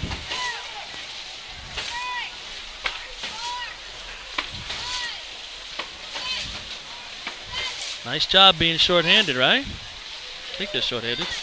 Yeah, they are. Shorthanded too, I think. Finish at 12.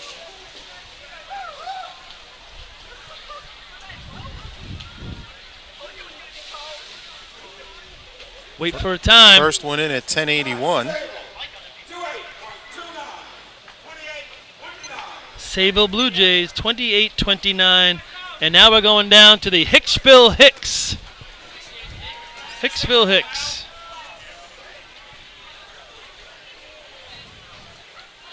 Bill Rouse now confirming that this is the Hicks before he announces it.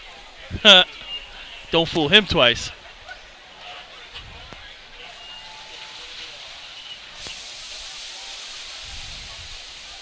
There are 2 teams left to go. Should I tell him it's main transit?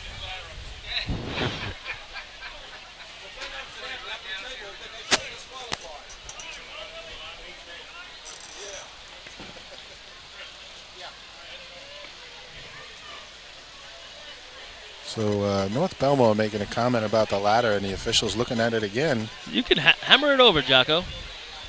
The officials doing a nice job. They're going to straighten it up before anybody has a complaint. Good. Ready to go. Again, North Belmore did bring it to their attention. Well, North Belmore was actually looking at the yellow, and when it was reset, it was not set on those yellow marks. They actually put the keel in, set it on the keel. So North Belmore was complaining about that it wasn't on the yellow, but it wasn't on the yellow to begin Well, with. the keel is yellow as well. Yeah, well, not bright yellow. Not like your shoes.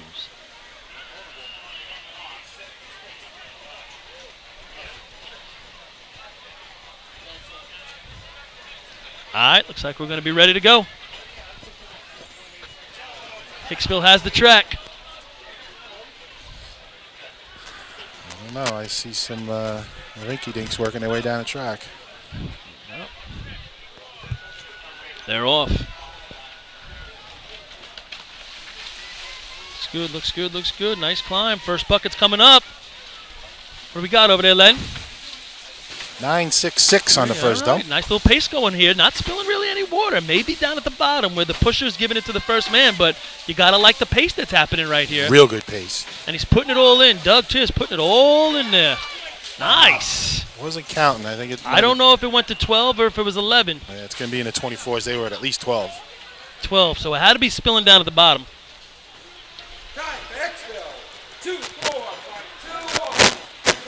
24-21 is going to be out of the mix, and we're going to now go to the Copeg Yellowbirds. And the Yellowbirds are looking at a 23.50 or better to get some points.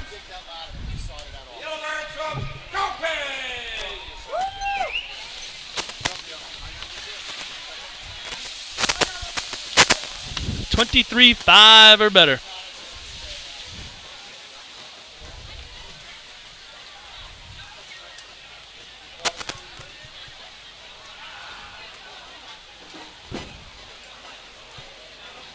All right. So it's been a good drill overall today. Yellowbird's on the line. Slowed up a little bit here in buckets. So it looks like we're going to get through it. Watch how fast they take this ladder down at the end of buckets. Lenny, don't start talking. Don't ruin it, because there's an awful lot of little discussions going on out there right now. So let's not put the whammy on it. I didn't bring it up. You just did bring it up. It was brought up to the officials. They moved the ladder. What are you going to do? All right, Copeg's ready to go.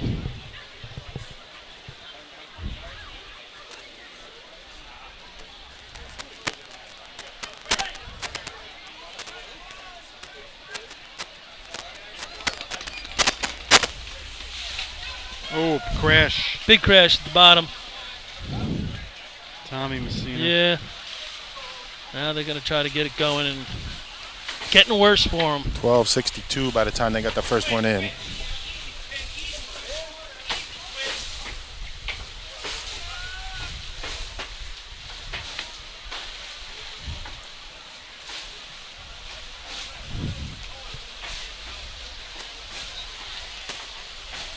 There's no more buckets, and it goes out. Just goes. And is that the light going out on the drill? I don't know. I see North Belmore coming down here with a bunch of buckets. They are coming back down by the hydrant.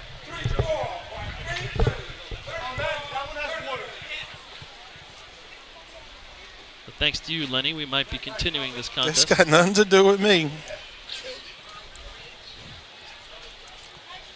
You saw the same thing I did. They were talking to some of the officials. Officials did readjust the ladder, Paul. They did it in front of everybody. They absolutely did, but North Belmore's complaint was that the ladder was not on the yellow markers. Well, the ladder was not on the yellow markers. They were looking at the large yellow ones, not the ones in the keel. And they're going to come up here and run it again, fine, but they're going to see it's not on those yellow marks again. But it wasn't on the yellow chalk either.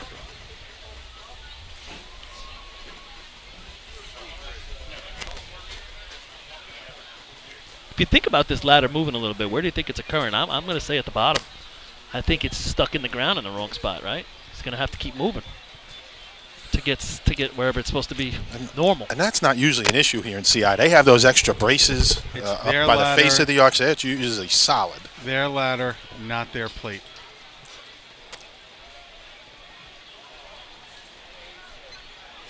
From what I understand. Is there an approved plate? I do not know, but from what I understand, their ladder, not their plate. It's sitting in the ground a little differently. All right, North Belmore with their rerun. Here they come. Better climb than the first one. Let's see if they get something done. 23.5 is the number they're looking to beat. First one's down. Second one, third, looking good. Four did look like a little empty. A little spillage on the ladder. They got a good pace going right here. Oh, they dropped the bucket. It's pace enough to save them for 23.5. I lost count. And now he's got one in the barrel, but he fills it. I don't know if that's going to be enough. First one in at 9:58.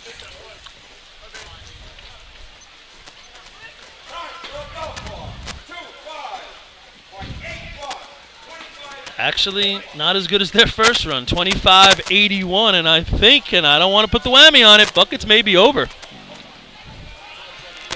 If that's the case, I'm going to give you a little bucket rundown. Anticlimactic here for the overall win, which went to CI. And after they broke the record, it became anticlimactic here in the stands as the record fell due to a bucket that was too large. So They had the tournament won after efficiency. That was a couple hours ago, I think. Yeah, you're right. First place in this contest is going to go to the West Hempstead Westerners with a 20.97. They got to be real happy about that. Not only is it a good first place, but it moves into second place overall in the tournament. Get to that in a second. Second place, Bayshore Redskins, real good 21-21. Third place is the Port Washington Roadrunners at 22-42. Fourth place, East Islip. And fifth place, North Lindenhurst Piston Knockers with a 23.50. And I don't know if this is all done yet. But those were the 5 places we currently have. If it is done, I'll give you the rundown for the entire drill if you're still out there listening to us. I would say this contest is over. Yeah, I think they're just waiting for the official announcement to move the equipment. All right, we're going to get out of here soon, so I'm going to give you the total points for the day. CI wins with 27. Second place is going to be West Hempstead, 18.5 points. Third place with 17.5 points is going to be the West Sable Flying Dutchman. Fourth place with 15.5 points is going to be the North Lindenhurst Piston Knockers. And in fifth place with 11.5 points, the Bayshore Redskins. You know, waiting for Roush to say move the equipment. It was like that TV commercial when a woman comes out of the store and says, "Start the car!" Yeah. Let's go.